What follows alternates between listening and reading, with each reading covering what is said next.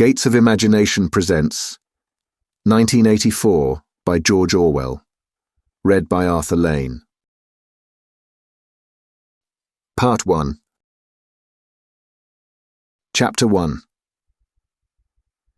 It was a bright, cold day in April, and the clocks were striking 13.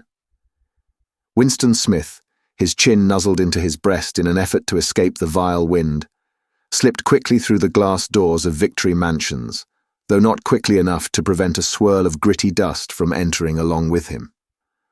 The hallway smelt of boiled cabbage and old rag mats.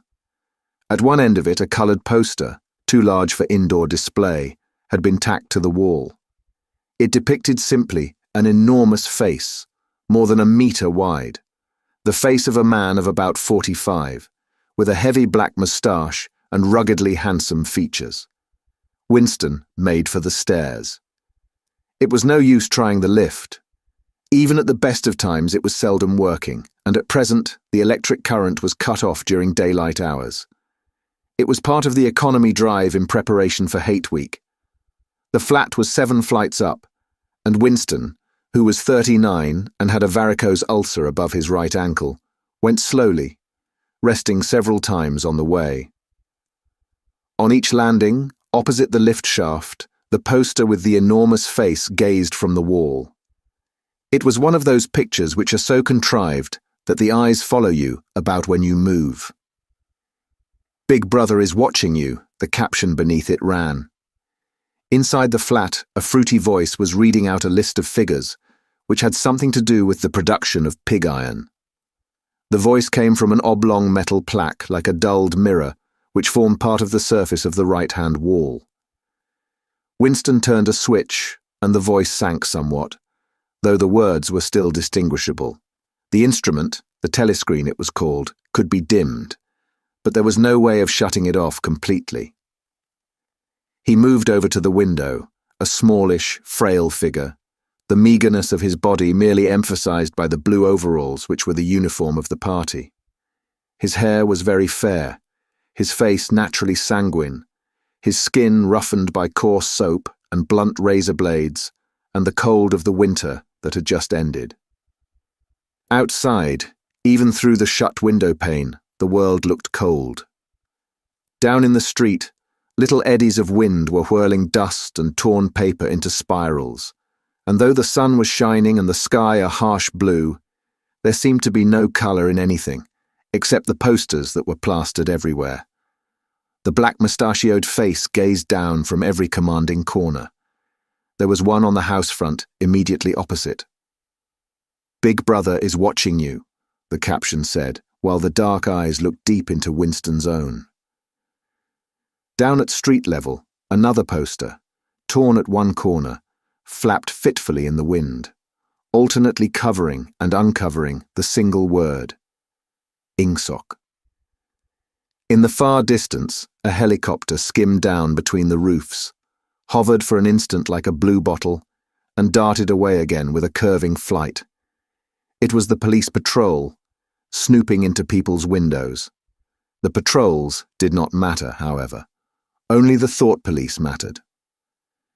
Behind Winston's back, the voice from the telescreen was still babbling away about pig iron and the over-fulfillment of the 9th 3-year plan. The telescreen received and transmitted simultaneously. Any sound that Winston made, above the level of a very low whisper, would be picked up by it. Moreover, so long as he remained within the field of vision which the metal plaque commanded, he could be seen as well as heard. There was, of course, no way of knowing whether you were being watched at any given moment.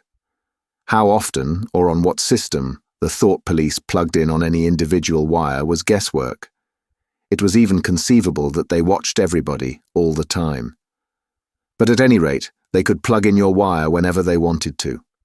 You had to live, did live, from habit that became instinct, in the assumption that every sound you made was overheard and, except in darkness, every movement scrutinized. Winston kept his back turned to the telescreen.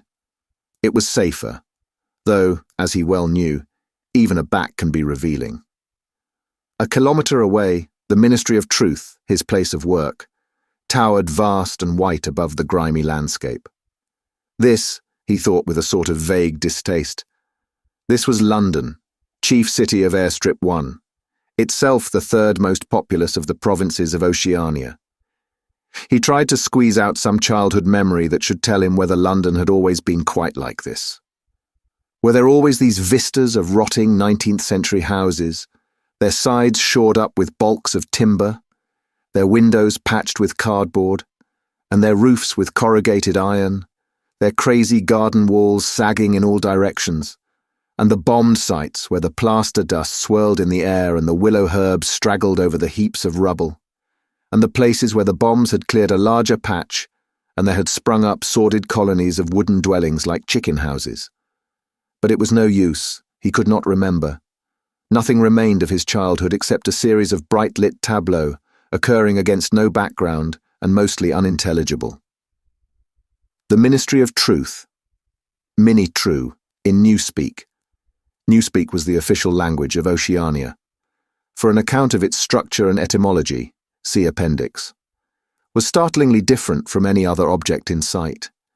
It was an enormous pyramidal structure of glittering white concrete, soaring up, terrace after terrace, 300 meters into the air. From where Winston stood, it was just possible to read, picked out on its white face in elegant lettering, the three slogans of the party: war is peace, freedom is slavery, ignorance is strength. The Ministry of Truth contained, it was said, 3,000 rooms above ground level and corresponding ramifications below. Scattered about London, there were just 3 other buildings of similar appearance and size. So completely did they dwarf the surrounding architecture that from the roof of Victory Mansions you could see all 4 of them simultaneously. They were the homes of the 4 ministries, between which the entire apparatus of government was divided.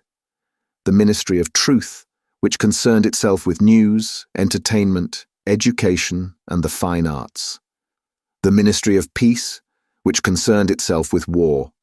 The Ministry of Love, which maintained law and order, and the Ministry of Plenty, which was responsible for economic affairs. Their names, in Newspeak, Mini-True, Mini-Pax, Mini-Louv, and Mini-Plenty. The Ministry of Love was the really frightening one. There were no windows in it at all. Winston had never been inside the Ministry of Love, nor within half a kilometre of it. It was a place impossible to enter except on official business, and then only by penetrating through a maze of barbed wire entanglements, steel doors, and hidden machine gun nests. Even the streets leading up to its outer barriers were roamed by gorilla-faced guards in black uniforms, armed with jointed truncheons. Winston turned round abruptly. He had set his features into the expression of quiet optimism, which it was advisable to wear when facing the telescreen. He crossed the room into the tiny kitchen. By leaving the ministry at this time of day, he had sacrificed his lunch in the canteen, and he was aware that there was no food in the kitchen, except a hunk of dark-coloured bread which had got to be saved for tomorrow's breakfast. He took down from the shelf a bottle of colourless liquid with a plain white label marked Victory Gin. It gave off a sickly, oily smell, as of Chinese rice spirit. Winston poured out nearly a teacupful, nerved himself for a shock, and gulped it down like a dose of medicine. Instantly, his face turned scarlet, and the water ran out of his eyes. The stuff was like nitric acid, and moreover, in swallowing it, one had the sensation of being hit on the back of the head with a rubber club.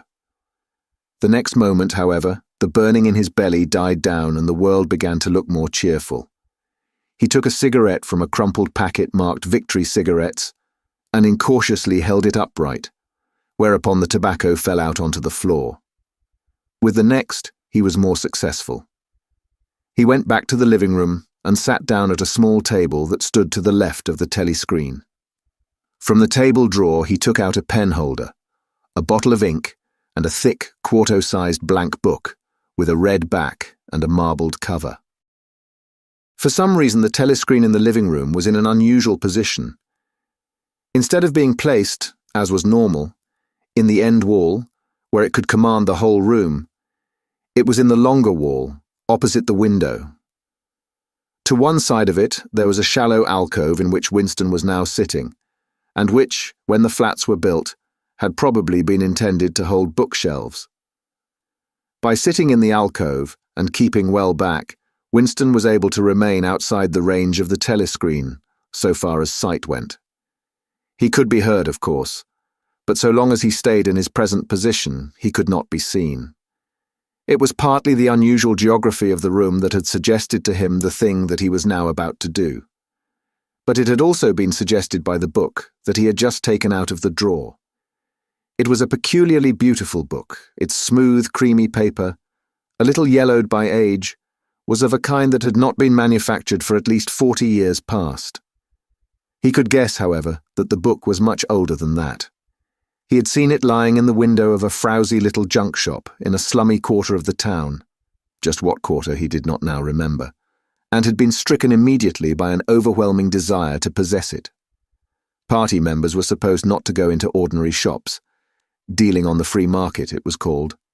But the rule was not strictly kept, because there were various things, such as shoelaces and razor blades, which it was impossible to get hold of in any other way. He had given a quick glance up and down the street, and then had slipped inside and bought the book for $2.50. At the time, he was not conscious of wanting it for any particular purpose. He had carried it guiltily home in his briefcase. Even with nothing written in it, it was a compromising possession. The thing that he was about to do was to open a diary. This was not illegal, nothing was illegal, since there were no longer any laws. But if detected, it was reasonably certain that it would be punished by death, or at least by 25 years in a forced labor camp. Winston fitted a nib into the pen holder and sucked it to get the grease off. The pen was an archaic instrument, seldom used even for signatures, and he had procured one, furtively and with some difficulty, simply because of a feeling that the beautiful, creamy paper deserved to be written on with a real nib instead of being scratched with an ink pencil. Actually, he was not used to writing by hand. Apart from very short notes, it was usual to dictate everything into the speakwrite, which was of course impossible for his present purpose. He dipped the pen into the ink and then faltered for just a second. A tremor had gone through his bowels. To mark the paper was the decisive act. In small, clumsy letters he wrote, April 4th, 1984. He sat back. A sense of complete helplessness had descended upon him. To begin with, he did not know with any certainty that this was 1984. It must be round about that date, since he was fairly sure that his age was 39, and he believed that he had been born in 1944 or 1945. But it was never possible nowadays to pin down any date within a year or two. For whom, it suddenly occurred to him to wonder, was he writing this diary? For the future, for the unborn. His mind hovered for a moment round the doubtful date on the page, and then fetched up with a bump against the newspeak word, doublethink. For the first time, the magnitude of what he had undertaken came home to him. How could you communicate with the future? It was of its nature impossible. Either the future would resemble the present, in which case it would not listen to him, or it would be different from it, and his predicament would be meaningless. For some time he sat gazing stupidly at the paper. The telescreen had changed over to strident military music. It was curious that he seemed not merely to have lost the power of expressing himself, but even to have forgotten what it was that he had originally intended to say. For weeks past he had been making ready for this moment, and it had never crossed his mind that anything would be needed except courage. The actual writing would be easy. All he had to do was to transfer to paper the interminable, restless monologue that had been running inside his head, literally for years. At this moment, however, even the monologue had dried up. Moreover, his varicose ulcer had begun itching unbearably. He dared not scratch it, because if he did so, it always became inflamed. The seconds were ticking by. He was conscious of nothing except the blankness of the page in front of him, the itching of the skin above his ankle, the blaring of the music, and a slight booziness caused by the gin. Suddenly he began writing in sheer panic, only imperfectly aware of what he was setting down. His small but childish handwriting straggled up and down the page, shedding first its capital letters, and finally even its full stops. April 4th, 1984. Last night to the flicks. All war films. One very good one of a ship full of refugees being bombed somewhere in the Mediterranean. Audience much amused by shots of a great huge fat man trying to swim away with a helicopter after him. First you saw him wallowing along in the water like a porpoise, then you saw him through the helicopter's gun sights.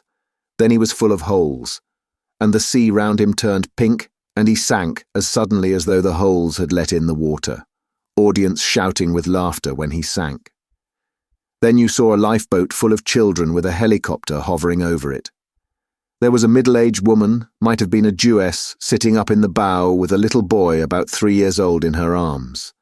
Little boy screaming with fright and hiding his head between her breasts as if he was trying to burrow right into her, and the woman putting her arms round him and comforting him, although she was blue with fright herself, all the time covering him up as much as possible, as if she thought her arms could keep the bullets off him.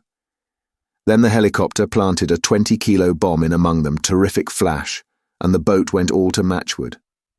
Then there was a wonderful shot of a child's arm going up, right up into the air. A helicopter with a camera in its nose must have followed it up, and there was a lot of applause from the party seats. But a woman down in the prole part of the house suddenly started kicking up a fuss and shouting. They didn't ought to have showed it, not in front of kids. They didn't, it ain't right. Not in front of kids. It ain't until the police turned her out. I don't suppose anything happened to her. Nobody cares what the proles say. Typical prole reaction, they never... Winston stopped writing, partly because he was suffering from cramp. He did not know what had made him pour out this stream of rubbish. But the curious thing was that while he was doing so, a totally different memory had clarified itself in his mind, to the point where he almost felt equal to writing it down. It was, he now realized, because of this other incident that he had suddenly decided to come home and begin the diary today. It had happened that morning at the ministry, if anything so nebulous could be said to happen. It was nearly 1100, and in the records department, where Winston worked, they were dragging the chairs out of the cubicles and grouping them in the center of the hall opposite the big telescreen, in preparation for the 2 minutes hate. Winston was just taking his place in one of the middle rows when two people whom he knew by sight but had never spoken to came unexpectedly into the room. One of them was a girl whom he often passed in the corridors. He did not know her name, but he knew that she worked in the fiction department. Presumably, since he had sometimes seen her with oily hands and carrying a spanner, she had some mechanical job on one of the novel writing machines. She was a bold-looking girl of about 27, with thick hair, a freckled face, and swift, athletic movements. A narrow scarlet sash, emblem of the Junior Anti-Sex League, was wound several times round the waist of her overalls, just tightly enough to bring out the shapeliness of her hips. Winston had disliked her from the very first moment of seeing her. He knew the reason. It was because of the atmosphere of hockey fields and cold baths and community hikes and general clean-mindedness, which she managed to carry about with her. He disliked nearly all women, and especially the young and pretty ones. It was always the women, and above all the young ones, who were the most bigoted adherents of the party, the swallowers of slogans, the amateur spies and nosers out of unorthodoxy. But this particular girl gave him the impression of being more dangerous than most. Once, when they passed in the corridor, she gave him a quick, sidelong glance which seemed to pierce right into him and for a moment had filled him with black terror. The idea had even crossed his mind that she might be an agent of the thought police. That, it was true, was very unlikely. Still, he continued to feel a peculiar uneasiness, which had fear mixed up in it as well as hostility, whenever she was anywhere near him. The other person was a man named O'Brien, a member of the inner party and holder of some post so important and remote that Winston had only a dim idea of its nature. A momentary hush passed over the group of people round the chairs as they saw the black overalls of an inner party member approaching. O'Brien was a large, burly man with a thick neck and a coarse, humorous, brutal face. In spite of his formidable appearance, he had a certain charm of manner. He had a trick of resettling his spectacles on his nose which was curiously disarming, in some indefinable way, curiously civilized. It was a gesture which, if anyone had still thought in such terms, might have recalled an 18th-century nobleman offering his snuff-box. Winston had seen O'Brien perhaps a dozen times in almost as many years. He felt deeply drawn to him, and not solely because he was intrigued by the contrast between O'Brien's urbane manner and his prize-fighter's physique. Much more it was because of a secretly held belief, or perhaps not even a belief, merely a hope, that O'Brien's political orthodoxy was not perfect. Something in his face suggested it irresistibly. And again, perhaps it was not even unorthodoxy that was written in his face, but simply intelligence. But at any rate, he had the appearance of being a person that you could talk to if somehow you could cheat the telescreen and get him alone. Winston had never made the smallest effort to verify this guess. Indeed, there was no way of doing so. At this moment, O'Brien glanced at his wristwatch, saw that it was nearly 1100, and evidently decided to stay in the records department until the 2 minutes hate was over. He took a chair in the same row as Winston, a couple of places away. A small, sandy-haired woman who worked in the next cubicle to Winston was between them. The girl with dark hair was sitting immediately behind. The next moment a hideous, grinding screech, as of some monstrous machine running without oil, burst from the big telescreen at the end of the room. It was a noise that set one's teeth on edge and bristled the hair at the back of one's neck. The hate had started. As usual, the face of Emmanuel Goldstein, the enemy of the people, had flashed onto the screen. There were hisses here and there among the audience. The little sandy-haired woman gave a squeak of mingled fear and disgust. Goldstein was the renegade and backslider who once, long ago, how long ago, nobody quite remembered, had been one of the leading figures of the party, almost on a level with Big Brother himself, and then had engaged in counter-revolutionary activities, had been condemned to death, and had mysteriously escaped and disappeared. The programs of the 2 minutes hate varied from day to day, but there was none in which Goldstein was not the principal figure. He was the primal traitor, the earliest defiler of the party's purity. All subsequent crimes against the party, all treacheries, acts of sabotage, heresies, deviations, sprang directly out of his teaching. Somewhere or other he was still alive and hatching his conspiracies. Perhaps somewhere beyond the sea, under the protection of his foreign paymasters. Perhaps even, so it was occasionally rumoured, in some hiding place in Oceania itself. Winston's diaphragm was constricted. He could never see the face of Goldstein without a painful mixture of emotions. It was a lean Jewish face, with a great fuzzy aureole of white hair and a small goatee beard. A clever face, and yet somehow inherently despicable, with a kind of senile silliness in the long, thin nose, near the end of which a pair of spectacles was perched. It resembled the face of a sheep, and the voice, too, had a sheep-like quality. Goldstein was delivering his usual venomous attack upon the doctrines of the party, an attack so exaggerated and perverse that a child should have been able to see through it, and yet just plausible enough to fill one with an alarmed feeling that other people, less level-headed than oneself, might be taken in by it. He was abusing Big Brother. He was denouncing the dictatorship of the party. He was demanding the immediate conclusion of peace with Eurasia. He was advocating freedom of speech, freedom of the press, freedom of assembly, freedom of thought. He was crying hysterically that the revolution had been betrayed. And all this in rapid polysyllabic speech, which was a sort of parody of the habitual style of the orators of the party, and even contained newspeak words, more newspeak words indeed than any party member would normally use in real life. And all the while, lest one should be in any doubt as to the reality which Goldstein's specious claptrap covered.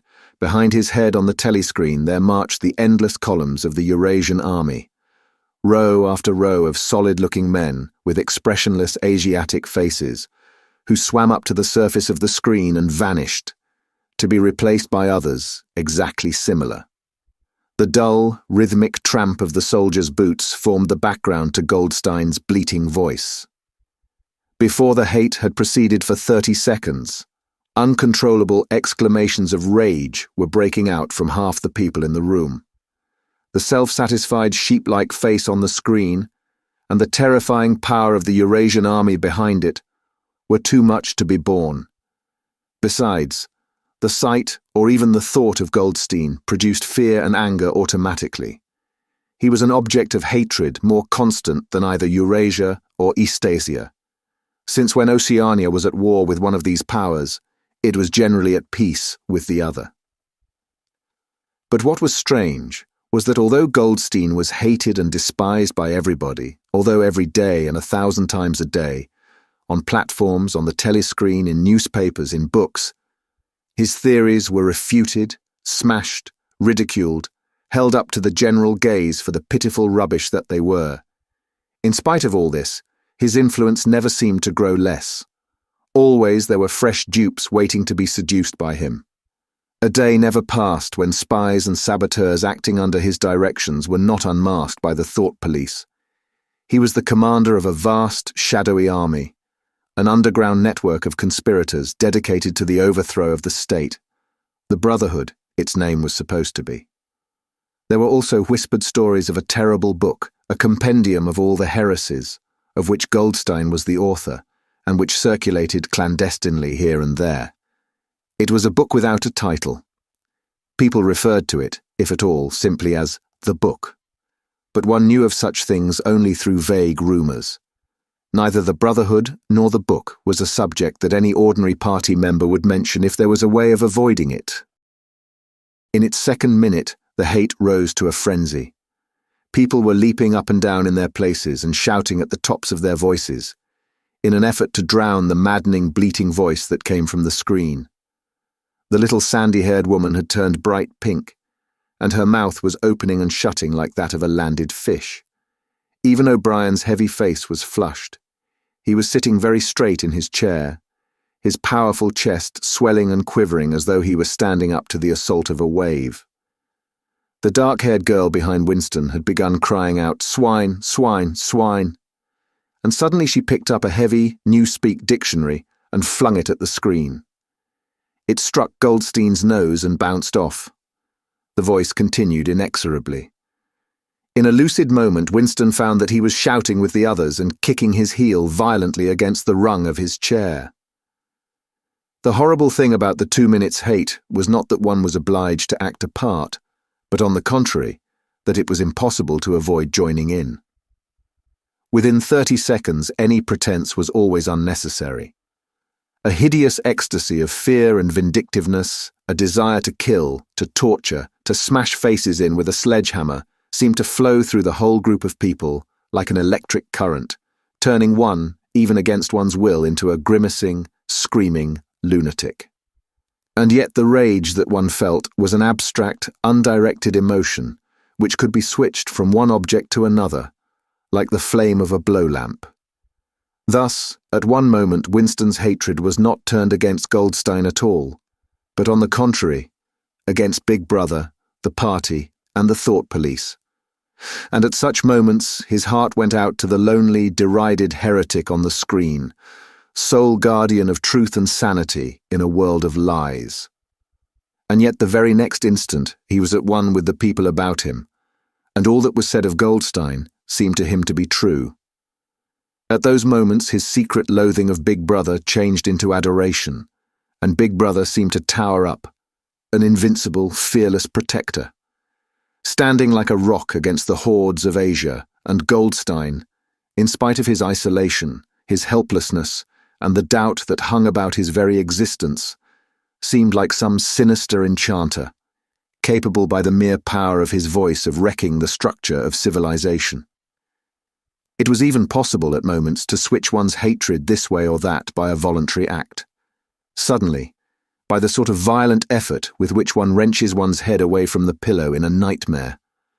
Winston succeeded in transferring his hatred from the face on the screen to the dark-haired girl behind him. Vivid, beautiful hallucinations flashed through his mind. He would flog her to death with a rubber truncheon. He would tie her naked to a stake and shoot her full of arrows like Saint Sebastian. He would ravish her and cut her throat at the moment of climax. Better than before, moreover, he realized why it was that he hated her. He hated her because she was young and pretty and sexless, because he wanted to go to bed with her and would never do so, because round her sweet, supple waist, which seemed to ask you to encircle it with your arm, there was only the odious scarlet sash, aggressive symbol of chastity. The hate rose to its climax. The voice of Goldstein had become an actual sheep's bleat, and for an instant the face changed into that of a sheep. Then the sheep face melted into the figure of a Eurasian soldier who seemed to be advancing, huge and terrible, his submachine gun roaring, and seeming to spring out of the surface of the screen, so that some of the people in the front row actually flinched backwards in their seats. But in the same moment, drawing a deep sigh of relief from everybody, the hostile figure melted into the face of Big Brother, black-haired, black-mustachioed, full of power and mysterious calm, and so vast that it almost filled up the screen. Nobody heard what Big Brother was saying. It was merely a few words of encouragement, the sort of words that are uttered in the din of battle, not distinguishable individually, but restoring confidence by the fact of being spoken. Then the face of Big Brother faded away again, and instead the three slogans of the party stood out in bold capitals. War is peace. Freedom is slavery. Ignorance is strength. But the face of Big Brother seemed to persist for several seconds on the screen, as though the impact that it had made on everyone's eyeballs was too vivid to wear off immediately. The little sandy-haired woman had flung herself forward over the back of the chair in front of her. With a tremulous murmur that sounded like "My Saviour," she extended her arms towards the screen. Then she buried her face in her hands. It was apparent that she was uttering a prayer. At this moment, the entire group of people broke into a deep, slow, rhythmical chant of "Bibi, Bibi," over and over again, very slowly, with a long pause between the first B and the second, a heavy, murmurous sound, somehow curiously savage, in the background of which one seemed to hear the stamp of naked feet and the throbbing of tom-toms. For perhaps as much as 30 seconds they kept it up. It was a refrain that was often heard in moments of overwhelming emotion. Partly it was a sort of hymn to the wisdom and majesty of Big Brother, but still more, it was an act of self-hypnosis, a deliberate drowning of consciousness by means of rhythmic noise. Winston's entrails seemed to grow cold. In the 2 minutes' hate, he could not help sharing in the general delirium, but this subhuman chanting of "b-b-b-b" always filled him with horror. Of course, he chanted with the rest. It was impossible to do otherwise. To dissemble your feelings, to control your face, to do what everyone else was doing, was an instinctive reaction. But there was a space of a couple of seconds during which the expression of his eyes might conceivably have betrayed him. And it was exactly at this moment that the significant thing happened. If indeed it did happen. Momentarily, he caught O'Brien's eye. O'Brien had stood up. He had taken off his spectacles and was in the act of resettling them on his nose with his characteristic gesture. But there was a fraction of a second when their eyes met, and for as long as it took to happen, Winston knew. Yes, he knew. That O'Brien was thinking the same thing as himself. An unmistakable message had passed. It was as though their two minds had opened, and the thoughts were flowing from one into the other through their eyes. "I am with you," O'Brien seemed to be saying to him. "I know precisely what you are feeling. I know all about your contempt, your hatred, your disgust. But don't worry. I'm on your side." and then the flash of intelligence was gone, and O'Brien's face was as inscrutable as everybody else's. That was all, and he was already uncertain whether it had happened. Such incidents never had any sequel. All that they did was to keep alive in him the belief or hope that others besides himself were the enemies of the party. Perhaps the rumors of vast underground conspiracies were true after all. Perhaps the Brotherhood really existed. It was impossible, in spite of the endless arrests and confessions and executions, to be sure that the Brotherhood was not simply a myth. Some days he believed in it, some days not. There was no evidence, only fleeting glimpses that might mean anything or nothing, snatches of overheard conversation, faint scribbles on lavatory walls. Once even, when two strangers met, a small movement of the hand, which had looked as though it might be a signal of recognition. It was all guesswork. Very likely he had imagined everything. He had gone back to his cubicle without looking at O'Brien again. The idea of following up their momentary contact hardly crossed his mind. It would have been inconceivably dangerous, even if he had known how to set about doing it. For a second, 2 seconds, they had exchanged an equivocal glance, and that was the end of the story. But even that was a memorable event, in the locked loneliness in which one had to live. Winston roused himself and sat up straighter. He let out a belch. The gin was rising from his stomach. His eyes refocused on the page. He discovered that while he sat helplessly musing, he had also been writing, as though by automatic action. And it was no longer the same cramped, awkward handwriting as before. His pen had slid voluptuously over the smooth paper, printing in large, neat capitals. Down with Big Brother, down with Big Brother, down with Big Brother, down with Big Brother, down with Big Brother, over and over again, filling half a page. He could not help feeling a twinge of panic. It was absurd, since the writing of those particular words was not more dangerous than the initial act of opening the diary. But for a moment he was tempted to tear out the spoiled pages and abandon the enterprise altogether. He did not do so, however, because he knew that it was useless. Whether he wrote "Down with Big Brother," or whether he refrained from writing it, made no difference. Whether he went on with the diary, or whether he did not go on with it, made no difference. The thought police would get him just the same. He had committed, would still have committed, even if he had never set pen to paper. The essential crime that contained all others in itself. Thought crime, they called it. Thought crime was not a thing that could be concealed forever. You might dodge successfully for a while, even for years, but sooner or later they were bound to get you. It was always at night. The arrests invariably happened at night. The sudden jerk out of sleep, the rough hand shaking your shoulder, the lights glaring in your eyes, the ring of hard faces round the bed. In the vast majority of cases there was no trial, no report of the arrest. People simply disappeared, always during the night. Your name was removed from the registers, every record of everything you had ever done was wiped out. Your one-time existence was denied and then forgotten. You were abolished, annihilated, vaporized was the usual word. For a moment he was seized by a kind of hysteria. He began writing in a hurried, untidy scrawl. "They'll shoot me, I don't care. They'll shoot me in the back of the neck, I don't care. Down with Big Brother. They always shoot you in the back of the neck, I don't care.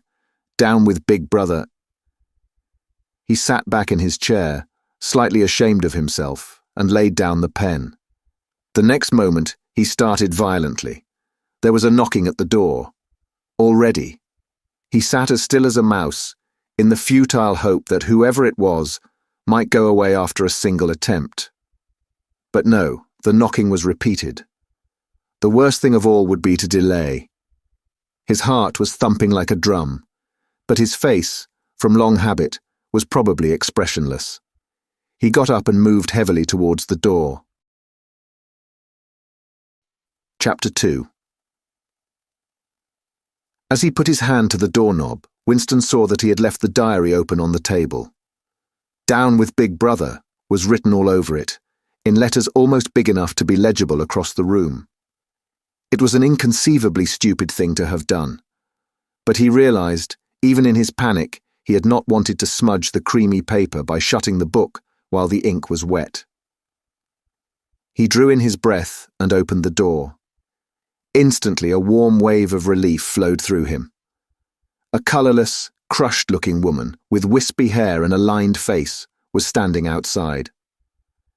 "Oh, comrade," she began in a dreary, whining sort of voice.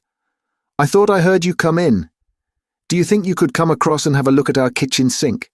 It's got blocked up and—" It was Mrs. Parsons, the wife of a neighbour on the same floor. Mrs. was a word somewhat discountenanced by the party. You were supposed to call everyone comrade, but with some women, one used it instinctively. She was a woman of about 30, but looking much older.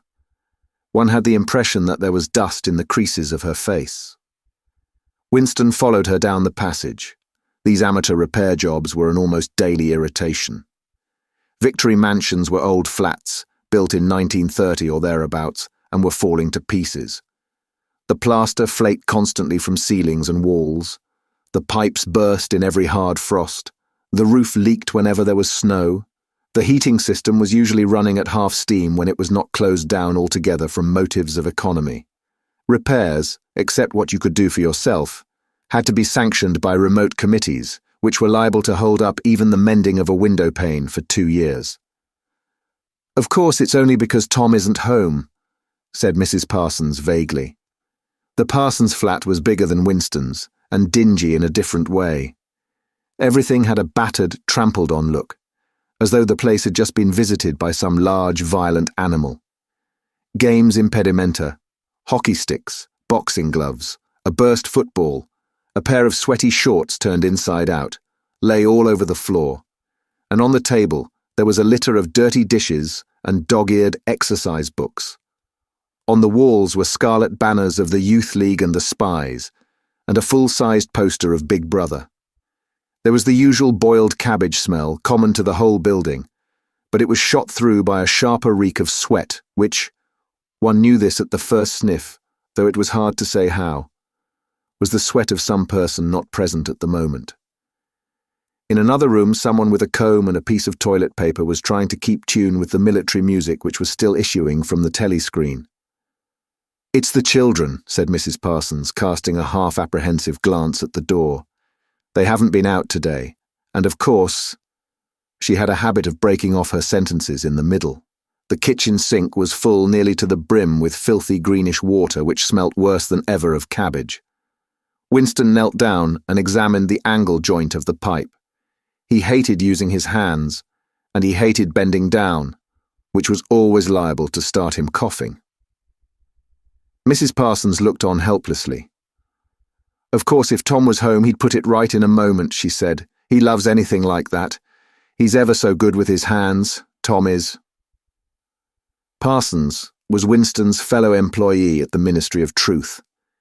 He was a fattish but active man of paralyzing stupidity, a mass of imbecile enthusiasms, one of those completely unquestioning, devoted drudges on whom, more even than on the thought police, the stability of the party depended. At 35, he had just been unwillingly evicted from the Youth League, and before graduating into the Youth League, he had managed to stay on in the Spies for a year beyond the statutory age. At the ministry, he was employed in some subordinate post for which intelligence was not required. But on the other hand, he was a leading figure on the sports committee, and all the other committees, engaged in organizing community hikes, spontaneous demonstrations, savings campaigns, and voluntary activities generally.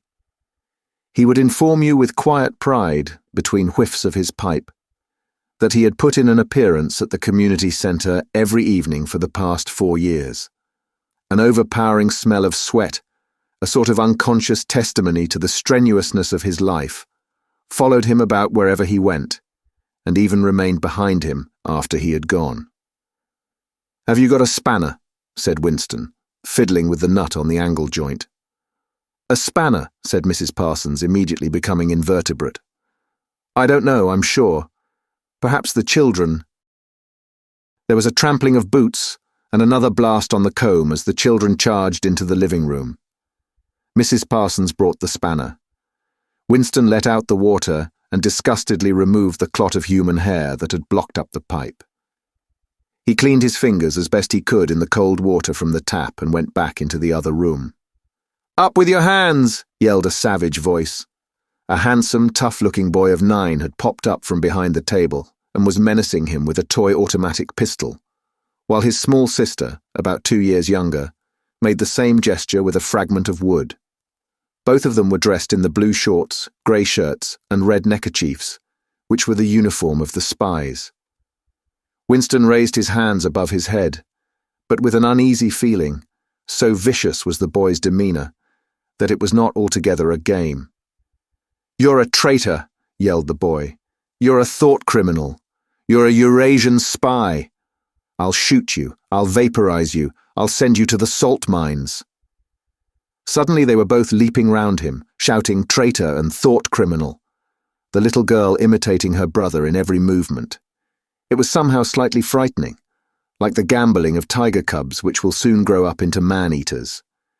There was a sort of calculating ferocity in the boy's eye, a quite evident desire to hit or kick Winston, and a consciousness of being very nearly big enough to do so. It was a good job it was not a real pistol he was holding, Winston thought. Mrs. Parsons' eyes flitted nervously from Winston to the children and back again. In the better light of the living room, he noticed with interest that there actually was dust in the creases of her face. "They do get so noisy," she said. "They're disappointed because they couldn't go to see the hanging. That's what it is. I'm too busy to take them. And Tom won't be back from work in time." "Why can't we go and see the hanging?" roared the boy in his huge voice. "Want to see the hanging! Want to see the hanging!" chanted the little girl, still capering round. Some Eurasian prisoners, guilty of war crimes, were to be hanged in the park that evening, Winston remembered. This happened about once a month and was a popular spectacle. Children always clamoured to be taken to see it. He took his leave of Mrs. Parsons and made for the door. But he had not gone 6 steps down the passage when something hit the back of his neck, an agonizingly painful blow. It was as though a red-hot wire had been jabbed into him. He spun round just in time to see Mrs. Parsons dragging her son back into the doorway, while the boy pocketed a catapult. "Goldstein!" bellowed the boy as the door closed on him. But what most struck Winston was the look of helpless fright on the woman's greyish face. Back in the flat, he stepped quickly past the telescreen and sat down at the table again, still rubbing his neck. The music from the telescreen had stopped. Instead, a clipped military voice was reading out, with a sort of brutal relish, a description of the armaments of the new floating fortress, which had just been anchored between Iceland and the Faroe Islands. With those children, he thought, that wretched woman must lead a life of terror. Another year, 2 years, and they would be watching her night and day for symptoms of unorthodoxy. Nearly all children nowadays were horrible. What was worst of all was that by means of such organizations as the spies, they were systematically turned into ungovernable little savages, and yet this produced in them no tendency whatever to rebel against the discipline of the party. On the contrary, they adored the party and everything connected with it. The songs, the processions, the banners, the hiking, the drilling with dummy rifles, the yelling of slogans, the worship of Big Brother. It was all a sort of glorious game to them. All their ferocity was turned outwards, against the enemies of the state, against foreigners, traitors, saboteurs, thought criminals. It was almost normal for people over 30 to be frightened of their own children. And with good reason, for hardly a week passed in which The Times did not carry a paragraph describing how some eavesdropping little sneak, child hero was the phrase generally used, had overheard some compromising remark and denounced its parents to the thought police. The sting of the catapult bullet had worn off. He picked up his pen half-heartedly, wondering whether he could find something more to write in the diary. Suddenly he began thinking of O'Brien again. Years ago, how long was it? 7 years it must be. He had dreamed that he was walking through a pitch-dark room, and someone sitting to one side of him had said as he passed, "We shall meet in the place where there is no darkness." It was said very quietly, almost casually, a statement, not a command. He had walked on without pausing. What was curious was that at the time, in the dream, the words had not made much impression on him. It was only later and by degrees that they had seemed to take on significance. He could not now remember whether it was before or after having the dream that he had seen O'Brien for the first time, nor could he remember when he had first identified the voice as O'Brien's. But at any rate, the identification existed. It was O'Brien who had spoken to him out of the dark. Winston had never been able to feel sure. Even after this morning's flash of the eyes, it was still impossible to be sure whether O'Brien was a friend or an enemy, nor did it even seem to matter greatly. There was a link of understanding between them, more important than affection or partisanship. "We shall meet in the place where there is no darkness," he had said. Winston did not know what it meant, only that in some way or another it would come true. The voice from the telescreen paused. A trumpet call, clear and beautiful, floated into the stagnant air. The voice continued raspingly. "Attention. Your attention, please. A news flash has this moment arrived from the Malabar front. Our forces in South India have won a glorious victory. I am authorized to say that the action we are now reporting may well bring the war within measurable distance of its end. Here is the news flash." Bad news coming, thought Winston. And sure enough, following on a gory description of the annihilation of a Eurasian army, with stupendous figures of killed and prisoners, came the announcement that, as from next week, the chocolate ration would be reduced from 30 grams to 20. Winston belched again. The gin was wearing off, leaving a deflated feeling. The telescreen, perhaps to celebrate the victory, perhaps to drown the memory of the lost chocolate, crashed into Oceania, 'tis for thee. You were supposed to stand to attention. However, in his present position, he was invisible. Oceania, 'tis for thee gave way to lighter music. Winston walked over to the window, keeping his back to the telescreen. The day was still cold and clear. Somewhere far away, a rocket bomb exploded with a dull, reverberating roar.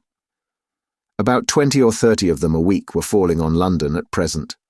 Down in the street the wind flapped the torn poster to and fro, and the word "Ingsoc" fitfully appeared and vanished. Ingsoc. The sacred principles of Ingsoc. Newspeak, doublethink, the mutability of the past. He felt as though he were wandering in the forests of the sea bottom, lost in a monstrous world where he himself was the monster. He was alone. The past was dead, the future was unimaginable. What certainty had he that a single human creature now living was on his side? And what way of knowing that the dominion of the party would not endure forever? Like an answer, the three slogans on the white face of the Ministry of Truth came back to him. War is peace, freedom is slavery, ignorance is strength. He took a 25-cent piece out of his pocket. There too, in tiny clear lettering, the same slogans were inscribed, and on the other face of the coin the head of Big Brother. Even from the coin the eyes pursued you. On coins, on stamps, on the covers of books, on banners, on posters, and on the wrappings of a cigarette packet, everywhere. Always the eyes watching you and the voice enveloping you. Asleep or awake, working or eating, indoors or out of doors, in the bath or in bed. No escape. Nothing was your own except the few cubic centimeters inside your skull. The sun had shifted round, and the myriad windows of the Ministry of Truth, with the light no longer shining on them, looked grim as the loopholes of a fortress. His heart quailed before the enormous pyramidal shape. It was too strong. It could not be stormed. 1,000 rocket bombs would not batter it down. He wondered again for whom he was writing the diary, for the future, for the past, for an age that might be imaginary, and in front of him there lay not death, but annihilation. The diary would be reduced to ashes and himself to vapor. Only the thought police would read what he had written, before they wiped it out of existence and out of memory. How could you make appeal to the future when not a trace of you, not even an anonymous word scribbled on a piece of paper, could physically survive? The telescreen struck 14. He must leave in 10 minutes. He had to be back at work by 14:30. Curiously, the chiming of the hour seemed to have put new heart into him. He was a lonely ghost, uttering a truth that nobody would ever hear. But so long as he uttered it, in some obscure way, the continuity was not broken. It was not by making yourself heard, but by staying sane that you carried on the human heritage. He went back to the table, dipped his pen, and wrote. To the future or to the past, to a time when thought is free, when men are different from one another and do not live alone, to a time when truth exists and what is done cannot be undone, from the age of uniformity, from the age of solitude, from the age of Big Brother, from the age of doublethink, greetings. He was already dead, he reflected. It seemed to him that it was only now, when he had begun to be able to formulate his thoughts, that he had taken the decisive step. The consequences of every act are included in the act itself. He wrote, "Thought crime does not entail death. Thought crime is death." Now he had recognized himself as a dead man. It became important to stay alive as long as possible. 2 fingers of his right hand were ink-stained. It was exactly the kind of detail that might betray you. Some nosing zealot in the ministry, a woman, probably. Someone like the little sandy-haired woman or the dark-haired girl from the fiction department, might start wondering why he'd been writing during the lunch interval, why he had used an old-fashioned pen, what he had been writing, and then drop a hint in the appropriate quarter. He went to the bathroom and carefully scrubbed the ink away with the gritty, dark brown soap which rasped your skin like sandpaper, and was therefore well adapted for this purpose. He put the diary away in the drawer. It was quite useless to think of hiding it, but he could at least make sure whether or not its existence had been discovered. A hair laid across the page ends was too obvious. With the tip of his finger, he picked up an identifiable grain of whitish dust and deposited it on the corner of the cover, where it was bound to be shaken off if the book was moved. Chapter 3. Winston was dreaming of his mother. He must, he thought, have been 10 or 11 years old when his mother had disappeared. She was a tall, statuesque, rather silent woman, with slow movements and magnificent fair hair. His father he remembered more vaguely as dark and thin, dressed always in neat, dark clothes. Winston remembered especially the very thin soles of his father's shoes, and wearing spectacles. The 2 of them must evidently have been swallowed up in one of the first great purges of the 50s. At this moment, his mother was sitting in some place deep down beneath him, with his young sister in her arms. He did not remember his sister at all, except as a tiny, feeble baby, always silent, with large, watchful eyes. Both of them were looking up at him. They were down in some subterranean place, the bottom of a well, for instance, or a very deep grave. But it was a place which, already far below him, was itself moving downwards. They were in the saloon of a sinking ship, looking up at him through the darkening water. There was still air in the saloon, they could still see him and he them, but all the while they were sinking down, down into the green waters which in another moment must hide them from sight forever. He was out in the light and air, while they were being sucked down to death, and they were down there because he was up here. He knew it, and they knew it, and he could see the knowledge in their faces.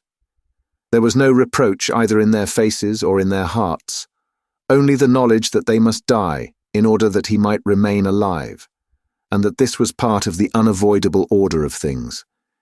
He could not remember what had happened, but he knew in his dream that in some way the lives of his mother and his sister had been sacrificed to his own.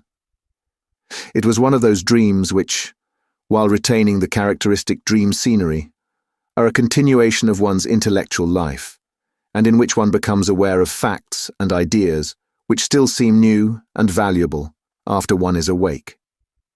The thing that now suddenly struck Winston was that his mother's death, nearly 30 years ago, had been tragic and sorrowful in a way that was no longer possible.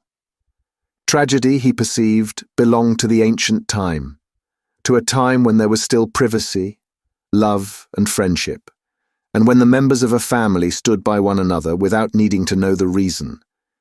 His mother's memory tore at his heart because she had died loving him, when he was too young and selfish to love her in return, and because somehow, he did not remember how, she had sacrificed herself to a conception of loyalty that was private and unalterable.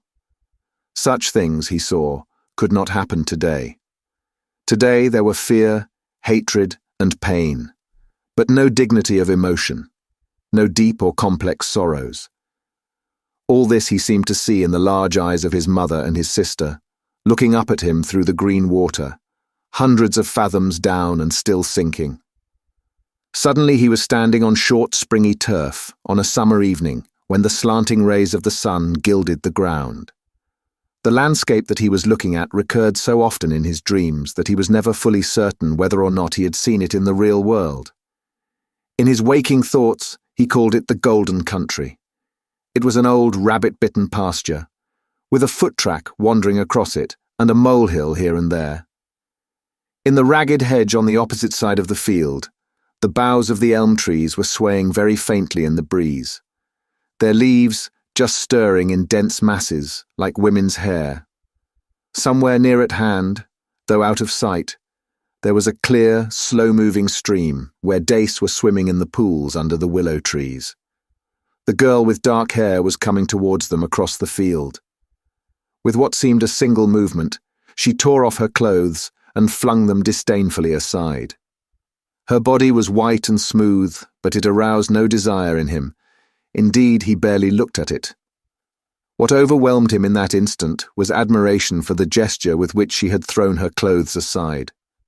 With its grace and carelessness, it seemed to annihilate a whole culture, a whole system of thought, as though Big Brother and the party and the thought police could all be swept into nothingness by a single, splendid movement of the arm. That, too, was a gesture belonging to the ancient time. Winston woke up with the word Shakespeare on his lips.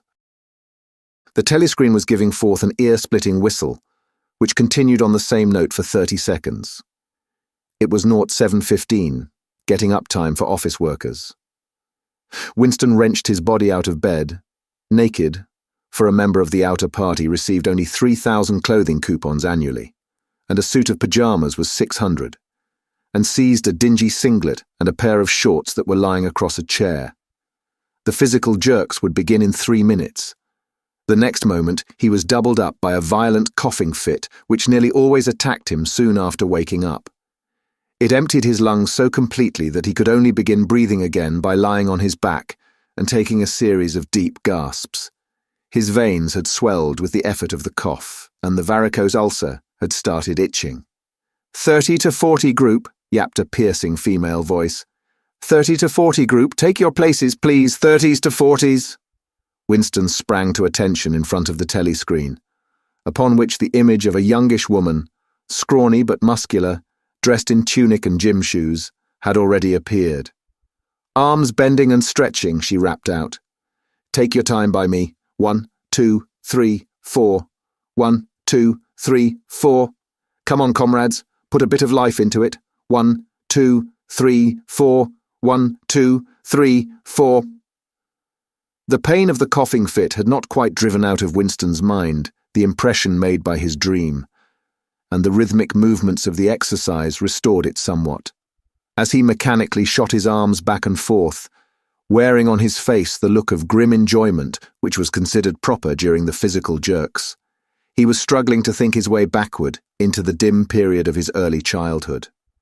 It was extraordinarily difficult. Beyond the late 50s, everything faded.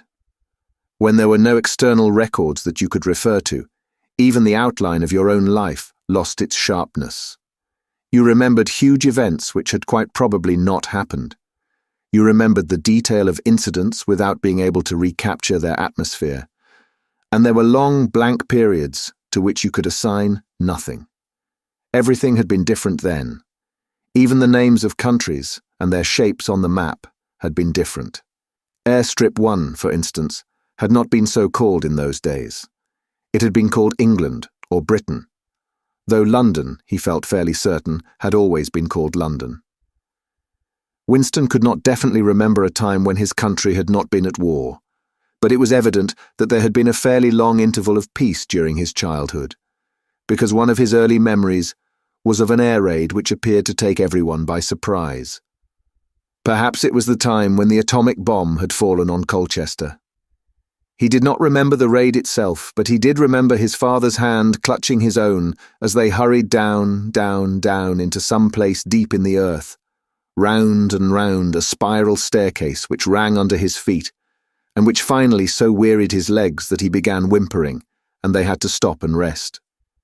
His mother, in her slow, dreamy way, was following a long way behind them. She was carrying his baby sister. Or perhaps it was only a bundle of blankets that she was carrying. He was not certain whether his sister had been born then. Finally, they had emerged into a noisy, crowded place which he had realized to be a tube station. There were people sitting all over the stone-flagged floor, and other people, packed tightly together, were sitting on metal bunks, one above the other. Winston and his mother and father found themselves a place on the floor, and near them an old man and an old woman were sitting side by side on a bunk. The old man had on a decent dark suit and a black cloth cap pushed back from very white hair. His face was scarlet, and his eyes were blue and full of tears. He reeked of gin. It seemed to breathe out of his skin in place of sweat, and one could have fancied that the tears welling from his eyes were pure gin. But though slightly drunk, he was also suffering under some grief that was genuine and unbearable.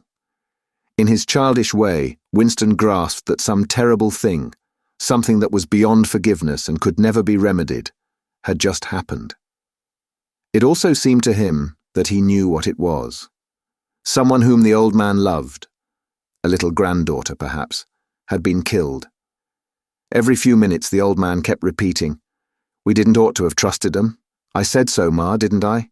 That's what comes of trusting 'em. I said so all along. We didn't ought to have trusted the buggers." But which buggers they didn't ought to have trusted, Winston could not now remember. Since about that time, war had been literally continuous. Though strictly speaking, it had not always been the same war. For several months during his childhood, there had been confused street fighting in London itself, some of which he remembered vividly. But to trace out the history of the whole period, to say who was fighting whom at any given moment, would have been utterly impossible, since no written record and no spoken word ever made mention of any other alignment than the existing one. At this moment, for example, in 1984, if it was 1984, Oceania was at war with Eurasia and in alliance with Eastasia. In no public or private utterance was it ever admitted that the three powers had at any time been grouped along different lines. Actually, as Winston well knew, it was only 4 years since Oceania had been at war with Eastasia and in alliance with Eurasia. But that was merely a piece of furtive knowledge which he happened to possess because his memory was not satisfactorily under control. Officially, the change of partners had never happened. Oceania was at war with Eurasia. Therefore, Oceania had always been at war with Eurasia. The enemy of the moment always represented absolute evil, and it followed that any past or future agreement with him was impossible. The frightening thing, he reflected for the 10,000th time as he forced his shoulders painfully backward. With hands on hips, they were gyrating their bodies from the waist, an exercise that was supposed to be good for the back muscles. The frightening thing was that it might all be true. If the party could thrust its hand into the past and say of this or that event, "It never happened," that surely was more terrifying than mere torture and death. The party said that Oceania had never been in alliance with Eurasia. He, Winston Smith, knew that Oceania had been in alliance with Eurasia as short a time as 4 years ago. But where did that knowledge exist? Only in his own consciousness, which in any case must soon be annihilated. And if all others accepted the lie which the party imposed, if all records told the same tale, then the lie passed into history and became truth. Who controls the past, ran the party slogan, controls the future, who controls the present, controls the past. And yet the past, though of its nature alterable, never had been altered. Whatever was true now was true from everlasting to everlasting.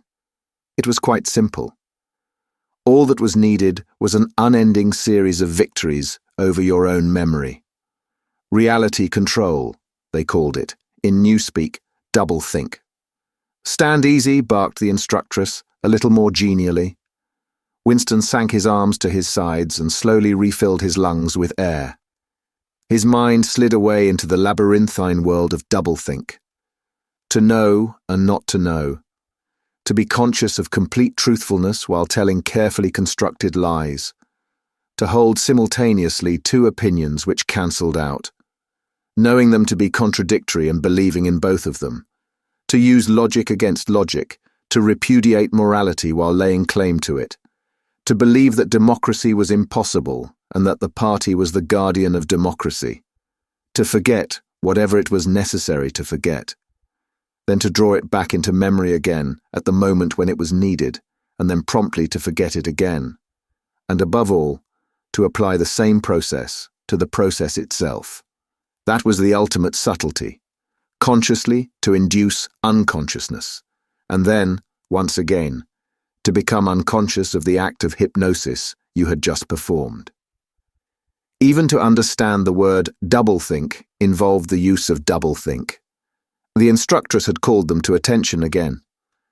"And now let's see which of us can touch our toes," she said enthusiastically. "Right over from the hips, please, comrades. 1, 2, 1, 2. Winston loathed this exercise, which sent shooting pains all the way from his heels to his buttocks, and often ended by bringing on another coughing fit.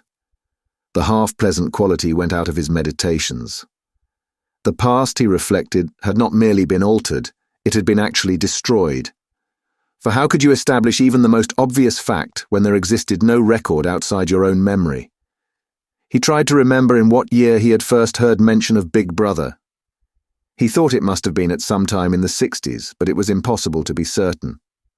In the party histories, of course, Big Brother figured as the leader and guardian of the revolution since its very earliest days.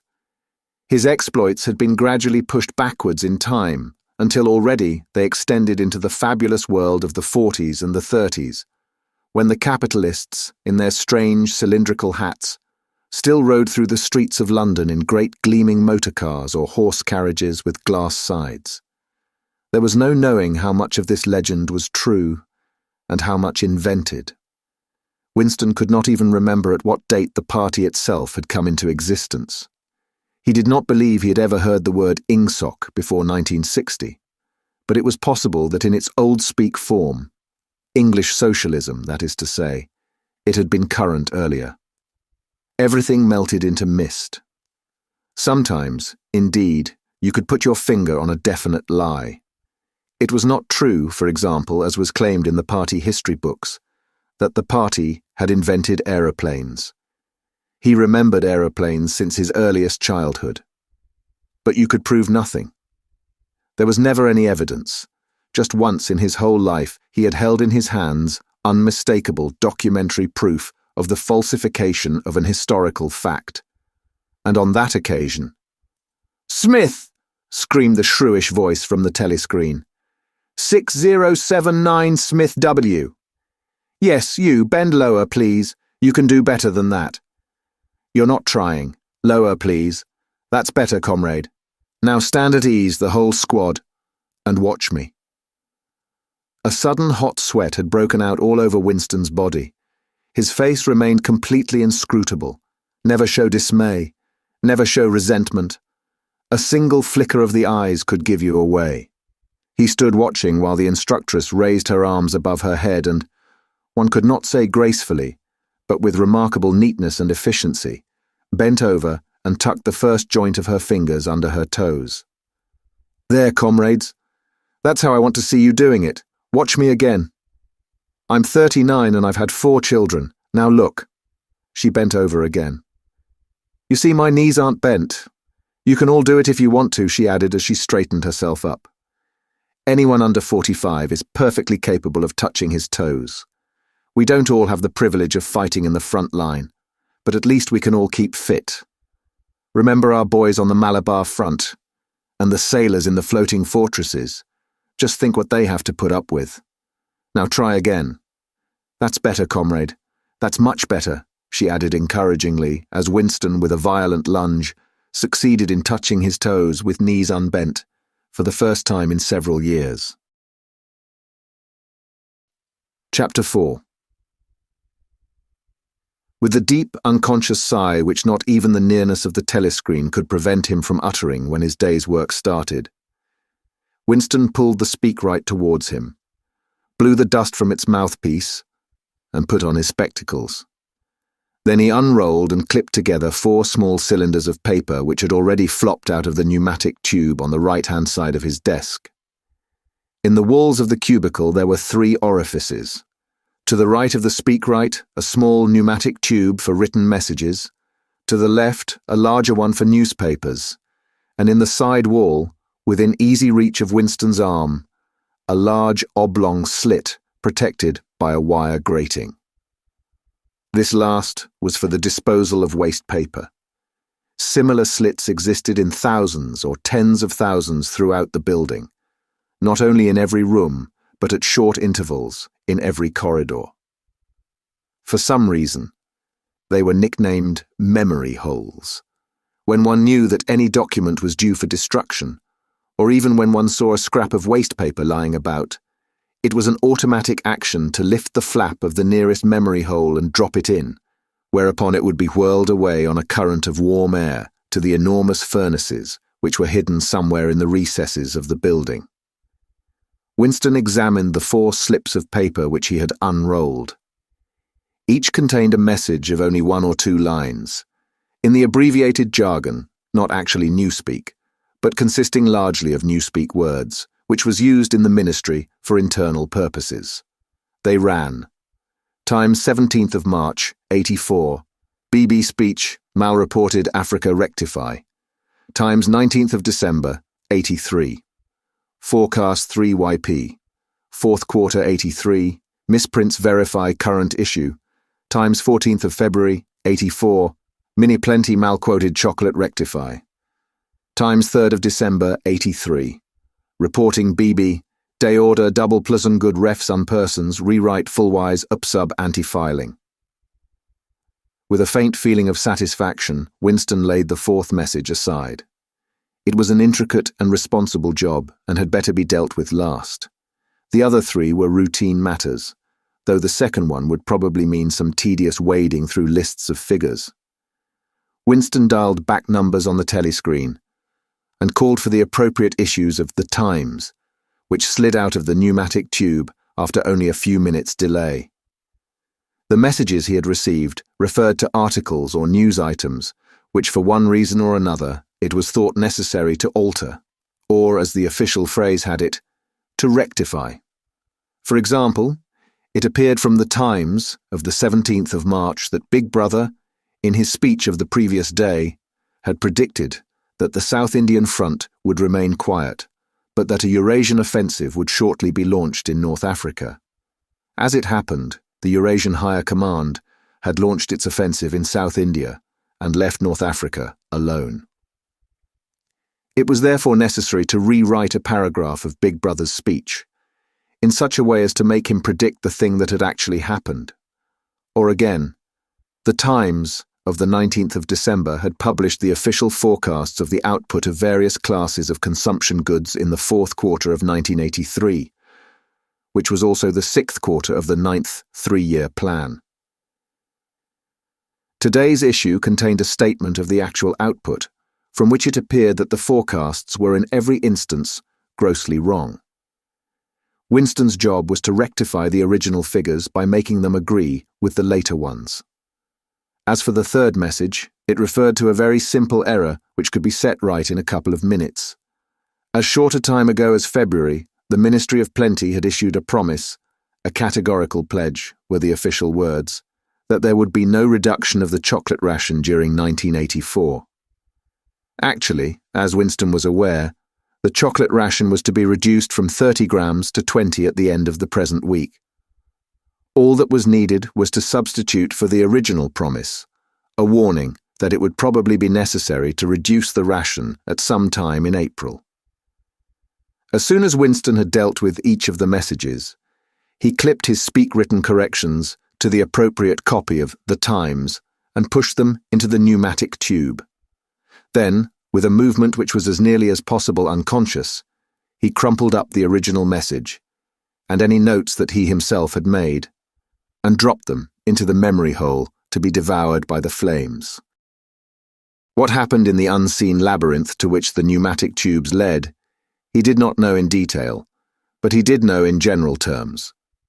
As soon as all the corrections which happened to be necessary in any particular number of The Times had been assembled and collated, that number would be reprinted, the original copy destroyed, and the corrected copy placed on the files in its stead. This process of continuous alteration was applied not only to newspapers, but to books, periodicals, pamphlets, posters, leaflets, films, soundtracks, cartoons, photographs, to every kind of literature or documentation which might conceivably hold any political or ideological significance. Day by day, and almost minute by minute, the past was brought up to date. In this way, every prediction made by the party could be shown by documentary evidence to have been correct, nor was any item of news, or any expression of opinion, which conflicted with the needs of the moment, ever allowed to remain on record. All history was a palimpsest, scraped clean and reinscribed exactly as often as was necessary. In no case would it have been possible, once the deed was done, to prove that any falsification had taken place. The largest section of the records department, far larger than the one on which Winston worked, consisted simply of persons whose duty it was to track down and collect all copies of books, newspapers, and other documents which had been superseded and were due for destruction.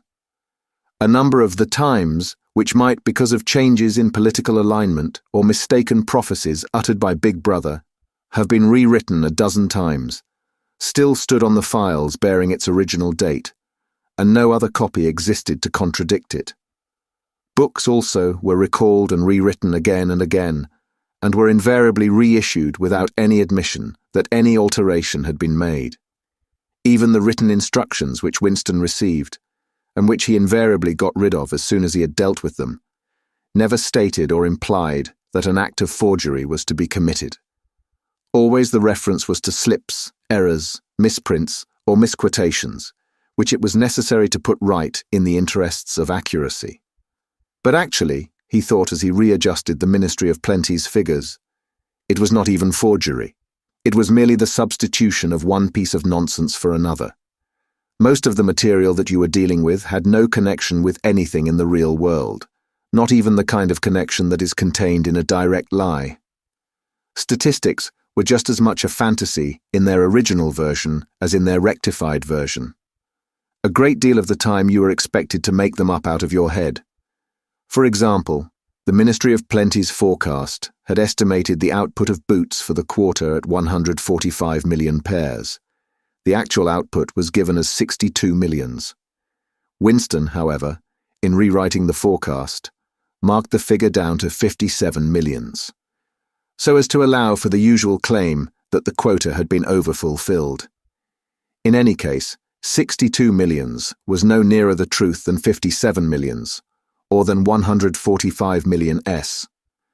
Very likely no boots had been produced at all. Likelier still, nobody knew how many had been produced, much less cared.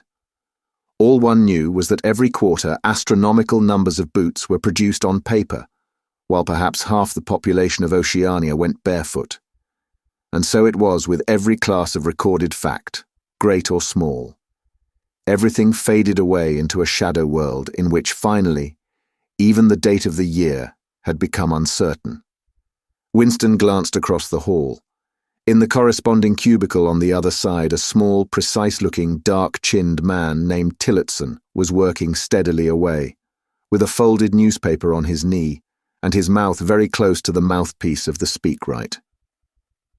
He had the air of trying to keep what he was saying a secret between himself and the telescreen. He looked up, and his spectacles darted a hostile flash in Winston's direction. Winston hardly knew Tillotson, and had no idea what work he was employed on. People in the records department did not readily talk about their jobs. In the long, windowless hall, with its double row of cubicles and its endless rustle of papers and hum of voices murmuring into speakwrites, there were quite a dozen people whom Winston did not even know by name, though he daily saw them hurrying to and fro in the corridors or gesticulating in the 2 minutes hate. He knew that in the cubicle next to him, the little woman with sandy hair toiled day in, day out, simply at tracking down and deleting from the press the names of people who had been vaporized, and were therefore considered never to have existed. There was a certain fitness in this, since her own husband had been vaporized a couple of years earlier, and a few cubicles away, a mild, ineffectual, dreamy creature named Ampleforth, with very hairy ears and a surprising talent for juggling with rhymes and meters, was engaged in producing garbled versions, definitive texts they were called, of poems which had become ideologically offensive, but which for one reason or another were to be retained in the anthologies.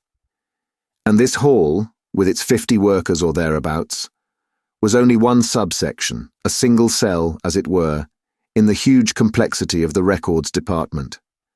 Beyond, above, below, were other swarms of workers engaged in an unimaginable multitude of jobs. There were the huge printing shops with their sub-editors, their typography experts, and their elaborately equipped studios for the faking of photographs. There was the teleprograms section with its engineers, its producers, and its teams of actors specially chosen for their skill in imitating voices. There were the armies of reference clerks whose job was simply to draw up lists of books and periodicals which were due for recall. There were the vast repositories where the corrected documents were stored, and the hidden furnaces where the original copies were destroyed. And somewhere or other, quite anonymous, there were the directing brains who coordinated the whole effort and laid down the lines of policy, which made it necessary that this fragment of the past should be preserved, that one falsified, and the other rubbed out of existence. And the records department, after all, was itself only a single branch of the Ministry of Truth, whose primary job was not to reconstruct the past, but to supply the citizens of Oceania with newspapers, films, textbooks, telescreen programs, plays, novels, with every conceivable kind of information, instruction or entertainment, from a statue to a slogan, from a lyric poem to a biological treatise, and from a child's spelling book to a Newspeak dictionary. And the ministry had not only to supply the multifarious needs of the party, but also to repeat the whole operation at a lower level for the benefit of the proletariat. There was a whole chain of separate departments dealing with proletarian literature, music, drama, and entertainment generally. Here were produced rubbishy newspapers containing almost nothing except sport, crime, and astrology, sensational 5-cent novelettes, films oozing with sex, and sentimental songs which were composed entirely by mechanical means on a special kind of kaleidoscope known as a versificator. There was even a whole subsection, pornosec, it was called in Newspeak, engaged in producing the lowest kind of pornography, which was sent out in sealed packets and which no party member, other than those who worked on it, was permitted to look at. 3 messages had slid out of the pneumatic tube while Winston was working, but they were simple matters, and he had disposed of them before the 2 minutes hate interrupted him. When the hate was over, he returned to his cubicle, took the Newspeak dictionary from the shelf, pushed the speakwrite to one side, cleaned his spectacles, and settled down to his main job of the morning. Winston's greatest pleasure in life was in his work. Most of it was a tedious routine, but included in it There were also jobs so difficult and intricate that you could lose yourself in them, as in the depths of a mathematical problem. Delicate pieces of forgery in which you had nothing to guide you except your knowledge of the principles of ingsoc, and your estimate of what the party wanted you to say. Winston was good at this kind of thing. On occasion, he had even been entrusted with the rectification of the Times' leading articles, which were written entirely in newspeak. He unrolled the message that he had set aside earlier. It ran, Times 3rd of December, 83. Reporting BB Day Order, double plusen good refs, unpersons, rewrite full-wise up-sub anti-filing. In old speak, or standard English, this might be rendered. The reporting of Big Brother's order for the day in the Times of December the 3rd, 1983, is extremely unsatisfactory and makes references to non-existent persons. Rewrite it in full and submit your draft to higher authority before filing. Winston read through the offending article. Big Brother's order for the day, it seemed, had been chiefly devoted to praising the work of an organization known as FFCC, which supplied cigarettes and other comforts to the sailors in the floating fortresses. A certain Comrade Withers, a prominent member of the inner party, had been singled out for special mention and awarded a decoration, the Order of Conspicuous Merit, 2nd class. 3 months later, FFCC had suddenly been dissolved with no reasons given. One could assume that Withers and his associates were now in disgrace, but there had been no report of the matter in the press or on the telescreen. That was to be expected, since it was unusual for political offenders to be put on trial or even publicly denounced.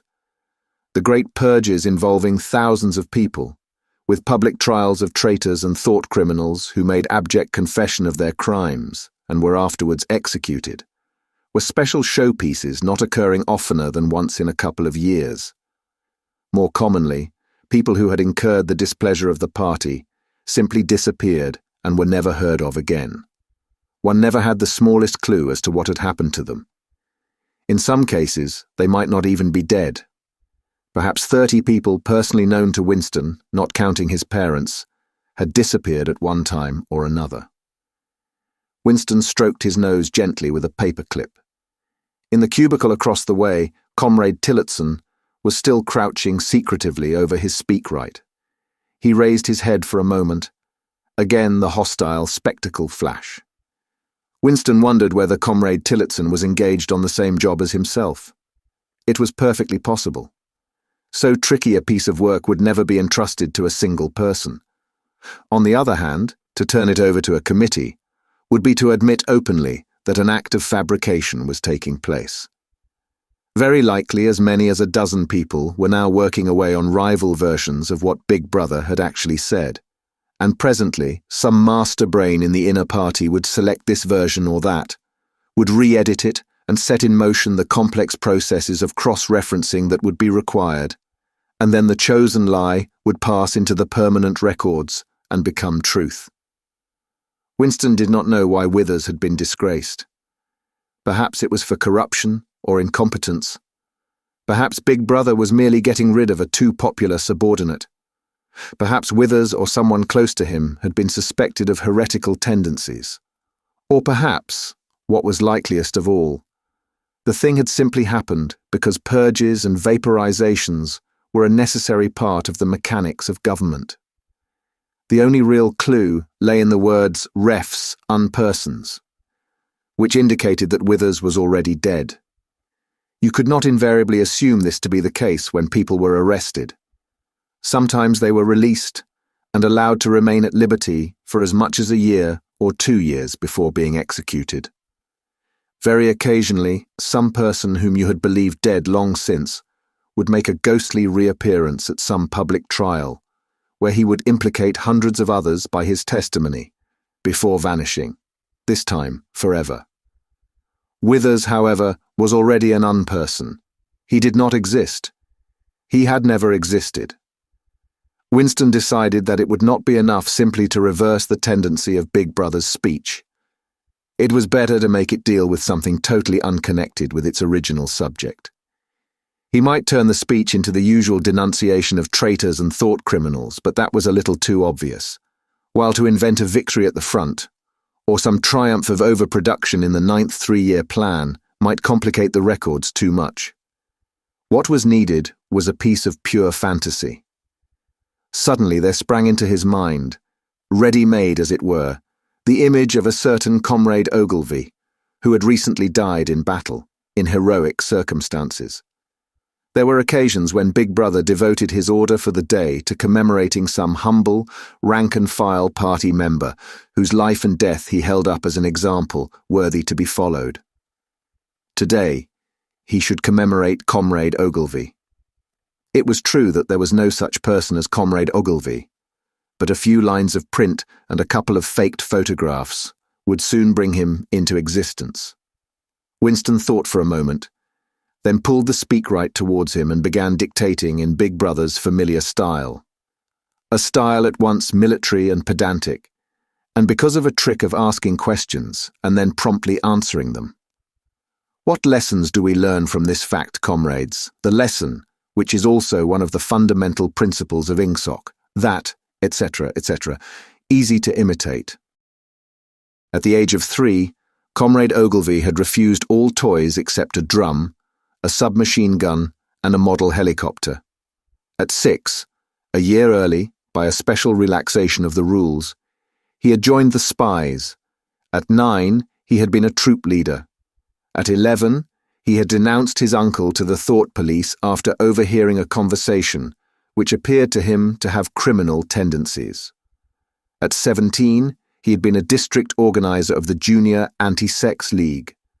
At 19, he had designed a hand grenade which had been adopted by the Ministry of Peace, and which, at its first trial, had killed 31 Eurasian prisoners in one burst. At 23, he had perished in action, pursued by enemy jet planes while flying over the Indian Ocean with important dispatches. He had weighted his body with his machine gun and leapt out of the helicopter into deep water, dispatches and all. An end, said Big Brother, which it was impossible to contemplate without feelings of envy. Big Brother added a few remarks on the purity and single-mindedness of Comrade Ogilvy's life. He was a total abstainer and a non-smoker, had no recreations except a daily hour in the gymnasium, and had taken a vow of celibacy, believing marriage and the care of a family to be incompatible with a 24-hour-a-day devotion to duty. He had no subjects of conversation except the principles of INGSOC, and no aim in life except the defeat of the Eurasian enemy and the hunting down of spies, saboteurs, thought criminals, and traitors generally. Winston debated with himself whether to award Comrade Ogilvy the Order of Conspicuous Merit. In the end he decided against it because of the unnecessary cross-referencing that it would entail. Once again he glanced at his rival in the opposite cubicle. Something seemed to tell him with certainty that Tillotson was busy on the same job as himself. There was no way of knowing whose job would finally be adopted, but he felt a profound conviction that it would be his own. Comrade Ogilvy, unimagined an hour ago, was now a fact. It struck him as curious that you could create dead men, but not living ones. Comrade Ogilvy, who had never existed in the present, now existed in the past, and when once the act of forgery was forgotten, he would exist just as authentically, and upon the same evidence, as Charlemagne or Julius Caesar. Chapter 5. In the low-ceilinged canteen, deep underground, the lunch queue jerked slowly forward. The room was already very full and deafeningly noisy. From the grill at the counter the steam of stew came pouring forth, with a sour metallic smell which did not quite overcome the fumes of Victory gin. On the far side of the room there was a small bar, a mere hole in the wall, where gin could be bought at 10 cents, the large nip. "Just the man I was looking for," said a voice at Winston's back.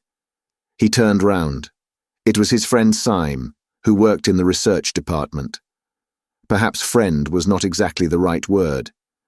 You did not have friends nowadays, you had comrades. But there were some comrades whose society was pleasanter than that of others. Syme was a philologist, a specialist in newspeak. Indeed, he was one of the enormous team of experts now engaged in compiling the 11th edition of the Newspeak Dictionary. He was a tiny creature, smaller than Winston, with dark hair and large, protuberant eyes, at once mournful and derisive, which seemed to search your face closely while he was speaking to you. "I wanted to ask you whether you'd got any razor blades," he said. "Not one," said Winston with a sort of guilty haste. "I've tried all over the place. They don't exist any longer." Everyone kept asking you for razor blades. Actually, he had 2 unused ones which he was hoarding up. There had been a famine of them for months past. At any given moment there was some necessary article which the party shops were unable to supply. Sometimes it was buttons, sometimes it was darning wool, sometimes it was shoelaces. At present, it was razor blades. You could only get hold of them, if at all, by scrounging more or less furtively on the free market. "I've been using the same blade for 6 weeks," he added untruthfully. The queue gave another jerk forward. As they halted, he turned and faced Syme again. Each of them took a greasy metal tray from a pile at the end of the counter. "Did you go and see the prisoners hanged yesterday?" said Syme. "I was working," said Winston indifferently. "I shall see it on the flicks, I suppose." "A very inadequate substitute," said Syme. His mocking eyes roved over Winston's face. "I know you," the eyes seemed to say. "I see through you. I know very well why you didn't go to see those prisoners hanged." In an intellectual way, Syme was venomously orthodox. He would talk with a disagreeable, gloating satisfaction of helicopter raids on enemy villages and trials and confessions of thought criminals, the executions in the cellars of the Ministry of Love. Talking to him was largely a matter of getting him away from such subjects and entangling him, if possible, in the technicalities of newspeak, on which he was authoritative and interesting. Winston turned his head a little aside to avoid the scrutiny of the large, dark eyes. "It was a good hanging," said Syme reminiscently. "I think it spoils it when they tie their feet together. I like to see them kicking. And above all, at the end, the tongue sticking right out, and blue. A quite bright blue. That's the detail that appeals to me." "Next, please," yelled the white-aproned prole with the ladle. Winston and Syme pushed their trays beneath the grill. Onto each was dumped swiftly the regulation lunch. A metal pannikin of pinkish-grey stew, a hunk of bread, a cube of cheese, a mug of milkless Victory coffee, and 1 saccharine tablet. "There's a table over there, under that telescreen," said Syme. "Let's pick up a gin on the way." The gin was served out to them in handleless china mugs. They threaded their way across the crowded room and unpacked their trays onto the metal-topped table, on one corner of which someone had left a pool of stew, a filthy liquid mess that had the appearance of vomit. Winston took up his mug of gin, paused for an instant to collect his nerve, and gulped the oily-tasting stuff down. When he had winked the tears out of his eyes, he suddenly discovered that he was hungry. He began swallowing spoonfuls of the stew, which, in among its general sloppiness, had cubes of spongy pinkish stuff, which was probably a preparation of meat. Neither of them spoke again till they had emptied their pannikins. From the table at Winston's left, a little behind his back, someone was talking rapidly and continuously, a harsh gabble almost like the quacking of a duck, which pierced the general uproar of the room. "How is the dictionary getting on?" said Winston, raising his voice to overcome the noise. "Slowly," said Syme. "I'm on the adjectives. It's fascinating." He had brightened up immediately at the mention of newspeak. He pushed his pannikin aside, took up his hunk of bread in one delicate hand and his cheese in the other, and leaned across the table so as to be able to speak without shouting. "The 11th edition is the definitive edition," he said. "We're getting the language into its final shape, the shape it's going to have when nobody speaks anything else. When we've finished with it, people like you will have to learn it all over again. You think, I dare say, that our chief job is inventing new words, but not a bit of it. We're destroying words, scores of them, hundreds of them, every day. We're cutting the language down to the bone. The 11th edition won't contain a single word that will become obsolete before the year 2050. He bit hungrily into his bread and swallowed a couple of mouthfuls, then continued speaking, with a sort of pedant's passion. His thin, dark face had become animated. His eyes had lost their mocking expression and grown almost dreamy. It's a beautiful thing, the destruction of words. Of course, the great wastage is in the verbs and adjectives, but there are hundreds of nouns that can be got rid of as well. It isn't only the synonyms. There are also the antonyms. After all, what justification is there for a word which is simply the opposite of some other word? A word contains its opposite in itself. Take good, for instance. If you have a word like good, what need is there for a word like bad? Ungood will do just as well, better, because it's an exact opposite, which the other is not. Or again, if you want a stronger version of good, what sense is there in having a whole string of vague, useless words like excellent and splendid and all the rest of them? Plus good covers the meaning, or double plus good if you want something stronger still. Of course, we use those forms already. But in the final version of Newspeak, there'll be nothing else. In the end, the whole notion of goodness and badness will be covered by only 6 words. In reality, only 1 word. Don't you see the beauty of that, Winston? It was BB's idea originally, of course, he added as an afterthought. A sort of vapid eagerness flitted across Winston's face at the mention of Big Brother. Nevertheless, Syme immediately detected a certain lack of enthusiasm. You haven't a real appreciation of Newspeak, Winston, he said, almost sadly. Even when you write it, you're still thinking in old speak. I've read some of those pieces that you write in the Times, occasionally. They're good enough, but they're translations. In your heart, you'd prefer to stick to old speak, with all its vagueness and its useless shades of meaning. You don't grasp the beauty of the destruction of words. Do you know that Newspeak is the only language in the world whose vocabulary gets smaller every year? Winston did know that, of course. He smiled, sympathetically he hoped, not trusting himself to speak. Syme bit off another fragment of the dark-coloured bread, chewed it briefly, and went on. Don't you see that the whole aim of Newspeak is to narrow the range of thought? In the end, we shall make thought crime literally impossible, because there will be no words in which to express it. Every concept that can ever be needed will be expressed by exactly 1 word, with its meaning rigidly defined, and all its subsidiary meanings rubbed out and forgotten. Already, in the 11th edition, we're not far from that point, but the process will still be continuing long after you and I are dead. Every year, fewer and fewer words, and the range of consciousness always a little smaller. Even now, of course, there's no reason or excuse for committing thought crime. It's merely a question of self-discipline, reality control. But in the end, there won't be any need even for that. The revolution will be complete when the language is perfect. Newspeak is Ingsoc, and Ingsoc is Newspeak, he added with a sort of mystical satisfaction. Has it ever occurred to you, Winston, that by the year 2050, at the very latest, not a single human being will be alive who could understand such a conversation as we are having now?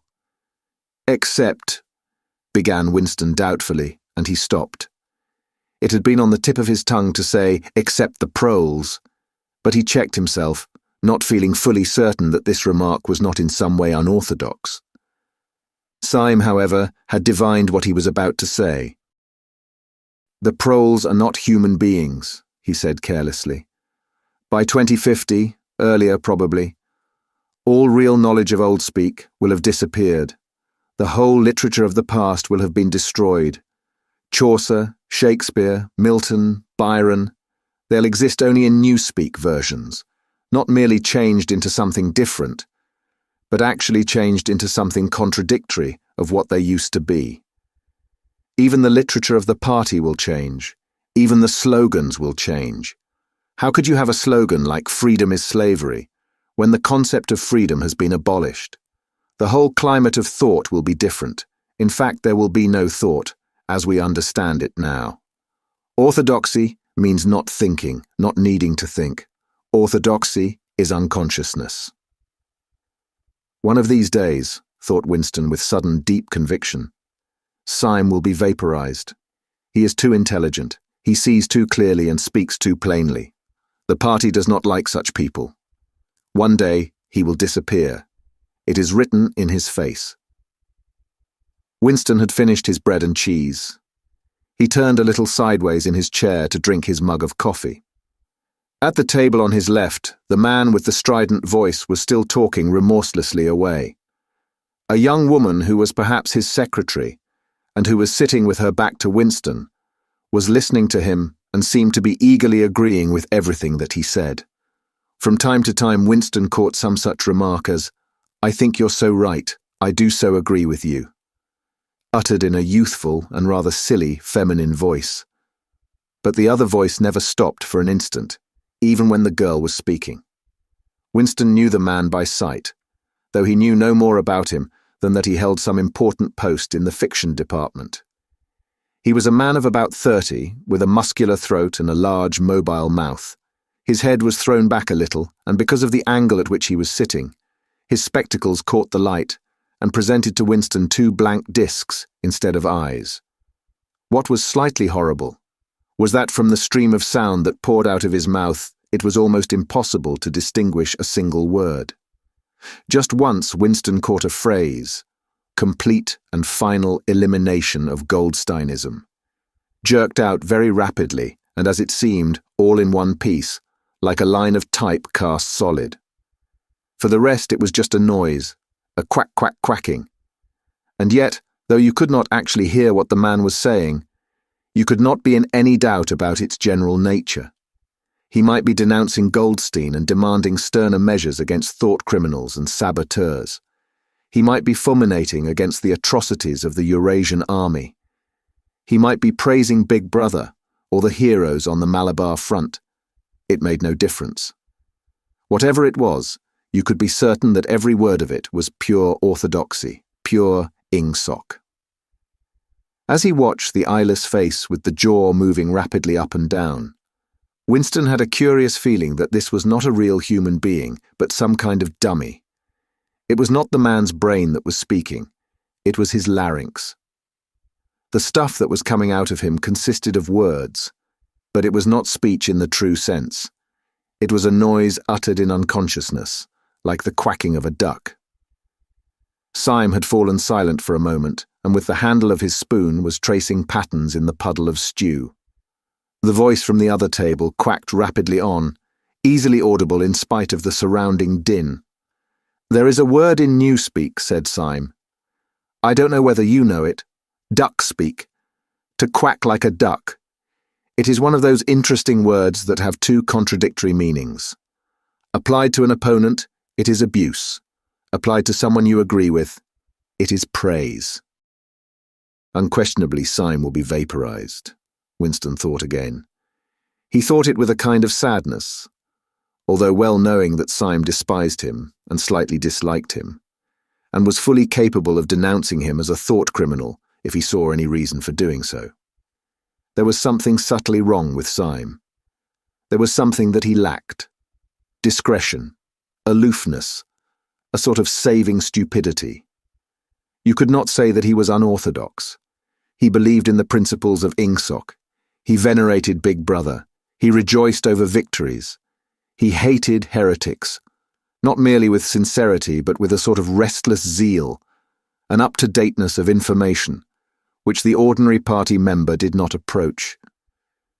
Yet a faint air of disreputability always clung to him. He said things that would have been better unsaid. He had read too many books. He frequented the Chestnut Tree Cafe, haunt of painters and musicians. There was no law, not even an unwritten law, against frequenting the Chestnut Tree Cafe, yet the place was somehow ill-omened. The old, discredited leaders of the party had been used to gather there before they were finally purged. Goldstein himself, it was said, had sometimes been seen there years and decades ago.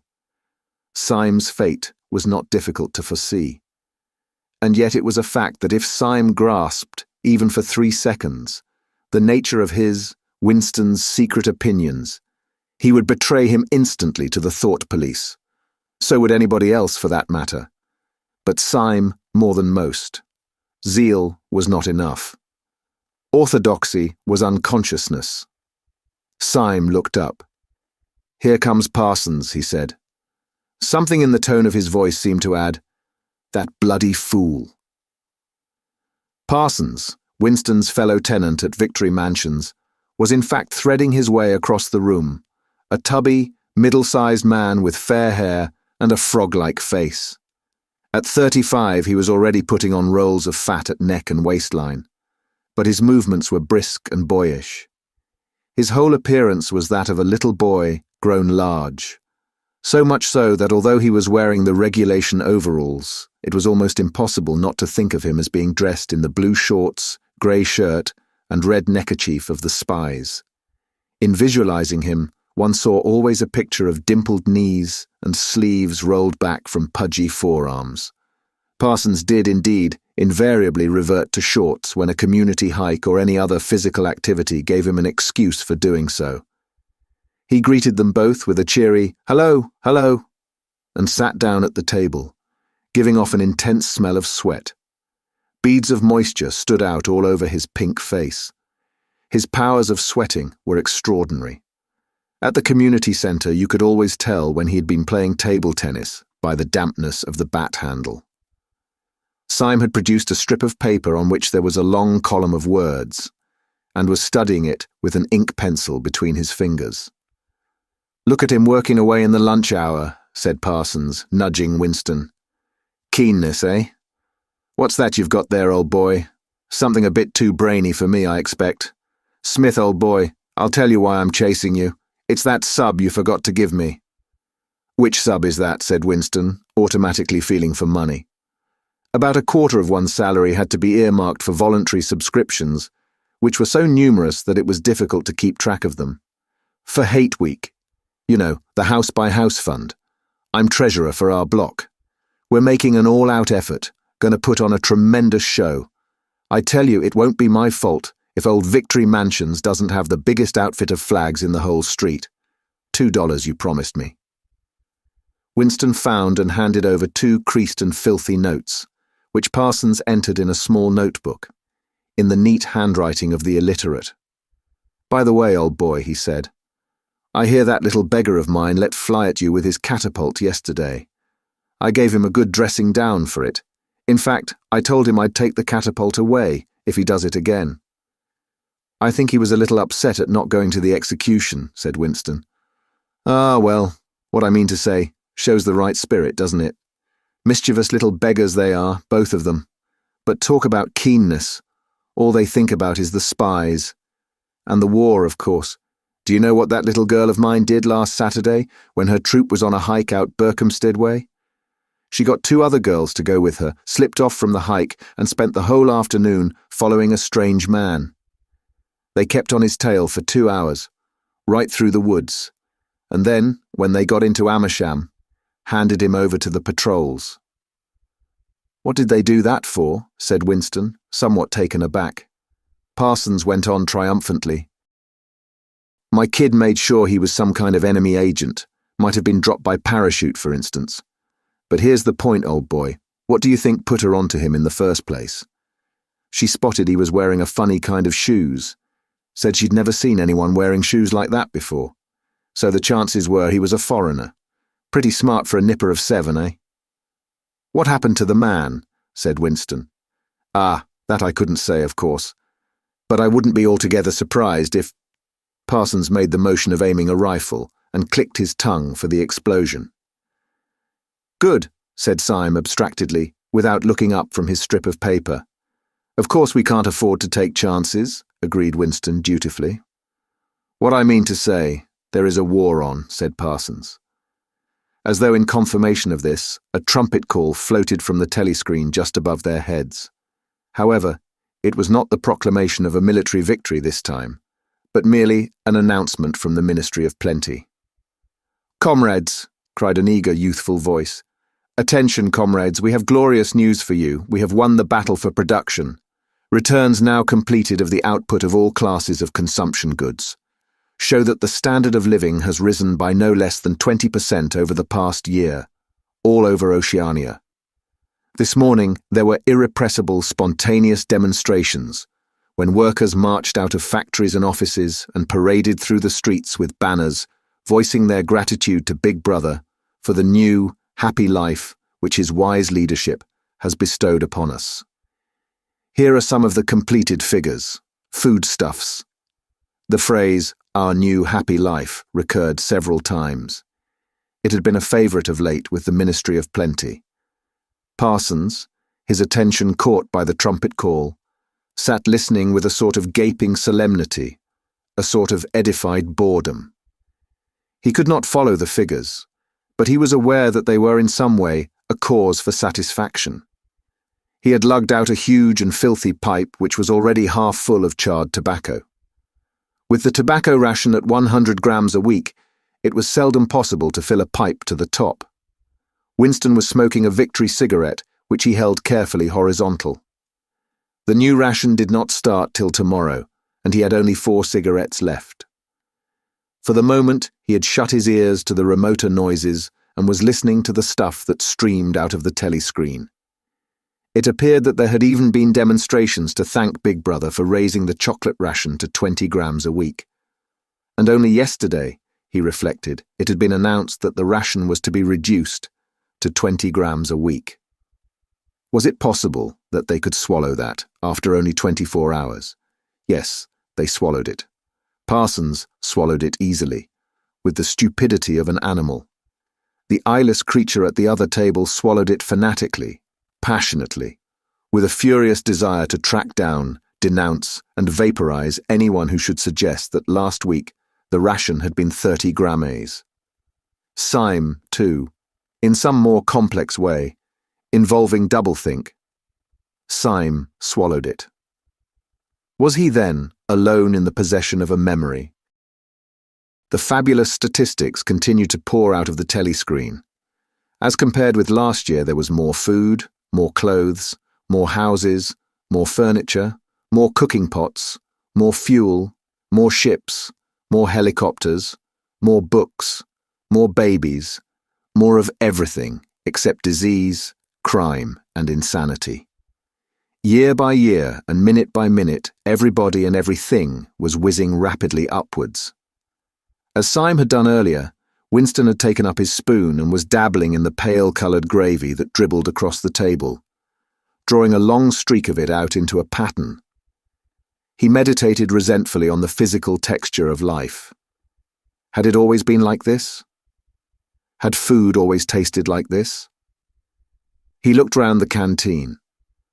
A low-ceilinged, crowded room, its walls grimy from the contact of innumerable bodies, battered metal tables and chairs, placed so close together that you sat with elbows touching, bent spoons, dented trays, coarse white mugs, all surfaces greasy, grime in every crack, and a sourish, composite smell of bad gin and bad coffee and metallic stew and dirty clothes. Always in your stomach and in your skin there was a sort of protest, a feeling that you had been cheated of something that you had a right to. It was true that he had no memories of anything greatly different. In any time that he could accurately remember, there had never been quite enough to eat. One had never had socks or underclothes that were not full of holes. Furniture had always been battered and rickety, rooms underheated, tube trains crowded, houses falling to pieces, bread dark-coloured, tea a rarity, coffee filthy tasting, cigarettes insufficient, nothing cheap and plentiful except synthetic gin. And though, of course, it grew worse as one's body aged, was it not a sign that this was not the natural order of things, if one's heart sickened at the discomfort and dirt and scarcity?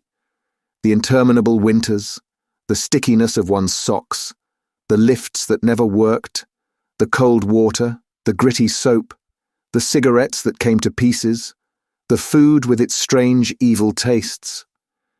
Why should one feel it to be intolerable, unless one had some kind of ancestral memory that things had once been different? He looked round the canteen again. Nearly everyone was ugly, and would still have been ugly, even if dressed otherwise than in the uniform blue overalls. On the far side of the room, sitting at a table alone, a small, curiously beetle-like man was drinking a cup of coffee, his little eyes darting suspicious glances from side to side. How easy it was, thought Winston, if you did not look about you, to believe that the physical type set up by the party as an ideal, tall, muscular youths and deep-bosomed maidens, blonde-haired, vital, sunburnt, carefree, existed and even predominated. Actually, so far as he could judge, the majority of people in Airstrip 1 were small, dark, and ill-favoured. It was curious how that beetle-like type proliferated in the ministries. Little dumpy men, growing stout very early in life, with short legs, swift scuttling movements, and fat inscrutable faces with very small eyes. It was the type that seemed to flourish best under the dominion of the party. The announcement from the Ministry of Plenty ended on another trumpet call and gave way to tinny music. Parsons, stirred to vague enthusiasm by the bombardment of figures, took his pipe out of his mouth. "The Ministry of Plenty's certainly done a good job this year," he said, with a knowing shake of his head. "By the way, Smith, old boy, I suppose you haven't got any razor blades you can let me have?" "Not one," said Winston. "I've been using the same blade for 6 weeks myself." "Ah, well, just thought I'd ask you, old boy." "Sorry," said Winston. The quacking voice from the next table, temporarily silenced during the ministry's announcement, had started up again, as loud as ever. For some reason, Winston suddenly found himself thinking of Mrs. Parsons, with her wispy hair and the dust in the creases of her face. Within 2 years, those children would be denouncing her to the thought police. Mrs. Parsons would be vaporized. Syme would be vaporized. Winston would be vaporized. O'Brien would be vaporized. Parsons, on the other hand, would never be vaporized. The eyeless creature with the quacking voice would never be vaporized. The little beetle-like men who scuttle so nimbly through the labyrinthine corridors of ministries, they too would never be vaporized. And the girl with dark hair, the girl from the fiction department, she would never be vaporized either. It seemed to him that he knew instinctively who would survive and who would perish, though just what it was that made for survival, it was not easy to say. At this moment, he was dragged out of his reverie with a violent jerk. The girl at the next table had turned partly round and was looking at him. It was the girl with dark hair. She was looking at him in a sidelong way, but with curious intensity. The instant she caught his eye, she looked away again. The sweat started out on Winston's backbone. A horrible pang of terror went through him. It was gone almost at once, but it left a sort of nagging uneasiness behind. Why was she watching him? Why did she keep following him about? Unfortunately, he could not remember whether she had already been at the table when he arrived, or had come there afterwards. But yesterday, at any rate, during the 2 minutes' hate, she had sat immediately behind him, when there was no apparent need to do so. Quite likely, her real object had been to listen to him and make sure whether he was shouting loudly enough. His earlier thought returned to him. Probably she was not actually a member of the thought police. But then it was precisely the amateur spy who was the greatest danger of all. He did not know how long she'd been looking at him, but perhaps for as much as 5 minutes, and it was possible that his features had not been perfectly under control.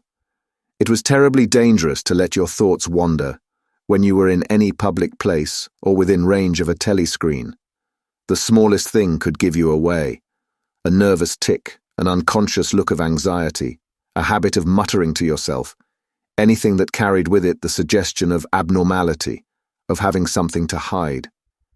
In any case, to wear an improper expression on your face, to look incredulous when a victory was announced, for example, was itself a punishable offence. There was even a word for it in newspeak. Face crime, it was called. The girl had turned her back on him again. Perhaps after all she was not really following him about. Perhaps it was coincidence that she had sat so close to him 2 days running. His cigarette had gone out, and he laid it carefully on the edge of the table. He would finish smoking it after work, if he could keep the tobacco in it. Quite likely the person at the next table was a spy of the thought police, and quite likely he would be in the cellars of the Ministry of Love within 3 days. But a cigarette end must not be wasted. Syme had folded up his strip of paper and stowed it away in his pocket. Parsons had begun talking again. "Did I ever tell you, old boy," he said, chuckling round the stem of his pipe, "about the time when those 2 nippers of mine set fire to the old market woman's skirt because they saw her wrapping up sausages in a poster of Bibi? Sneaked up behind her and set fire to it with a box of matches. Burned her quite badly, I believe. Little beggars, eh? But keen as mustard. That's a first-rate training they give them in the spies nowadays. Better than in my day, even. What do you think's the latest thing they've served them out with? Ear trumpets for listening through keyholes. My little girl brought one home the other night, tried it out on our sitting room door, and reckoned she could hear twice as much as with her ear to the hole. Of course, it's only a toy, mind you. Still, gives them the right idea, eh?" At this moment, the telescreen let out a piercing whistle. It was the signal to return to work. All 3 men sprang to their feet to join in the struggle round the lifts, and the remaining tobacco fell out of Winston's cigarette. Chapter 6.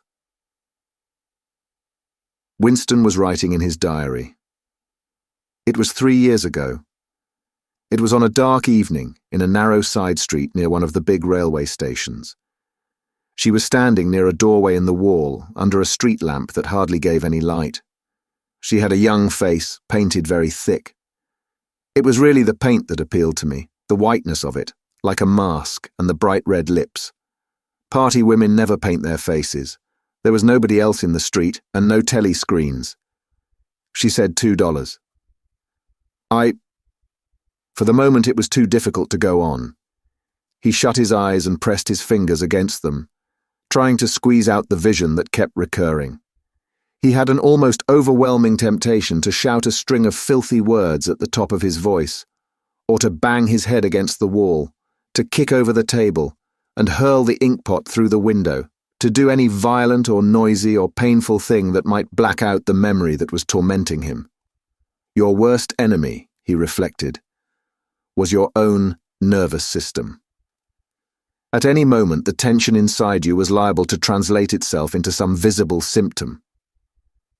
He thought of a man whom he had passed in the street a few weeks back, a quite ordinary-looking man, a party member, aged 35 to 40, tallish and thin, carrying a briefcase.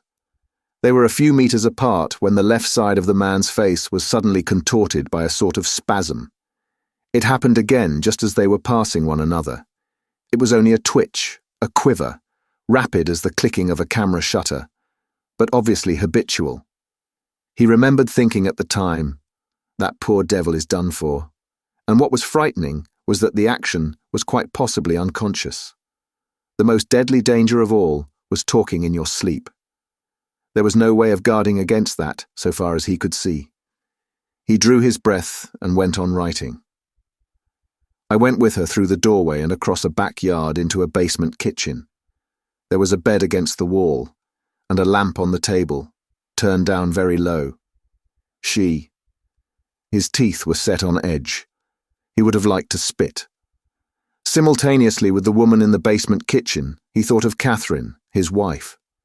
Winston was married, had been married at any rate. Probably he still was married.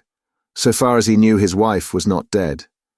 He seemed to breathe again the warm, stuffy odour of the basement kitchen, an odour compounded of bugs and dirty clothes and villainous cheap scent, but nevertheless alluring, because no woman of the party ever used scent, or could be imagined as doing so. Only the proles used scent. In his mind, the smell of it was inextricably mixed up with fornication. When he had gone with that woman, it had been his first lapse in 2 years or thereabouts. Consorting with prostitutes was forbidden, of course, but it was one of those rules that you could occasionally nerve yourself to break. It was dangerous, but it was not a life-and-death matter. To be caught with a prostitute might mean 5 years in a forced labour camp. Not more, if you had committed no other offence. And it was easy enough, provided that you could avoid being caught in the act. The poorer quarters swarmed with women who were ready to sell themselves. Some could even be purchased for a bottle of gin, which the proles were not supposed to drink. Tacitly, the party was even inclined to encourage prostitution, as an outlet for instincts which could not be altogether suppressed. Mere debauchery did not matter very much, so long as it was furtive and joyless and only involved the women of a submerged and despised class. The unforgivable crime was promiscuity between party members. But, though this was one of the crimes that the accused in the great purges invariably confessed to, it was difficult to imagine any such thing actually happening. The aim of the party was not merely to prevent men and women from forming loyalties which it might not be able to control. Its real, undeclared purpose was to remove all pleasure from the sexual act. Not love so much as eroticism was the enemy, inside marriage as well as outside it. All marriages between party members had to be approved by a committee appointed for the purpose and, though the principle was never clearly stated, permission was always refused if the couple concerned gave the impression of being physically attracted to one another. The only recognized purpose of marriage was to beget children for the service of the party. Sexual intercourse was to be looked on as a slightly disgusting minor operation, like having an enema. This again was never put into plain words, but in an indirect way it was rubbed into every party member from childhood onwards. There were even organizations such as the Junior Anti-Sex League, which advocated complete celibacy for both sexes. All children were to be begotten by artificial insemination, artsem, it was called in Newspeak, and brought up in public institutions. This, Winston was aware, was not meant altogether seriously, but somehow it fitted in with the general ideology of the party. The party was trying to kill the sex instinct, or, if it could not be killed, then to distort it and dirty it. He did not know why this was so, but it seemed natural that it should be so. And as far as the women were concerned, the party's efforts were largely successful. He thought again of Catherine. It must be 9, 10, nearly 11 years since they had parted. It was curious how seldom he thought of her. For days at a time, he was capable of forgetting that he had ever been married. They had only been together for about 15 months. The party did not permit divorce, but it rather encouraged separation in cases where there were no children. Catherine was a tall, fair-haired girl, very straight, with splendid movements. She had a bold, aquiline face, a face that one might have called noble, until one discovered that there was as nearly as possible nothing behind it. Very early in her married life he had decided, though perhaps it was only that he knew her more intimately than he knew most people, that she had without exception the most stupid, vulgar, empty mind that he had ever encountered.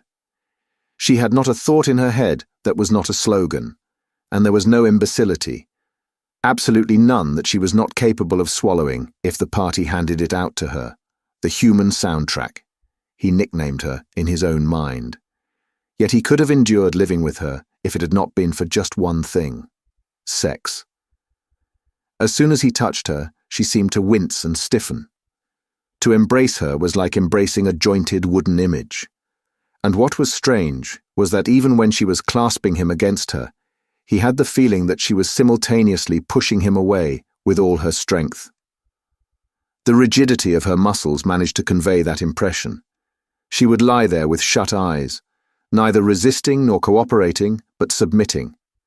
It was extraordinarily embarrassing, and after a while, horrible. But even then, he could have borne living with her if it had been agreed that they should remain celibate. But curiously enough, it was Catherine who refused this. They must, she said, produce a child if they could. So the performance continued to happen, once a week quite regularly, whenever it was not impossible.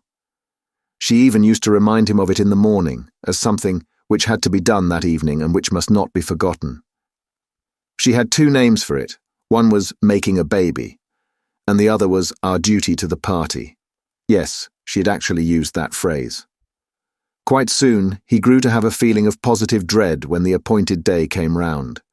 But luckily, no child appeared, and in the end, she agreed to give up trying, and soon afterwards they parted. Winston sighed inaudibly. He picked up his pen again and wrote. She threw herself down on the bed and at once, without any kind of preliminary, in the most coarse, horrible way you can imagine, pulled up her skirt. He saw himself standing there in the dim lamplight, with the smell of bugs and cheap scent in his nostrils, and in his heart a feeling of defeat and resentment, which even at that moment was mixed up with the thought of Catherine's white body, frozen forever by the hypnotic power of the party. Why did it always have to be like this? Why could he not have a woman of his own instead of these filthy scuffles at intervals of years? But a real love affair was an almost unthinkable event. The women of the party were all alike. Chastity was as deep ingrained in them as party loyalty. By careful early conditioning, by games and cold water, by the rubbish that was dinned into them at school and in the spies and the youth league, by lectures, parades, songs, slogans, and martial music. The natural feeling had been driven out of them. His reason told him that there must be exceptions, but his heart did not believe it.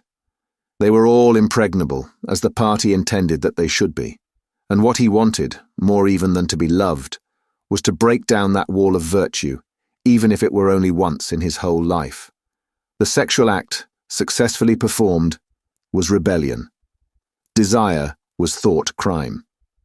Even to have awakened Catherine, if he could have achieved it, would have been like a seduction, although she was his wife. But the rest of the story had got to be written down. He wrote, I turned up the lamp. When I saw her, in the light. After the darkness, the feeble light of the paraffin lamp had seemed very bright. For the first time, he could see the woman properly. He had taken a step towards her, and then halted, full of lust and terror. He was painfully conscious of the risk he had taken in coming here. It was perfectly possible that the patrols would catch him on the way out. For that matter, they might be waiting outside the door at this moment. If he went away, without even doing what he had come here to do, it had got to be written down, it had got to be confessed. What he had suddenly seen in the lamplight was that the woman was old. The paint was plastered so thick on her face that it looked as though it might crack like a cardboard mask. There were streaks of white in her hair, but the truly dreadful detail was that her mouth had fallen a little open, revealing nothing except a cavernous blackness. She had no teeth at all. He wrote hurriedly in scrabbling handwriting. When I saw her in the light, she was quite an old woman, 50 years old at least. But I went ahead and did it just the same. He pressed his fingers against his eyelids again. He had written it down at last, but it made no difference. The therapy had not worked. The urge to shout filthy words at the top of his voice was as strong as ever. Chapter 7. If there is hope, wrote Winston, it lies in the proles. If there was hope, it must lie in the proles, because only there, in those swarming, disregarded masses, 85% of the population of Oceania, could the force to destroy the party ever be generated. The party could not be overthrown from within. Its enemies, if it had any enemies, had no way of coming together or even of identifying one another. Even if the legendary brotherhood existed, as just possibly it might, it was inconceivable that its members could ever assemble in larger numbers than 2s and 3s. Rebellion meant a look in the eyes, an inflection of the voice, at the most, an occasional whispered word. But the proles, if only they could somehow become conscious of their own strength, would have no need to conspire. They needed only to rise up and shake themselves like a horse shaking off flies. If they chose, they could blow the party to pieces tomorrow morning. Surely sooner or later it must occur to them to do it. And yet, he remembered how once he had been walking down a crowded street when a tremendous shout of hundreds of voices, women's voices, had burst from a side street a little way ahead. It was a great formidable cry of anger and despair, a deep, loud "oh, oh, oh, oh, oh" that went humming on like the reverberation of a bell. His heart had leapt. It started, he had thought. A riot. The proles are breaking loose at last. When he had reached the spot, it was to see a mob of 200 or 300 women crowding round the stalls of a street market, with faces as tragic as though they had been the doomed passengers on a sinking ship. But at this moment, the general despair broke down into a multitude of individual quarrels. It appeared that one of the stalls had been selling tin saucepans. They were wretched, flimsy things, but cooking pots of any kind were always difficult to get. Now the supply had unexpectedly given out. The successful women, bumped and jostled by the rest, were trying to make off with their saucepans, while dozens of others clamoured round the stall, accusing the stall-keeper of favouritism and of having more saucepans somewhere in reserve. There was a fresh outburst of yells. 2 bloated women, one of them with her hair coming down, had got hold of the same saucepan and were trying to tear it out of one another's hands. For a moment, they were both tugging, and then the handle came off. Winston watched them disgustedly. And yet, just for a moment, what almost frightening power had sounded in that cry from only a few hundred throats? Why was it that they could never shout like that about anything that mattered? He wrote, "Until they become conscious, they will never rebel, and until after they have rebelled, they cannot become conscious." That, he reflected, might almost have been a transcription from one of the party textbooks. The party claimed, of course, to have liberated the proles from bondage. Before the revolution, they had been hideously oppressed by the capitalists. They had been starved and flogged. Women had been forced to work in the coal mines. Women still did work in the coal mines, as a matter of fact. Children had been sold into the factories at the age of 6. But simultaneously, true to the principles of doublethink, the party taught that the proles were natural inferiors, who must be kept in subjection, like animals, by the application of a few simple rules. In reality, very little was known about the proles. It was not necessary to know much. So long as they continued to work and breed, their other activities were without importance. Left to themselves, like cattle turned loose upon the plains of Argentina, they had reverted to a style of life that appeared to be natural to them, a sort of ancestral pattern. They were born, they grew up in the gutters, they went to work at 12, they passed through a brief blossoming period of beauty and sexual desire.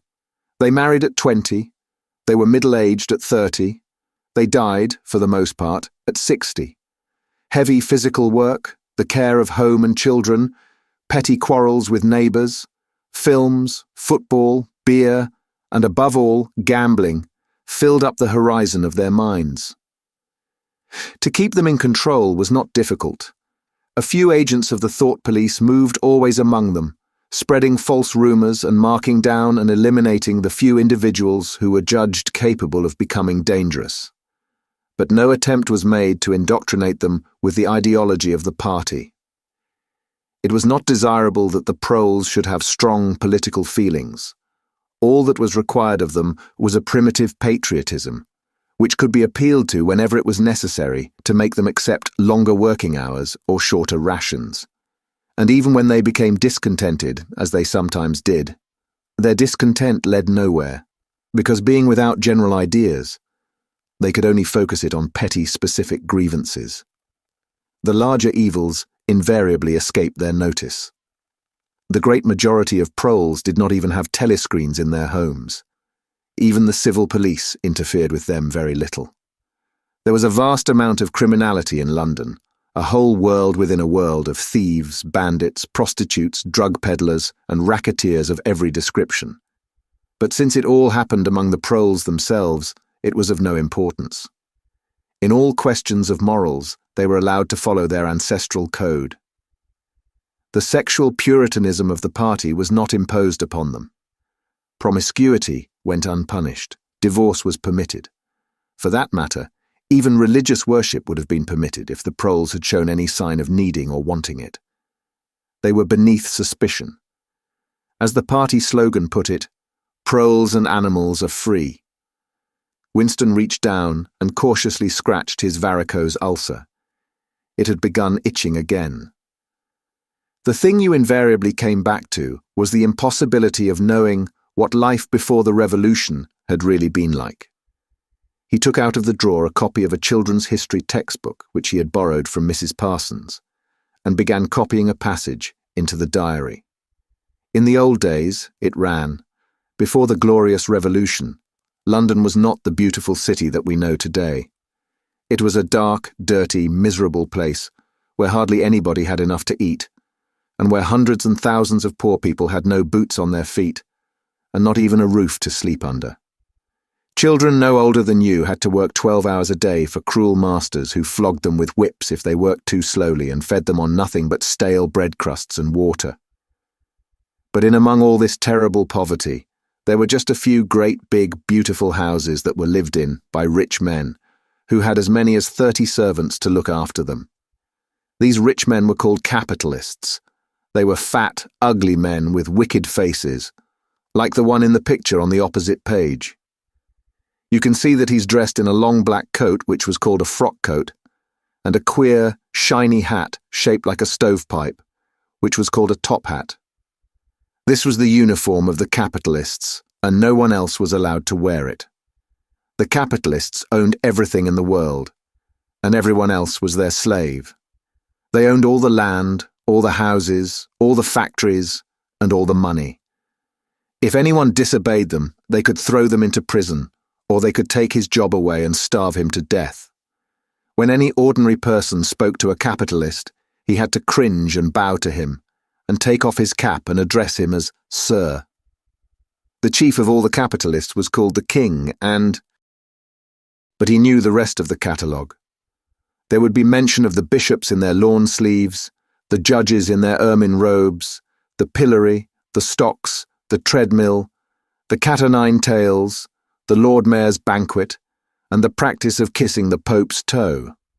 There was also something called the jus primae noctis, which would probably not be mentioned in a textbook for children. It was the law by which every capitalist had the right to sleep with any woman working in one of his factories. How could you tell how much of it was lies? It might be true that the average human being was better off now than he had been before the revolution.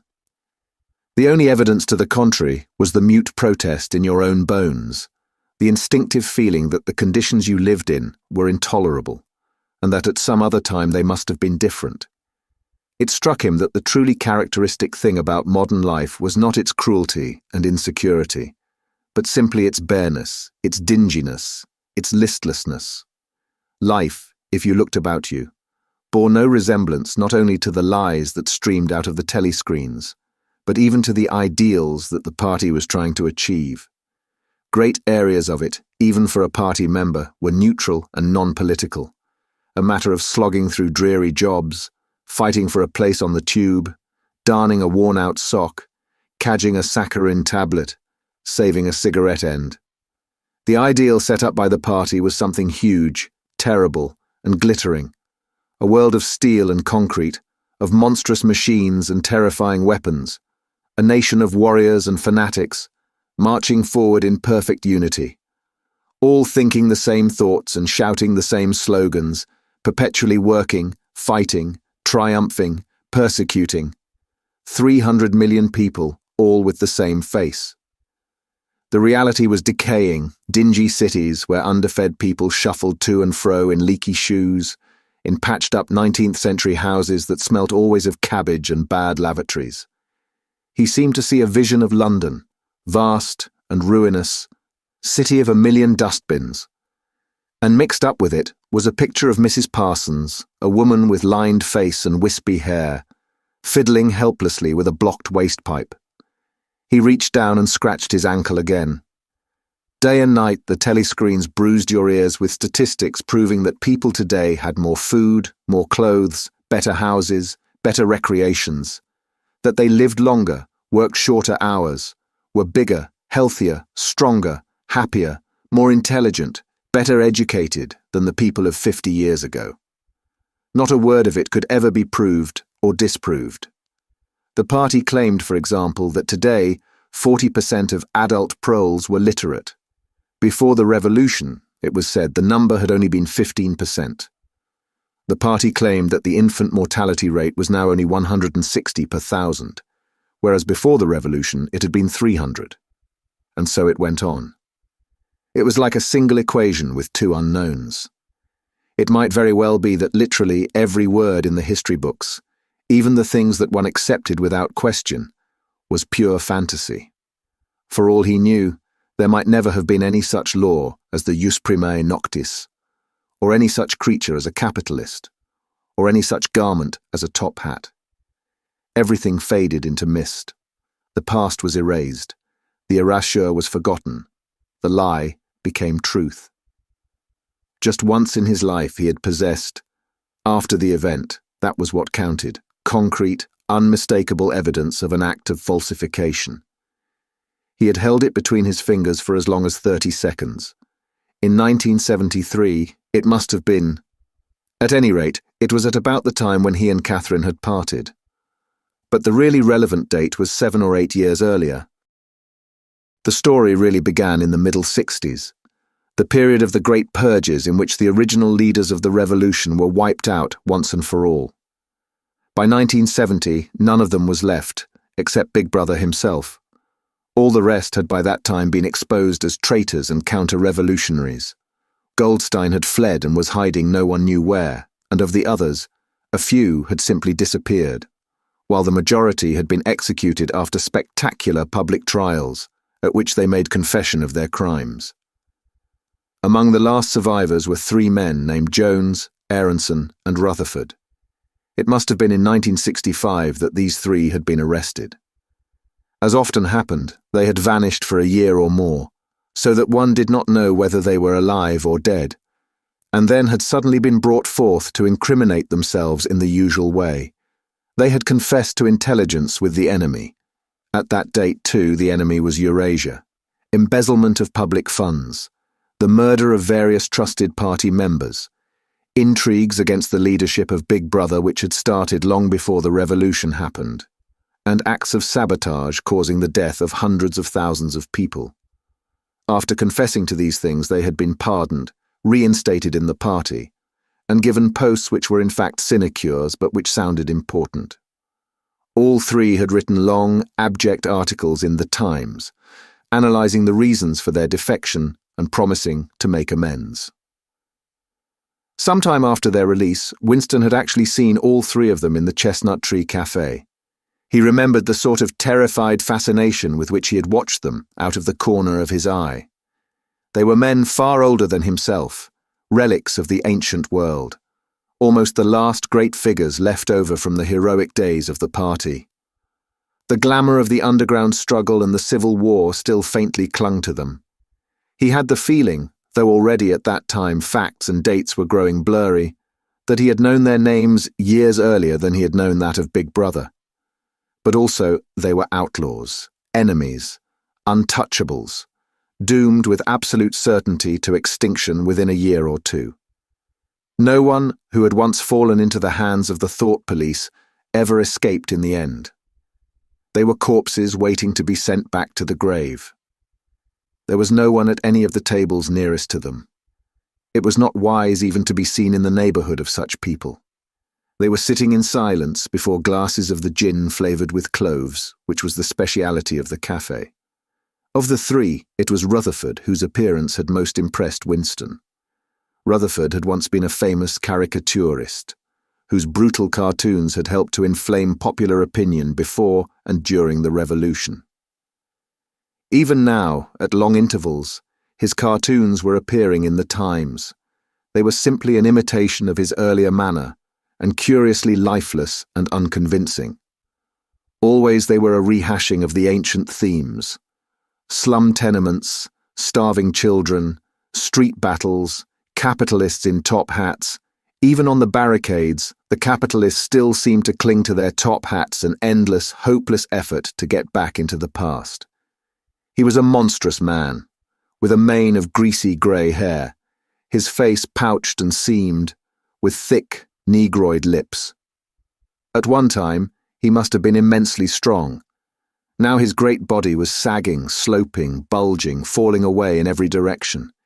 He seemed to be breaking up before one's eyes, like a mountain crumbling. It was the lonely hour of 15.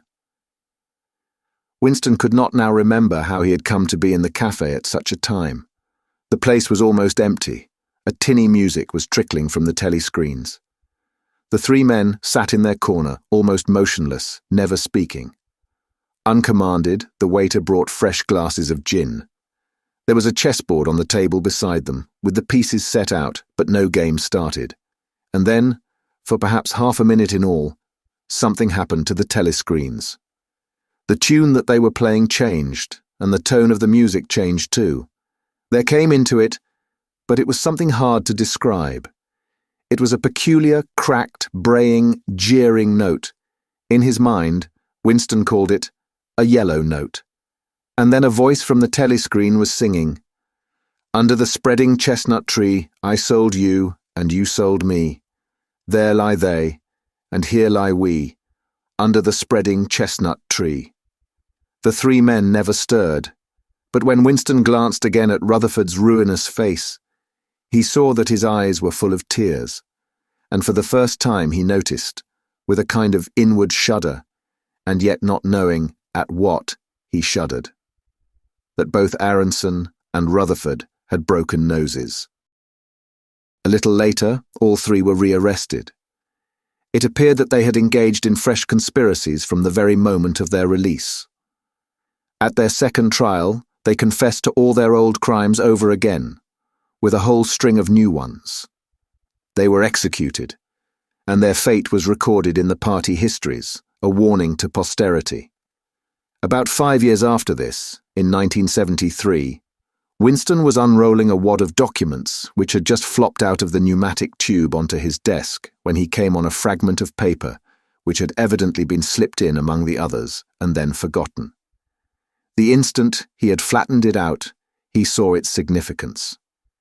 It was a half-page torn out of the Times of about 10 years earlier, the top half of the page, so that it included the date, and it contained a photograph of the delegates at some party function in New York. Prominent in the middle of the group were Jones, Aronson, and Rutherford. There was no mistaking them. In any case, their names were in the caption at the bottom. The point was that at both trials, all three men had confessed that on that date they had been on Eurasian soil. They had flown from a secret airfield in Canada to a rendezvous somewhere in Siberia, and had conferred with members of the Eurasian General Staff, to whom they had betrayed important military secrets. The date had stuck in Winston's memory because it chanced to be Midsummer Day. But the whole story must be on record in countless other places as well. There was only one possible conclusion. The confessions were lies. Of course, this was not in itself a discovery. Even at that time, Winston had not imagined that the people who were wiped out in the purges had actually committed the crimes that they were accused of. But this was concrete evidence. It was a fragment of the abolished past, like a fossil bone which turns up in the wrong stratum and destroys a geological theory. It was enough to blow the party to atoms, if in some way it could have been published to the world and its significance made known. He had gone straight on working. As soon as he saw what the photograph was and what it meant, he had covered it up with another sheet of paper. Luckily, when he unrolled it, it had been upside down from the point of view of the telescreen. He took his scribbling pad on his knee and pushed back his chair so as to get as far away from the telescreen as possible. To keep your face expressionless was not difficult, and even your breathing could be controlled, with an effort. But you could not control the beating of your heart, and the telescreen was quite delicate enough to pick it up. He let what he judged to be 10 minutes go by, tormented all the while by the fear that some accident, a sudden draft blowing across his desk, for instance, would betray him. Then, without uncovering it again, he dropped the photograph into the memory hole, along with some other waste papers. Within another minute, perhaps, it would have crumbled into ashes. That was 11 years ago. Today, probably, he would have kept that photograph. It was curious that the fact of having held it in his fingers seemed to him to make a difference even now, when the photograph itself, as well as the event it recorded, was only memory. Was the party's hold upon the past less strong, he wondered, because a piece of evidence which existed no longer had once existed? But today, supposing that it could be somehow resurrected from its ashes. The photograph might not even be evidence. Already, at the time when he made his discovery, Oceania was no longer at war with Eurasia, and it must have been to the agents of Eastasia that the 3 dead men had betrayed their country. Since then, there had been other changes. 2, 3, he could not remember how many. Very likely the confessions had been rewritten and rewritten until the original facts and dates no longer had the smallest significance. The past not only changed, but changed continuously. What most afflicted him with the sense of nightmare was that he had never clearly understood why the huge imposture was undertaken. The immediate advantages of falsifying the past were obvious, but the ultimate motive was mysterious. He took up his pen again and wrote, "I understand how, I do not understand why." He wondered, as he had many times wondered before, whether he himself was a lunatic. Perhaps a lunatic was simply a minority of one. At one time it had been a sign of madness to believe that the earth goes round the sun, today to believe that the past is unalterable. He might be alone in holding that belief, and if alone, then a lunatic. But the thought of being a lunatic did not greatly trouble him. The horror was that he might also be wrong. He picked up the children's history book and looked at the portrait of Big Brother, which formed its frontispiece. The hypnotic eyes gazed into his own. It was as though some huge force were pressing down upon you, something that penetrated inside your skull, battering against your brain, frightening you out of your beliefs, persuading you almost to deny the evidence of your senses. In the end, the party would announce that 2 and 2 made 5. And you would have to believe it. It was inevitable that they should make that claim sooner or later. The logic of their position demanded it, not merely the validity of experience, but the very existence of external reality was tacitly denied by their philosophy. The heresy of heresies was common sense, and what was terrifying was not that they would kill you for thinking otherwise, but that they might be right. For after all, how do we know that 2 and 2 make 4? Or that the force of gravity works? Or that the past is unchangeable? If both the past and the external world exist only in the mind, and if the mind itself is controllable, what then? But no. His courage seemed suddenly to stiffen of its own accord. The face of O'Brien, not called up by any obvious association, had floated into his mind. He knew with more certainty than before that O'Brien was on his side.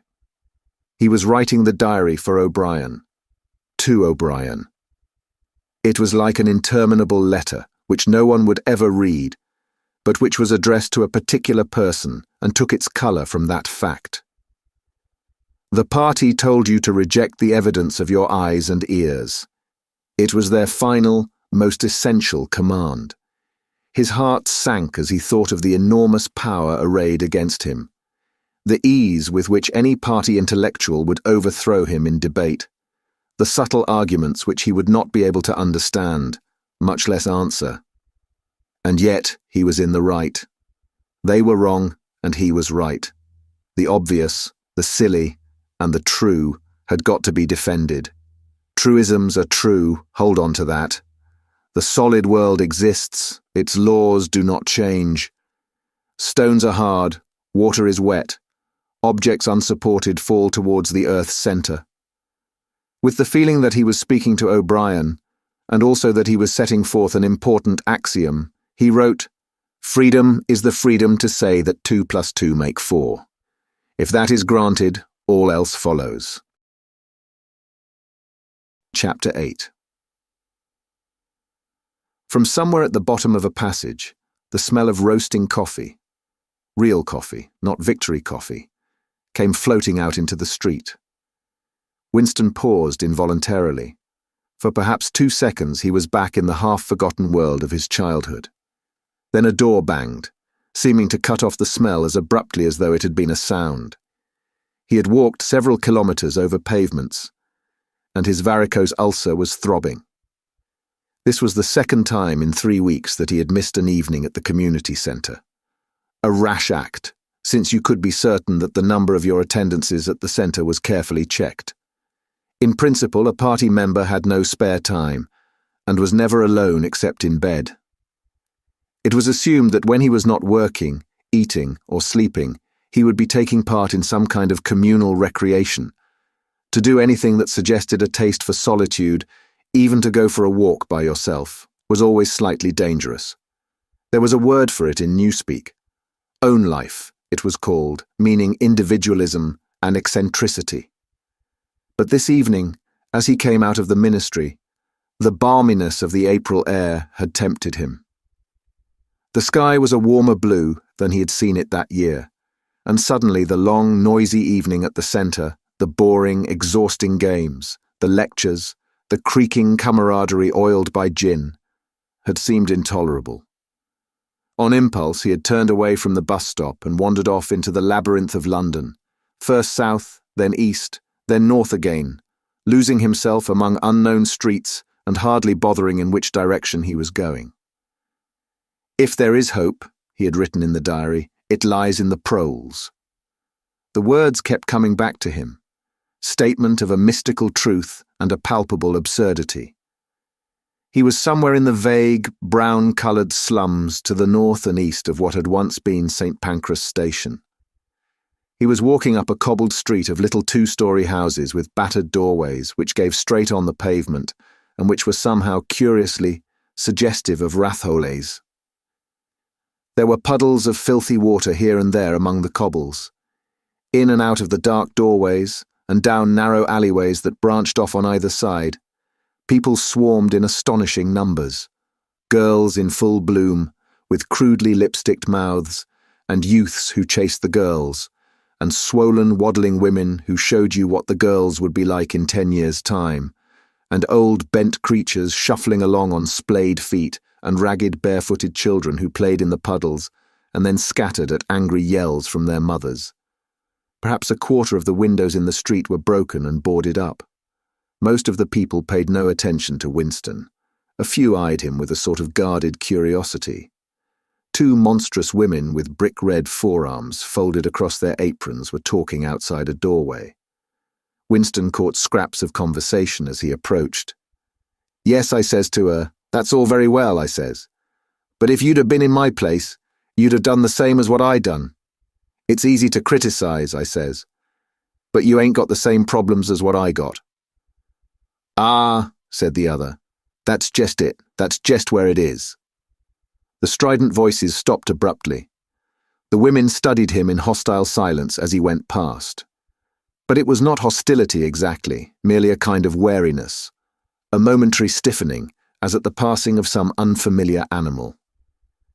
The blue overalls of the party could not be a common sight in a street like this. Indeed, it was unwise to be seen in such places, unless you had definite business there. The patrols might stop you if you happened to run into them. "May I see your papers, comrade? What are you doing here? What time did you leave work? Is this your usual way home?" And so on, and so forth. Not that there was any rule against walking home by an unusual route, but it was enough to draw attention to you if the thought police heard about it. Suddenly the whole street was in commotion. There were yells of warning from all sides. People were shooting into the doorways like rabbits. A young woman leapt out of a doorway a little ahead of Winston, grabbed up a tiny child playing in a puddle, whipped her apron round it, and leapt back again, all in one movement. At the same instant, a man in a concertina-like black suit, who had emerged from a side alley, ran towards Winston, pointing excitedly to the sky. "Steamer," he yelled. "Look out, governor! Bang overhead! Lay down quick!" Steamer was a nickname which, for some reason, the proles applied to rocket bombs. Winston promptly flung himself on his face. The proles were nearly always right when they gave you a warning of this kind. They seemed to possess some kind of instinct, which told them several seconds in advance when a rocket was coming, although the rockets supposedly travelled faster than sound. Winston clasped his forearms above his head. There was a roar that seemed to make the pavement heave. A shower of light objects pattered onto his back. When he stood up, he found that he was covered with fragments of glass from the nearest window. He walked on. The bomb had demolished a group of houses 200 meters up the street. A black plume of smoke hung in the sky, and below it a cloud of plaster dust in which a crowd was already forming around the ruins. There was a little pile of plaster lying on the pavement ahead of him, and in the middle of it he could see a bright red streak. When he got up to it, he saw that it was a human hand severed at the wrist. Apart from the bloody stump, the hand was so completely whitened as to resemble a plaster cast. He kicked the thing into the gutter, and then, to avoid the crowd, turned down a side street to the right. Within 3 or 4 minutes he was out of the area which the bomb had affected, and the sordid, swarming life of the streets was going on as though nothing had happened. It was nearly 20 hours, and the drinking shops which the proles frequented, pubs they called them, were choked with customers. From their grimy swing doors, endlessly opening and shutting, there came forth the smell of urine, sawdust, and sour beer. In an angle formed by a projecting house front, 3 men were standing very close together, the middle one of them holding a folded-up newspaper, which the other 2 were studying over his shoulder. Even before he was near enough to make out the expression on their faces, Winston could see absorption in every line of their bodies. It was obviously some serious piece of news that they were reading. He was a few paces away from them when suddenly the group broke up, and 2 of the men were in violent altercation. For a moment they seemed almost on the point of blows. "Can't you bleeding well listen to what I say? I tell you, no number ending in 7 ain't won for over 14 months. Yes, it has then. No, it has not. Back home I got the whole lot of 'em for over 2 years wrote down on a piece of paper. I takes 'em down regular as the clock. And I tell you, no number ending in 7. Yes, a 7 has won. I could pretty near tell you the bleeding number, 407, it ended in. It were in February, 2nd week in February. February, your grandmother, I got it all down in black and white. And I tell you, no number." "Oh, pack it in," said the 3rd man. They were talking about the lottery. Winston looked back when he had gone 30 meters. They were still arguing, with vivid, passionate faces. The lottery, with its weekly payout of enormous prizes, was the one public event to which the proles paid serious attention. It was probable that there were some millions of proles for whom the lottery was the principal, if not the only reason, for remaining alive. It was their delight, their folly, their anodyne, their intellectual stimulant. Where the lottery was concerned, even people who could barely read and write seemed capable of intricate calculations and staggering feats of memory. There was a whole tribe of men who made a living simply by selling systems, forecasts, and lucky amulets. Winston had nothing to do with the running of the lottery, which was managed by the Ministry of Plenty, but he was aware, indeed everyone in the party was aware, that the prizes were largely imaginary. Only small sums were actually paid out, the winners of the big prizes being non-existent persons. In the absence of any real intercommunication between one part of Oceania and another, this was not difficult to arrange. But if there was hope, it lay in the proles. You had to cling on to that. When you put it in words, it sounded reasonable. It was when you looked at the human beings passing you on the pavement that it became an act of faith. The street into which he had turned ran downhill. He had a feeling that he had been in this neighborhood before, and that there was a main thoroughfare not far away. From somewhere ahead, there came a din of shouting voices. The street took a sharp turn and then ended in a flight of steps which led down into a sunken alley, where a few stall keepers were selling tired-looking vegetables. At this moment, Winston remembered where he was. The alley led out into the main street, and down the next turning, not 5 minutes away, was the junk shop where he had bought the blank book which was now his diary. And in a small stationer's shop not far away, he had bought his pen holder and his bottle of ink. He paused for a moment at the top of the steps. On the opposite side of the alley, there was a dingy little pub, whose windows appeared to be frosted over but in reality were merely coated with dust.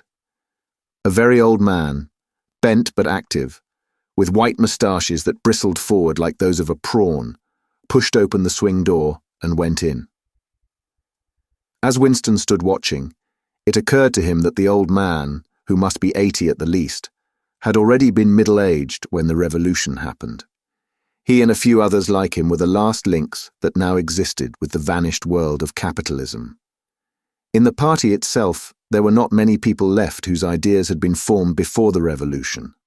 The older generation had mostly been wiped out in the great purges of the 50s and 60s, and the few who survived had long ago been terrified into complete intellectual surrender. If there was anyone still alive who could give you a truthful account of conditions in the early part of the century, it could only be a prole. Suddenly the passage from the history book that he had copied into his diary came back into Winston's mind, and a lunatic impulse took hold of him. He would go into the pub. He would scrape acquaintance with that old man and question him. He would say to him, "Tell me about your life when you were a boy. What was it like in those days? Were things better than they are now, or were they worse?" Hurriedly, lest he should have time to become frightened, he descended the steps and crossed the narrow street. It was madness, of course. As usual, there was no definite rule against talking to proles and frequenting their pubs. But it was far too unusual, an action to pass unnoticed. If the patrols appeared, he might plead an attack of faintness, but it was not likely that they would believe him. He pushed open the door, and a hideous, cheesy smell of sour beer hit him in the face. As he entered, the din of voices dropped to about half its volume. Behind his back, he could feel everyone eyeing his blue overalls. A game of darts, which was going on at the other end of the room, interrupted itself for perhaps as much as 30 seconds.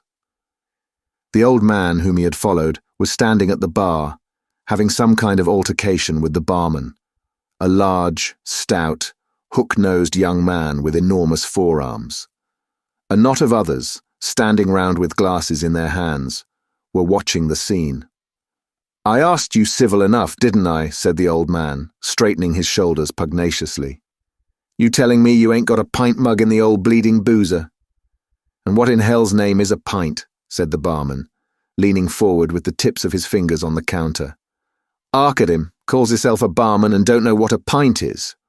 Why, a pint's the half of a quart, and there's 4 quarts to the gallon. Have to teach you the ABC next."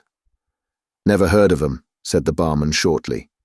"Litre and half litre, that's all we serve. There's the glasses on the shelf in front of you." "I likes a pint," persisted the old man. "You could have drawed me off a pint easy enough. We didn't have these bleeding litres when I was a young man." "When you were a young man, we were all living in the treetops," said the barman, with a glance at the other customers. There was a shout of laughter, and the uneasiness caused by Winston's entry seemed to disappear. The old man's white stubbled face had flushed pink. He turned away, muttering to himself, and bumped into Winston. Winston caught him gently by the arm. "May I offer you a drink?" he said. "You're a gent," said the other, straightening his shoulders again. He appeared not to have noticed Winston's blue overalls. "Pint," he added aggressively to the barman. "Pint of wallop." The barman swished 2 half-litres of dark brown beer into thick glasses which he had rinsed in a bucket under the counter. Beer was the only drink you could get in prole pubs. The proles were supposed not to drink gin, though in practice they could get hold of it easily enough. The game of darts was in full swing again, and the knot of men at the bar had begun talking about lottery tickets. Winston's presence was forgotten for a moment. There was a deal table under the window, where he and the old man could talk without fear of being overheard. It was horribly dangerous, but at any rate there was no telescreen in the room, a point he had made sure of as soon as he came in. "He could have drawed me off a pint," grumbled the old man as he settled down behind a glass. "A half litre ain't enough, it don't satisfy. And a whole litre's too much, it starts my bladder running, let alone the price." "You must have seen great changes since you were a young man," said Winston, tentatively. The old man's pale blue eyes moved from the darts board to the bar, and from the bar to the door of the gents, as though it were in the bar room that he expected the changes to have occurred. The beer was better, he said finally, and cheaper. When I was a young man, mild beer, wallop we used to call it, was 4p a pint. That was before the war, of course. Which war was that? Said Winston. It's all wars, said the old man vaguely. He took up his glass, and his shoulders straightened again. Here's wishing you the very best of health. In his lean throat, the sharp-pointed Adam's apple made a surprisingly rapid up-and-down movement, and the beer vanished. Winston went to the bar and came back with 2 more half-litres. The old man appeared to have forgotten his prejudice against drinking a full litre. You are very much older than I am, said Winston. You must have been a grown man before I was born. You can remember what it was like in the old days, before the revolution. People of my age don't really know anything about those times. We can only read about them in books, and what it says in the books may not be true. I should like your opinion on that. The history books say that life before the revolution was completely different from what it is now. There was the most terrible oppression, injustice, poverty, worse than anything we can imagine. Here in London, the great mass of the people never had enough to eat from birth to death. Half of them hadn't even boots on their feet. They worked 12 hours a day. They left school at 9. They slept 10 in a room. And at the same time, there were a very few people, only a few thousands, the capitalists they were called, who were rich and powerful. They owned everything that there was to own. They lived in great, gorgeous houses with 30 servants. They rode about in motor cars and 4-horse carriages. They drank champagne. They wore top hats. The old man brightened suddenly. Top hats, he said. Funny you should mention 'em. The same thing come into my head only yesterday. I dunno why. I was just thinking. I ain't seen a top hat in years. Gone right out, they have. The last time I wore one was at my sister-in-law's funeral. And that was, well, I couldn't give you the date, but it must have been 50 years ago. Of course, it was only hired for the occasion, you understand. It isn't very important about the top hats, said Winston patiently. The point is, these capitalists, they, and a few lawyers and priests and so forth who lived on them, were the lords of the earth. Everything existed for their benefit. You, the ordinary people, the workers, were their slaves. They could do what they liked with you. They could ship you off to Canada like cattle. They could sleep with your daughters if they chose. They could order you to be flogged with something called a cat o' nine tails. You had to take your cap off when you passed them. Every capitalist went about with a gang of lackeys who— The old man brightened again. Lackeys, he said. Now there's a word I ain't heard since ever so long. Lackeys. That regular takes me back, that does. I recollect. Oh, donkeys years ago. I used to sometimes go to Wide Park of a Sunday afternoon to hear the blokes making speeches. Salvation Army, Roman Catholics, Jews, Indians, all sorts there was. And there was one bloke. Well, I couldn't give you his name, but a real powerful speaker he was. He didn't half give it 'em. Lackeys, he says, lackeys of the bourgeoisie, flunkies of the ruling class. Parasites, that was another of them. And hyenas, he definitely called them hyenas. Of course he was referring to the Labour Party, you understand. Winston had the feeling that they were talking at cross purposes. What I really wanted to know was this, he said. Do you feel that you have more freedom now than you had in those days? Are you treated more like a human being? In the old days, the rich people, the people at the top— The House of Lords, put in the old man reminiscently. The House of Lords, if you like. What I am asking is, were these people able to treat you as an inferior, simply because they were rich and you were poor? Is it a fact, for instance, that you had to call them sir and take off your cap when you passed them?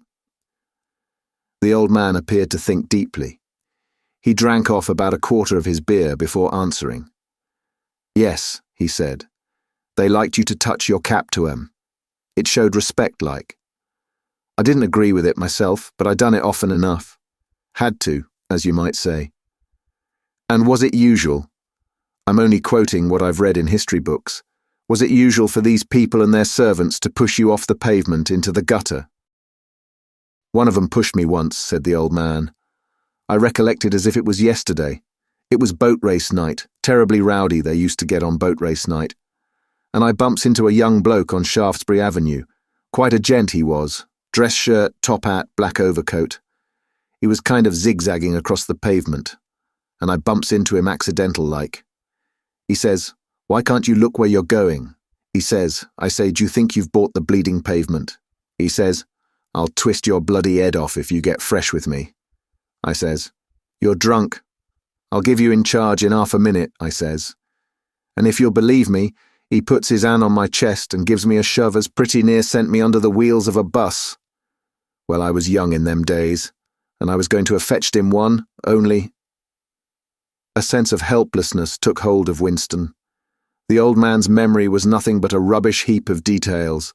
One could question him all day without getting any real information. The party histories might still be true, after a fashion. They might even be completely true. He made a last attempt. "Perhaps I've not made myself clear," he said. "What I'm trying to say is this. You have been alive a very long time. You lived half of your life before the revolution. In 1925, for instance, you were already grown up. Would you say, from what you can remember, that life in 1925 was better than it is now, or worse? If you could choose, would you prefer to live then or now?" The old man looked meditatively at the darts board. He finished up his beer, more slowly than before. When he spoke, it was with a tolerant, philosophical air, as though the beer had mellowed him. "I know what you expect me to say," he said. "You expect me to say as I'd sooner be young again. Most people say they'd sooner be young, if you asked them. You got your health and strength when you're young. When you get to my time of life, you ain't never well. I suffer something wicked from my feet, and my bladder's just terrible. 6 and 7 times a night it has me out of bed. On the other hand, there's great advantages in being an old man. You ain't got the same worries. No truck with women, and that's a great thing. I ain't had a woman for near on 30 a year, if you'd credit it. Nor wanted to, what's more." Winston sat back against the windowsill. It was no use going on. He was about to buy some more beer when the old man suddenly got up and shuffled rapidly into the stinking urinal at the side of the room. The extra half-litre was already working on him. Winston sat for a minute or two gazing at his empty glass, and hardly noticed when his feet carried him out into the street again. Within 20 years at the most, he reflected, the huge and simple question, was life better before the revolution than it is now, would have ceased once and for all to be answerable. But in effect, it was unanswerable even now, since the few scattered survivors from the ancient world were incapable of comparing one age with another. They remembered a million useless things, a quarrel with a workmate, a hunt for a lost bicycle pump, the expression on a long-dead sister's face, the swirls of dust on a windy morning 70 years ago. But all the relevant facts were outside the range of their vision. They were like the ant, which can see small objects but not large ones. And when memory failed, and written records were falsified, when that happened, the claim of the party to have improved the conditions of human life had got to be accepted, because there did not exist, and never again could exist, any standard against which it could be tested. At this moment, his train of thought stopped abruptly. He halted and looked up. He was in a narrow street with a few dark little shops, interspersed among dwelling houses. Immediately above his head there hung 3 discoloured metal balls which looked as if they had once been gilded. He seemed to know the place. Of course. He was standing outside the junk shop where he had bought the diary. A twinge of fear went through him. It had been a sufficiently rash act to buy the book in the beginning, and he had sworn never to come near the place again. And yet the instant that he allowed his thoughts to wander, his feet had brought him back here of their own accord. It was precisely against suicidal impulses of this kind that he had hoped to guard himself by opening the diary. At the same time he noticed that although it was nearly 21 hours, the shop was still open. With the feeling that he would be less conspicuous inside than hanging about on the pavement, he stepped through the doorway. If questioned, he could plausibly say that he was trying to buy razor blades. The proprietor had just lighted a hanging oil lamp, which gave off an unclean but friendly smell. He was a man of perhaps 60, frail and bowed, with a long, benevolent nose, and mild eyes distorted by thick spectacles. His hair was almost white, but his eyebrows were bushy and still black. His spectacles, his gentle, fussy movements, and the fact that he was wearing an aged jacket of black velvet, gave him a vague air of intellectuality, as though he had been some kind of literary man, or perhaps a musician. His voice was soft, as though faded, and his accent less debased than that of the majority of proles. "I recognized you on the pavement," he said immediately. "You're the gentleman that bought the young lady's keepsake album. That was a beautiful bit of paper, that was. Cream-laid, it used to be called. There's been no paper like that made for, I dare say 50 years. He peered at Winston over the top of his spectacles. "Is there anything special I can do for you, or did you just want to look round?" "I was passing," said Winston vaguely. "I just looked in. I don't want anything in particular."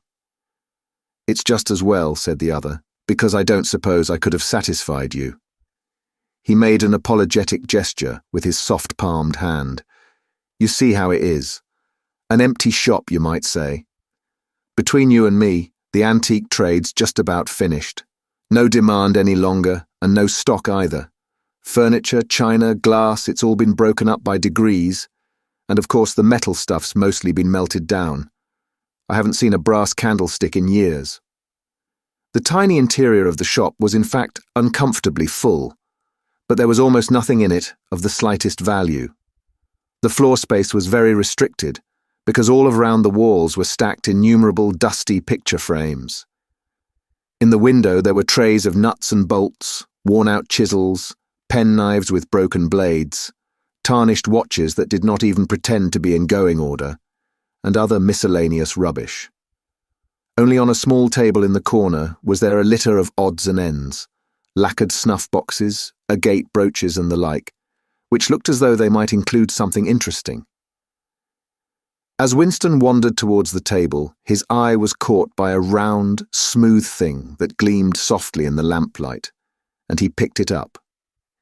It was a heavy lump of glass, curved on one side, flat on the other, making almost a hemisphere. There was a peculiar softness, as of rainwater, in both the colour and the texture of the glass. At the heart of it, magnified by the curved surface, there was a strange, pink, convoluted object that recalled a rose or a sea anemone. "What is it?" said Winston, fascinated. "That's coral, that is," said the old man. "It must have come from the Indian Ocean. They used to kind of embed it in the glass. That wasn't made less than 100 years ago, more by the look of it." "It's a beautiful thing," said Winston. "It is a beautiful thing," said the other, appreciatively. "But there's not many that'd say so nowadays." He coughed. "Now, if it so happened that you wanted to buy it, that'd cost you $4. I can remember when a thing like that would have fetched £8, and £8 was, well, I can't work it out, but it was a lot of money.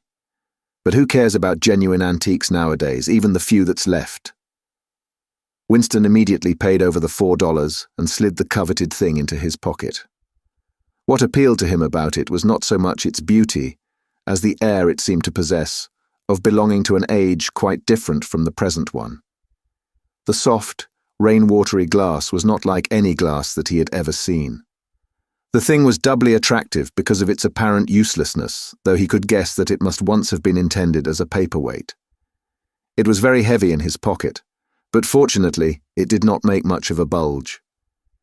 It was a queer thing, even a compromising thing, for a party member to have in his possession. Anything old, and for that matter anything beautiful, was always vaguely suspect.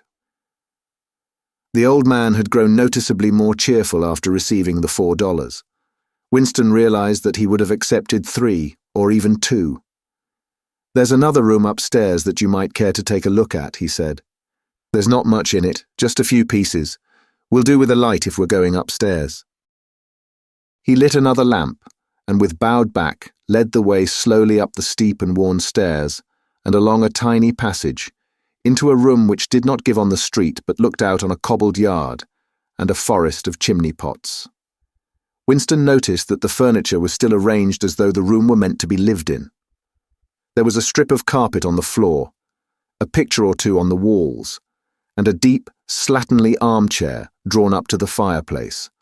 An old-fashioned glass clock with a 12-hour face was ticking away on the mantelpiece. Under the window, and occupying nearly a quarter of the room, was an enormous bed with the mattress still on it. "We lived here till my wife died," said the old man, half apologetically. "I'm selling the furniture off by little and little. Now that's a beautiful mahogany bed. Or at least it would be if you could get the bugs out of it. But I dare say you'd find it a little bit cumbersome." He was holding the lamp high up so as to illuminate the whole room, and in the warm, dim light the place looked curiously inviting. The thought flitted through Winston's mind that it would probably be quite easy to rent the room for a few dollars a week, if he dared to take the risk. It was a wild, impossible notion, to be abandoned as soon as thought of, but the room had awakened in him a sort of nostalgia, a sort of ancestral memory. It seemed to him that he knew exactly what it felt like to sit in a room like this, in an armchair beside an open fire with your feet in the fender and a kettle on the hob. Utterly alone, utterly secure, with nobody watching you, no voice pursuing you, no sound except the singing of the kettle and the friendly ticking of the clock. "There's no telescreen," he could not help murmuring. "Ah," said the old man, "I never had one of those things. Too expensive. And I never seemed to feel the need of it somehow. Now that's a nice gate-leg table in the corner there. Though of course you'd have to put new hinges on it if you wanted to use the flaps." There was a small bookcase in the other corner, and Winston had already gravitated towards it. It contained nothing but rubbish. The hunting down and destruction of books had been done with the same thoroughness in the prole quarters as everywhere else. It was very unlikely that there existed anywhere in Oceania a copy of a book printed earlier than 1960. The old man, still carrying the lamp, was standing in front of a picture in a rosewood frame which hung on the other side of the fireplace, opposite the bed. "Now, if you happen to be interested in old prints at all," he began delicately. Winston came across to examine the picture.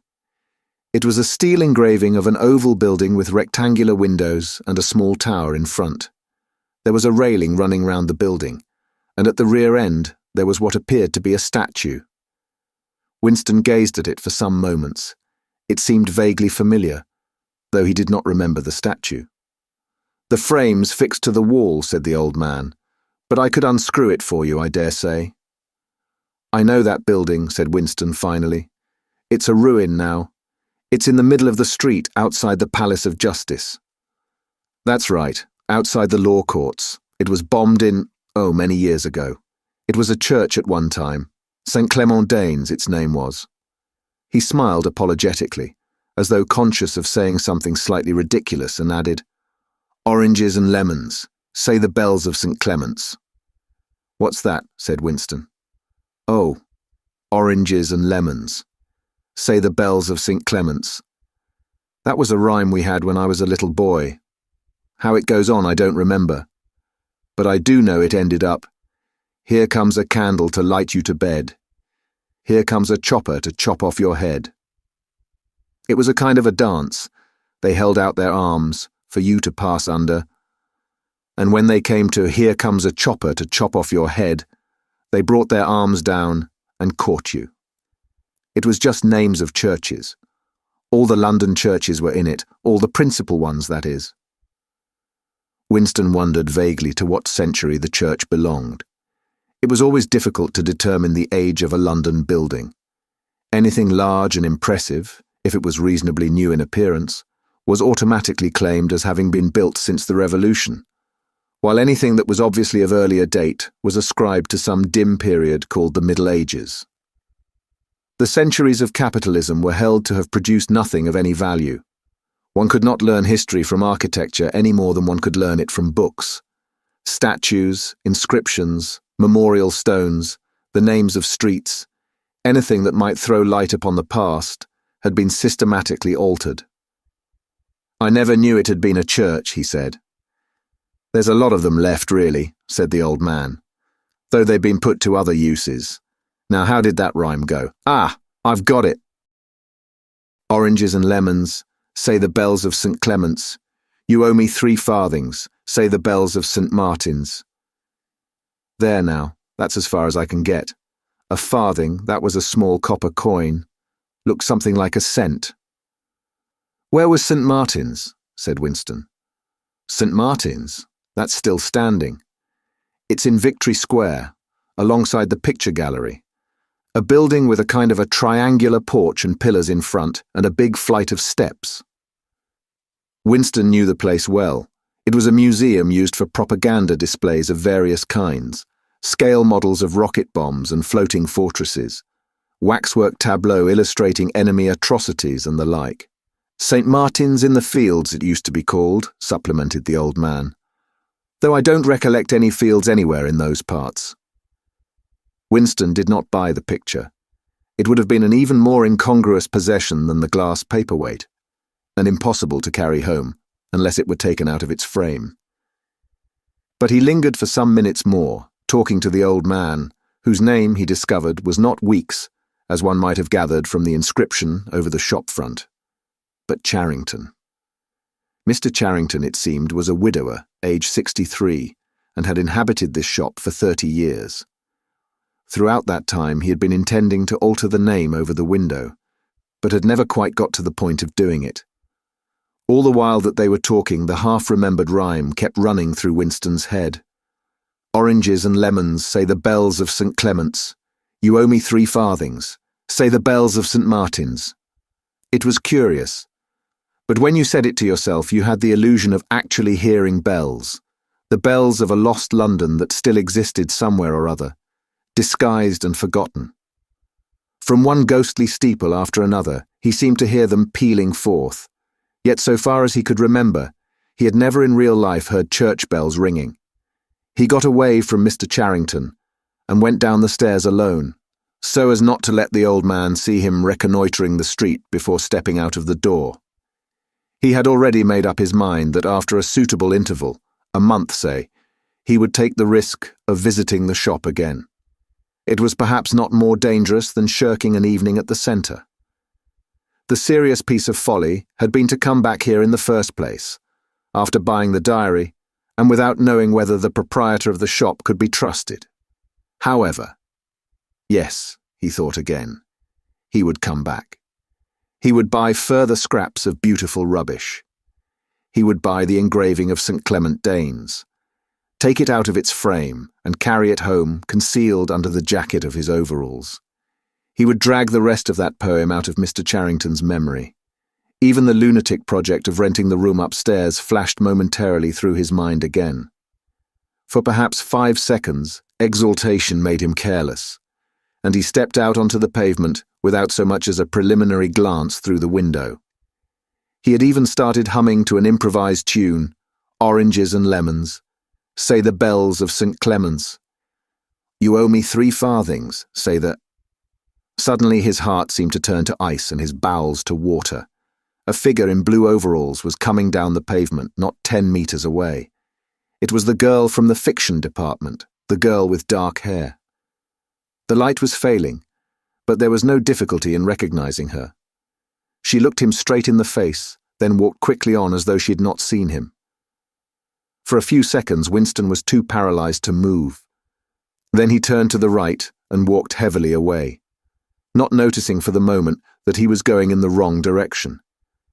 At any rate, one question was settled. There was no doubting any longer that the girl was spying on him.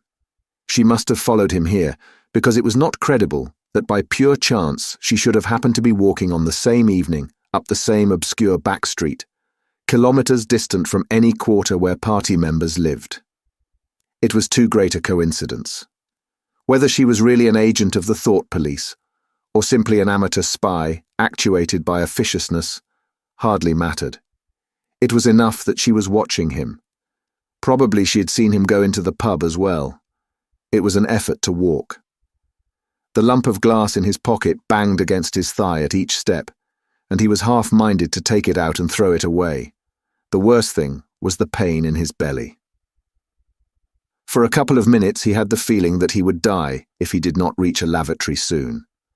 But there would be no public lavatories in a quarter like this. Then the spasm passed, leaving a dull ache behind. The street was a blind alley. Winston halted, stood for several seconds wondering vaguely what to do, then turned round and began to retrace his steps. As he turned, it occurred to him that the girl had only passed him 3 minutes ago, and that by running he could probably catch up with her. He could keep on her track till they were in some quiet place, and then smash her skull in with a cobblestone. The piece of glass in his pocket would be heavy enough for the job, but he abandoned the idea immediately, because even the thought of making any physical effort was unbearable. He could not run. He could not strike a blow. Besides, she was young and lusty and would defend herself. He thought also of hurrying to the community centre and staying there till the place closed, so as to establish a partial alibi for the evening. But that too was impossible. A deadly lassitude had taken hold of him. All he wanted was to get home quickly, and then sit down and be quiet. It was after 22 hours when he got back to the flat. The lights would be switched off at the main at 23:30. He went into the kitchen and swallowed nearly a teacupful of Victory gin.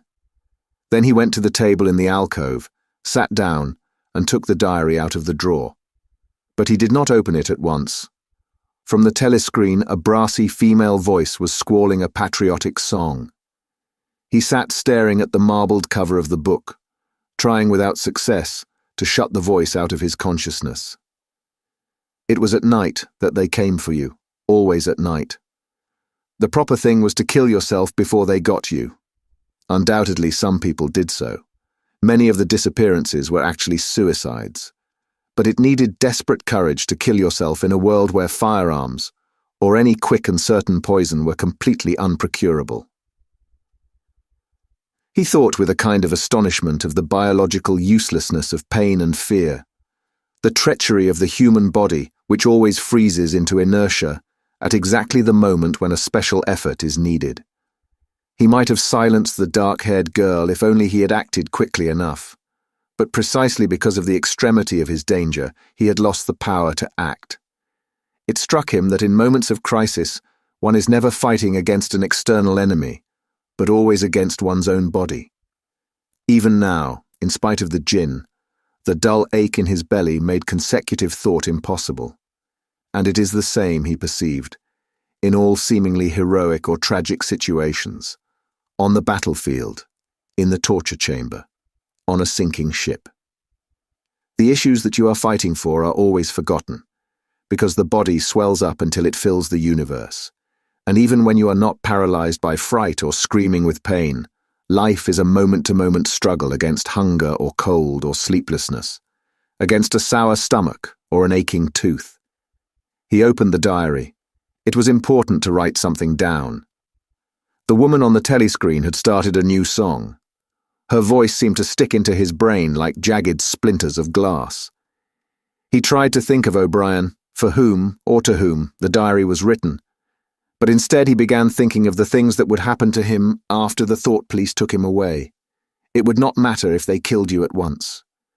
To be killed was what you expected. But before death, nobody spoke of such things, yet everybody knew of them. There was the routine of confession that had to be gone through, the grovelling on the floor and screaming for mercy, the crack of broken bones, the smashed teeth and bloody clots of hair. Why did you have to endure it, since the end was always the same? Why was it not possible to cut a few days or weeks out of your life? Nobody ever escaped detection, and nobody ever failed to confess. When once you had succumbed to thought crime, it was certain that by a given date you would be dead. Why then did that horror, which altered nothing, have to lie embedded in future time? He tried with a little more success than before to summon up the image of O'Brien. "We shall meet in the place where there is no darkness," O'Brien had said to him. He knew what it meant, or thought he knew. The place where there is no darkness was the imagined future, which one would never see, but which, by foreknowledge, one could mystically share in. But with the voice from the telescreen nagging at his ears, he could not follow the train of thought further. He put a cigarette in his mouth. Half the tobacco promptly fell out onto his tongue, a bitter dust which was difficult to spit out again. The face of Big Brother swam into his mind, displacing that of O'Brien. Just as he had done a few days earlier, he slid a coin out of his pocket and looked at it. The face gazed up at him, heavy, calm, protecting.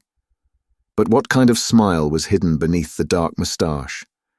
Like a leaden knell, the words came back at him.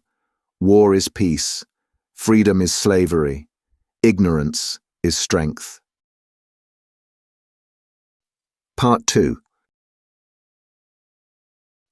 Chapter 1. It was the middle of the morning, and Winston had left the cubicle to go to the lavatory. A solitary figure was coming towards him from the other end of the long, brightly lit corridor. It was the girl with dark hair. 4 days had gone past since the evening when he had run into her outside the junk shop. As she came nearer, he saw that her right arm was in a sling, not noticeable at a distance because it was of the same color as her overalls. Probably she had crushed her hand while swinging round one of the big kaleidoscopes on which the plots of novels were roughed in. It was a common accident in the fiction department. They were perhaps 4 meters apart when the girl stumbled and fell almost flat on her face. A sharp cry of pain was wrung out of her. She must have fallen right on the injured arm. Winston stopped short. The girl had risen to her knees. Her face had turned a milky yellow color against which her mouth stood out redder than ever. Her eyes were fixed on his, with an appealing expression that looked more like fear than pain.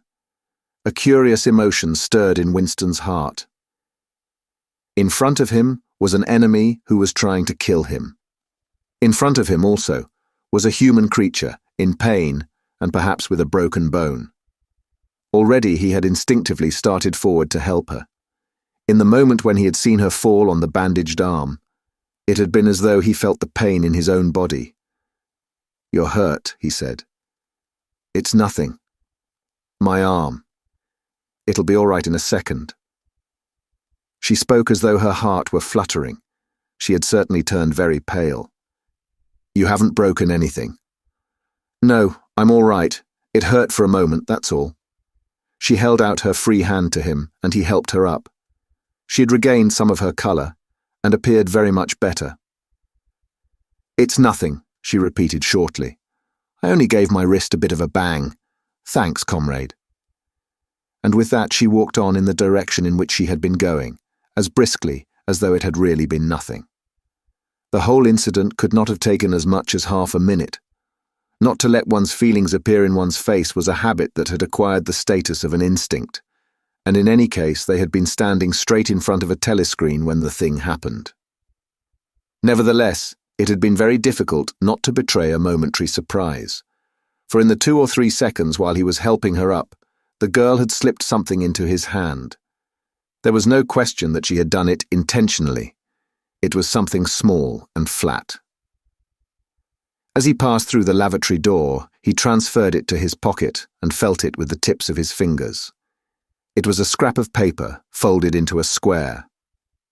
While he stood at the urinal, he managed, with a little more fingering, to get it unfolded. Obviously, there must be a message of some kind written on it. For a moment, he was tempted to take it into one of the water closets and read it at once. But that would be shocking folly, as he well knew. There was no place where you could be more certain that the telescreens were watched continuously. He went back to his cubicle, sat down, threw the fragment of paper casually among the other papers on the desk, put on his spectacles, and hitched the speakwrite towards him. 5 minutes, he told himself, 5 minutes at the very least. His heart bumped in his breast with frightening loudness. Fortunately, the piece of work he was engaged on was mere routine, the rectification of a long list of figures, not needing close attention. Whatever was written on the paper, it must have some kind of political meaning.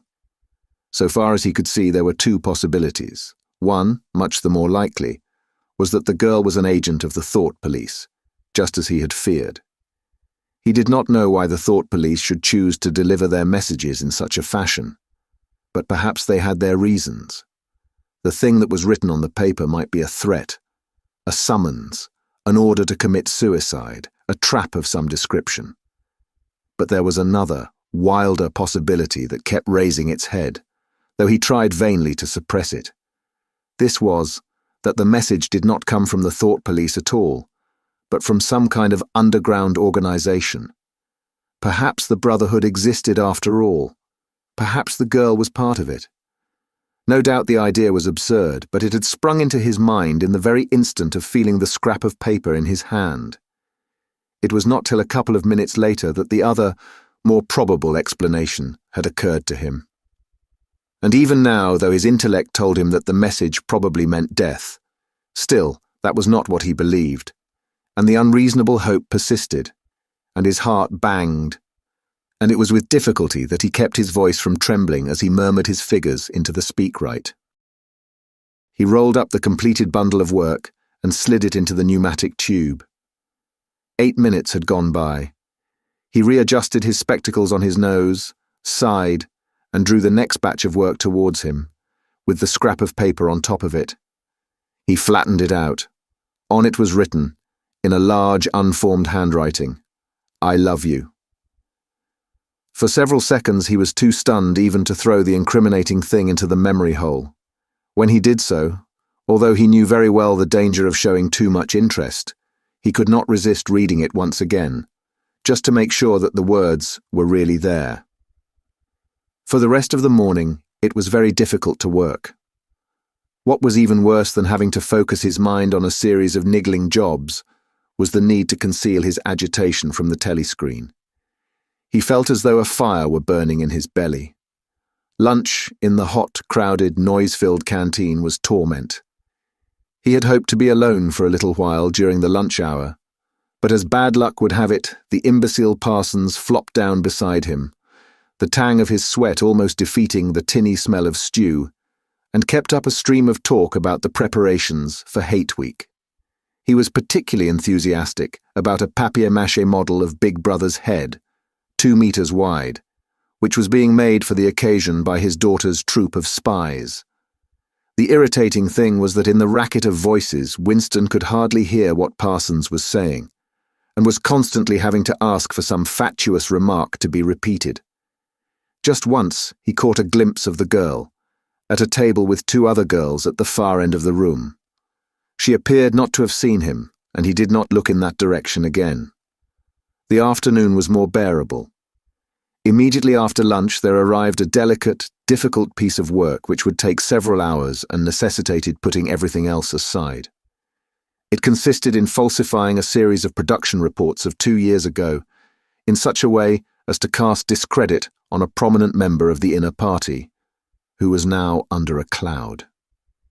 This was the kind of thing that Winston was good at, and for more than 2 hours he succeeded in shutting the girl out of his mind altogether.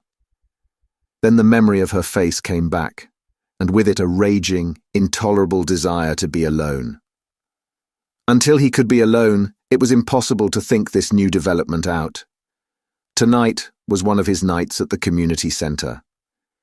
He wolfed another tasteless meal in the canteen, hurried off to the centre, took part in the solemn foolery of a discussion group, played 2 games of table tennis, swallowed several glasses of gin, and sat for half an hour through a lecture entitled Ingsoc in Relation to Chess. His soul writhed with boredom, but for once he had had no impulse to shirk his evening at the centre, at the sight of the words, "I love you." The desire to stay alive had welled up in him, and the taking of minor risks suddenly seemed stupid. It was not till 23 hours, when he was home and in bed, in the darkness, where you were safe even from the telescreen so long as you kept silent, that he was able to think continuously. It was a physical problem that had to be solved: how to get in touch with the girl and arrange a meeting. He did not consider any longer the possibility that she might be laying some kind of trap for him. He knew that it was not so because of her unmistakable agitation when she handed him the note. Obviously, she had been frightened out of her wits, as well she might be. Nor did the idea of refusing her advances even cross his mind.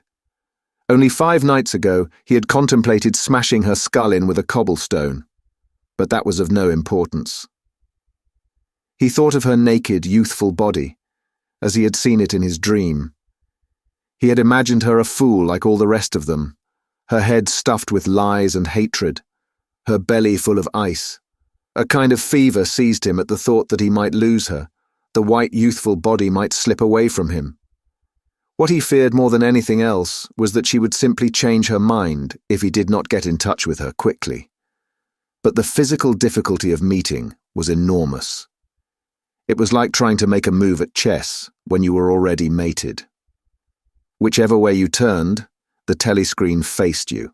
Actually, all the possible ways of communicating with her had occurred to him within 5 minutes of reading the note. But now, with time to think, he went over them one by one, as though laying out a row of instruments on a table. Obviously, the kind of encounter that had happened this morning could not be repeated. If she had worked in the records department, it might have been comparatively simple. But he had only a very dim idea whereabouts in the building the fiction department lay, and he had no pretext for going there. If he had known where she lived, and at what time she left work, he could have contrived to meet her somewhere on her way home, but to try to follow her home was not safe, because it would mean loitering about outside the ministry, which was bound to be noticed. As for sending a letter through the mails, it was out of the question. By a routine that was not even secret, all letters were opened in transit. Actually, few people ever wrote letters.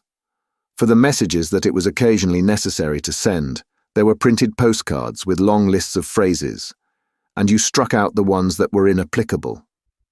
In any case, he did not know the girl's name, let alone her address. Finally, he decided that the safest place was the canteen. If he could get her at a table by herself, somewhere in the middle of the room, not too near the telescreens, and with a sufficient buzz of conversation all round. If these conditions endured for, say, 30 seconds, it might be possible to exchange a few words. For a week after this, life was like a restless dream. On the next day, she did not appear in the canteen until he was leaving it, the whistle having already blown. Presumably she had been changed onto a later shift. They passed each other without a glance.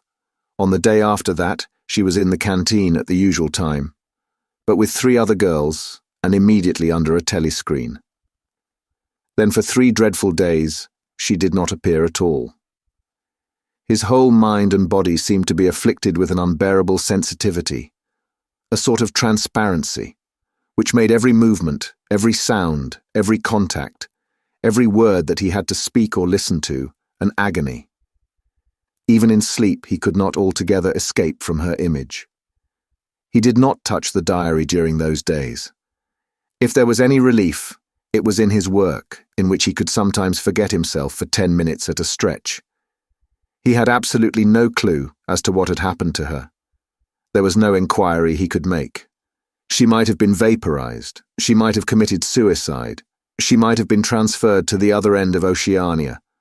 Worst and likeliest of all, she might simply have changed her mind and decided to avoid him. The next day, she reappeared. Her arm was out of the sling and she had a band of sticking plaster round her wrist. The relief of seeing her was so great that he could not resist staring directly at her for several seconds. On the following day, he very nearly succeeded in speaking to her.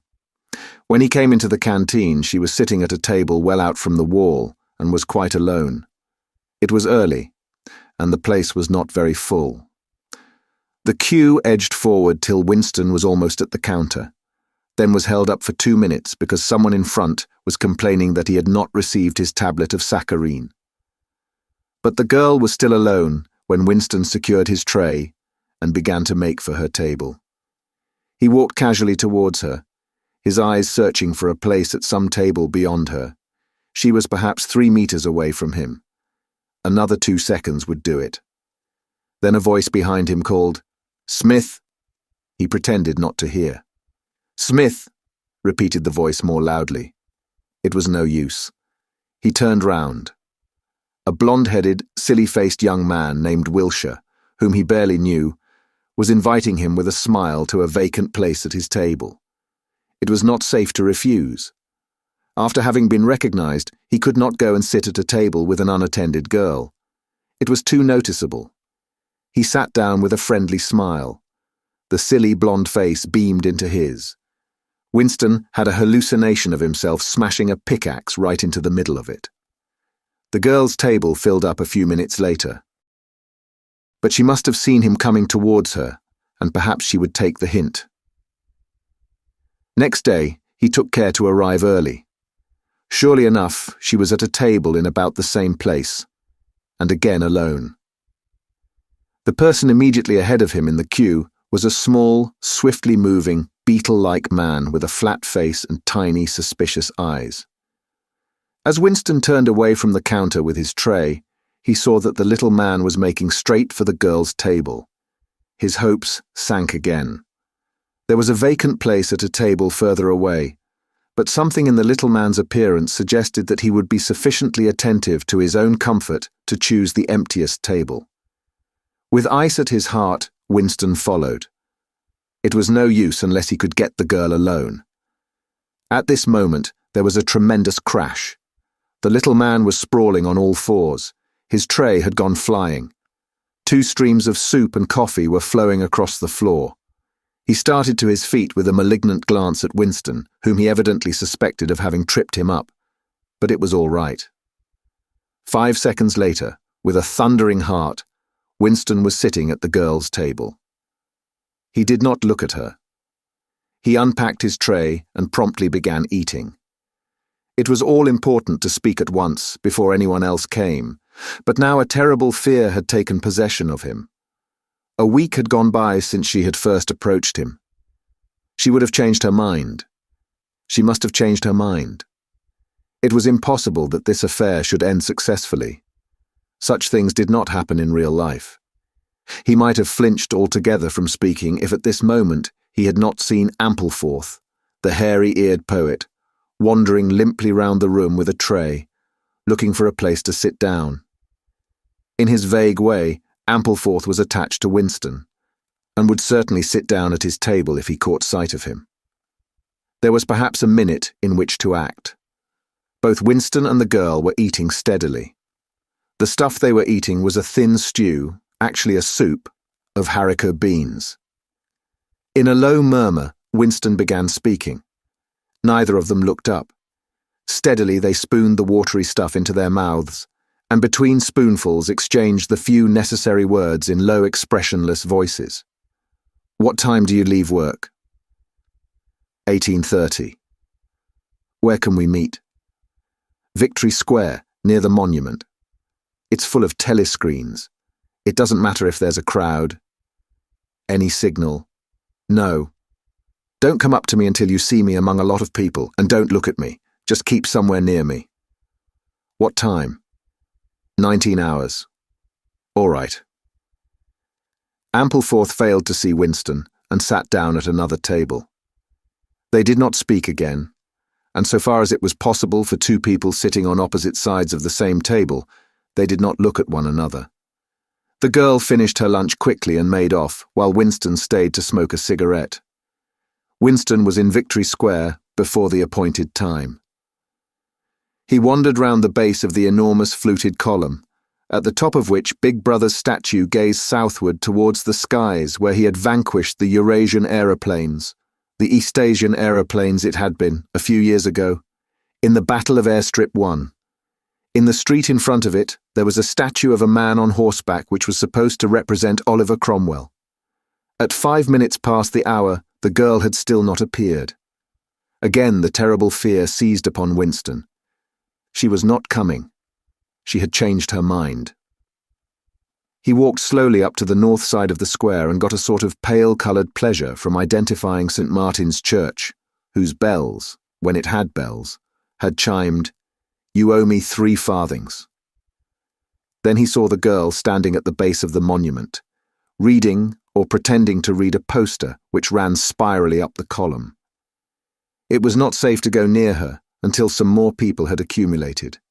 There were telescreens all round the pediment, but at this moment there was a din of shouting and a zoom of heavy vehicles from somewhere to the left. Suddenly everyone seemed to be running across the square. The girl nipped nimbly round the lions at the base of the monument and joined in the rush. Winston followed. As he ran, he gathered from some shouted remarks that a convoy of Eurasian prisoners was passing. Already a dense mass of people was blocking the south side of the square.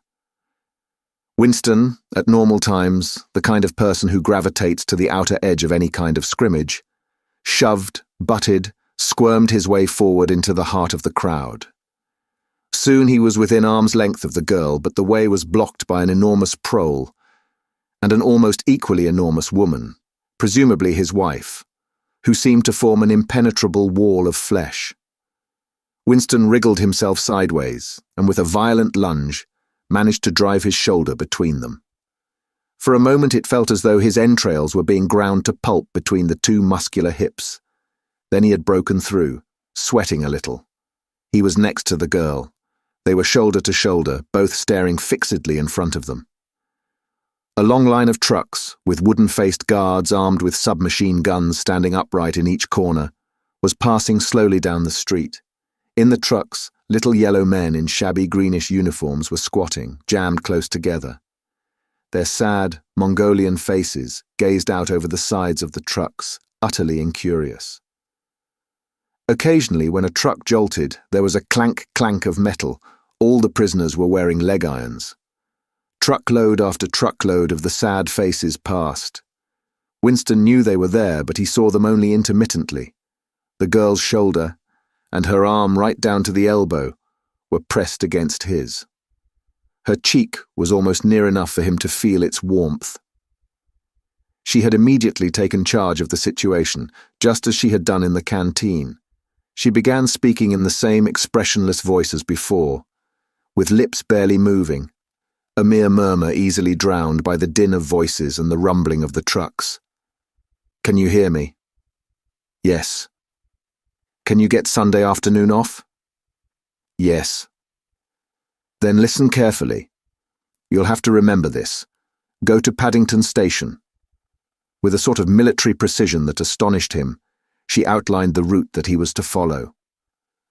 A half-hour railway journey, turn left outside the station, 2 kilometers along the road, a gate with the top bar missing, a path across a field, a grass-grown lane, a track between bushes, a dead tree with moss on it. It was as though she had a map inside her head. "Can you remember all that?" she murmured finally. "Yes. You turn left, then right, then left again, and the gate's got no top bar." "Yes. What time?" "About 15. You may have to wait. I'll get there by another way. Are you sure you remember everything?" "Yes." "Then get away from me as quick as you can." She need not have told him that, but for the moment they could not extricate themselves from the crowd. The trucks were still filing past, the people still insatiably gaping. At the start, there had been a few boos and hisses, but it came only from the party members among the crowd, and had soon stopped. The prevailing emotion was simply curiosity. Foreigners, whether from Eurasia or from Eastasia, were a kind of strange animal. One literally never saw them except in the guise of prisoners, and even as prisoners one never got more than a momentary glimpse of them. Nor did one know what became of them, apart from the few who were hanged as war criminals. The others simply vanished, presumably into forced labor camps. The round Mogul faces had given way to faces of a more European type, dirty, bearded, and exhausted. From over scrubby cheekbones, eyes looked into Winston's, sometimes with strange intensity, and flashed away again. The convoy was drawing to an end.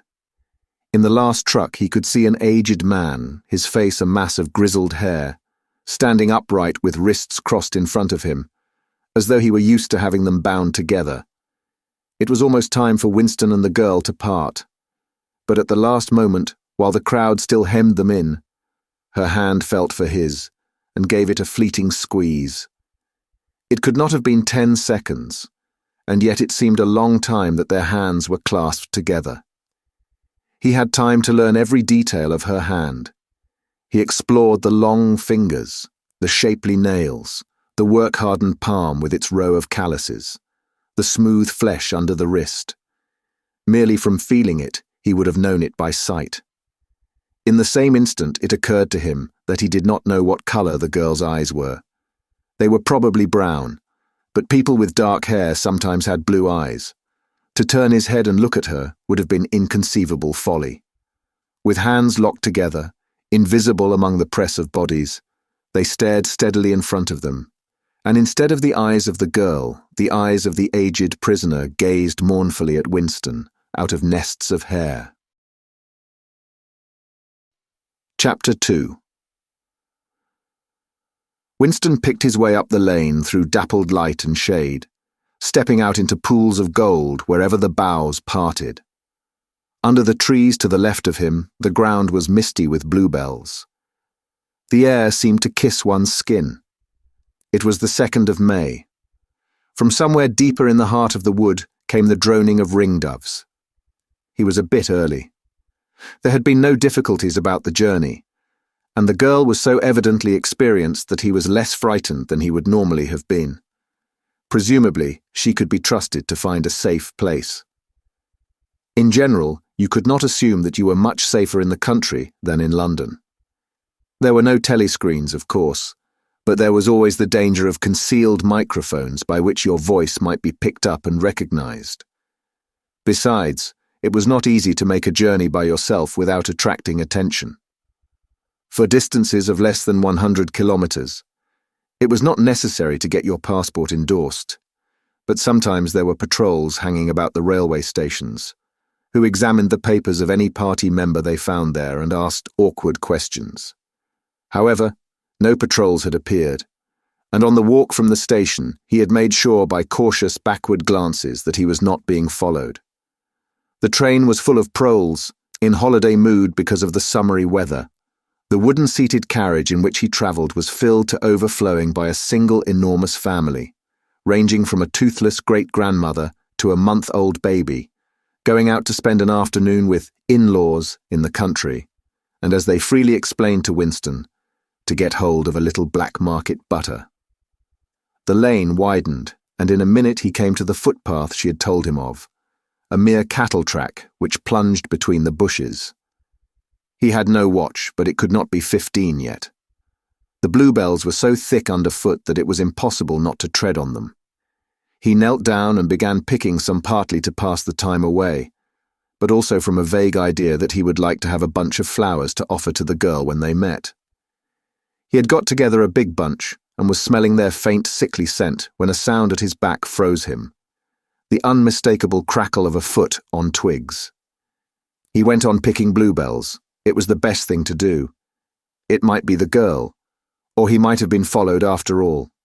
To look round was to show guilt. He picked another and another. A hand fell lightly on his shoulder. He looked up. It was the girl. She shook her head, evidently as a warning that he must keep silent, then parted the bushes and quickly led the way along the narrow track into the wood. Obviously she had been that way before, for she dodged the boggy bits, as though by habit. Winston followed, still clasping his bunch of flowers. His first feeling was relief, but as he watched the strong, slender body moving in front of him, with the scarlet sash that was just tight enough to bring out the curve of her hips, the sense of his own inferiority was heavy upon him. Even now it seemed quite likely that when she turned round and looked at him, she would draw back after all. The sweetness of the air and the greenness of the leaves daunted him. Already on the walk from the station, the May sunshine had made him feel dirty and etiolated, a creature of indoors, with the sooty dust of London in the pores of his skin. It occurred to him that till now she had probably never seen him in broad daylight in the open. They came to the fallen tree that she had spoken of. The girl hopped over and forced apart the bushes, in which there did not seem to be an opening. When Winston followed her, he found that they were in a natural clearing, a tiny grassy knoll surrounded by tall saplings that shut it in completely. The girl stopped and turned. "Here we are," she said. He was facing her at several paces' distance. As yet he did not dare move nearer to her. "I didn't want to say anything in the lane," she went on, "in case there's a mic hidden there. I don't suppose there is, but there could be. There's always the chance of one of those swine recognizing your voice. We're all right here." He still had not the courage to approach her. "We're all right here," he repeated stupidly. "Yes. Look at the trees." They were small ashes, which at some time had been cut down and had sprouted up again into a forest of poles, none of them thicker than one's wrist.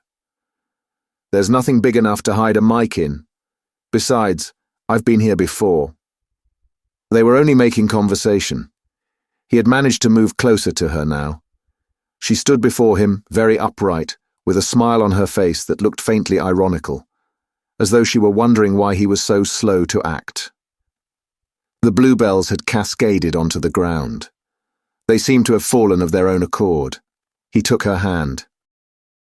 "Would you believe," he said, "that till this moment I didn't know what colour your eyes were?" They were brown, he noted, a rather light shade of brown, with dark lashes. "Now that you've seen what I'm really like, can you still bear to look at me?" "Yes, easily. I'm 39 years old. I've got a wife that I can't get rid of. I've got varicose veins. I've got 5 false teeth." "I couldn't care less," said the girl. The next moment, it was hard to say by whose act, she was in his arms. At the beginning, he had no feeling except sheer incredulity. The youthful body was strained against his own. The mass of dark hair was against his face. And yes, actually she had turned her face up and he was kissing the wide red mouth. She had clasped her arms about his neck. She was calling him darling, precious one, loved one. He had pulled her down onto the ground. She was utterly unresisting. He could do what he liked with her. But the truth was that he had no physical sensation except that of mere contact. All he felt was incredulity and pride. He was glad that this was happening, but he had no physical desire. It was too soon. Her youth and prettiness had frightened him. He was too much used to living without women. He did not know the reason. The girl picked herself up and pulled a bluebell out of her hair. She sat against him, putting her arm round his waist. "Never mind, dear, there's no hurry. We've got the whole afternoon. Isn't this a splendid hideout? I found it when I got lost once on a community hike. If anyone was coming, you could hear them 100 meters away." "What is your name?" said Winston. "Julia. I know yours. It's Winston Smith. How did you find that out?" "I expect I'm better at finding things out than you are, dear. Tell me, what did you think of me before that day I gave you the note?" He did not feel any temptation to tell lies to her. It was even a sort of love offering to start off by telling the worst. "I hated the sight of you," he said. "I wanted to rape you and then murder you afterwards. 2 weeks ago, I thought seriously of smashing your head in with a cobblestone. If you really want to know, I imagined that you had something to do with the thought police." The girl laughed delightedly, evidently taking this as a tribute to the excellence of her disguise. "Not the thought police? You didn't honestly think that?" "Well, perhaps not exactly that. But from your general appearance, merely because you're young and fresh and healthy, you understand, I thought that probably... You thought I was a good party member, pure in word and deed. Banners, processions, slogans, games, community hikes, all that stuff. And you thought that if I had a quarter of a chance, I'd denounce you as a thought criminal and get you killed off." "Yes, something of that kind. A great many young girls are like that, you know." "It's this bloody thing that does it," she said, ripping off the scarlet sash of the Junior Anti-Sex League and flinging it onto a bough. Then, as though touching her waist had reminded her of something, she felt in the pocket of her overalls and produced a small slab of chocolate.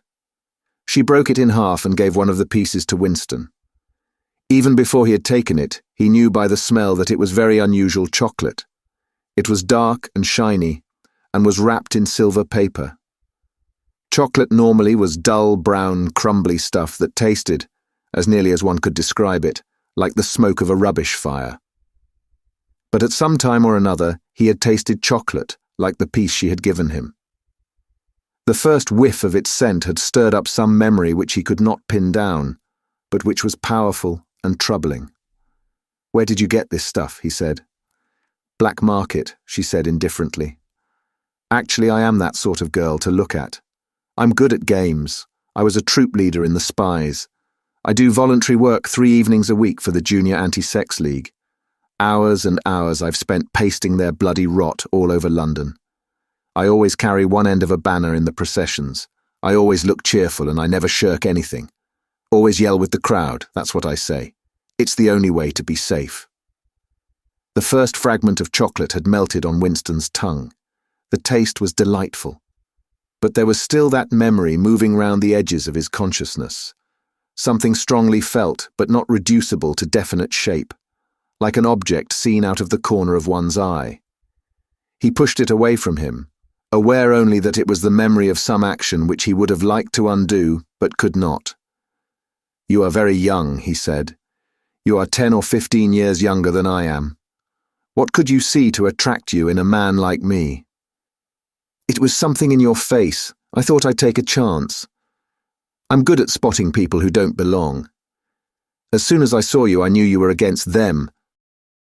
Them, it appeared, meant the party, and above all the inner party, about whom she talked with an open, jeering hatred which made Winston feel uneasy, although he knew that they were safe here, if they could be safe anywhere. A thing that astonished him about her was the coarseness of her language. Party members were supposed not to swear, and Winston himself very seldom did swear, aloud at any rate. Julia, however, seemed unable to mention the party, and especially the inner party, without using the kind of words that you saw chalked up in dripping alleyways. He did not dislike it. It was merely one symptom of her revolt against the party and all its ways, and somehow it seemed natural and healthy, like the sneeze of a horse that smells bad hay.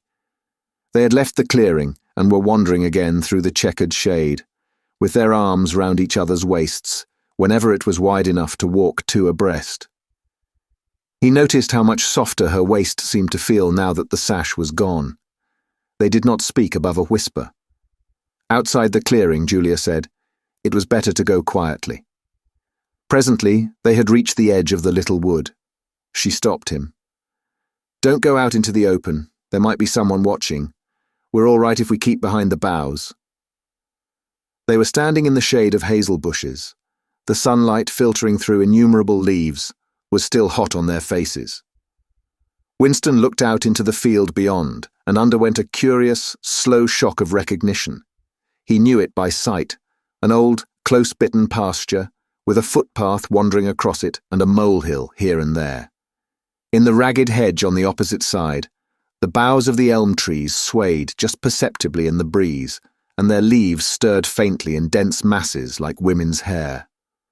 Surely somewhere nearby, but out of sight. There must be a stream with green pools where dace were swimming. "Isn't there a stream somewhere near here?" he whispered. "That's right, there is a stream. It's at the edge of the next field, actually. There are fish in it, great big ones. You can watch them lying in the pools under the willow trees, waving their tails." "It's the golden country, almost," he murmured. "The golden country. It's nothing, really, a landscape I've seen sometimes in a dream." "Look," whispered Julia. A thrush had alighted on a bough not 5 meters away, almost at the level of their faces. Perhaps it had not seen them. It was in the sun, they in the shade.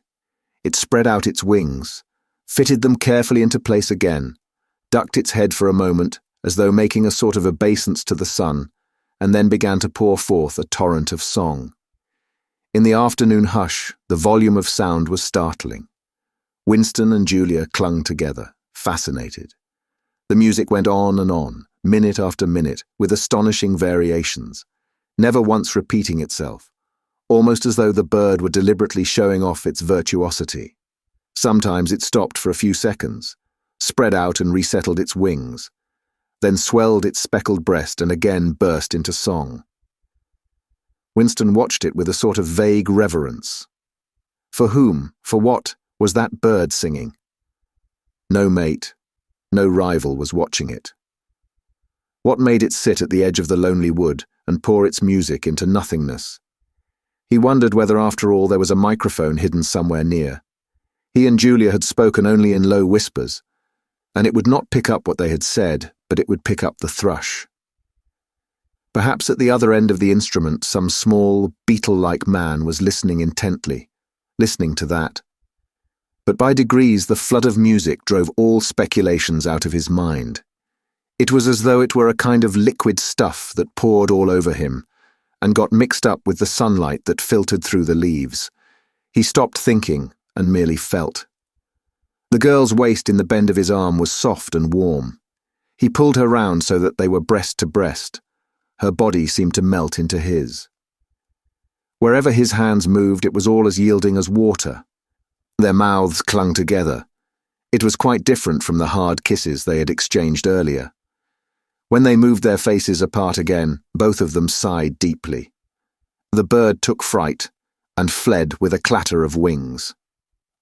Winston put his lips against her ear. "Now," he whispered. "Not here," she whispered back. "Come back to the hideout. It's safer." Quickly, with an occasional crackle of twigs, they threaded their way back to the clearing. When they were once inside the ring of saplings, she turned and faced him. They were both breathing fast, but the smile had reappeared round the corners of her mouth. She stood looking at him for an instant, then felt at the zipper of her overalls. And yes, it was almost as in his dream. Almost as swiftly as he had imagined it, she had torn her clothes off, and when she flung them aside, it was with that same magnificent gesture by which a whole civilization seemed to be annihilated. Her body gleamed white in the sun. But for a moment, he did not look at her body. His eyes were anchored by the freckled face with its faint, bold smile. He knelt down before her and took her hands in his. "Have you done this before?" "Of course, hundreds of times. Well, scores of times anyway." "With party members?" "Yes, always with party members." "With members of the inner party?" "Not with those swine, no. But there's plenty that would if they got half a chance. They're not so holy as they make out." His heart leapt. Scores of times she had done it. He wished it had been hundreds, thousands. Anything that hinted at corruption always filled him with a wild hope. Who knew? Perhaps the party was rotten under the surface, its cult of strenuousness and self-denial simply a sham concealing iniquity. If he could have infected the whole lot of them with leprosy or syphilis, how gladly he would have done so. Anything to rot, to weaken, to undermine. He pulled her down so that they were kneeling face to face. "Listen. The more men you've had, the more I love you. Do you understand that?" "Yes, perfectly. I hate purity, I hate goodness. I don't want any virtue to exist anywhere. I want everyone to be corrupt to the bones." "Well then, I ought to suit you, dear. I'm corrupt to the bones. You like doing this. I don't mean simply me, I mean the thing in itself. I adore it." That was above all what he wanted to hear. Not merely the love of one person, but the animal instinct, the simple, undifferentiated desire. That was the force that would tear the party to pieces. He pressed her down upon the grass, among the fallen bluebells. This time there was no difficulty. Presently the rising and falling of their breasts slowed to normal speed, and in a sort of pleasant helplessness, they fell apart. The sun seemed to have grown hotter. They were both sleepy. He reached out for the discarded overalls and pulled them partly over her. Almost immediately they fell asleep, and slept for about half an hour. Winston woke first. He sat up and watched the freckled face, still peacefully asleep, pillowed on the palm of her hand. Except for her mouth, you could not call her beautiful. There was a line or two round the eyes, if you looked closely. The short dark hair was extraordinarily thick and soft. It occurred to him that he still did not know her surname or where she lived. The young, strong body, now helpless in sleep, awoke in him a pitying, protecting feeling. But the mindless tenderness that he had felt under the hazel tree, while the thrush was singing, had not quite come back. He pulled the overalls aside and studied her smooth white flank. In the old days, he thought, a man looked at a girl's body and saw that it was desirable, and that was the end of the story. But you could not have pure love or pure lust nowadays. No emotion was pure, because everything was mixed up with fear and hatred. Their embrace had been a battle, the climax, a victory. It was a blow struck against the party. It was a political act. Chapter 3. "We can come here once again," said Julia. "It's generally safe to use any hideout twice, but not for another month or two, of course." As soon as she woke up, her demeanor had changed. She became alert and businesslike, put her clothes on, knotted the scarlet sash about her waist, and began arranging the details of the journey home. It seemed natural to leave this to her. She obviously had a practical cunning which Winston lacked, and she seemed also to have an exhaustive knowledge of the countryside round London, stored away from innumerable community hikes. The route she gave him was quite different from the one by which he had come and brought him out at a different railway station. "Never go home the same way as you went out," she said, as though enunciating an important general principle. She would leave first, and Winston was to wait half an hour before following her. She had named a place where they could meet after work, 4 evenings hence. It was a street in one of the poorer quarters, where there was an open market which was generally crowded and noisy. She would be hanging about among the stalls, pretending to be in search of shoelaces or sewing thread. If she judged that the coast was clear, she would blow her nose when he approached. Otherwise, he was to walk past her without recognition. But with luck, in the middle of the crowd, it would be safe to talk for a quarter of an hour and arrange another meeting. "And now I must go," she said, as soon as he had mastered his instructions. "I'm due back at 19:30. I've got to put in 2 hours for the Junior Anti-Sex League, handing out leaflets or something. Isn't it bloody? Give me a brush down, would you? Have I got any twigs in my hair? Are you sure? Then goodbye, my love, goodbye." She flung herself into his arms, kissed him almost violently, and a moment later pushed her way through the saplings and disappeared into the wood with very little noise. Even now, he had not found out her surname or her address. However, it made no difference, for it was inconceivable that they could ever meet indoors or exchange any kind of written communication. As it happened, they never went back to the clearing in the wood. During the month of May, there was only one further occasion on which they actually succeeded in making love. That was in another hiding place known to Julia, the belfry of a ruinous church in an almost deserted stretch of country where an atomic bomb had fallen 30 years earlier. It was a good hiding place when once you got there, but the getting there was very dangerous. For the rest, they could meet only in the streets, in a different place every evening, and never for more than half an hour at a time. In the street, it was usually possible to talk, after a fashion. As they drifted down the crowded pavements, not quite abreast and never looking at one another, they carried on a curious, intermittent conversation which flicked on and off like the beams of a lighthouse, suddenly nipped into silence by the approach of a party uniform or the proximity of a telescreen, then taken up again minutes later in the middle of a sentence, then abruptly cut short as they parted at the agreed spot, then continued almost without introduction on the following day. Julia appeared to be quite used to this kind of conversation, which she called talking by installments. She was also surprisingly adept at speaking without moving her lips. Just once, in almost a month of nightly meetings, they managed to exchange a kiss. They were passing in silence down a side street. Julia would never speak when they were away from the main streets. When there was a deafening roar, the earth heaved and the air darkened, and Winston found himself lying on his side, bruised and terrified. A rocket bomb must have dropped quite near at hand. Suddenly he became aware of Julia's face a few centimeters from his own, deathly white as chalk. Even her lips were white. She was dead. He clasped her against him and found that he was kissing a live, warm face. But there was some powdery stuff that got in the way of his lips. Both of their faces were thickly coated with plaster. There were evenings when they reached their rendezvous and then had to walk past one another without a sign, because a patrol had just come round the corner or a helicopter was hovering overhead. Even if it had been less dangerous, it would still have been difficult to find time to meet.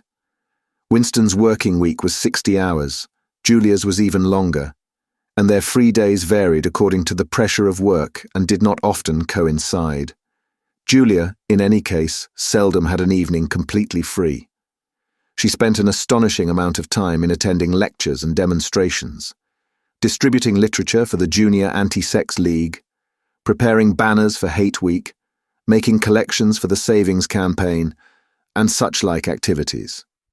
It paid, she said. It was camouflage. If you kept the small rules, you could break the big ones. She even induced Winston to mortgage yet another of his evenings by enrolling himself for the part-time munition work which was done voluntarily by zealous party members. So one evening every week, Winston spent 4 hours of paralyzing boredom, screwing together small bits of metal which were probably parts of bomb fuses, in a drafty, ill-lit workshop where the knocking of hammers mingled drearily with the music of the telescreens. When they met in the church tower, the gaps in their fragmentary conversation were filled up. It was a blazing afternoon. The air in the little square chamber above the bells was hot and stagnant, and smelt overpoweringly of pigeon dung. They sat talking for hours on the dusty, twig-littered floor, one or other of them getting up from time to time to cast a glance through the arrow slits and make sure that no one was coming. Julia was 26 years old. She lived in a hostel with 30 other girls. Always in the stink of women. How I hate women, she said parenthetically. And she worked, as he had guessed, on the novel-writing machines in the fiction department. She enjoyed her work, which consisted chiefly in running and servicing a powerful but tricky electric motor. She was not clever, but was fond of using her hands and felt at home with machinery. She could describe the whole process of composing a novel, from the general directive issued by the planning committee down to the final touching up by the rewrite squad. But she was not interested in the finished product. She didn't much care for reading, she said. Books were just a commodity that had to be produced, like jam or bootlaces. She had no memories of anything before the early 60s, and the only person she'd ever known who talked frequently of the days before the revolution was a grandfather who had disappeared when she was 8. At school, she'd been captain of the hockey team and had won the gymnastics trophy 2 years running. She had been a troop leader in the Spies and a branch secretary in the Youth League before joining the Junior Anti-Sex League. She had always borne an excellent character. She had even, an infallible mark of good reputation, been picked out to work in Pornosec, the subsection of the fiction department which turned out cheap pornography for distribution among the proles. It was nicknamed Muck House by the people who worked in it, she remarked. There she had remained for a year, helping to produce booklets in sealed packets with titles like Spanking Stories or One Night in a Girls' School, to be bought furtively by proletarian youths who were under the impression that they were buying something illegal. "What are these books like?" said Winston curiously. "Oh, ghastly rubbish. They're boring, really. They only have 6 plots, but they swap them round a bit. Of course, I was only on the kaleidoscopes. I was never in the rewrite squad. I'm not literary, dear, not even enough for that."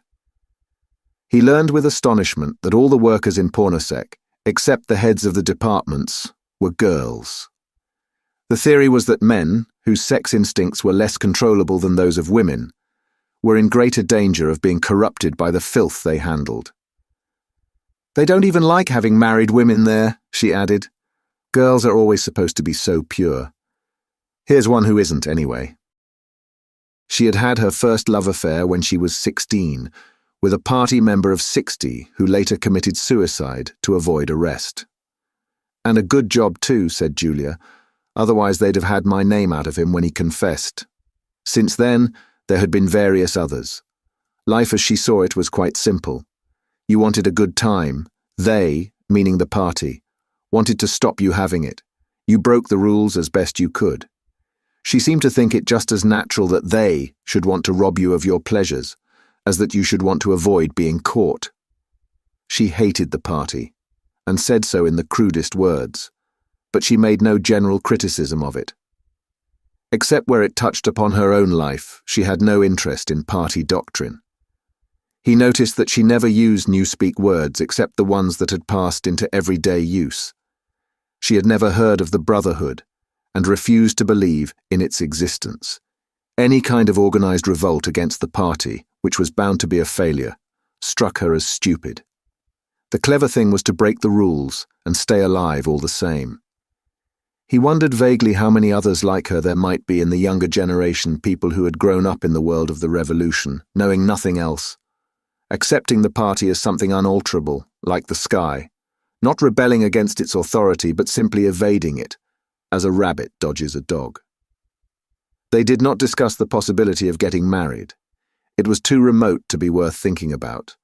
No imaginable committee would ever sanction such a marriage, even if Catherine, Winston's wife, could somehow have been got rid of.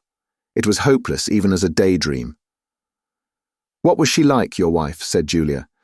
"She was, do you know the newspeak word good thinkful? Meaning naturally orthodox, incapable of thinking a bad thought?" "No, I didn't know the word, but I know the kind of person, right enough."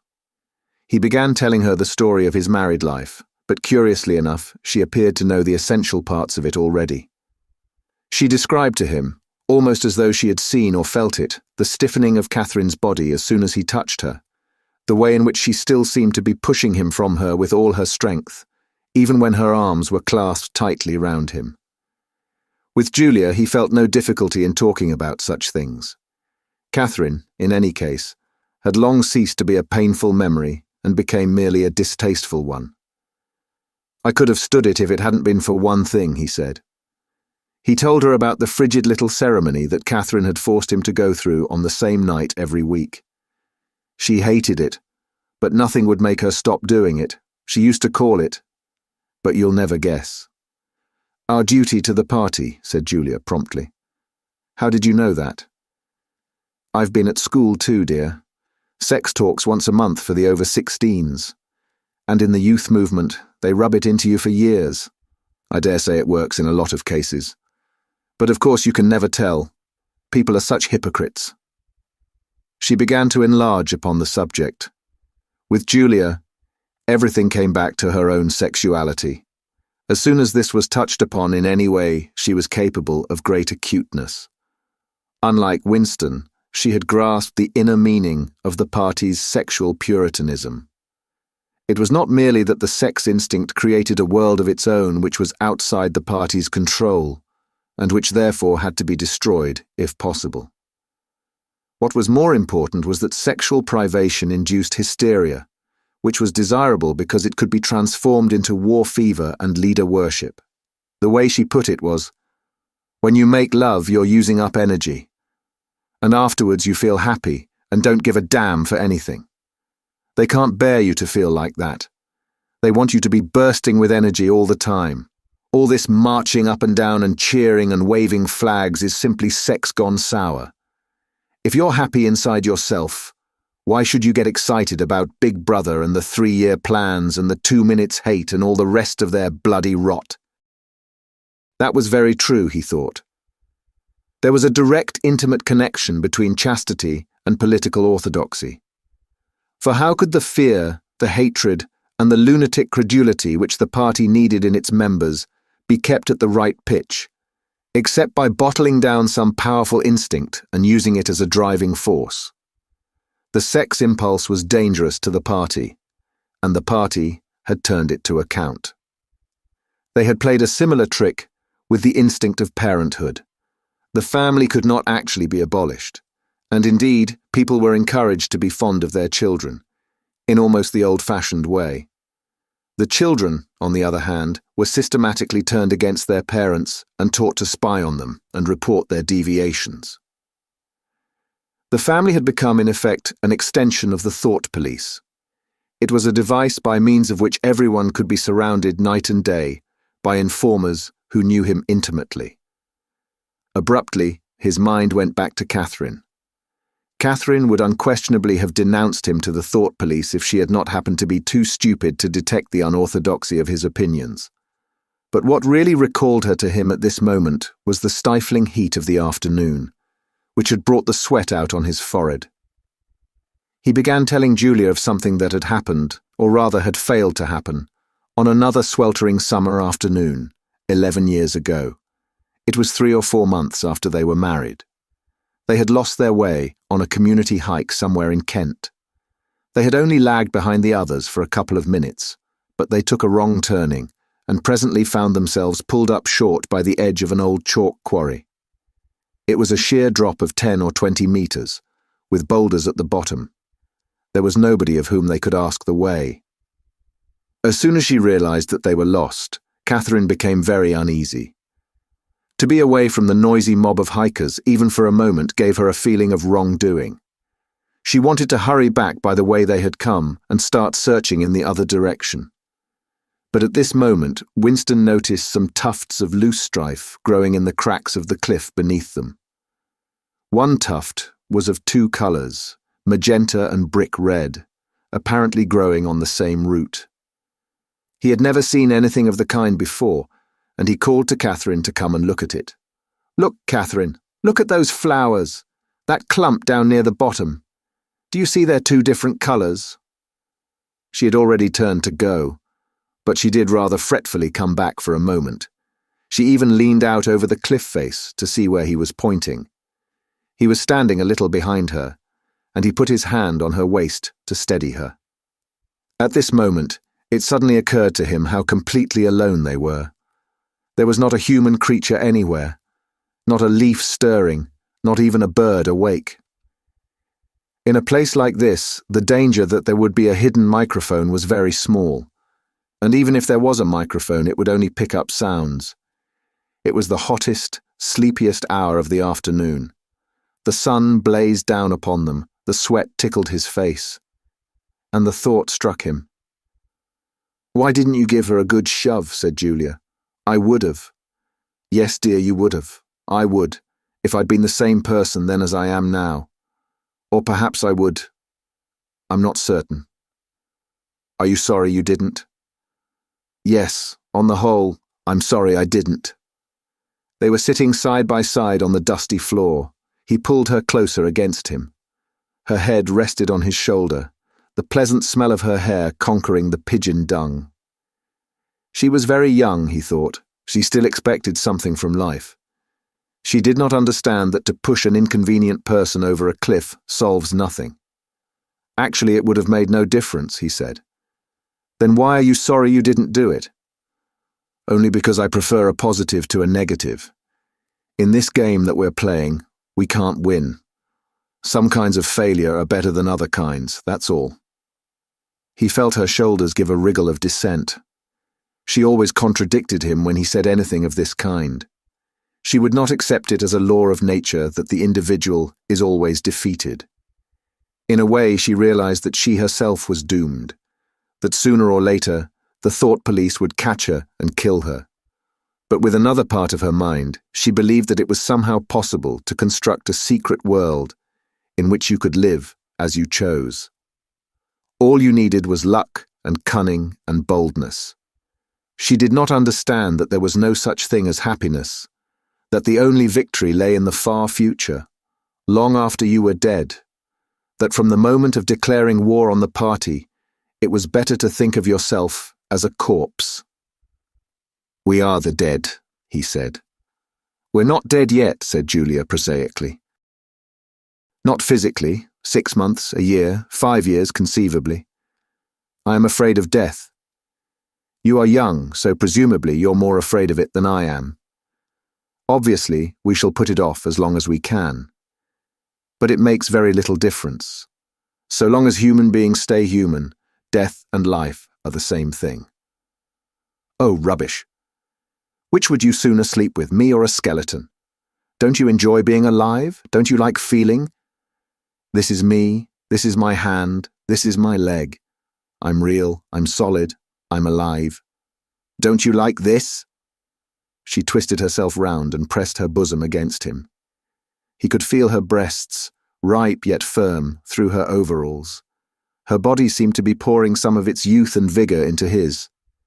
Yes, I like that, he said. Then stop talking about dying. And now listen, dear. We've got to fix up about the next time we meet. We may as well go back to the place in the wood. We've given it a good long rest. But you must get there by a different way this time. I've got it all planned out. You take the train, but look, I'll draw it out for you. And in her practical way she scraped together a small square of dust, and with a twig from a pigeon's nest began drawing a map on the floor. Chapter 4. Winston looked round the shabby little room above Mr. Charrington's shop. Beside the window the enormous bed was made up, with ragged blankets and a coverless bolster. The old-fashioned clock with the 12-hour face was ticking away on the mantelpiece. In the corner, on the gate-leg table, the glass paperweight which he had bought on his last visit gleamed softly out of the half-darkness. In the fender was a battered tin oil stove, a saucepan, and 2 cups, provided by Mr. Charrington. Winston lit the burner and set a pan of water to boil.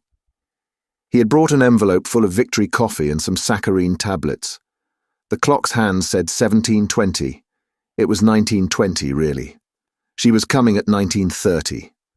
Folly, folly, his heart kept saying. Conscious, gratuitous, suicidal folly. Of all the crimes that a party member could commit, this one was the least possible to conceal. Actually, the idea had first floated into his head in the form of a vision, of the glass paperweight mirrored by the surface of the gate-leg table. As he had foreseen, Mr. Charrington had made no difficulty about letting the room. He was obviously glad of the few dollars that it would bring him. Nor did he seem shocked or become offensively knowing when it was made clear that Winston wanted the room for the purpose of a love affair. Instead, he looked into the middle distance and spoke in generalities, with so delicate an air as to give the impression that he had become partly invisible. Privacy, he said, was a very valuable thing. Everyone wanted a place where they could be alone occasionally, and when they had such a place, it was only common courtesy in anyone else who knew of it to keep his knowledge to himself. He even, seeming almost to fade out of existence as he did so, added that there were 2 entries to the house, one of them through the backyard, which gave on an alley. Under the window, somebody was singing. Winston peeped out, secure in the protection of the muslin curtain. The June sun was still high in the sky, and in the sun-filled court below, a monstrous woman, solid as a Norman pillar, with brawny red forearms and a sacking apron strapped about her middle, was stumping to and fro between a wash-tub and a clothesline, pegging out a series of square white things which Winston recognized as babies' diapers. Whenever her mouth was not corked with clothes pegs, she was singing in a powerful contralto. It was only an opeless fancy. It passed like an April dye, but a look and a word, and the dreams they stirred. They have stolen my art away. The tune had been haunting London for weeks past. It was one of countless similar songs published for the benefit of the proles by a subsection of the music department. The words of these songs were composed without any human intervention whatever, on an instrument known as a versificator. But the woman sang so tunefully as to turn the dreadful rubbish into an almost pleasant sound. He could hear the woman singing and the scrape of her shoes on the flagstones, and the cries of the children in the street, and somewhere in the far distance a faint roar of traffic. And yet the room seemed curiously silent, thanks to the absence of a telescreen. Folly, folly, folly, he thought again. It was inconceivable that they could frequent this place for more than a few weeks without being caught. But the temptation of having a hiding place that was truly their own, indoors and near at hand, had been too much for both of them. For some time after their visit to the church belfry, it had been impossible to arrange meetings. Working hours had been drastically increased in anticipation of Hate Week. It was more than a month distant, but the enormous complex preparations that it entailed were throwing extra work onto everybody. Finally, both of them managed to secure a free afternoon on the same day. They had agreed to go back to the clearing in the wood. On the evening beforehand, they met briefly in the street. As usual, Winston hardly looked at Julia as they drifted towards one another in the crowd, but from the short glance he gave her, it seemed to him that she was paler than usual. "It's all off," she murmured, as soon as she judged it safe to speak. "Tomorrow, I mean." "What?" "Tomorrow afternoon. I can't come." "Why not?" "Oh, the usual reason. It started early this time." For a moment, he was violently angry. During the month that he had known her, the nature of his desire for her had changed. At the beginning, there had been little true sensuality in it. Their first lovemaking had been simply an act of the will, but after the second time it was different. The smell of her hair, the taste of her mouth, the feeling of her skin seemed to have got inside him, or into the air all round him. She had become a physical necessity, something that he not only wanted, but felt that he had a right to. When she said that she could not come, he had the feeling that she was cheating him. But just at this moment, the crowd pressed them together, and their hands accidentally met. She gave the tips of his fingers a quick squeeze that seemed to invite not desire but affection. It struck him that when one lived with a woman, this particular disappointment must be a normal, recurring event, and a deep tenderness, such as he had not felt for her before, suddenly took hold of him. He wished that they were a married couple of 10 years standing. He wished that he were walking through the streets with her just as they were doing now, but openly and without fear, talking of trivialities and buying odds and ends for the household. He wished above all that they had some place where they could be alone together, without feeling the obligation to make love every time they met. It was not actually at that moment, but at some time on the following day, that the idea of renting Mr. Charrington's room had occurred to him. When he suggested it to Julia, she had agreed with unexpected readiness. Both of them knew that it was lunacy.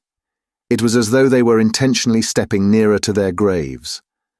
As he sat waiting on the edge of the bed, he thought again of the cellars of the Ministry of Love. It was curious how that predestined horror moved in and out of one's consciousness. There it lay, fixed in future times, preceding death, as surely as 99 precedes 100.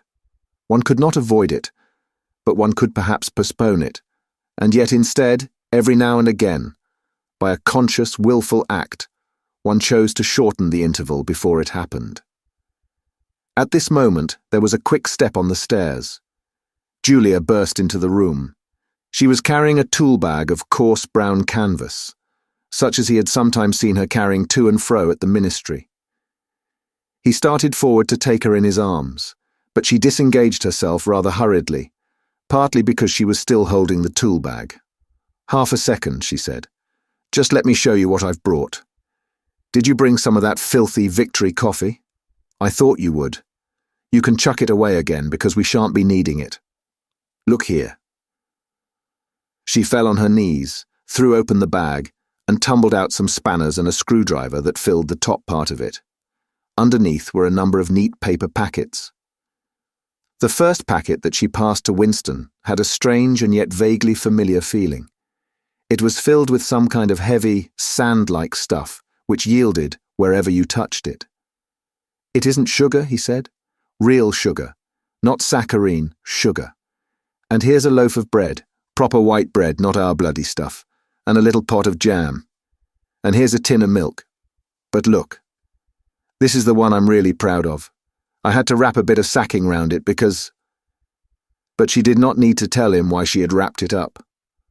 The smell was already filling the room, a rich, hot smell which seemed like an emanation from his early childhood, but which one did occasionally meet with even now, blowing down a passageway before a door slammed, or diffusing itself mysteriously in a crowded street, sniffed for an instant, and then lost again. "It's coffee," he murmured. "Real coffee." "It's inner-party coffee. There's a whole kilo here," she said. "How did you manage to get hold of all these things?" "It's all inner-party stuff. There's nothing those swine don't have, nothing. But of course waiters and servants and people pinch things and... Look, I got a little packet of tea as well." Winston had squatted down beside her. He tore open a corner of the packet. "It's real tea, not blackberry leaves." "There's been a lot of tea about lately. They've captured India or something," she said vaguely.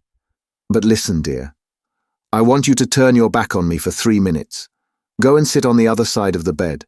Don't go too near the window. And don't turn round till I tell you." Winston gazed abstractedly through the muslin curtain. Down in the yard, the red-armed woman was still marching to and fro between the washtub and the line. She took 2 more pegs out of her mouth and sang with deep feeling. "They see that time heals all things. They see you can always forget. But the smiles and the tears across the years, they twist my heartstrings yet." She knew the whole drivelling song by heart, it seemed. Her voice floated upward with the sweet summer air, very tuneful, charged with a sort of happy melancholy.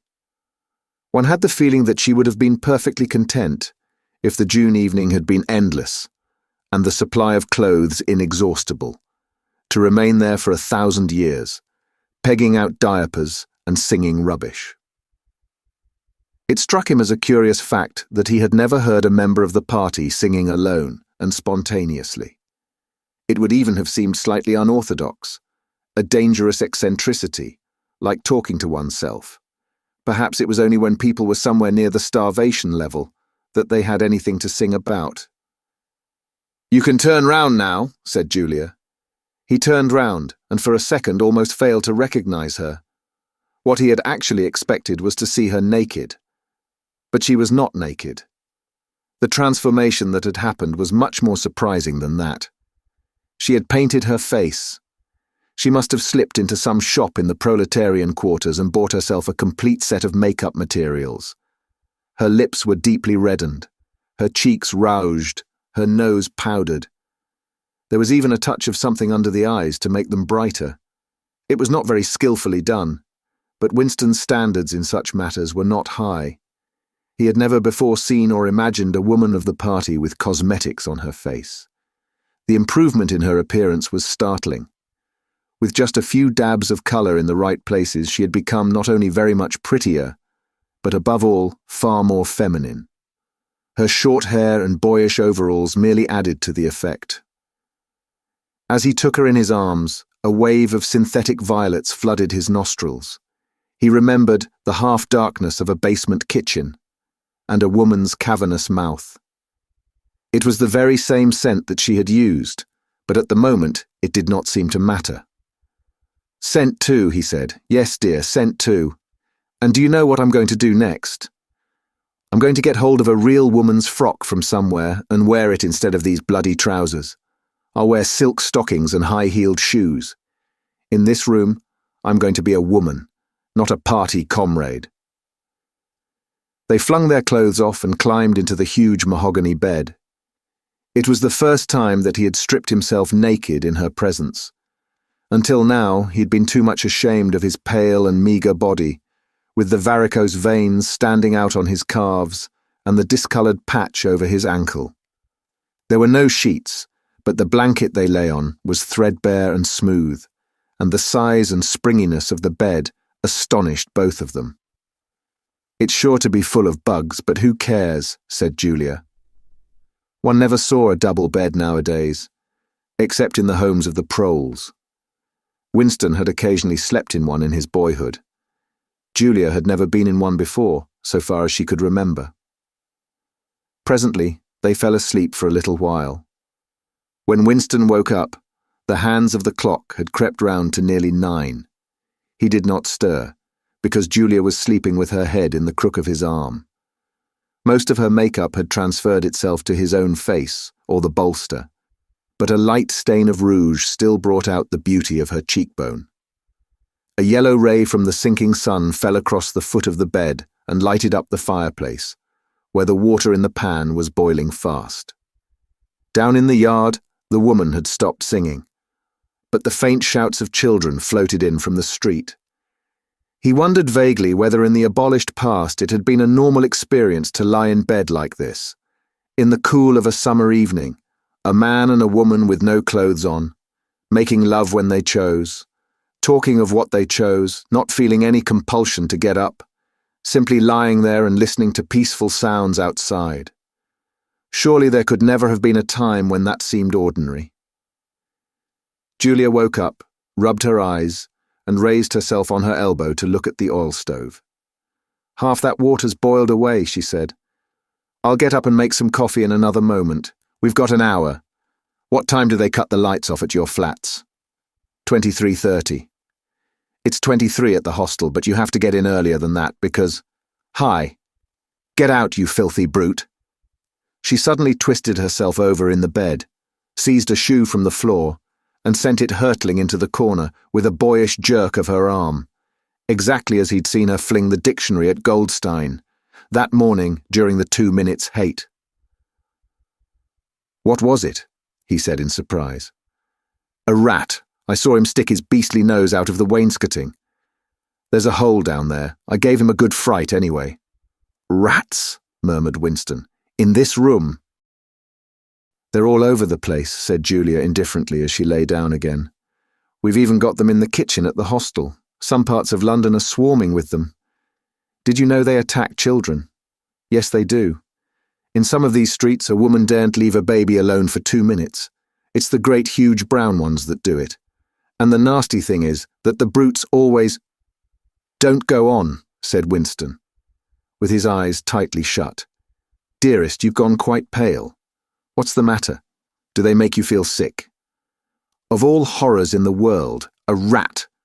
She pressed herself against him and wound her limbs round him, as though to reassure him with the warmth of her body.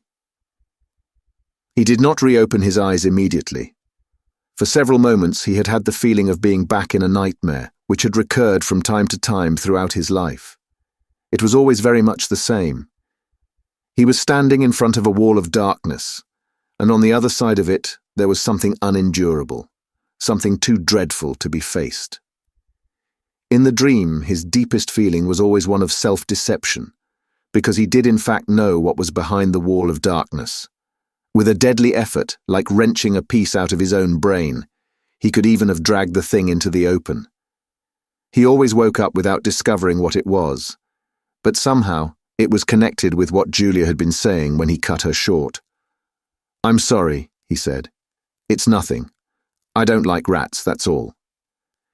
"Don't worry, dear, we're not going to have the filthy brutes in here. I'll stuff the hole with a bit of sacking before we go. And next time we come here I'll bring some plaster and bung it up properly." Already the black instant of panic was half forgotten. Feeling slightly ashamed of himself, he sat up against the bedhead. Julia got out of bed, pulled on her overalls and made the coffee. The smell that rose from the saucepan was so powerful and exciting that they shut the window lest anybody outside should notice it and become inquisitive. What was even better than the taste of the coffee was the silky texture given to it by the sugar, a thing Winston had almost forgotten after years of saccharine.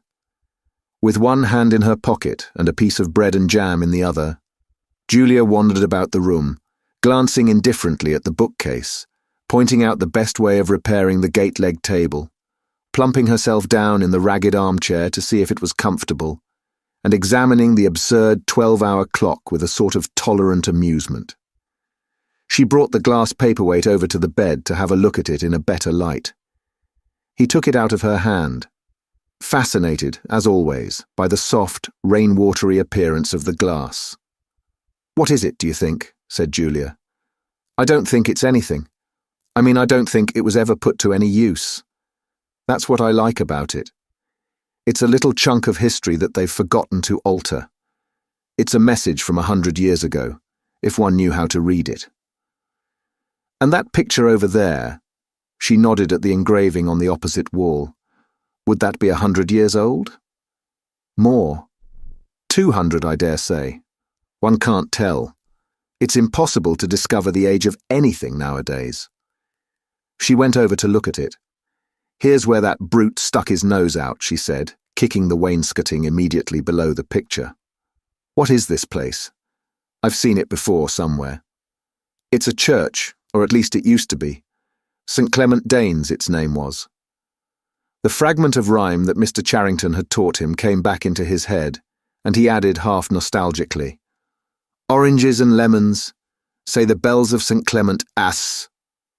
To his astonishment, she capped the line, "You owe me 3 farthings, say the bells of St. Martin S. When will you pay me? Say the bells of Old Bailey." I can't remember how it goes on after that. But anyway, I remember it ends up, "Here comes a candle to light you to bed. Here comes a chopper to chop off your head." It was like the 2 halves of a countersign, but there must be another line after the bells of Old Bailey.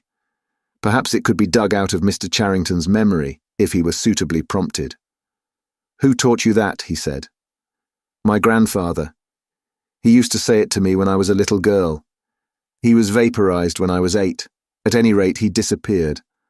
I wonder what a lemon was," she added inconsequently. "I've seen oranges. They're a kind of round yellow fruit with a thick skin." "I can remember lemons," said Winston. "They were quite common in the 50s. They were so sour that it set your teeth on edge even to smell them." "I bet that picture's got bugs behind it," said Julia. "I'll take it down and give it a good clean some day. I suppose it's almost time we were leaving. I must start washing this paint off. What a bore. I'll get the lipstick off your face afterwards." Winston did not get up for a few minutes more. The room was darkening. He turned over towards the light and lay gazing into the glass paperweight. The inexhaustibly interesting thing was not the fragment of coral, but the interior of the glass itself. There was such a depth of it, and yet it was almost as transparent as air. It was as though the surface of the glass had been the arch of the sky, enclosing a tiny world with its atmosphere complete. He had the feeling that he could get inside it, and that in fact he was inside it, along with the mahogany bed and the gate-leg table and the clock and the steel engraving and the paperweight itself. The paperweight was the room he was in, and the coral was Julia's life and his own, fixed in a sort of eternity at the heart of the crystal. Chapter 5. Syme had vanished. A morning came, and he was missing from work. A few thoughtless people commented on his absence. On the next day, nobody mentioned him. On the 3rd day, Winston went into the vestibule of the records department to look at the notice board. One of the notices carried a printed list of the members of the chess committee, of whom Syme had been one. It looked almost exactly as it had looked before. Nothing had been crossed out. But it was one name shorter. It was enough. Syme had ceased to exist. He had never existed. The weather was baking hot. In the labyrinthine ministry, the windowless, air-conditioned rooms kept their normal temperature. But outside, the pavement scorched one's feet, and the stench of the tubes at the rush hours was a horror. The preparations for Hate Week were in full swing, and the staffs of all the ministries were working overtime. Processions, meetings, military parades, lectures, waxworks, displays, film shows, telescreen programs, all had to be organized. Stands had to be erected, effigies built, slogans coined, songs written, rumors circulated, photographs faked. Julia's unit in the fiction department had been taken off the production of novels and was rushing out a series of atrocity pamphlets. Winston, in addition to his regular work, spent long periods every day in going through back files of The Times and altering and embellishing news items which were to be quoted in speeches. Late at night, when crowds of rowdy proles roamed the streets, the town had a curiously febrile air. The rocket bombs crashed oftener than ever, and sometimes in the far distance there were enormous explosions which no one could explain, and about which there were wild rumors. The new tune, which was to be the theme song of Hate Week, the Hate Song it was called, had already been composed and was being endlessly plugged on the telescreens. It had a savage, barking rhythm which could not exactly be called music, but resembled the beating of a drum. Roared out by hundreds of voices to the tramp of marching feet, it was terrifying. The proles had taken a fancy to it, and in the midnight streets it competed with the still popular "It Was Only a Hopeless Fancy." The Parsons children played it at all hours of the night and day, unbearably, on a comb and a piece of toilet paper. Winston's evenings were fuller than ever. Squads of volunteers, organized by Parsons, were preparing the street for Hate Week, stitching banners, painting posters, erecting flagstaffs on the roofs, and perilously slinging wires across the street for the reception of streamers. Parsons boasted that Victory Mansions alone would display 400 meters of bunting. He was in his native element and as happy as a lark. The heat and the manual work had even given him a pretext for reverting to shorts and an open shirt in the evenings. He was everywhere at once, pushing, pulling, sawing, hammering, improvising, jollying everyone along with comradely exhortations, and giving out from every fold of his body what seemed an inexhaustible supply of acrid-smelling sweat. A new poster had suddenly appeared all over London. It had no caption and represented simply the monstrous figure of a Eurasian soldier, 3 or 4 meters high, striding forward with expressionless Mongolian face and enormous boots, a submachine gun pointed from his hip. From whatever angle you looked at the poster, the muzzle of the gun, magnified by the foreshortening, seemed to be pointed straight at you. The thing had been plastered on every blank space on every wall, even outnumbering the portraits of Big Brother. The proles, normally apathetic about the war, were being lashed into one of their periodical frenzies of patriotism. As though to harmonize with the general mood, the rocket bombs had been killing larger numbers of people than usual. One fell on a crowded film theatre in Stepney, burying several hundred victims among the ruins. The whole population of the neighborhood turned out for a long, trailing funeral which went on for hours and was in effect an indignation meeting. Another bomb fell on a piece of waste ground which was used as a playground, and several dozen children were blown to pieces. There were further angry demonstrations. Goldstein was burned in effigy. Hundreds of copies of the poster of the Eurasian soldier were torn down and added to the flames, and a number of shops were looted in the turmoil. Then a rumor flew round that spies were directing the rocket bombs by means of wireless waves, and an old couple who were suspected of being of foreign extraction had their house set on fire and perished of suffocation. In the room over Mr. Charrington's shop, when they could get there, Julia and Winston lay side by side on a stripped bed under the open window, naked for the sake of coolness. The rat had never come back, but the bugs had multiplied hideously in the heat. It did not seem to matter. Dirty or clean, the room was paradise. As soon as they arrived, they would sprinkle everything with pepper bought on the black market, tear off their clothes, and make love with sweating bodies, then fall asleep and wake to find that the bugs had rallied and were massing for the counterattack. 4, 5, 6, 7 times they met during the month of June. Winston had dropped his habit of drinking gin at all hours. He seemed to have lost the need for it. He had grown fatter. His varicose ulcer had subsided, leaving only a brown stain on the skin above his ankle. His fits of coughing in the early morning had stopped. The process of life had ceased to be intolerable. He had no longer any impulse to make faces at the telescreen or shout curses at the top of his voice. Now that they had a secure hiding place, almost a home, it did not even seem a hardship that they could only meet infrequently and for a couple of hours at a time.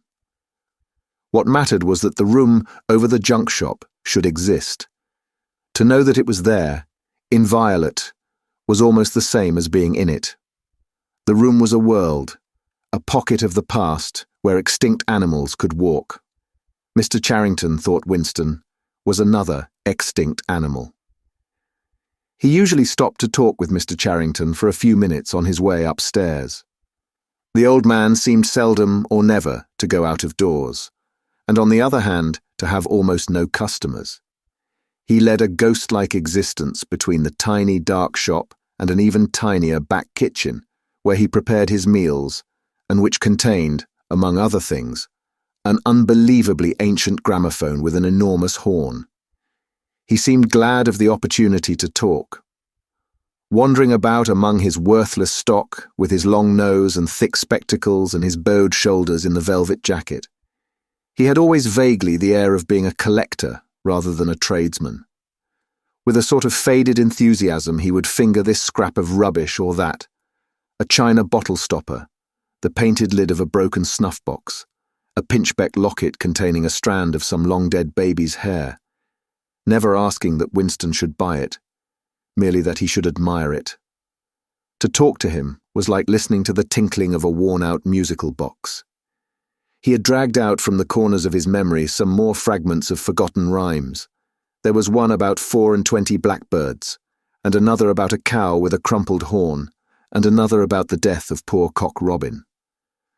"It just occurred to me you might be interested," he would say, with a deprecating little laugh whenever he produced a new fragment. But he could never recall more than a few lines of any one rhyme, both of them new. In a way, it was never out of their minds that what was now happening could not last long.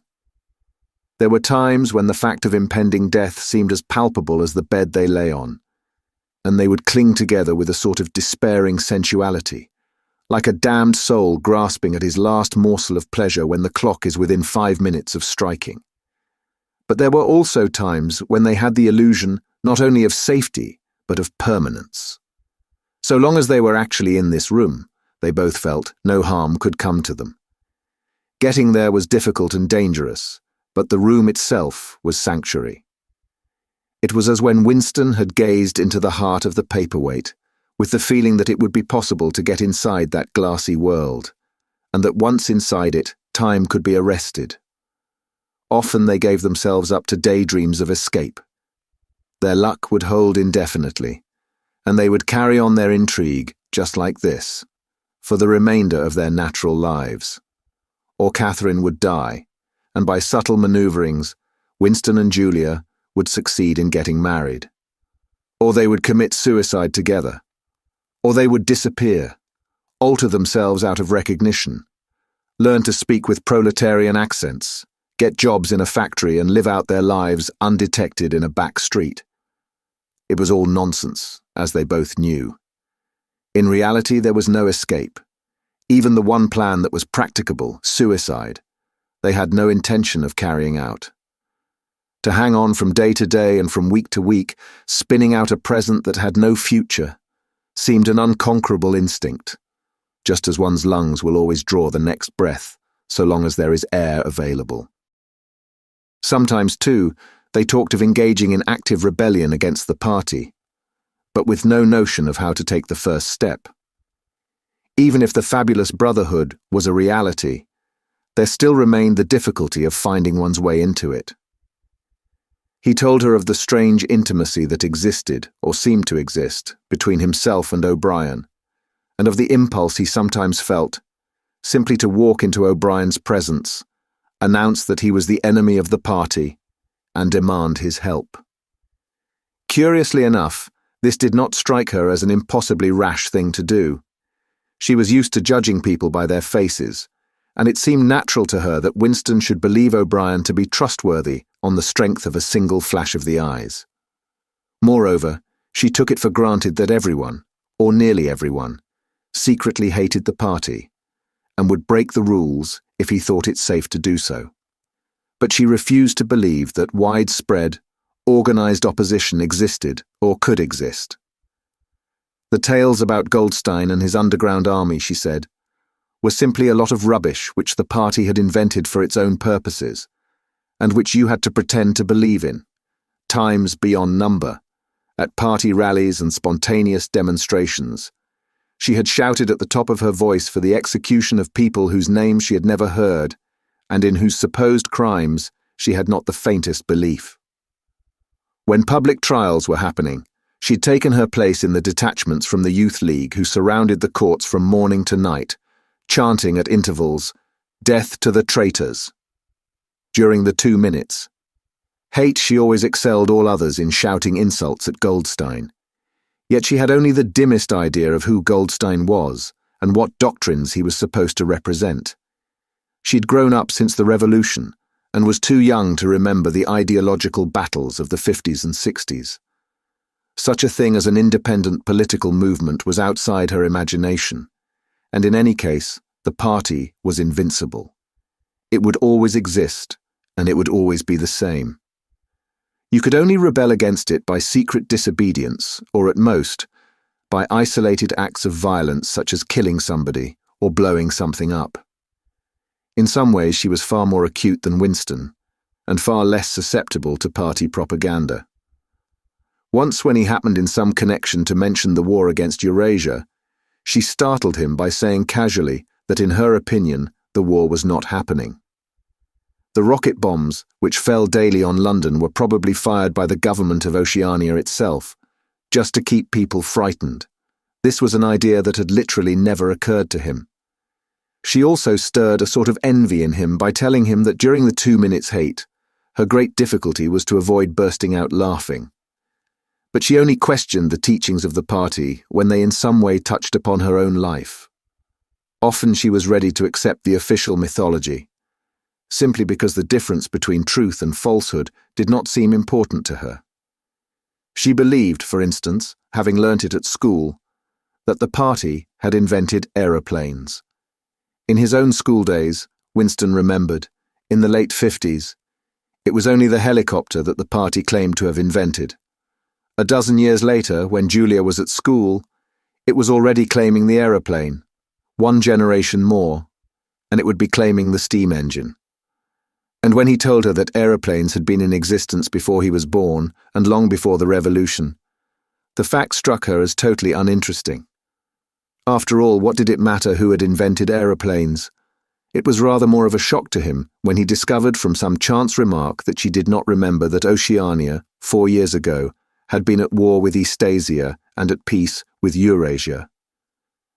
It was true that she regarded the whole war as a sham, but apparently she had not even noticed that the name of the enemy had changed.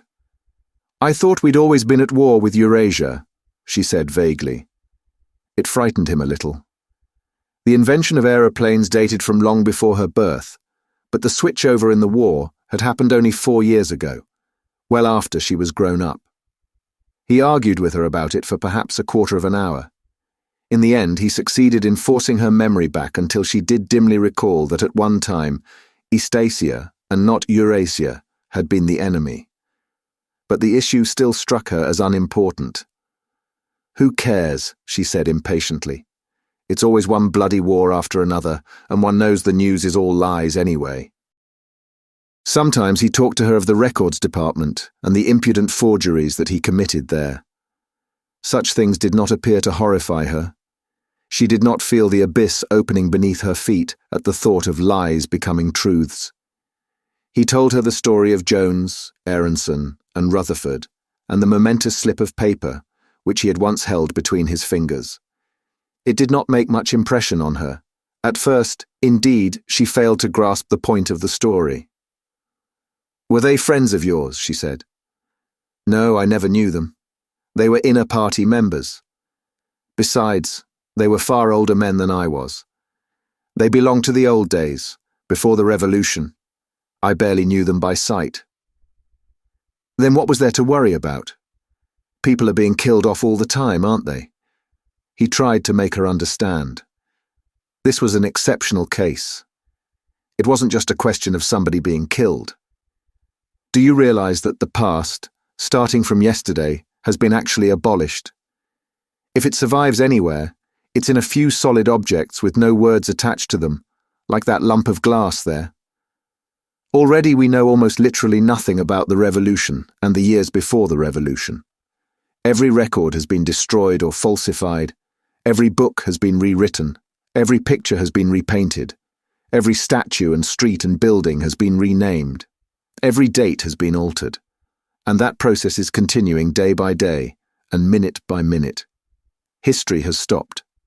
Nothing exists except an endless present in which the party is always right. I know, of course, that the past is falsified, but it would never be possible for me to prove it, even when I did the falsification myself. After the thing is done, no evidence ever remains. The only evidence is inside my own mind, and I don't know with any certainty that any other human being shares my memories. Just in that one instance, in my whole life, I did possess actual concrete evidence after the event, years after it. And what good was that? It was no good, because I threw it away a few minutes later. But if the same thing happened today, I should keep it. Well, I wouldn't, said Julia. I'm quite ready to take risks, but only for something worthwhile, not for bits of old newspaper. What could you have done with it, even if you had kept it? Not much, perhaps, but it was evidence. It might have planted a few doubts here and there, supposing that I dared to show it to anybody. I don't imagine that we can alter anything in our own lifetime, but one can imagine little knots of resistance springing up here and there, small groups of people banding themselves together, and gradually growing and even leaving a few records behind, so that the next generations can carry on where we leave off. I'm not interested in the next generation, dear. I'm interested in us. You're only a rebel from the waist downwards, he told her. She thought this brilliantly witty and flung her arms round him in delight. In the ramifications of party doctrine, she had not the faintest interest.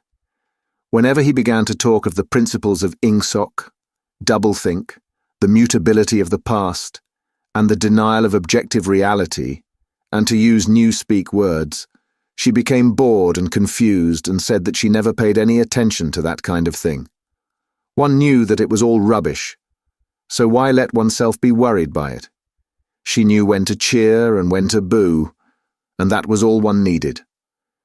If he persisted in talking of such subjects, she had a disconcerting habit of falling asleep. She was one of those people who can go to sleep at any hour and in any position. Talking to her, he realized how easy it was to present an appearance of orthodoxy, while having no grasp whatever of what orthodoxy meant. In a way, the worldview of the party imposed itself most successfully on people incapable of understanding it. They could be made to accept the most flagrant violations of reality, because they never fully grasped the enormity of what was demanded of them, and were not sufficiently interested in public events to notice what was happening. By lack of understanding, they remained sane. They simply swallowed everything, and what they swallowed did them no harm, because it left no residue behind, just as a grain of corn will pass undigested through the body of a bird. Chapter 6. It had happened at last. The expected message had come. All his life, it seemed to him, he had been waiting for this to happen. He was walking down the long corridor at the ministry, and he was almost at the spot where Julia had slipped the note into his hand when he became aware that someone larger than himself was walking just behind him. The person, whoever it was, gave a small cough, evidently as a prelude to speaking. Winston stopped abruptly and turned. It was O'Brien. At last they were face to face, and it seemed that his only impulse was to run away. His heart bounded violently. He would have been incapable of speaking. O'Brien, however, had continued forward in the same movement, laying a friendly hand for a moment on Winston's arm, so that the two of them were walking side by side. He began speaking with the peculiar grave courtesy that differentiated him from the majority of inner party members. "I had been hoping for an opportunity of talking to you," he said. "I was reading one of your Newspeak articles in The Times the other day. You take a scholarly interest in Newspeak, I believe?" Winston had recovered part of his self-possession. "Hardly scholarly," he said. "I'm only an amateur. It's not my subject. I've never had anything to do with the actual construction of the language." "But you write it very elegantly," said O'Brien. "That is not only my own opinion. I was talking recently to a friend of yours who is certainly an expert. His name has slipped my memory for the moment." Again, Winston's heart stirred painfully. It was inconceivable that this was anything other than a reference to Syme. But Syme was not only dead, he was abolished, an unperson. Any identifiable reference to him would have been mortally dangerous. O'Brien's remark must obviously have been intended as a signal, a code word. By sharing a small act of thought crime, he had turned the two of them into accomplices. They had continued to stroll slowly down the corridor, but now O'Brien halted. With the curious, disarming friendliness that he always managed to put in. To the gesture he resettled his spectacles on his nose. Then he went on. What I had really intended to say was that in your article I noticed you had used two words which have become obsolete, but they have only become so very recently. Have you seen the 10th edition of the Newspeak Dictionary? No, said Winston. I didn't think it had been issued yet. We are still using the 9th in the records department. The 10th edition is not due to appear for some months, I believe. But a few advance copies have been circulated. I have one myself. It might interest you to look at it, perhaps. Very much so, said Winston, immediately seeing where this tended. Some of the new developments are most ingenious. The reduction in the number of verbs, that is the point that will appeal to you, I think. Let me see, shall I send a messenger to you with the dictionary? But I'm afraid I invariably forget anything of that kind. Perhaps you could pick it up at my flat at some time that suited you. Wait, let me give you my address. They were standing in front of a telescreen. Somewhat absent-mindedly, O'Brien felt two of his pockets, and then produced a small leather-covered notebook and a gold ink pencil. Immediately beneath the telescreen, in such a position that anyone who was watching at the other end of the instrument could read what he was writing, he scribbled an address, tore out the page, and handed it to Winston. I'm usually at home in the evenings, he said. If not, my servant will give you the dictionary. He was gone, leaving Winston holding the scrap of paper, which this time there was no need to conceal. Nevertheless, he carefully memorized what was written on it, and some hours later dropped it into the memory hole along with a mass of other papers. They had been talking to one another for a couple of minutes at the most. There was only one meaning that the episode could possibly have. It had been contrived as a way of letting Winston know O'Brien's address. This was necessary, because except by direct inquiry, it was never possible to discover where anyone lived. There were no directories of any kind. If you ever want to see me, this is where I can be found, was what O'Brien had been saying to him. Perhaps there would even be a message concealed somewhere in the dictionary, but at any rate, one thing was certain. The conspiracy that he had dreamed of did exist, and he had reached the outer edges of it. He knew that sooner or later he would obey O'Brien's summons. Perhaps tomorrow. Perhaps after a long delay, he was not certain. What was happening was only the working out of a process that had started years ago. The first step had been a secret, involuntary thought. The second had been the opening of the diary. He had moved from thoughts to words, and now from words to actions. The last step was something that would happen in the ministry of love. He had accepted it. The end was contained in the beginning. But it was frightening. Or more exactly, it was like a foretaste of death, like being a little less alive. Even while he was speaking to O'Brien, when the meaning of the words had sunk in, a chilly, shuddering feeling had taken possession of his body. He had the sensation of stepping into the dampness of a grave, and it was not much better because he had always known that the grave was there and waiting for him. Chapter 7. Winston had woken up with his eyes full of tears. Julia rolled sleepily against him, murmuring something that might have been, "What's the matter?" "I dreamt," he began, and stopped short. It was too complex to be put into words.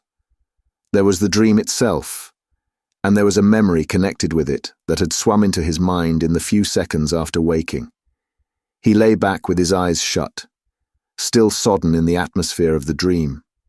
It was a vast, luminous dream in which his whole life seemed to stretch out before him like a landscape on a summer evening after rain. It had all occurred inside the glass paperweight, but the surface of the glass was the dome of the sky, and inside the dome everything was flooded with clear, soft light in which one could see into interminable distances. The dream had also been comprehended by, indeed, in some sense it had consisted in, a gesture of the arm made by his mother and made again 30 years later by the Jewish woman he had seen on the news film, trying to shelter the small boy from the bullets before the helicopter blew them both to pieces. "Do you know," he said, "that until this moment I believed I had murdered my mother." "Why did you murder her?" said Julia, almost asleep. "I didn't murder her, not physically." In the dream, he'd remembered his last glimpse of his mother, and within a few moments of waking, the cluster of small events surrounding it had all come back. It was a memory that he must have deliberately pushed out of his consciousness over many years. He was not certain of the date, but he could not have been less than 10 years old, possibly 12, when it had happened. His father had disappeared some time earlier.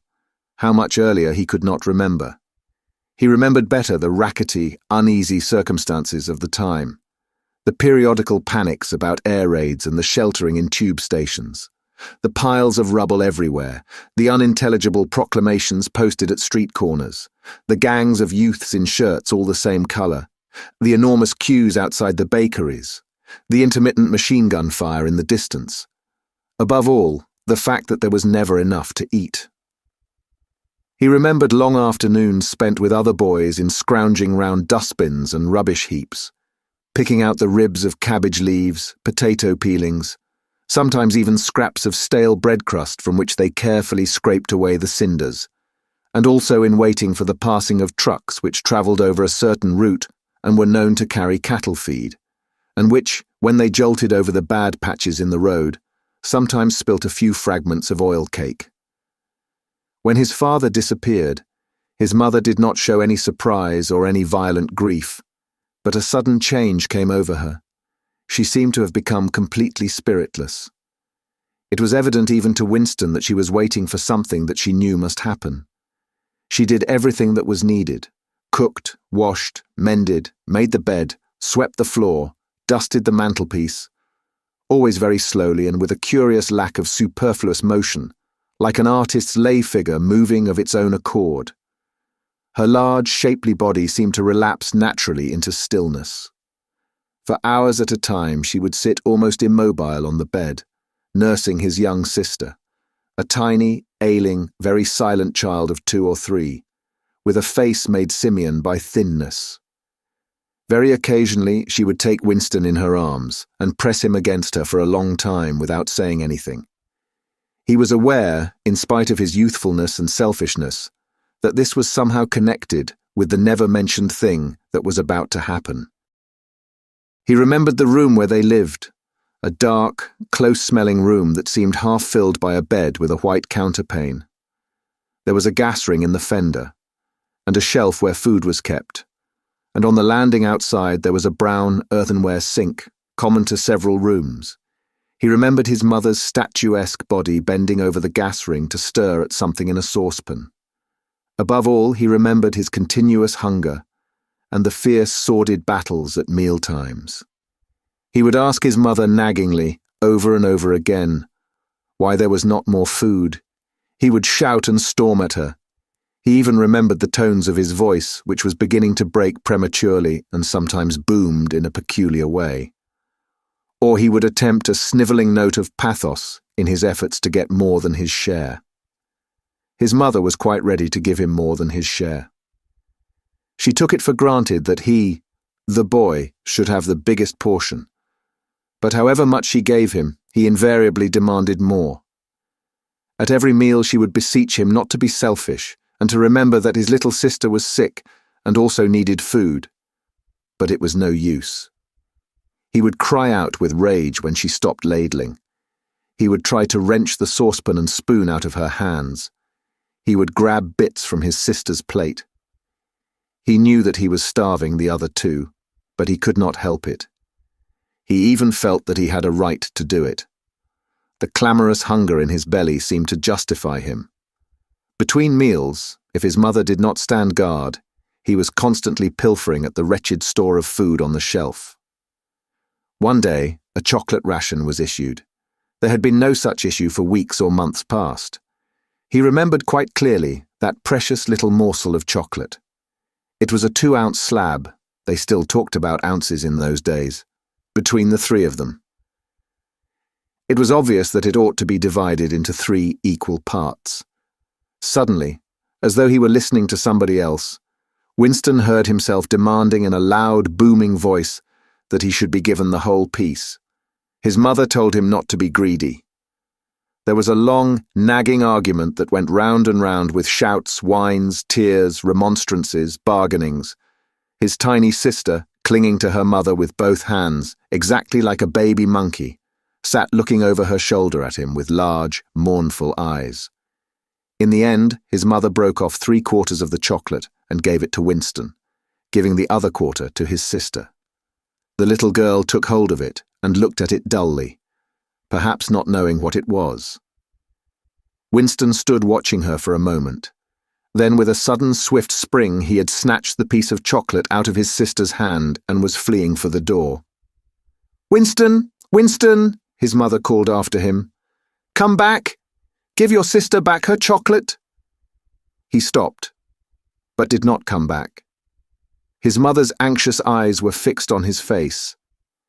Even now he was thinking about the thing. He did not know what it was that was on the point of happening.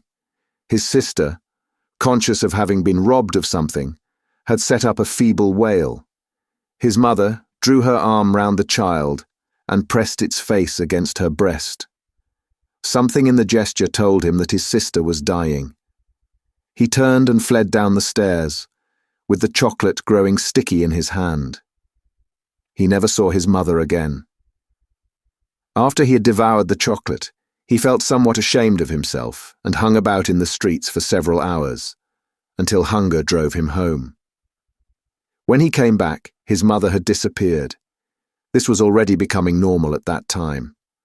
Nothing was gone from the room except his mother and his sister.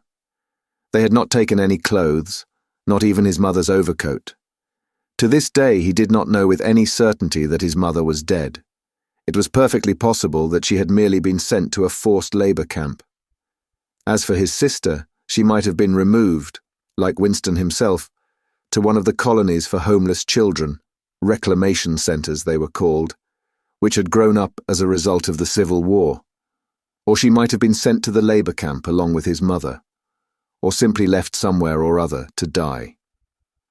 The dream was still vivid in his mind, especially the enveloping, protecting gesture of the arm in which its whole meaning seemed to be contained.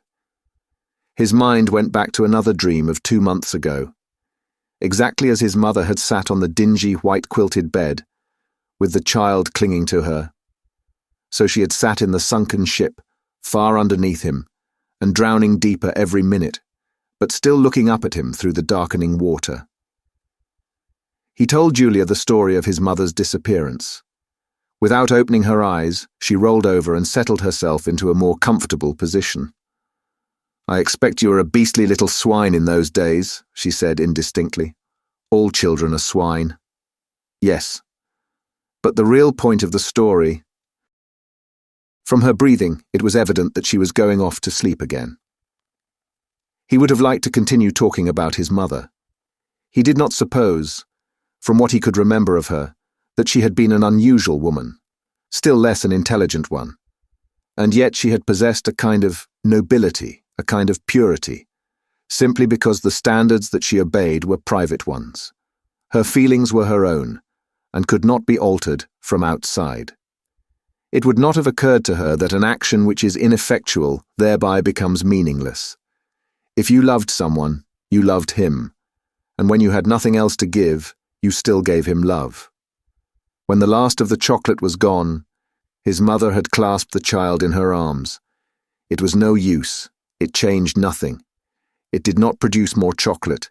It did not avert the child's death or her own, but it seemed natural to her to do it.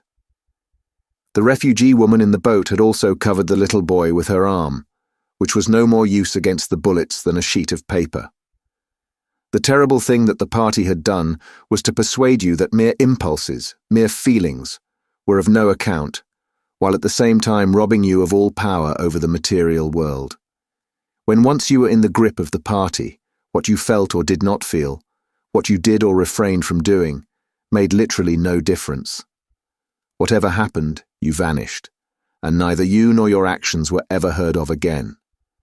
You were lifted clean out of the stream of history, and yet to the people of only 2 generations ago, this would not have seemed all-important, because they were not attempting to alter history. They were governed by private loyalties which they did not question. What mattered were individual relationships, and a completely helpless gesture, an embrace, a tear, a word spoken to a dying man, could have value in itself. The proles, it suddenly occurred to him, had remained in this condition. They were not loyal to a party or a country or an idea, they were loyal to one another. For the first time in his life, he did not despise the proles, or think of them merely as an inert force which would one day spring to life and regenerate the world. The proles had stayed human. They had not become hardened inside. They had held on to the primitive emotions, which he himself had to relearn by conscious effort. And in thinking this, he remembered, without apparent relevance, how a few weeks ago he had seen a severed hand lying on the pavement and had kicked it into the gutter as though it had been a cabbage stalk. The proles are human beings, he said aloud. We are not human. Why not? Said Julia, who had woken up again. He thought for a little while. Has it ever occurred to you, he said, that the best thing for us to do would be simply to walk out of here before it's too late and never see each other again? Yes, dear. It has occurred to me several times, but I'm not going to do it, all the same. We've been lucky, he said, but it can't last much longer. You're young. You look normal and innocent. If you keep clear of people like me, you might stay alive for another 50 years. No, I've thought it all out. What you do, I'm going to do. And don't be too downhearted. I'm rather good at staying alive. We may be together for another 6 months, a year, there's no knowing. At the end, we're certain to be apart. Do you realize how utterly alone we shall be? When once they get hold of us, there will be nothing, literally nothing, that either of us can do for the other. If I confess, they'll shoot you. And if I refuse to confess, they'll shoot you just the same. Nothing that I can do or say, or stop myself from saying, will put off your death for as much as 5 minutes. Neither of us will even know whether the other is alive or dead. We shall be utterly without power of any kind. The one thing that matters is that we shouldn't betray one another, although even that can't make the slightest difference. If you mean confessing, she said, we shall do that, right enough. Everybody always confesses. You can't help it. They torture you. I don't mean confessing. Confession is not betrayal. What you say or do doesn't matter. Only feelings matter. If they could make me stop loving you, that would be the real betrayal. She thought it over. They can't do that, she said finally. It's the one thing they can't do. They can make you say anything, but they can't make you believe it. They can't get inside you. No, he said a little more hopefully. No, that's quite true. They can't get inside you. If you can feel that staying human is worthwhile, even when it can't have any result whatever, you've beaten them. He thought of the telescreen with its never-sleeping ear. They could spy upon you night and day, but if you kept your head, you could still outwit them. With all their cleverness, they had never mastered the secret of finding out what another human being was thinking. Perhaps that was less true when you were actually in their hands. One did not know what happened inside the Ministry of Love, but it was possible to guess. Tortures, drugs, delicate instruments that registered your nervous reactions, gradual wearing down by sleeplessness and solitude and persistent questioning. Facts, at any rate, could not be kept hidden. They could be tracked down by inquiry. They could be squeezed out of you by torture. But if the object was not to stay alive, but to stay human, what difference did it ultimately make? They could not alter your feelings. For that matter, you could not alter them yourself, even if you wanted to. They could lay bare in the utmost detail everything that you had done or said or thought, but the inner heart, whose workings were mysterious even to yourself, remained impregnable. Chapter 8. They had done it. They had done it at last. The room they were standing in was long-shaped and softly lit. The telescreen was dimmed to a low murmur. The richness of the dark blue carpet gave one the impression of treading on velvet. At the far end of the room, O'Brien was sitting at a table under a green-shaded lamp, with a mass of papers on either side of him. He had not bothered to look up when the servant showed Julia and Winston in. Winston's heart was thumping so hard that he doubted whether he would be able to speak. They had done it. They had done it at last, was all he could think. It had been a rash act to come here at all, and sheer folly to arrive together, though it was true that they had come by different routes and only met on O'Brien's doorstep. But merely to walk into such a place needed an effort of the nerve. It was only on very rare occasions that one saw inside the dwelling places of the inner party, or even penetrated into the quarter of the town where they lived. The whole atmosphere of the huge block of flats, the richness and spaciousness of everything, the unfamiliar smells of good food and good tobacco, the silent and incredibly rapid lifts sliding up and down, the white-jacketed servants hurrying to and fro, everything was intimidating. Although he had a good pretext for coming here, he was haunted at every step by the fear that a black-uniformed guard would suddenly appear from round the corner, demand his papers, and order him to get out. O'Brien's servant, however, had admitted the two of them without demur. He was a small, dark-haired man in a white jacket with a diamond-shaped, completely expressionless face, which might have been that of a Chinese. The passage down which he led them was softly carpeted, with cream-papered walls and white wainscoting, all exquisitely clean. That too was intimidating.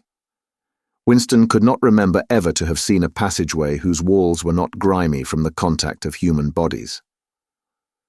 O'Brien had a slip of paper between his fingers and seemed to be studying it intently. His heavy face, bent down so that one could see the line of the nose, looked both formidable and intelligent. For perhaps 20 seconds he sat without stirring. Then he pulled the speakwrite towards him and rapped out a message in the hybrid jargon of the ministries. Items 1, 5, 7 approved, full-wise, stop suggestion, contained item 6, double plus ridiculous verging crime think, cancel, stop unproceed, construction-wise anti-getting plus full estimates machinery overhead stop-end message. He rose deliberately from his chair and came towards them, across the soundless carpet.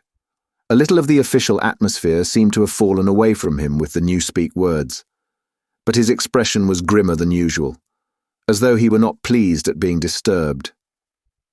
The terror that Winston already felt was suddenly shot through by a streak of ordinary embarrassment. It seemed to him quite possible that he had simply made a stupid mistake. For what evidence had he in reality that O'Brien was any kind of political conspirator? Nothing but a flash of the eyes and a single equivocal remark.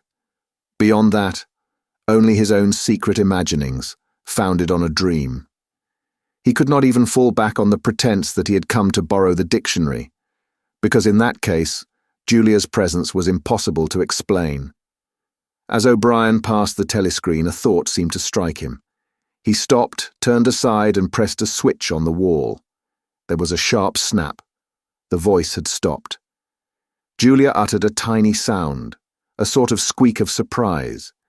Even in the midst of his panic, Winston was too much taken aback to be able to hold his tongue. "You can turn it off," he said. "Yes," said O'Brien, "we can turn it off. We have that privilege." He was opposite them now. His solid form towered over the pair of them, and the expression on his face was still indecipherable. He was waiting somewhat sternly for Winston to speak. But about what? Even now it was quite conceivable that he was simply a busy man, wondering irritably why he had been interrupted. Nobody spoke. After the stopping of the telescreen, the room seemed deadly silent. The seconds marched past, enormous. With difficulty, Winston continued to keep his eyes fixed on O'Brien's. Then suddenly, the grim face broke down into what might have been the beginnings of a smile.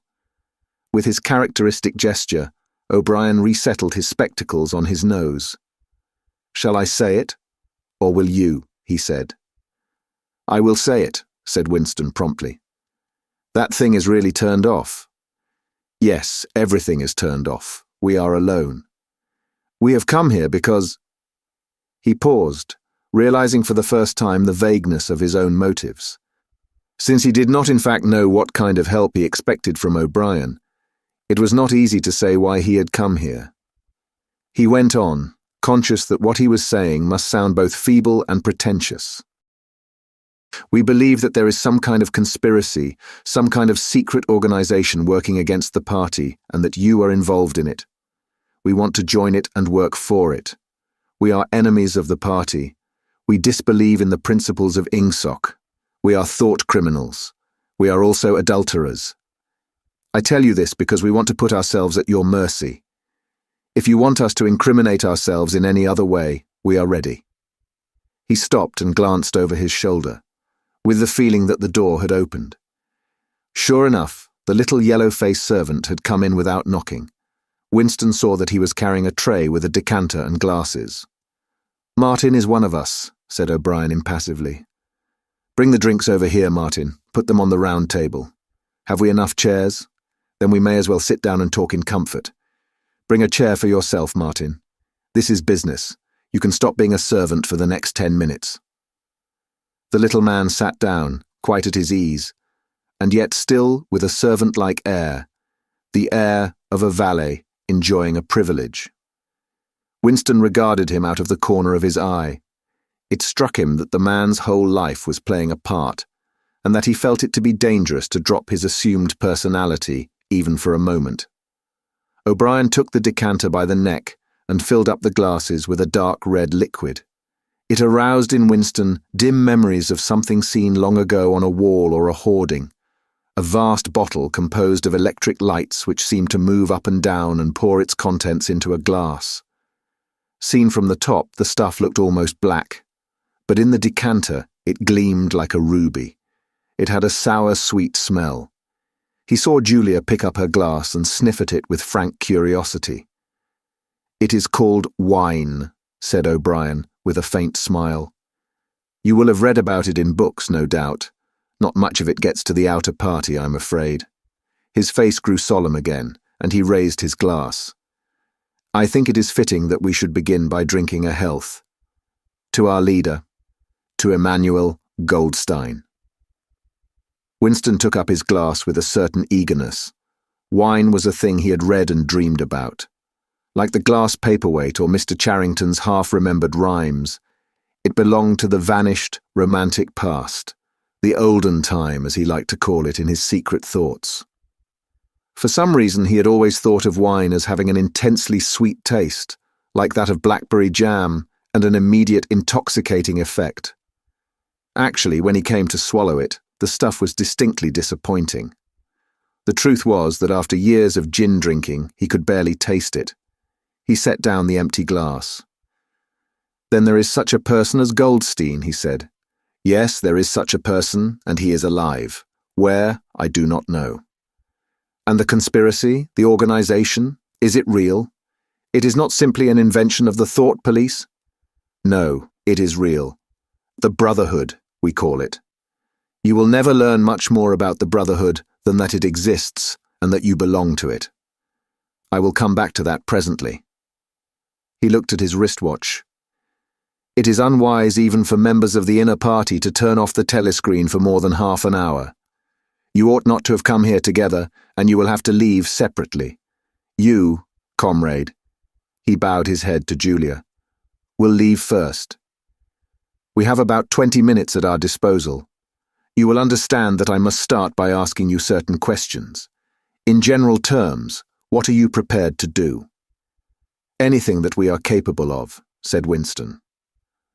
O'Brien had turned himself a little in his chair so that he was facing Winston. He almost ignored Julia, seeming to take it for granted that Winston could speak for her. For a moment the lids flitted down over his eyes. He began asking his questions in a low, expressionless voice, as though this were a routine, a sort of catechism, most of whose answers were known to him already. You are prepared to give your lives? Yes. You are prepared to commit murder? Yes. To commit acts of sabotage which may cause the death of hundreds of innocent people? Yes. To betray your country to foreign powers? Yes.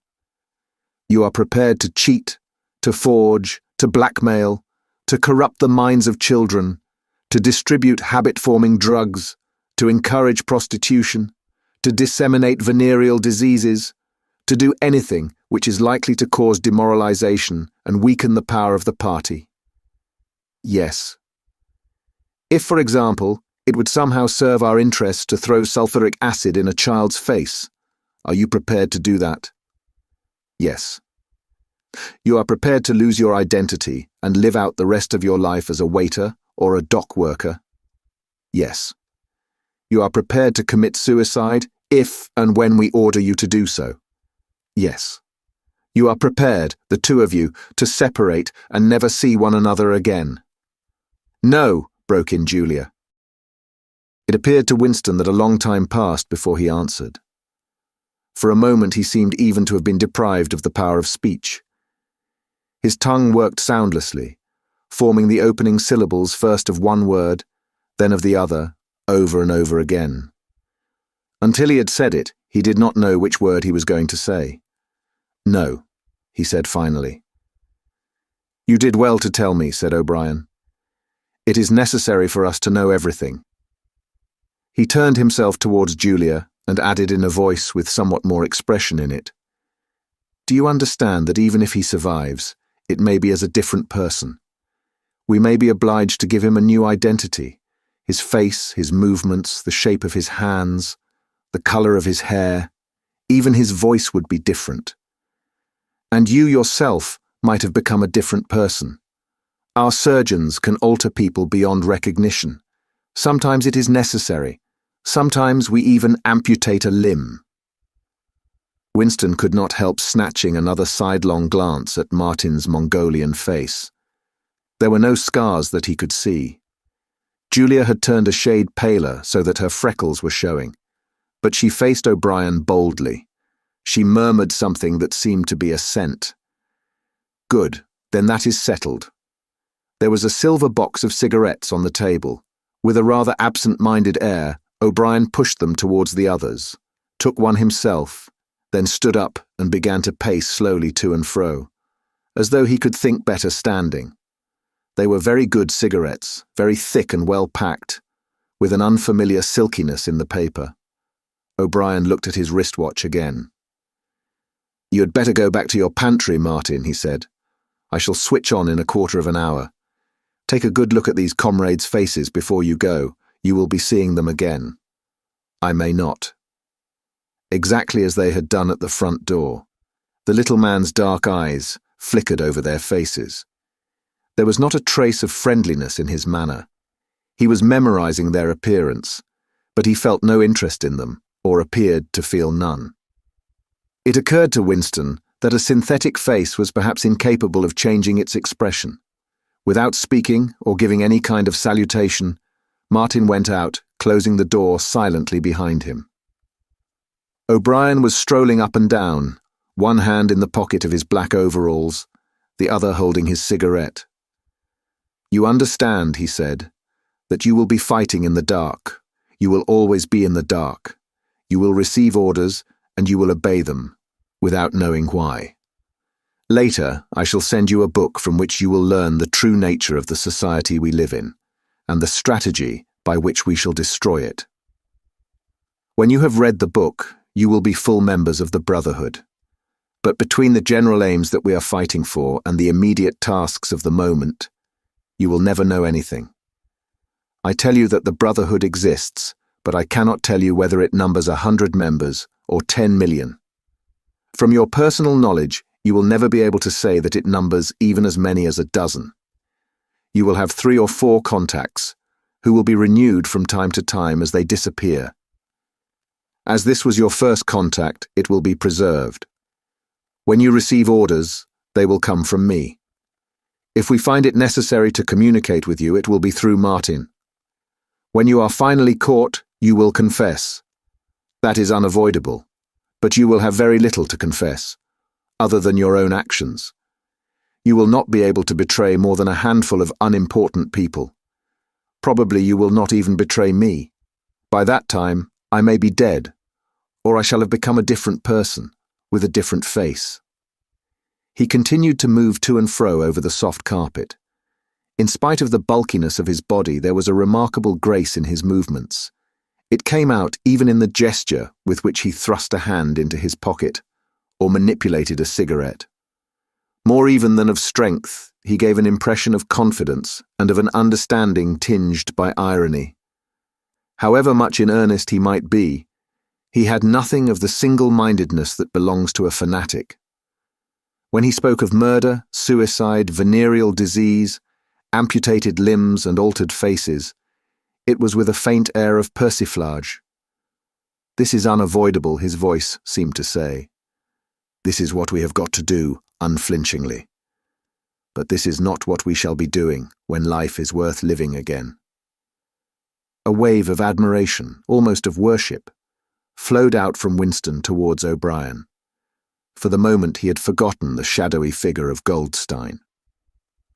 When you looked at O'Brien's powerful shoulders and his blunt-featured face, so ugly and yet so civilized, it was impossible to believe that he could be defeated. There was no stratagem that he was not equal to, no danger that he could not foresee. Even Julia seemed to be impressed. She had let her cigarette go out and was listening intently. O'Brien went on. "You will have heard rumors of the existence of the Brotherhood. No doubt you have formed your own picture of it. You have imagined probably a huge underworld of conspirators meeting secretly in cellars, scribbling messages on walls, recognizing one another by code words or by special movements of the hand. Nothing of the kind exists. The members of the Brotherhood have no way of recognizing one another, and it is impossible for any one member to be aware of the identity of more than a few others. Goldstein himself, if he fell into the hands of the thought police, could not give them a complete list of members, or any information that would lead them to a complete list. No such list exists. The Brotherhood cannot be wiped out because it is not an organization in the ordinary sense. Nothing holds it together except an idea which is indestructible. You will never have anything to sustain you, except the idea.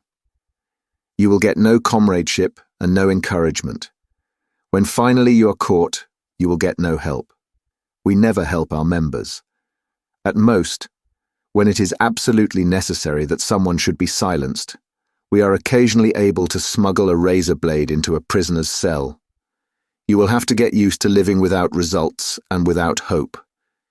You will work for a while, you will be caught, you will confess, and then you will die. Those are the only results that you will ever see. There is no possibility that any perceptible change will happen within our own lifetime. We are the dead. Our only true life is in the future. We shall take part in it as handfuls of dust and splinters of bone. But how far away that future may be, there is no knowing. It might be 1,000 years. At present, nothing is possible except to extend the area of sanity little by little. We cannot act collectively. We can only spread our knowledge outwards from individual to individual, generation after generation. In the face of the thought police, there is no other way. He halted and looked for the third time at his wristwatch. "It is almost time for you to leave, comrade," he said to Julia. "Wait, the decanter is still half full." He filled the glasses and raised his own glass by the stem. "What shall it be this time?" he said, still with the same faint suggestion of irony. "To the confusion of the thought police? To the death of Big Brother? To humanity? To the future?" "To the past," said Winston. "The past is more important," agreed O'Brien gravely. They emptied their glasses, and a moment later, Julia stood up to go. O'Brien took a small box from the top of a cabinet and handed her a flat white tablet, which he told her to place on her tongue. It was important, he said, not to go out smelling of wine. The lift attendants were very observant. As soon as the door had shut behind her, he appeared to forget her existence. He took another pace or two up and down, then stopped. "There are details to be settled," he said. I assume that you have a hiding place of some kind." Winston explained about the room over Mr. Charrington's shop. "That will do for the moment. Later, we will arrange something else for you.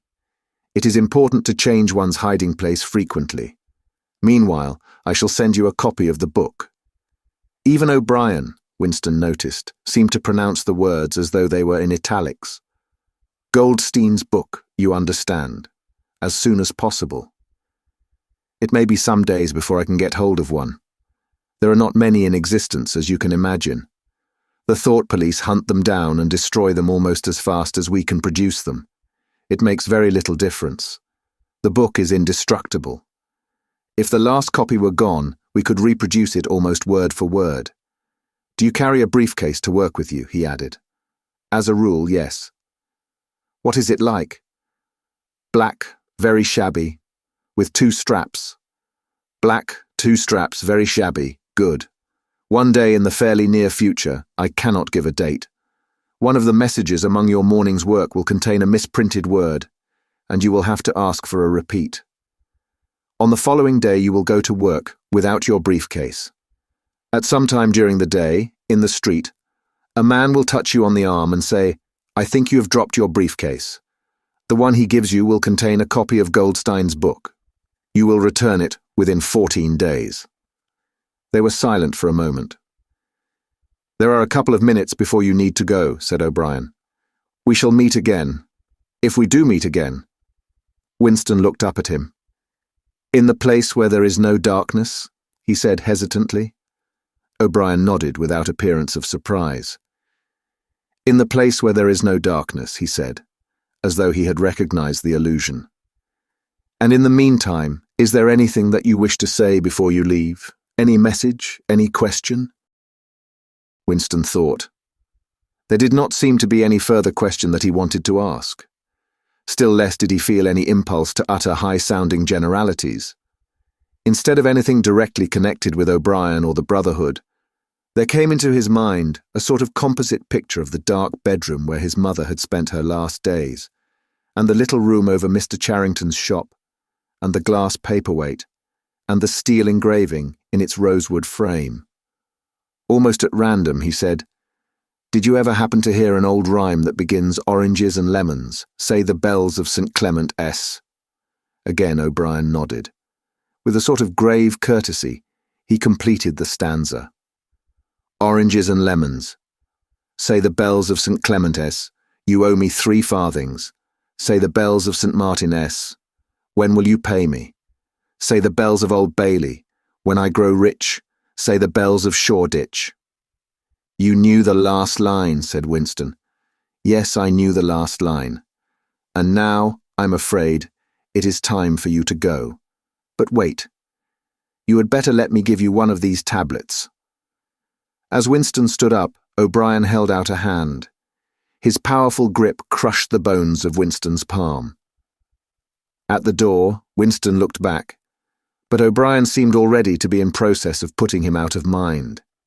He was waiting with his hand on the switch that controlled the telescreen. Beyond him, Winston could see the writing table with its green-shaded lamp and the speakwrite and the wire baskets deep laden with papers. The incident was closed.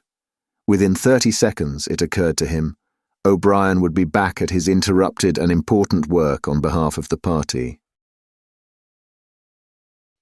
Chapter 9. Winston was gelatinous with fatigue. Gelatinous was the right word. It had come into his head spontaneously. His body seemed to have not only the weakness of a jelly, but its translucency. He felt that if he held up his hand, he would be able to see the light through it. All the blood and lymph had been drained out of him by an enormous debauch of work, leaving only a frail structure of nerves, bones, and skin. All sensations seemed to be magnified. His overalls fretted his shoulders, the pavement tickled his feet, even the opening and closing of a hand was an effort that made his joints creak. He had worked more than 90 hours in 5 days. So had everyone else in the ministry. Now it was all over, and he had literally nothing to do, no party work of any description, until tomorrow morning. He could spend 6 hours in the hiding place and another 9 in his own bed. Slowly, in mild afternoon sunshine, he walked up a dingy street in the direction of Mr. Charrington's shop, keeping one eye open for the patrols, but irrationally convinced that this afternoon there was no danger of anyone interfering with him. The heavy briefcase that he was carrying bumped against his knee at each step, sending a tingling sensation up and down the skin of his leg. Inside it was the book, which he had now had in his possession for 6 days and had not yet opened, nor even looked at. On the 6th day of Hate Week, after the processions, the speeches, the shouting, the singing, the banners, the posters, the films, the waxworks, the rolling of drums and squealing of trumpets, the tramp of marching feet, the grinding of the caterpillars of tanks, the roar of massed planes, the booming of guns, after 6 days of this, when the great orgasm was quivering to its climax, and the general hatred of Eurasia had boiled up into such delirium that if the crowd could have got their hands on the 2,000 Eurasian war criminals who were to be publicly hanged on the last day of the proceedings, they would unquestionably have torn them to pieces. At just this moment, it had been announced that Oceania was not, after all, at war with Eurasia. Oceania was at war with Eastasia. Eurasia was an ally. There was, of course, no admission that any change had taken place. Merely it became known, with extreme suddenness and everywhere at once, that Eastasia, and not Eurasia, was the enemy. Winston was taking part in a demonstration in one of the central London squares at the moment when it happened. It was night, and the white faces and the scarlet banners were luridly floodlit. The square was packed with several thousand people, including a block of about 1,000 schoolchildren in the uniform of the spies. On a scarlet-draped platform, an orator of the inner party, a small, lean man with disproportionately long arms and a large, bald skull, over which a few lank locks straggled, was haranguing the crowd. A little Rumpelstiltskin figure, contorted with hatred, he gripped the neck of the microphone with one hand, while the other, enormous at the end of a bony arm, clawed the air menacingly above his head. His voice, made metallic by the amplifiers, boomed forth an endless catalogue of atrocities, massacres, deportations, lootings, rapings, torture of prisoners, bombing of civilians, lying propaganda, unjust aggressions, broken treaties. It was almost impossible to listen to him without being first convinced and then maddened. At every few moments the fury of the crowd boiled over, and the voice of the speaker was drowned by a wild, beast-like roaring that rose uncontrollably from thousands of throats. The most savage yells of all came from the schoolchildren. The speech had been proceeding for perhaps 20 minutes when a messenger hurried onto the platform and a scrap of paper was slipped into the speaker's hand. He unrolled and read it without pausing in his speech. Nothing altered in his voice or manner, or in the content of what he was saying. But suddenly the names were different. Without words said, a wave of understanding rippled through the crowd. Oceania was at war with Eastasia. The next moment there was a tremendous commotion. The banners and posters with which the square was decorated were all wrong. Quite half of them had the wrong faces on them. It was sabotage. The agents of Goldstein had been at work. There was a riotous interlude while posters were ripped from the walls, banners torn to shreds and trampled underfoot. The spies performed prodigies of activity in clambering over the rooftops and cutting the streamers that fluttered from the chimneys. But within 2 or 3 minutes, it was all over. The orator, still gripping the neck of the microphone, his shoulders hunched forward, his free hand clawing at the air, had gone straight on with his speech. 1 minute more, and the feral roars of rage were again bursting from the crowd. The hate continued exactly as before, except that the target had been changed. The thing that impressed Winston in looking back was that the speaker had switched from one line to the other, actually in mid-sentence, not only without a pause, but without even breaking the syntax. But at the moment, he had other things to preoccupy him. It was during the moment of disorder, while the posters were being torn down, that a man whose face he did not see had tapped him on the shoulder and said, "Excuse me, I think you've dropped your briefcase." He took the briefcase abstractedly, without speaking. He knew that it would be days before he had an opportunity to look inside it. The instant that the demonstration was over, he went straight to the Ministry of Truth, though the time was now nearly 23 hours. The entire staff of the ministry had done likewise. The orders already issuing from the telescreen, recalling them to their posts, were hardly necessary. Oceania was at war with Eastasia. Oceania had always been at war with Eastasia. A large part of the political literature of 5 years was now completely obsolete. Reports and records of all kinds, newspapers, books, pamphlets, films, soundtracks, photographs, all had to be rectified at lightning speed. Although no directive was ever issued, it was known that the chiefs of the department intended that within 1 week, no reference to the war with Eurasia or the alliance with Eastasia should remain in existence anywhere. The work was overwhelming, all the more so because the processes that it involved could not be called by their true names. Everyone in the records department worked 18 hours in the 24, with 2 3-hour snatches of sleep. Mattresses were brought up from the cellars and pitched all over the corridors. Meals consisted of sandwiches and Victory coffee wheeled round on trolleys by attendants from the canteen.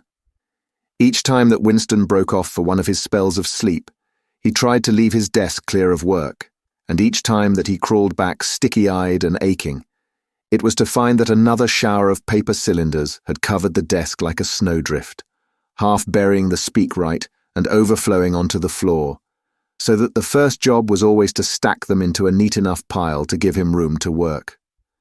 What was worst of all was that the work was by no means purely mechanical. Often it was enough merely to substitute one name for another, but any detailed report of events demanded care and imagination. Even the geographical knowledge that one needed in transferring the war from one part of the world to another was considerable. By the 3rd day, his eyes ached unbearably, and his spectacles needed wiping every few minutes. It was like struggling with some crushing physical task, something which one had the right to refuse and which one was nevertheless neurotically anxious to accomplish. Insofar as he had time to remember it, he was not troubled by the fact that every word he murmured into the speakwrite, every stroke of his ink pencil, was a deliberate lie. He was as anxious as anyone else in the department that the forgery should be perfect. On the morning of the 6th day, the dribble of cylinders slowed down. For as much as half an hour, nothing came out of the tube. Then one more cylinder. Then nothing. Everywhere, at about the same time, the work was easing off. A deep and as it were secret sigh went through the department. A mighty deed, which could never be mentioned, had been achieved. It was now impossible for any human being to prove by documentary evidence that the war with Eurasia had ever happened. At 1200, it was unexpectedly announced that all workers in the ministry were free till tomorrow morning. Winston, still carrying the briefcase containing the book, which had remained between his feet while he worked and under his body while he slept, went home, shaved himself, and almost fell asleep in his bath, although the water was barely more than tepid. With a sort of voluptuous creaking in his joints, he climbed the stair above Mr. Charrington's shop. He was tired, but not sleepy any longer. He opened the window, lit the dirty little oil stove and put on a pan of water for coffee. Julia would arrive presently. Meanwhile, there was the book. He sat down in the sluttish armchair and undid the straps of the briefcase. A heavy, black volume, amateurishly bound, with no name or title on the cover. The print also looked slightly irregular. The pages were worn at the edges and fell apart easily, as though the book had passed through many hands. The inscription on the title page ran, "The Theory and Practice of Oligarchical Collectivism" by Emmanuel Goldstein. Winston began reading. Chapter 1. Ignorance is Strength. Throughout recorded time, and probably since the end of the Neolithic Age, there have been 3 kinds of people in the world: the high, the middle, and the low. They have been subdivided in many ways. They have borne countless different names, and their relative numbers, as well as their attitude towards one another, have varied from age to age. But the essential structure of society has never altered. Even after enormous upheavals and seemingly irrevocable changes, the same pattern has always reasserted itself, just as a gyroscope will always return to equilibrium, however far it is pushed one way or the other. The aims of these groups are entirely irreconcilable. Winston stopped reading, chiefly in order to appreciate the fact that he was reading, in comfort and safety. He was alone, no telescreen, no ear at the keyhole, no nervous impulse to glance over his shoulder or cover the page with his hand. The sweet summer air played against his cheek. From somewhere far away there floated the faint shouts of children.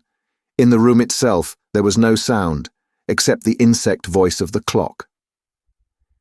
He settled deeper into the armchair and put his feet up on the fender. It was bliss. It was eternity. Suddenly, as one sometimes does with a book of which one knows that one will ultimately read and reread every word, he opened it at a different place and found himself at Chapter 3. He went on reading. Chapter 3. War is Peace. The splitting up of the world into three great superstates was an event which could be and indeed was foreseen before the middle of the 20th century. With the absorption of Europe by Russia and of the British Empire by the United States, two of the three existing powers, Eurasia and Oceania, were already effectively in being. The third, Eastasia, only emerged as a distinct unit after another decade of confused fighting. The frontiers between the three superstates are in some places arbitrary, and in others they fluctuate according to the fortunes of war, but in general they follow geographical lines. Eurasia comprises the whole of the northern part of the European and Asiatic landmass, from Portugal to the Bering Strait. Oceania comprises the Americas, the Atlantic islands including the British Isles, Australasia, and the southern portion of Africa. Eastasia, smaller than the others and with a less definite western frontier, comprises China and the countries to the south of it, the Japanese islands, and a large but fluctuating portion of Manchuria, Mongolia, and Tibet. In one combination or another, these three superstates are permanently at war, and have been so for the past 25 years. War, however, is no longer the desperate, annihilating struggle that it was in the early decades of the 20th century. It is a warfare of limited aims between combatants who are unable to destroy one another, have no material cause for fighting, and are not divided by any genuine ideological difference. This is not to say that either the conduct of war or the prevailing attitude towards it has become less bloodthirsty or more chivalrous. On the contrary, war hysteria is continuous and universal in all countries, and such acts as raping, looting, the slaughter of children, the reduction of whole populations to slavery, and reprisals against prisoners which extend even to boiling and burying alive, are looked upon as normal, and, when they are committed by one's own side and not by the enemy, meritorious. But in a physical sense, war involves very small numbers of people, mostly highly trained specialists, and causes comparatively few casualties. The fighting, when there is any, takes place on the vague frontiers whose whereabouts the average man can only guess at, or round the floating fortresses which guard strategic spots on the sea lanes. In the centers of civilization, war means no more than a continuous shortage of consumption goods, and the occasional crash of a rocket bomb, which may cause a few scores of deaths. War has in fact changed its character. More exactly, the reasons for which war is waged have changed in their order of importance. Motives which were already present to some small extent in the great wars of the early 20th century have now become dominant and are consciously recognized and acted upon. To understand the nature of the present war, for in spite of the regrouping which occurs every few years, it is always the same war. One must realize in the first place that it is impossible for it to be decisive. None of the three superstates could be definitively conquered even by the other two in combination. They are too evenly matched, and their natural defenses are too formidable. Eurasia is protected by its vast land spaces, Oceania by the width of the Atlantic and the Pacific, Eastasia by the fecundity and industriousness of its inhabitants. Secondly, there is no longer, in a material sense, anything to fight about. With the establishment of self-contained economies, in which production and consumption are geared to one another, the scramble for markets, which was a main cause of previous wars, has come to an end, while the competition for raw materials is no longer a matter of life and death. In any case, each of the three superstates is so vast that it can obtain almost all the materials that it needs within its own boundaries. Insofar as the war has a direct economic purpose, it is a war for labor power, between the frontiers of the superstates, and not permanently in the possession of any of them. There lies a rough quadrilateral with its corners at Tangier, Brazzaville, Darwin, and Hong Kong, containing within it about a fifth of the population of the Earth. It is for the possession of these thickly populated regions and of the northern ice cap that the three powers are constantly struggling. In practice, no one power ever controls the whole of the disputed area. Portions of it are constantly changing hands, and it is the chance of seizing this or that fragment by a sudden stroke of treachery that dictates the endless changes of alignment. All of the disputed territories contain valuable minerals, and some of them yield important vegetable products such as rubber, which in colder climates it is necessary to synthesize by comparatively expensive methods. But above all, they contain a bottomless reserve of cheap labor.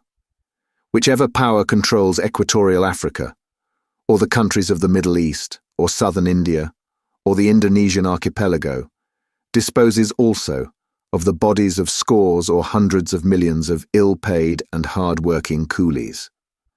The inhabitants of these areas, reduced more or less openly to the status of slaves, pass continually from conqueror to conqueror, and are expended like so much coal or oil in the race to turn out more armaments, to capture more territory, to control more labor power, to turn out more armaments, to capture more territory, and so on, indefinitely. It should be noted that the fighting never really moves beyond the edges of the disputed areas. The frontiers of Eurasia flow back and forth between the basin of the Congo and the northern shore of the Mediterranean. The islands of the Indian Ocean and the Pacific are constantly being captured and recaptured by Oceania or by Eastasia. In Mongolia, the dividing line between Eurasia and Eastasia is never stable. Round the pole, all three powers lay claim to enormous territories which in fact are largely uninhabited and unexplored. But the balance of power always remains roughly even, and the territory which forms the heartland of each superstate always remains inviolate. Moreover, the labor of the exploited peoples round the equator is not really necessary to the world's economy. They add nothing to the wealth of the world, since whatever they produce is used for purposes of war, and the object of waging a war is always to be in a better position in which to wage another war. By their labor, the slave populations allow the tempo of continuous warfare to be speeded up. But if they did not exist, the structure of world society and the process by which it maintains itself would not be essentially different. The primary aim of modern warfare, in accordance with the principles of doublethink, this aim is simultaneously recognized and not recognized by the directing brains of the inner party, is to use up the products of the machine without raising the general standard of living. Ever since the end of the 19th century, the problem of what to do with the surplus of consumption goods has been latent in industrial society. At present, when few human beings even have enough to eat, this problem is obviously not urgent, and it might not have become so, even if no artificial processes of destruction had been at work. The world of today is a bare, hungry, dilapidated place compared with the world that existed before 1914, and still more so if compared with the imaginary future to which the people of that period looked forward. In the early 20th century, the vision of a future society unbelievably rich, leisured, orderly and efficient, a glittering antiseptic world of glass and steel and snow-white concrete, was part of the consciousness of nearly every literate person. Science and technology were developing at a prodigious speed, and it seemed natural to assume that they would go on developing. This failed to happen, partly because of the impoverishment caused by a long series of wars and revolutions, partly because scientific and technical progress depended on the empirical habit of thought, which could not survive in a strictly regimented society. As a whole, the world is more primitive today than it was 50 years ago. Certain backward areas have advanced, and various devices, always in some way connected with warfare and police espionage, have been developed. But experiment and invention have largely stopped, and the ravages of the atomic war of the 1950s have never been fully repaired. Nevertheless, the dangers inherent in the machine are still there. From the moment when the machine first made its appearance, it was clear to all thinking people that the need for human drudgery, and therefore to a great extent for human inequality, had disappeared. If the machine were used deliberately for that end, hunger, overwork, dirt, illiteracy, and disease could be eliminated within a few generations. And in fact, without being used for any such purpose, but by a sort of automatic process, by producing wealth, which it was sometimes impossible not to distribute, the machine did raise the living standards of the average human being very greatly over a period of about 50 years at the end of the 19th and the beginning of the 20th centuries. But it was also clear that an all-round increase in wealth threatened the destruction, indeed, in some sense was the destruction of a hierarchical society.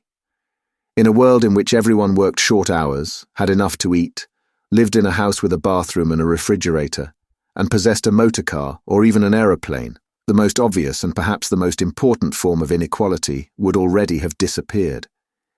If it once became general, wealth would confer no distinction. It was possible, no doubt, to imagine a society in which wealth, in the sense of personal possessions and luxuries, should be evenly distributed, while power remained in the hands of a small, privileged caste. But in practice, such a society could not long remain stable. For if leisure and security were enjoyed by all alike, the great mass of human beings who are normally stupefied by poverty would become literate and would learn to think for themselves. And when once they had done this, they would sooner or later realize that the privileged minority had no function, and they would sweep it away. In the long run, a hierarchical society was only possible on a basis of poverty and ignorance. To return to the agricultural past, as some thinkers about the beginning of the 20th century dreamed of doing, was not a practicable solution. It conflicted with the tendency towards mechanization, which had become quasi-instinctive throughout almost the whole world, and moreover, any country which remained industrially backward was helpless in a military sense, and was bound to be dominated, directly or indirectly, by its more advanced rivals. Nor was it a satisfactory solution to keep the masses in poverty by restricting the output of goods. This happened to a great extent during the final phase of capitalism, roughly between 1920 and 1940. The economy of many countries was allowed to stagnate. Land went out of cultivation. Capital equipment was not added to. Great blocks of the population were prevented from working and kept half alive by state charity. But this, too, entailed military weakness. And since the privations it inflicted were obviously unnecessary, it made opposition inevitable. The problem was how to keep the wheels of industry turning without increasing the real wealth of the world. Goods must be produced, but they must not be distributed, and in practice the only way of achieving this was by continuous warfare. The essential act of war is destruction, not necessarily of human lives, but of the products of human labor. War is a way of shattering to pieces, or pouring into the stratosphere, or sinking in the depths of the sea, materials which might otherwise be used to make the masses too comfortable, and hence, in the long run, too intelligent.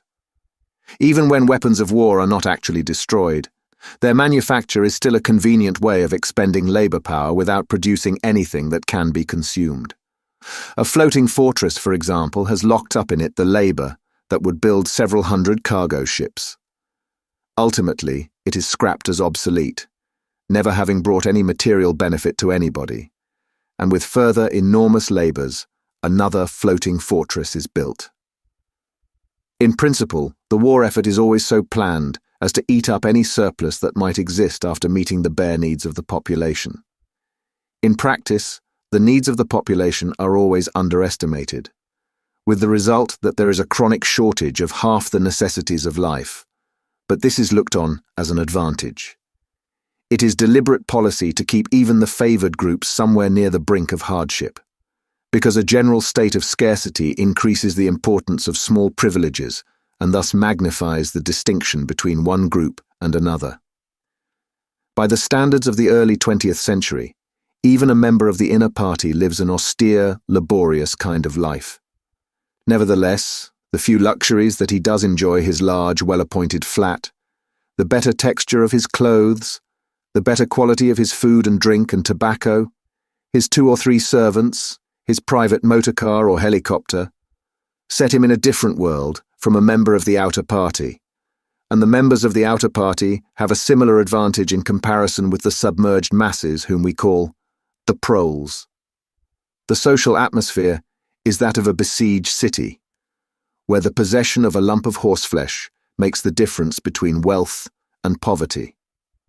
And at the same time, the consciousness of being at war, and therefore in danger, makes the handing over of all power to a small caste seem the natural, unavoidable condition of survival.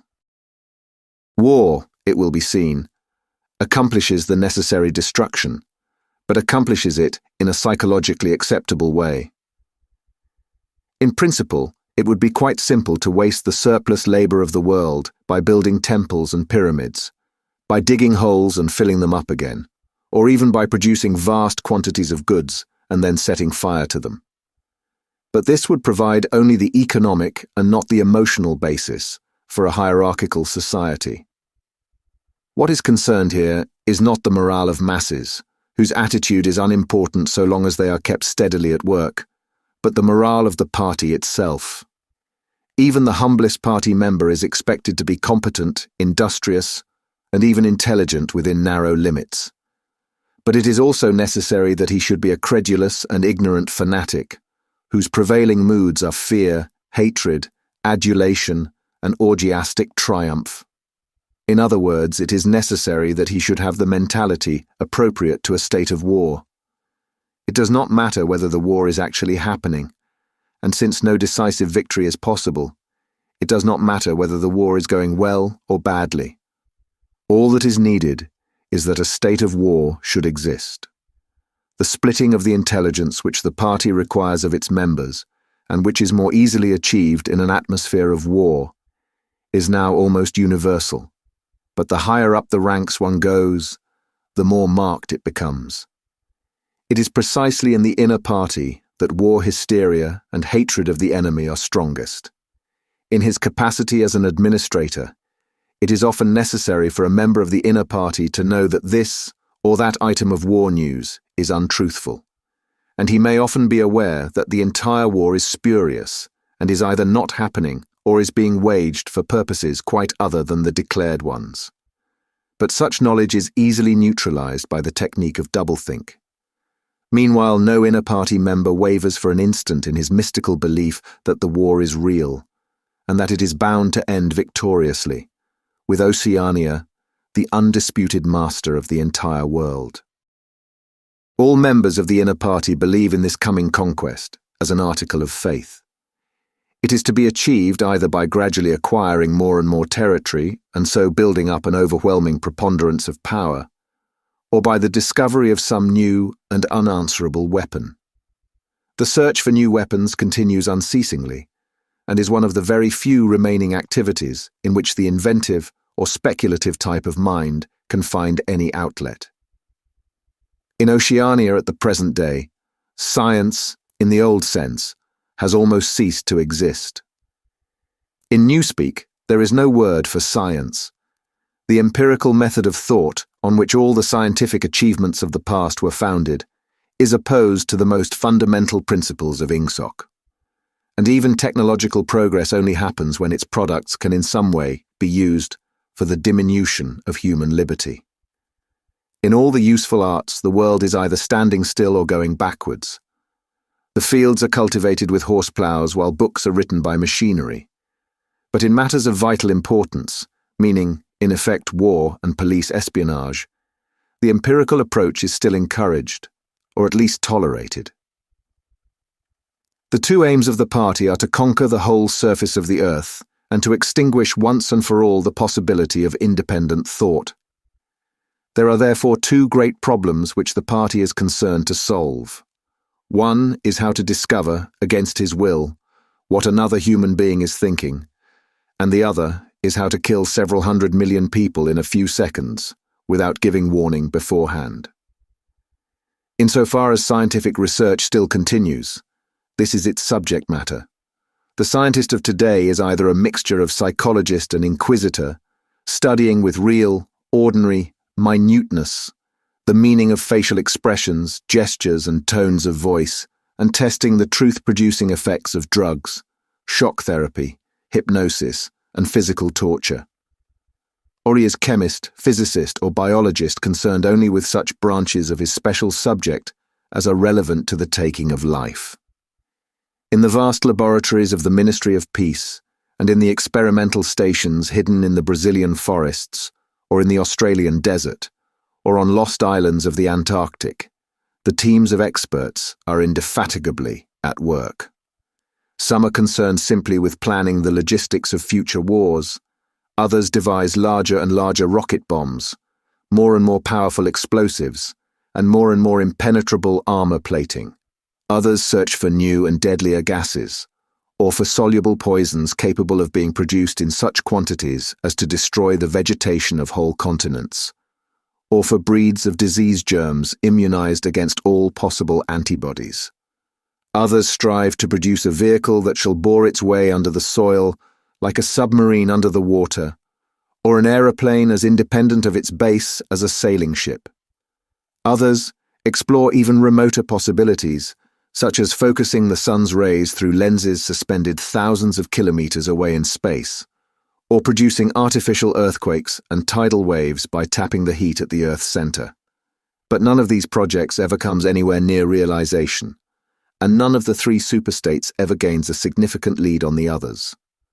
What is more remarkable is that all three powers already possess, in the atomic bomb, a weapon far more powerful than any that their present researches are likely to discover. Although the party, according to its habit, claims the invention for itself, atomic bombs first appeared as early as the 1940s, and were first used on a large scale about 10 years later. At that time, some hundreds of bombs were dropped on industrial centers, chiefly in European Russia, Western Europe, and North America. The effect was to convince the ruling groups of all countries that a few more atomic bombs would mean the end of organized society, and hence of their own power. Thereafter, although no formal agreement was ever made or hinted at, no more bombs were dropped. All three powers merely continue to produce atomic bombs and store them up against the decisive opportunity which they all believe will come sooner or later. And meanwhile, the art of war has remained almost stationary for 30 or 40 years. Helicopters are more used than they were formerly. Bombing planes have been largely superseded by self-propelled projectiles, and the fragile movable battleship has given way to the almost unsinkable floating fortress. But otherwise, there has been little development. The tank, the submarine, the torpedo, the machine gun, even the rifle and the hand grenade are still in use. And in spite of the endless slaughters reported in the press and on the telescreens, the desperate battles of earlier wars, in which hundreds of thousands or even millions of men were often killed in a few weeks, have never been repeated. None of the three superstates ever attempts any maneuver which involves the risk of serious defeat. When any large operation is undertaken, it is usually a surprise attack against an ally. The strategy that all three powers are following, or pretend to themselves that they are following, is the same. The plan is, by a combination of fighting, bargaining, and well-timed strokes of treachery, to acquire a ring of bases completely encircling one or other of the rival states, and then to sign a pact of friendship with that rival, and remain on peaceful terms for so many years as to lull suspicion to sleep. During this time, rockets loaded with atomic bombs can be assembled at all the strategic spots. Finally, they will all be fired simultaneously, with effects so devastating as to make retaliation impossible. It will then be time to sign a pact of friendship with the remaining world power, in preparation for another attack. This scheme, it is hardly necessary to say, is a mere daydream, impossible of realization. Moreover, no fighting ever occurs except in the disputed areas round the equator and the pole. No invasion of enemy territory is ever undertaken. This explains the fact that in some places the frontiers between the superstates are arbitrary. Eurasia, for example, could easily conquer the British Isles, which are geographically part of Europe. Or on the other hand, it would be possible for Oceania to push its frontiers to the Rhine, or even to the Vistula. But this would violate the principle, followed on all sides though never formulated, of cultural integrity. If Oceania were to conquer the areas that used once to be known as France and Germany, it would be necessary either to exterminate the inhabitants, a task of great physical difficulty, or to assimilate a population of about 100 million people, who, so far as technical development goes, are roughly on the oceanic level. The problem is the same for all three superstates. It is absolutely necessary to their structure that there should be no contact with foreigners, except, to a limited extent, with war prisoners and coloured slaves. Even the official ally of the moment is always regarded with the darkest suspicion. War prisoners apart, the average citizen of Oceania never sets eyes on a citizen of either Eurasia or Eastasia, and he is forbidden the knowledge of foreign languages. If he were allowed contact with foreigners, he would discover that they are creatures similar to himself, and that most of what he has been told about them is lies. The sealed world in which he lives would be broken, and the fear, hatred, and self-righteousness on which his morale depends might evaporate.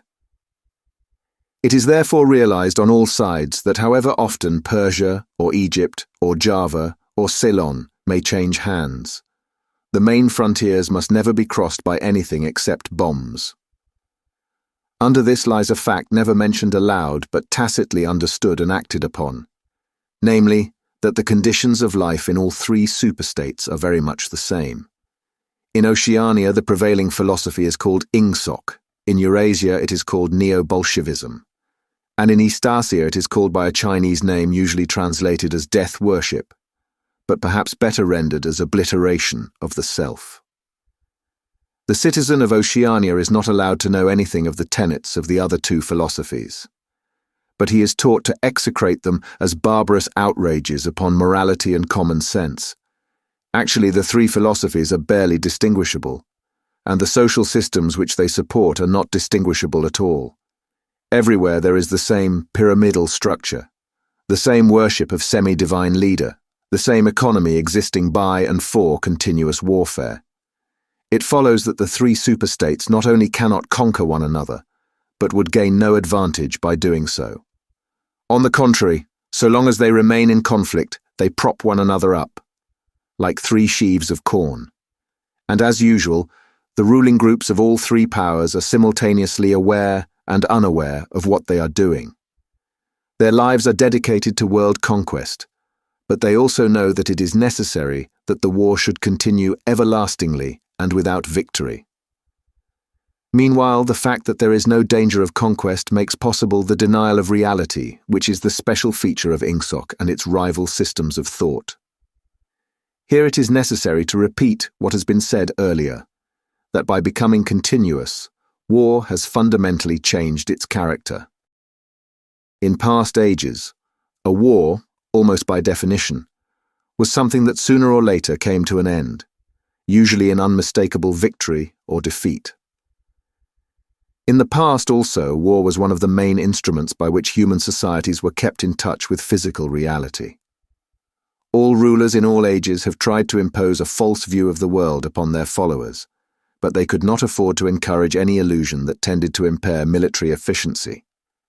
So long as defeat meant the loss of independence, or some other result generally held to be undesirable, the precautions against defeat had to be serious. Physical facts could not be ignored.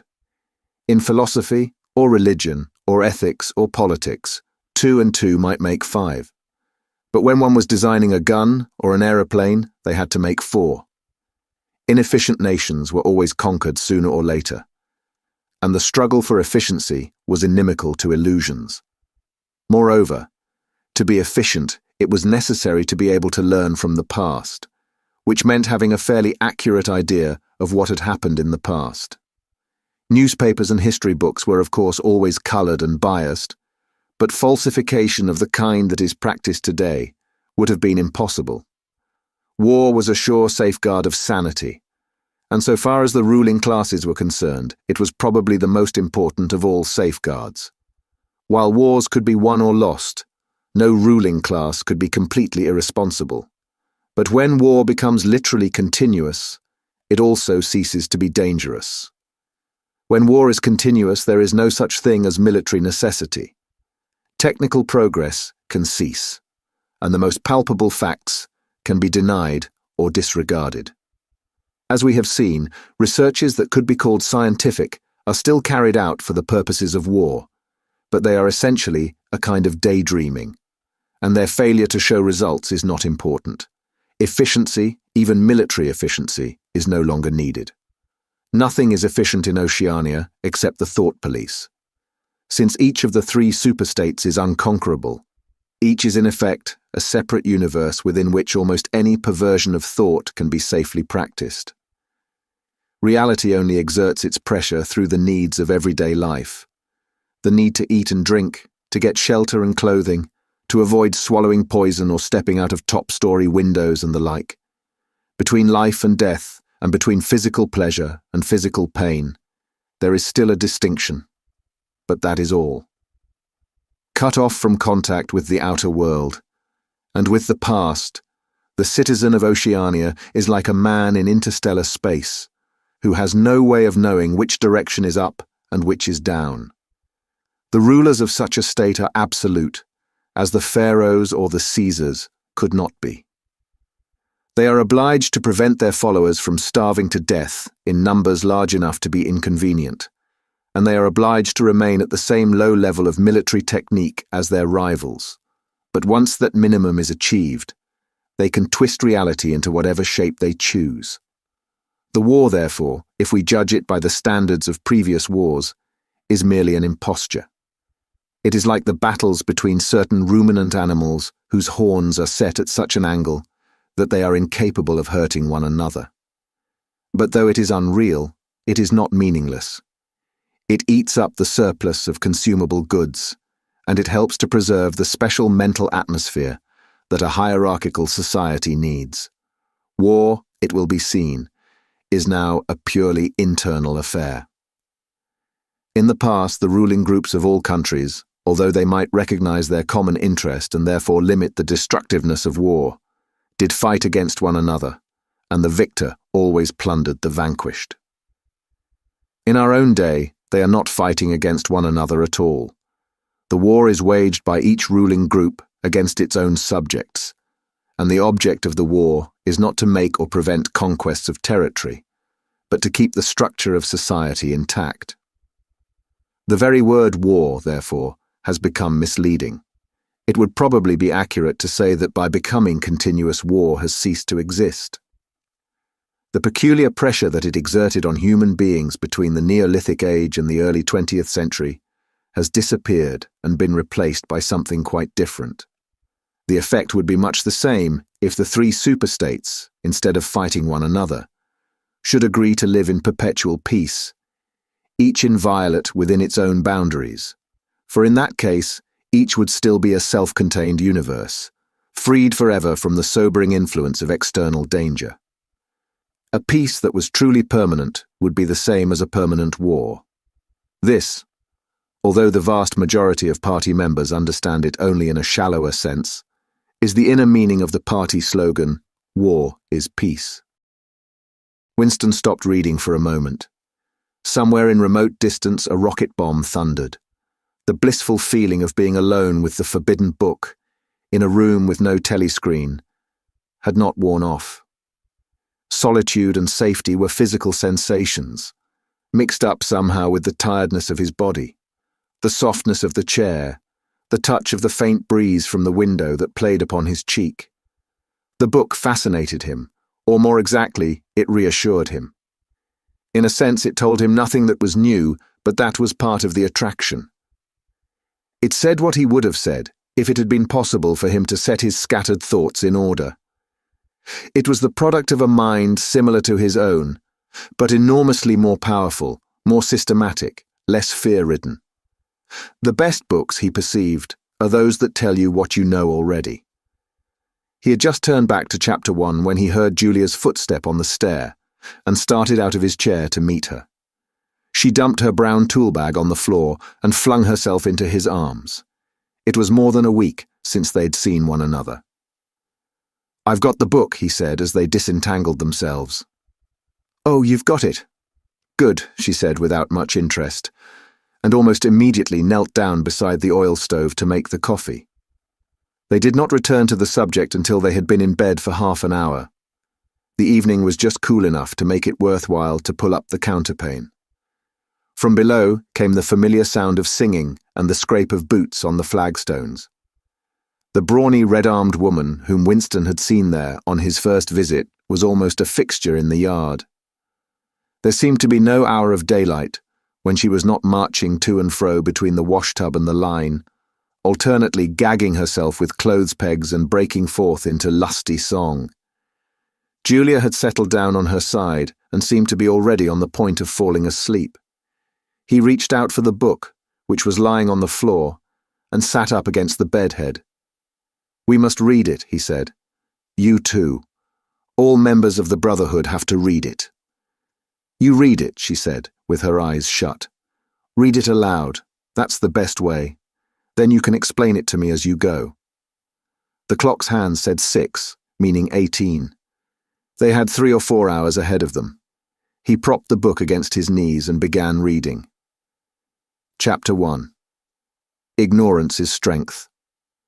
Throughout recorded time, and probably since the end of the Neolithic Age, there have been 3 kinds of people in the world: the high, the middle, and the low. They have been subdivided in many ways. They have borne countless different names, and their relative numbers, as well as their attitude towards one another, have varied from age to age. But the essential structure of society has never altered. Even after enormous upheavals and seemingly irrevocable changes, the same pattern has always reasserted itself, just as a gyroscope will always return to equilibrium, however far it is pushed one way or the other. "Julia, are you awake?" said Winston. "Yes, my love, I'm listening. Go on." "It's marvelous." He continued reading. "The aims of these 3 groups are entirely irreconcilable. The aim of the high is to remain where they are. The aim of the middle is to change places with the high. The aim of the low, when they have an aim, for it is an abiding characteristic of the low that they are too much crushed by drudgery to be more than intermittently conscious of anything outside their daily lives, is to abolish all distinctions and create a society in which all men shall be equal. Thus, throughout history, a struggle, which is the same in its main outlines, recurs over and over again. For long periods, the high seem to be securely in power, but sooner or later there always comes a moment when they lose either their belief in themselves or their capacity to govern efficiently, or both. They are then overthrown by the middle, who enlist the low on their side by pretending to them that they are fighting for liberty and justice. As soon as they have reached their objective, the middle thrust the low back into their old position of servitude, and themselves become the high. Presently, a new middle group splits off from one of the other groups, or from both of them, and the struggle begins over again. Of the 3 groups, only the low are never even temporarily successful in achieving their aims. It would be an exaggeration to say that throughout history there has been no progress of a material kind. Even today, in a period of decline, the average human being is physically better off than he was a few centuries ago. But no advance in wealth, no softening of manners, no reform or revolution has ever brought human equality a millimetre nearer. From the point of view of the low, no historic change has ever meant much more than a change in the name of their masters. By the late 19th century, the recurrence of this pattern had become obvious to many observers. There then rose schools of thinkers who interpreted history as a cyclical process and claimed to show that inequality was the unalterable law of human life. This doctrine, of course, had always had its adherents, but in the manner in which it was now put forward there was a significant change. In the past, the need for a hierarchical form of society had been the doctrine specifically of the high. It had been preached by kings and aristocrats and by the priests, lawyers and the like who were parasitical upon them, and it had generally been softened by promises of compensation in an imaginary world beyond the grave. The middle, so long as it was struggling for power, had always made use of such terms as freedom, justice, and fraternity. Now, however, the concept of human brotherhood began to be assailed by people who were not yet in positions of command, but merely hoped to be so before long. In the past, the middle had made revolutions under the banner of equality, and then had established a fresh tyranny as soon as the old one was overthrown. The new middle groups in effect proclaimed their tyranny beforehand. Socialism, a theory which appeared in the early 19th century, and was the last link in a chain of thought stretching back to the slave rebellions of antiquity, was still deeply infected by the utopianism of past ages. But in each variant of socialism that appeared from about 1900 onwards, the aim of establishing liberty and equality was more and more openly abandoned. The new movements which appeared in the middle years of the century, Ingsoc in Oceania, Neo-Bolshevism in Eurasia, death worship, as it is commonly called, in East Asia, had the conscious aim of perpetuating unfreedom and inequality. These new movements, of course, grew out of the old ones and tended to keep their names and pay lip service to their ideology. But the purpose of all of them was to arrest progress and freeze history at a chosen moment. The familiar pendulum swing was to happen once more and then stop. As usual, the high were to be turned out by the middle, who would then become the high, but this time, by conscious strategy, the high would be able to maintain their position permanently. The new doctrines arose partly because of the accumulation of historical knowledge and the growth of the historical sense, which had hardly existed before the 19th century. The cyclical movement of history was now intelligible, or appeared to be so, and if it was intelligible, then it was alterable. But the principal underlying cause was that, as early as the beginning of the 20th century, human equality had become technically possible. It was still true that men were not equal in their native talents, and that functions had to be specialized in ways that favored some individuals against others. But there was no longer any real need for class distinctions or for large differences of wealth. In earlier ages, class distinctions had been not only inevitable, but desirable. Inequality was the price of civilization. With the development of machine production, however, the case was altered. Even if it was still necessary for human beings to do different kinds of work, it was no longer necessary for them to live at different social or economic levels. Therefore, from the point of view of the new groups who were on the point of seizing power, human equality was no longer an ideal to be striven after, but a danger to be averted. In more primitive ages, when a just and peaceful society was in fact not possible, it had been fairly easy to believe it. The idea of an earthly paradise in which men should live together in a state of brotherhood, without laws and without brute labor, had haunted the human imagination for thousands of years. And this vision had had a certain hold even on the groups who actually profited by each historical change. The heirs of the French, English, and American revolutions had partly believed in their own phrases about the rights of man, freedom of speech, equality before the law and the like, and have even allowed their conduct to be influenced by them to some extent. But by the fourth decade of the 20th century, all the main currents of political thought were authoritarian. The earthly paradise had been discredited at exactly the moment when it became realizable. Every new political theory, by whatever name it called itself, led back to hierarchy and regimentation, and in the general hardening of outlook that set in round about 1930, practices which had been long abandoned, in some cases for hundreds of years, imprisonment without trial, the use of war prisoners as slaves, public executions, torture to extract confessions, the use of hostages, and the deportation of whole populations, not only became common again, but were tolerated and even defended by people who considered themselves enlightened and progressive. It was only after a decade of national wars, civil wars, revolutions, and counter-revolutions in all parts of the world that INGSOC and its rivals emerged as fully worked-out political theories. But they had been foreshadowed by the various systems, generally called totalitarian, which had appeared earlier in the century, and the main outlines of the world which would emerge from the prevailing chaos had long been obvious. What kind of people would control this world had been equally obvious. The new aristocracy was made up for the most part of bureaucrats, scientists, technicians, trade union organizers, publicity experts, sociologists, teachers, journalists, and professional politicians. These people, whose origins lay in the salaried middle class and the upper grades of the working class, had been shaped and brought together by the barren world of monopoly industry and centralized government. As compared with their opposite numbers in past ages, they were less avaricious, less tempted by luxury, hungrier for pure power, and above all, more conscious of what they were doing and more intent on crushing opposition. This last difference was cardinal. By comparison with that existing today, all the tyrannies of the past were half-hearted and inefficient. The ruling groups were always infected to some extent by liberal ideas, and were content to leave loose ends everywhere, to regard only the overt act and to be uninterested in what their subjects were thinking.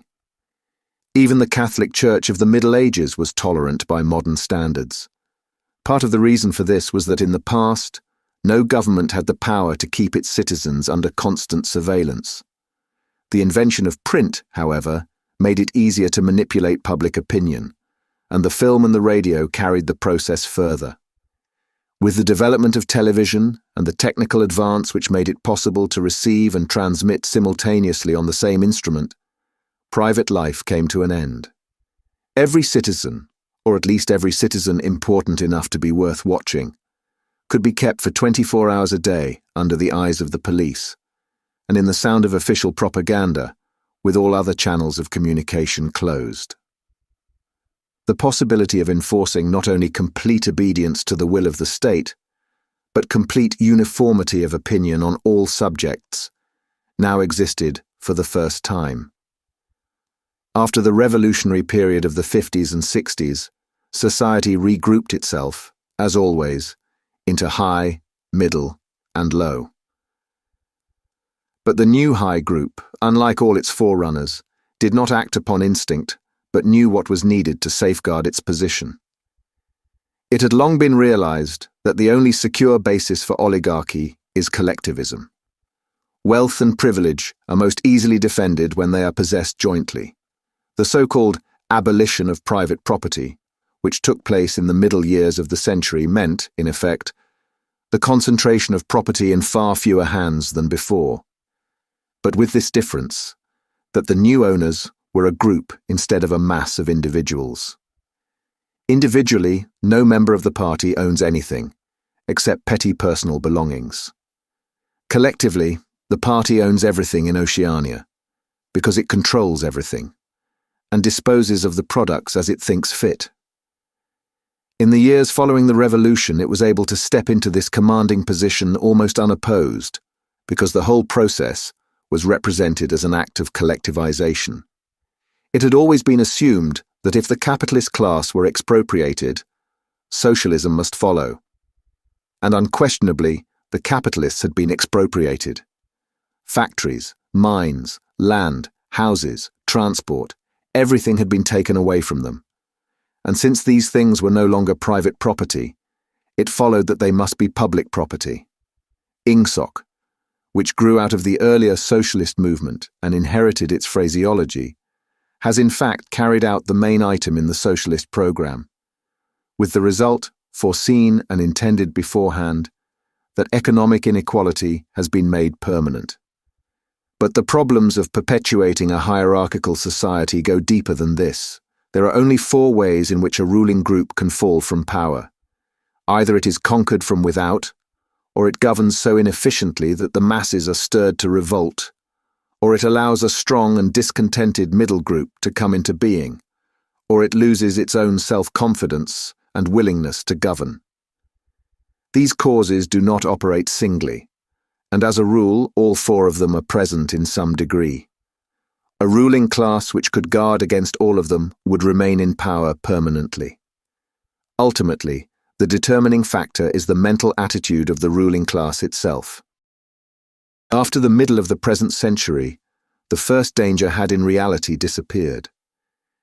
Each of the 3 powers which now divide the world is in fact unconquerable, and could only become conquerable through slow demographic changes, which a government with wide powers can easily avert. The second danger, also, is only a theoretical one. The masses never revolt of their own accord, and they never revolt merely because they are oppressed. Indeed, so long as they are not permitted to have standards of comparison, they never even become aware that they are oppressed. The recurrent economic crises of past times were totally unnecessary and are not now permitted to happen, but other and equally large dislocations can and do happen without having political results, because there is no way in which discontent can become articulate. As for the problem of overproduction, which has been latent in our society since the development of machine technique, it is solved by the device of continuous warfare, see Chapter 3, which is also useful in keying up public morale to the necessary pitch. From the point of view of our present rulers, therefore, the only genuine dangers are the splitting off of a new group of able, underemployed, power-hungry people, and the growth of liberalism and skepticism in their own ranks. The problem, that is to say, is educational. It is a problem of continuously moulding the consciousness both of the directing group and of the larger executive group that lies immediately below it. The consciousness of the masses needs only to be influenced in a negative way. Given this background, one could infer, if one did not know it already, the general structure of oceanic society. At the apex of the pyramid comes Big Brother. Big Brother is infallible and all-powerful. Every success, every achievement, every victory, every scientific discovery, all knowledge, all wisdom, all happiness, all virtue, are held to issue directly from his leadership and inspiration. Nobody has ever seen Big Brother.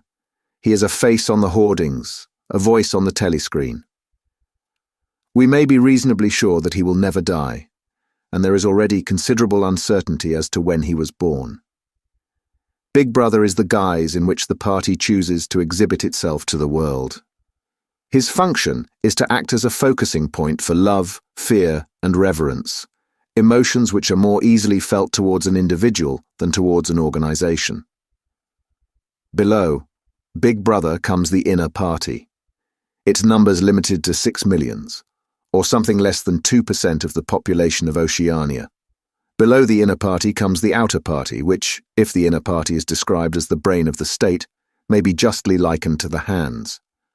Below that come the dumb masses, whom we habitually refer to as the proles, numbering perhaps 85% of the population.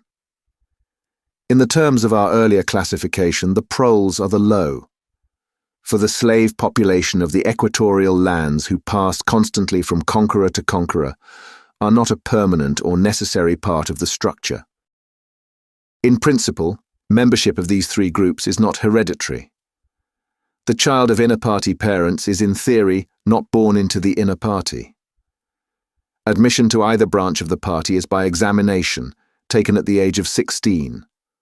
Nor is there any racial discrimination or any marked domination of one province by another.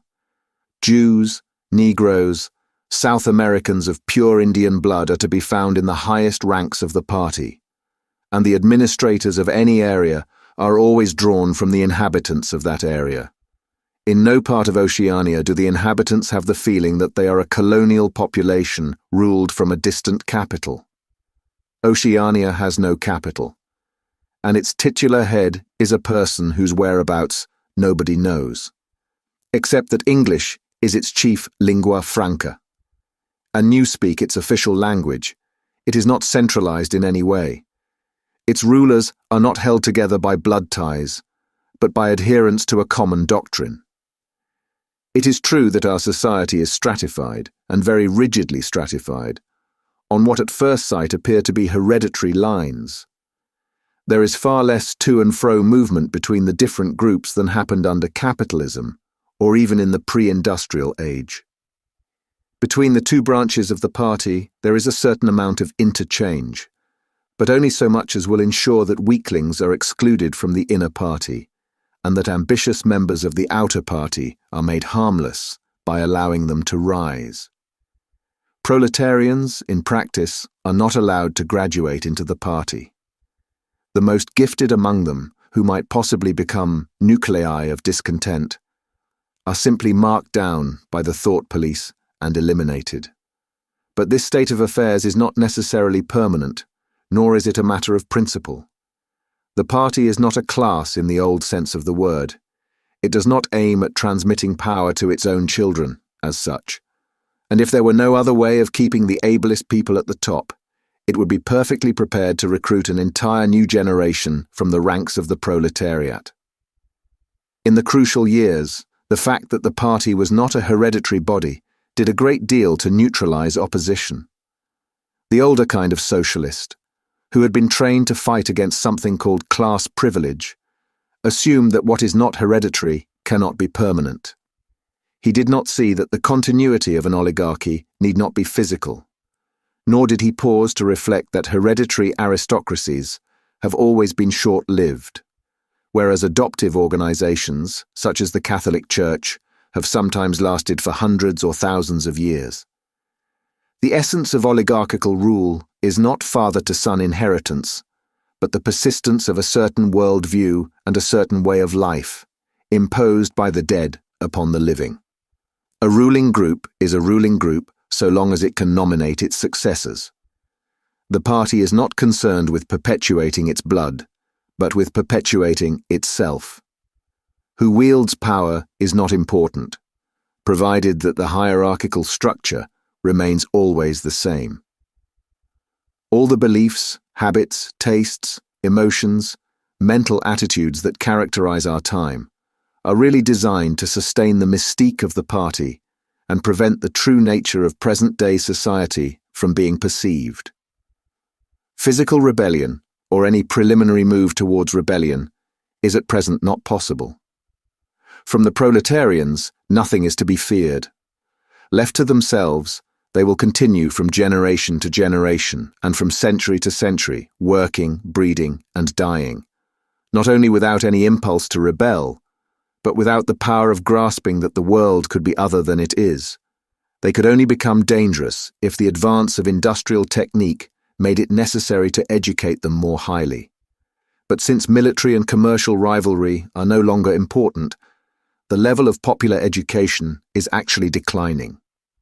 What opinions the masses hold or do not hold is looked on as a matter of indifference.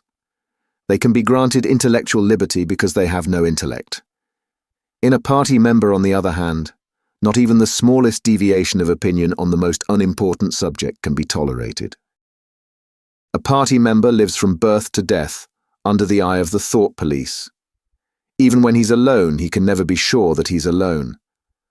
Wherever he may be, asleep or awake, working or resting, in his bath or in bed, he can be inspected without warning and without knowing that he's being inspected. Nothing that he does is indifferent. His friendships, his relaxations, his behavior towards his wife and children, the expression of his face when he's alone, the words he mutters in sleep, even the characteristic movements of his body, are all jealously scrutinized. Not only any actual misdemeanor, but any eccentricity, however small, any change of habits, any nervous mannerism that could possibly be the symptom of an inner struggle, is certain to be detected. He has no freedom of choice in any direction whatever. On the other hand, his actions are not regulated by law or by any clearly formulated code of behavior. In Oceania, there is no law. Thoughts and actions which, when detected, mean certain death are not formally forbidden, and the endless purges, arrests, tortures, imprisonments, and vaporizations are not inflicted as punishment for crimes which have actually been committed, but are merely the wiping out of persons who might perhaps commit a crime at some time in the future. A party member is required to have not only the right opinions, but the right instincts. Many of the beliefs and attitudes demanded of him are never plainly stated, and could not be stated without laying bare the contradictions inherent in Ingsoc. If he is a person naturally orthodox, in newspeak, a good thinker, he will in all circumstances know, without taking thought, what is the true belief or the desirable emotion. But in any case, an elaborate mental training undergone in childhood and grouping itself round the newspeak words crime stop, black-white, and doublethink makes him unwilling and unable to think too deeply on any subject whatever. A party member is expected to have no private emotions and no respites from enthusiasm. He is supposed to live in a continuous frenzy of hatred of foreign enemies and internal traitors, triumph over victories, and self-abasement before the power and wisdom of the party.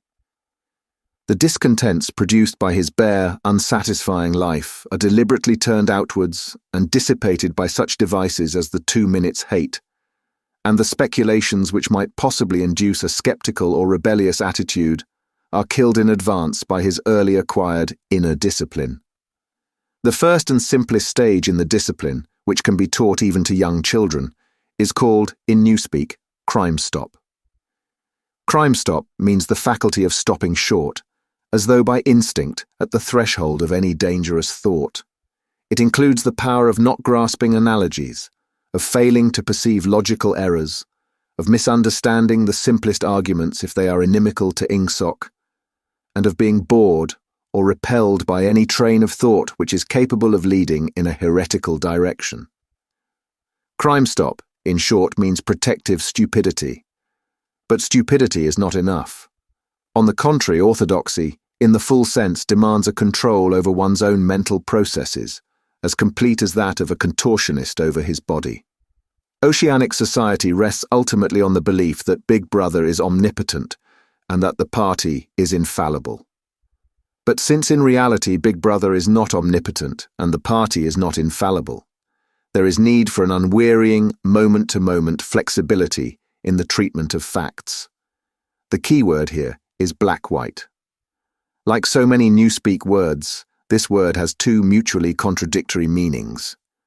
Applied to an opponent, it means the habit of impudently claiming that black is white, in contradiction of the plain facts. Applied to a party member, it means a loyal willingness to say that black is white when party discipline demands this. But it means also the ability to believe that black is white.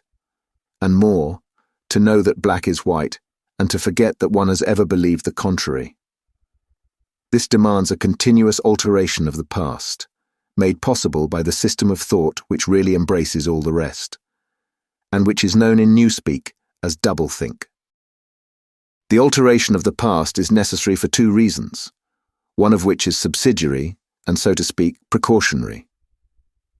The subsidiary reason is that the party member, like the proletarian, tolerates present-day conditions partly because he has no standards of comparison.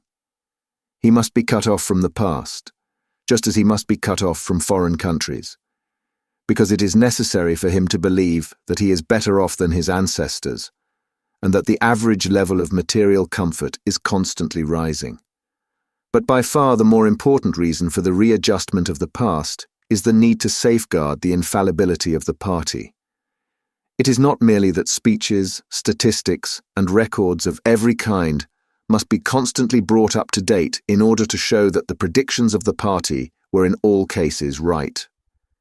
It is also that no change in doctrine or in political alignment can ever be admitted, for to change one's mind, or even one's policy, is a confession of weakness. If, for example, Eurasia or Eastasia, whichever it may be, is the enemy today, then that country must always have been the enemy. And if the facts say otherwise, then the facts must be altered. Thus history is continuously rewritten.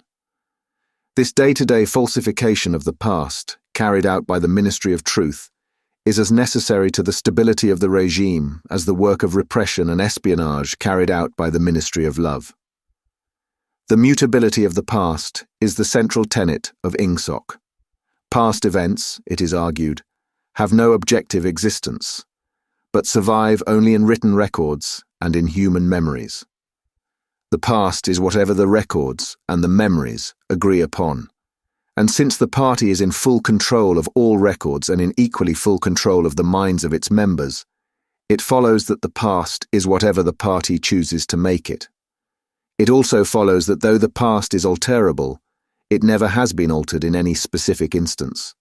For when it has been recreated in whatever shape is needed at the moment, then this new version is the past, and no different past can ever have existed. This holds good even when, as often happens, the same event has to be altered out of recognition several times in the course of a year. At all times the party is in possession of absolute truth, and clearly the absolute can never have been different from what it is now. It will be seen that the control of the past depends above all on the training of memory. To make sure that all written records agree with the orthodoxy of the moment is merely a mechanical act. But it is also necessary to remember that events happened in the desired manner. And if it is necessary to rearrange one's memories or to tamper with written records, then it is necessary to forget that one has done so. The trick of doing this can be learned like any other mental technique. It is learned by the majority of party members, and certainly by all who are intelligent as well as orthodox. In old speak, it is called, quite frankly, reality control. In new speak, it is called doublethink, though doublethink comprises much else as well. Doublethink means the power of holding two contradictory beliefs in one's mind simultaneously and accepting both of them. The party intellectual knows in which direction his memories must be altered. He therefore knows that he is playing tricks with reality. But by the exercise of doublethink, he also satisfies himself that reality is not violated. The process has to be conscious, or it would not be carried out with sufficient precision, but it also has to be unconscious, or it would bring with it a feeling of falsity and hence of guilt. Doublethink lies at the very heart of INGSOC, since the essential act of the party is to use conscious deception, while retaining the firmness of purpose that goes with complete honesty. To tell deliberate lies while genuinely believing in them, to forget any fact that has become inconvenient, and then, when it becomes necessary again, to draw it back from oblivion for just so long as it is needed, to deny the existence of objective reality and all the while to take account of the reality which one denies. All this is indispensably necessary. Even in using the word doublethink, it is necessary to exercise doublethink, for by using the word, one admits that one is tampering with reality. By a fresh act of doublethink, one erases this knowledge. And so on, indefinitely, with the lie always one leap ahead of the truth. Ultimately, it is by means of doublethink that the party has been able, and may, for all we know, continue to be able for thousands of years, to arrest the course of history. All past oligarchies have fallen from power either because they ossified or because they grew soft. Either they became stupid and arrogant, failed to adjust themselves to changing circumstances, and were overthrown, or they became liberal and cowardly, made concessions when they should have used force, and once again were overthrown. They fell, that is to say, either through consciousness or through unconsciousness. It is the achievement of the party to have produced a system of thought in which both conditions can exist simultaneously. And upon no other intellectual basis could the dominion of the party be made permanent. If one is to rule, and to continue ruling, one must be able to dislocate the sense of reality. For the secret of rulership is to combine a belief in one's own infallibility with the power to learn from past mistakes. It need hardly be said that the subtlest practitioners of doublethink are those who invented doublethink and know that it is a vast system of mental cheating. In our society, those who have the best knowledge of what is happening are also those who are furthest from seeing the world as it is. In general, the greater the understanding, the greater the delusion, the more intelligent, the less sane. One clear illustration of this is the fact that war hysteria increases in intensity as one rises in the social scale. Those whose attitude towards the war is most nearly rational are the subject peoples of the disputed territories. To these people, the war is simply a continuous calamity which sweeps to and fro over their bodies like a tidal wave. Which side is winning is a matter of complete indifference to them. They are aware that a change of overlordship means simply that they will be doing the same work as before, for new masters who treat them in the same manner as the old ones. The slightly more favoured workers, whom we call the proles, are only intermittently conscious of the war. When it is necessary, they can be prodded into frenzies of fear and hatred, but when left to themselves, they are capable of forgetting for long periods that the war is happening. It is in the ranks of the party, and above all of the inner party, that the true war enthusiasm is found. World conquest is believed in most firmly by those who know it to be impossible. This peculiar linking together of opposites, knowledge with ignorance, cynicism with fanaticism, is one of the chief distinguishing marks of oceanic society. The official ideology abounds with contradictions even when there is no practical reason for them. Thus, the party rejects and vilifies every principle for which the socialist movement originally stood, and it chooses to do this in the name of socialism. It preaches a contempt for the working class unexampled for centuries past, and it dresses its members in a uniform which was at one time peculiar to manual workers, and was adopted for that reason. It systematically undermines the solidarity of the family, and it calls its leader by a name which is a direct appeal to the sentiment of family loyalty. Even the names of the four ministries by which we are governed exhibit a sort of impudence in their deliberate reversal of the facts. The Ministry of Peace concerns itself with war, the Ministry of Truth with lies, the Ministry of Love with torture, and the Ministry of Plenty with starvation. These contradictions are not accidental, nor do they result from ordinary hypocrisy. They are deliberate exercises in doublethink, for it is only by reconciling contradictions that power can be retained indefinitely. In no other way could the ancient cycle be broken. If human equality is to be forever averted, if the high, as we have called them, are to keep their places permanently, then the prevailing mental condition must be controlled insanity. But there is one question which until this moment we have almost ignored. It is, why should human equality be averted? Supposing that the mechanics of the process had been rightly described, what is the motive for this huge, accurately planned effort to freeze history at a particular moment of time? Here we reach the central secret. As we have seen, the mystique of the party, and above all of the inner party, depends upon doublethink. But deeper than this lies the original motive, the never-questioned instinct that first led to the seizure of power and brought doublethink, the thought police, continuous warfare, and all the other necessary paraphernalia into existence afterwards. This motive really consists. Winston became aware of silence, as one becomes aware of a new sound. It seemed to him that Julia had been very still for some time past. She was lying on her side, naked from the waist upwards, with her cheek pillowed on her hand and one dark lock tumbling across her eyes. Her breast rose and fell slowly and regularly. "Julia." No answer. "Julia, are you awake?" No answer. She was asleep. He shut the book, put it carefully on the floor, lay down, and pulled the coverlet over both of them. He had still, he reflected, not learned the ultimate secret. He understood how. He did not understand why. Chapter 1, like Chapter 3, had not actually told him anything that he did not know. It had merely systematized the knowledge that he possessed already. But after reading it, he knew better than before that he was not mad. Being in a minority, even a minority of one, did not make you mad. There was truth and there was untruth. And if you clung to the truth even against the whole world, you were not mad. A yellow beam from the sinking sun slanted in through the window and fell across the pillow. He shut his eyes. The sun on his face and the girl's smooth body touching his own gave him a strong, sleepy, confident feeling. He was safe. Everything was all right. He fell asleep murmuring, "Sanity is not statistical," with the feeling that this remark contained in it a profound wisdom.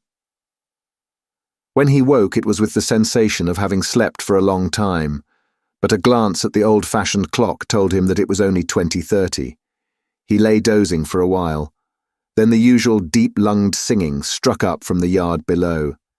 It was only an hopeless fancy. It passed like an April dye, but a look and a word and the dreams they stirred, they have stolen my heart away. The drivelling song seemed to have kept its popularity. You still heard it all over the place. It had outlived the hate song. Julia woke at the sound, stretched herself luxuriously, and got out of bed. "I'm hungry," she said. "Let's make some more coffee. Damn, the stove's gone out and the water's cold." She picked the stove up and shook it. "There's no oil in it." "We can get some from old Charrington, I expect. The funny thing is, I made sure it was full. I'm going to put my clothes on," she added. "It seems to have got colder." Winston also got up and dressed himself. The indefatigable voice sang on. "They sigh that time heals all things, they sigh you can always forget. But the smiles and the tears across the years, they twist my heartstrings yet."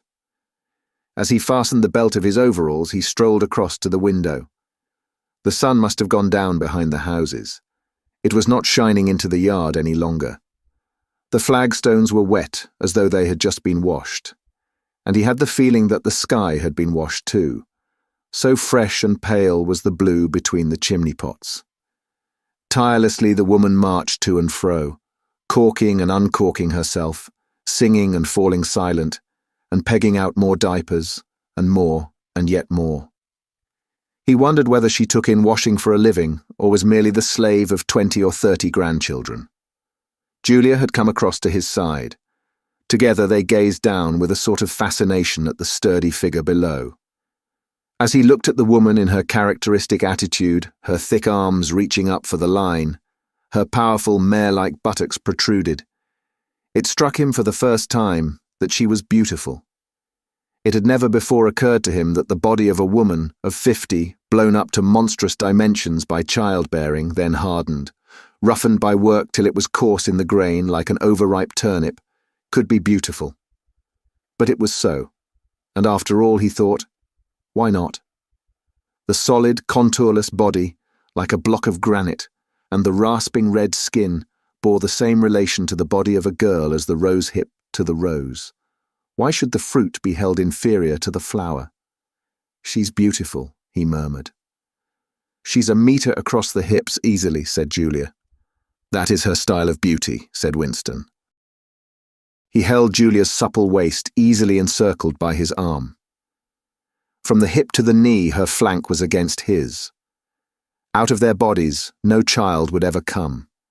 That was the one thing they could never do. Only by word of mouth, from mind to mind, could they pass on the secret. The woman down there had no mind. She had only strong arms, a warm heart, and a fertile belly. He wondered how many children she had given birth to. It might easily be 15. She had had her momentary flowering, a year perhaps, of wild rose beauty, and then she had suddenly swollen like a fertilized fruit and grown hard and red and coarse. And then her life had been laundering, scrubbing, darning, cooking, sweeping, polishing, mending, scrubbing, laundering, first for children, then for grandchildren, over 30 unbroken years. At the end of it, she was still singing. The mystical reverence that he felt for her was somehow mixed up with the aspect of the pale, cloudless sky, stretching away behind the chimney pots into interminable distance. It was curious to think that the sky was the same for everybody, in Eurasia or East Asia as well as here. And the people under the sky were also very much the same. Everywhere, all over the world, hundreds of thousands of millions of people just like this, people ignorant of one another's existence, held apart by walls of hatred and lies, and yet almost exactly the same. People who had never learned to think, but who were storing up in their hearts and bellies and muscles the power that would one day overturn the world. If there was hope, it lay in the proles. Without having read to the end of the book, he knew that that must be Goldstein's final message. The future belonged to the proles. And could he be sure that when their time came, the world they constructed would not be just as alien to him, Winston Smith, as the world of the party? Yes, because at the least it would be a world of sanity. Where there is equality, there can be sanity. Sooner or later it would happen. Strength would change into consciousness. The proles were immortal. You could not doubt it when you looked at that valiant figure in the yard. In the end, their awakening would come. And until that happened, though it might be 1,000 years, they would stay alive against all the odds, like birds passing on from body to body, the vitality which the party did not share and could not kill. "Do you remember," he said, "the thrush that sang to us that first day at the edge of the wood?" "He wasn't singing to us," said Julia. "He was singing to please himself. Not even that. He was just singing. The birds sang, the proles sang, the party did not sing. All round the world, in London and New York, in Africa and Brazil, and in the mysterious, forbidden lands beyond the frontiers, in the streets of Paris and Berlin, in the villages of the endless Russian plain, in the bazaars of China and Japan, everywhere stood the same solid, unconquerable figure, made monstrous by work and childbearing, toiling from birth to death and still singing. Out of those mighty loins a race of conscious beings must one day come. You were the dead. Theirs was the future. But you could share in that future if you kept alive the mind as they kept alive the body, and passed on the secret doctrine that 2 + 2 make 4. "We are the dead," he said. "We are the dead," echoed Julia, dutifully. "You are the dead," said an iron voice behind them. They sprang apart. Winston's entrails seemed to have turned into ice. He could see the white all round the irises of Julia's eyes. Her face had turned a milky yellow. The smear of rouge that was still on each cheekbone stood out sharply, almost as though unconnected with the skin beneath. "You are the dead," repeated the iron voice. "It was behind the picture," breathed Julia. "It was behind the picture," said the voice. "Remain exactly where you are. Make no movement until you are ordered." It was starting at last. They could do nothing except stand gazing into one another's eyes. To run for life, to get out of the house before it was too late. No such thought occurred to them. Unthinkable to disobey the iron voice from the wall. There was a snap as though a catch had been turned back and a crash of breaking glass. The picture had fallen to the floor, uncovering the telescreen behind it. "Now they can see us," said Julia. "Now we can see you," said the voice. "Stand out in the middle of the room, stand back to back, clasp your hands behind your heads, do not touch one another." They were not touching, but it seemed to him that he could feel Julia's body shaking, or perhaps it was merely the shaking of his own. He could just stop his teeth from chattering, but his knees were beyond his control. There was a sound of trampling boots below, inside the house and outside. The yard seemed to be full of men. Something was being dragged across the stones. The woman's singing had stopped abruptly. There was a long, rolling clang as though the washtub had been flung across the yard, and then a confusion of angry shouts which ended in a yell of pain. "The house is surrounded," said Winston. "The house is surrounded," said the voice. He heard Julia snap her teeth together. "I suppose we may as well say goodbye," she said. "You may as well say goodbye," said the voice. And then another quite different voice, a thin, cultivated voice which Winston had the impression of having heard before, struck in. "And by the way, while we are on the subject, here comes a candle to light you to bed. Here comes a chopper to chop off your head." Something crashed onto the bed behind Winston's back. The head of a ladder had been thrust through the window and had burst in the frame. Someone was climbing through the window. There was a stampede of boots up the stairs. The room was full of solid men in black uniforms, with iron-shod boots on their feet and truncheons in their hands. Winston was not trembling any longer. Even his eyes he barely moved. One thing alone mattered: to keep still and not give them an excuse to hit you. A man with a smooth prizefighter's jowl in which the mouth was only a slit paused opposite him, balancing his truncheon meditatively between thumb and forefinger. Winston met his eyes. The feeling of nakedness, with one's hands behind one's head and one's face and body all exposed, was almost unbearable. The man protruded the tip of a white tongue, licked the place where his lips should have been, and then passed on. There was another crash. Someone had picked up the glass paperweight from the table and smashed it to pieces on the hearthstone. The fragment of coral, a tiny crinkle of pink like a sugar rosebud from a cake, rolled across the mat. How small, thought Winston. How small it always was. There was a gasp and a thump behind him, and he received a violent kick on the ankle which nearly flung him off his balance. One of the men had smashed his fist into Julia's solar plexus, doubling her up like a pocket ruler. She was thrashing about on the floor, fighting for breath.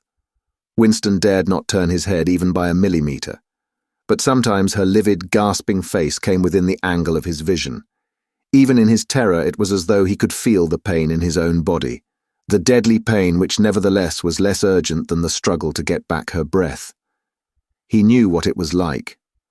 The terrible, agonizing pain which was there all the while but could not be suffered yet, because before all else, it was necessary to be able to breathe.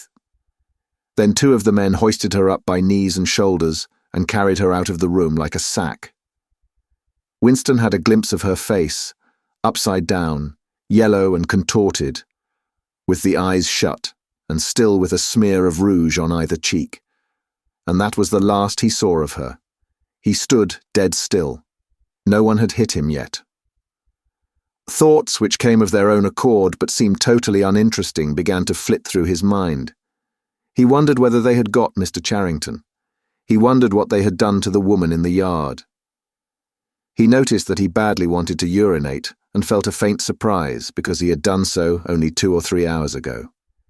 He noticed that the clock on the mantelpiece said 9, meaning 21. But the light seemed too strong. Would not the light be fading at 21 hours on an August evening? He wondered whether after all he and Julia had mistaken the time, had slept the clock round and thought it was 20:30 when really it was 08:30 on the following morning. But he did not pursue the thought further. It was not interesting. There was another lighter step in the passage. Mr. Charrington came into the room. The demeanour of the black uniformed men suddenly became more subdued. Something had also changed in Mr. Charrington's appearance. His eye fell on the fragments of the glass paperweight. "Pick up those pieces," he said sharply. A man stooped to obey. The Cockney accent had disappeared. Winston suddenly realised whose voice it was that he had heard a few moments ago on the telescreen. Mr. Charrington was still wearing his old velvet jacket, but his hair, which had been almost white, had turned black. Also, he was not wearing his spectacles. He gave Winston a single sharp glance, as though verifying his identity, and then paid no more attention to him. He was still recognisable, but he was not the same person any longer. His body had straightened and seemed to have grown bigger.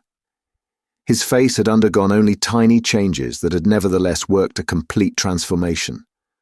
The black eyebrows were less bushy. The wrinkles were gone. The whole lines of the face seemed to have altered.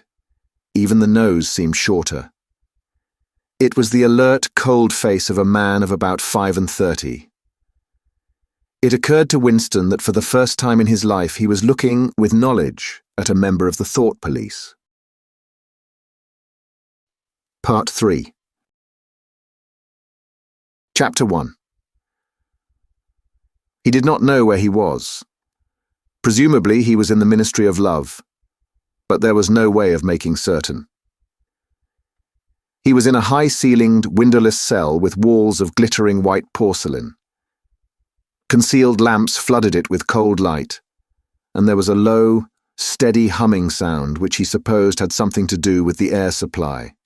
A bench, or shelf, just wide enough to sit on, ran round the wall, broken only by the door, and, at the end opposite the door, a lavatory pan with no wooden seat. There were 4 telescreens, one in each wall. There was a dull aching in his belly. It had been there ever since they had bundled him into the closed van and driven him away. But he was also hungry, with a gnawing, unwholesome kind of hunger. It might be 24 hours since he had eaten. It might be 36. He still did not know, probably never would know, whether it had been morning or evening when they arrested him. Since he was arrested, he had not been fed. He sat as still as he could on the narrow bench, with his hands crossed on his knee. He had already learned to sit still. If you made unexpected movements, they yelled at you from the telescreen. But the craving for food was growing upon him. What he longed for above all was a piece of bread. He had an idea that there were a few breadcrumbs in the pocket of his overalls. It was even possible. He thought this because from time to time something seemed to tickle his leg, that there might be a sizable bit of crust there. In the end, the temptation to find out overcame his fear. He slipped a hand into his pocket. "Smith!" yelled a voice from the telescreen. 6079 Smith W. Hands out of pockets in the cells. He sat still again, his hands crossed on his knee. Before being brought here, he had been taken to another place which must have been an ordinary prison or a temporary lockup used by the patrols. He did not know how long he had been there. Some hours at any rate. With no clocks and no daylight, it was hard to gauge the time. It was a noisy, evil-smelling place. They had put him into a cell similar to the one he was now in, but filthily dirty and at all times crowded by 10 or 15 people. The majority of them were common criminals, but there were a few political prisoners among them. He had sat silent against the wall, jostled by dirty bodies, too preoccupied by fear and the pain in his belly to take much interest in his surroundings, but still noticing the astonishing difference in demeanour between the party prisoners and the others. The party prisoners were always silent and terrified, but the ordinary criminals seemed to care nothing for anybody. They yelled insults at the guards, fought back fiercely when their belongings were impounded, wrote obscene words on the floor, ate smuggled food which they produced from mysterious hiding places in their clothes, and even shouted down the telescreen when it tried to restore order. On the other hand, some of them seemed to be on good terms with the guards, called them by nicknames, and tried to wheedle cigarettes through the spy hole in the door. The guards, too, treated the common criminals with a certain forbearance, even when they had to handle them roughly. There was much talk about the forced labour camps, to which most of the prisoners expected to be sent. It was all right in the camps, he gathered, so long as you had good contacts and knew the ropes. There was bribery, favouritism, and racketeering of every kind. There was homosexuality and prostitution. There was even illicit alcohol distilled from potatoes. The positions of trust were given only to the common criminals, especially the gangsters and the murderers, who formed a sort of aristocracy. All the dirty jobs were done by the politicals. There was a constant come and go of prisoners of every description: drug peddlers, thieves, bandits, black marketeers, drunks, prostitutes. Some of the drunks were so violent that the other prisoners had to combine to suppress them. An enormous wreck of a woman, aged about 60, with great tumbling breasts and thick coils of white hair which had come down in her struggles, was carried in, kicking and shouting, by 4 guards, who had hold of her, one at each corner. They wrenched off the boots with which she had been trying to kick them, and dumped her down across Winston's lap, almost breaking his thigh bones. The woman hoisted herself upright and followed them out with a yell of "Bastards!" Then, noticing that she was sitting on something uneven, she slid off Winston's knees onto the bench. "Beg pardon, dearie," she said. "I wouldn't have sat on you, only the buggers put me there. They don't know how to treat a lady, do they?" She paused, patted her breast, and belched. "Pardon," she said. "I ain't myself, quite." She leant forward and vomited copiously on the floor. "That's better," she said, leaning back with closed eyes. "Never keep it down, that's what I say. Get it up while it's fresh on your stomach like." She revived, turned to have another look at Winston, and seemed immediately to take a fancy to him. She put a vast arm round his shoulder and drew him towards her, breathing beer and vomit into his face. "What's your name, dearie?" she said. "Smith," said Winston. "Smith," said the woman. "That's funny, my name's Smith too. Why," she added sentimentally, "I might be your mother." She might, thought Winston, be his mother. She was about the right age and physique, and it was probable that people change somewhat after 20 years in a forced labour camp. No one else had spoken to him. To a surprising extent, the ordinary criminals ignored the party prisoners. The polits, they called them, with a sort of uninterested contempt. The party prisoners seemed terrified of speaking to anybody, and above all, of speaking to one another. Only once, when 2 party members, both women, were pressed close together on the bench, he overheard amid the din of voices a few hurriedly whispered words, and in particular a reference to something called Room 101, which he did not understand. It might be 2 or 3 hours ago that they had brought him here. The dull pain in his belly never went away, but sometimes it grew better and sometimes worse, and his thoughts expanded or contracted accordingly. When it grew worse, he thought only of the pain itself, and of his desire for food. When it grew better, panic took hold of him. There were moments when he foresaw the things that would happen to him with such actuality that his heart galloped and his breath stopped. He felt the smash of truncheons on his elbows and iron-shod boots on his shins. He saw himself grovelling on the floor, screaming for mercy through broken teeth. He hardly thought of Julia. He could not fix his mind on her. He loved her and would not betray her, but that was only a fact, known as he knew the rules of arithmetic. He felt no love for her, and he hardly even wondered what was happening to her. He thought oftener of O'Brien, with a flickering hope. O'Brien might know that he had been arrested. The Brotherhood, he had said, never tried to save its members. But there was the razor blade. They would send the razor blade if they could. There would be perhaps 5 seconds before the guard could rush into the cell. The blade would bite into him with a sort of burning coldness, and even the fingers that held it would be cut to the bone. Everything came back to his sick body, which shrank trembling from the smallest pain. He was not certain that he would use the razor blade, even if he got the chance. It was more natural to exist from moment to moment, accepting another 10 minutes' life, even with the certainty that there was torture at the end of it. Sometimes he tried to calculate the number of porcelain bricks in the walls of the cell. It should have been easy, but he always lost count at some point or another. More often he wondered where he was, and what time of day it was.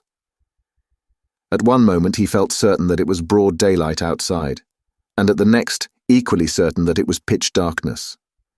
In this place, he knew instinctively, the lights would never be turned out. It was the place with no darkness. He saw now why O'Brien had seemed to recognize the illusion. In the Ministry of Love, there were no windows.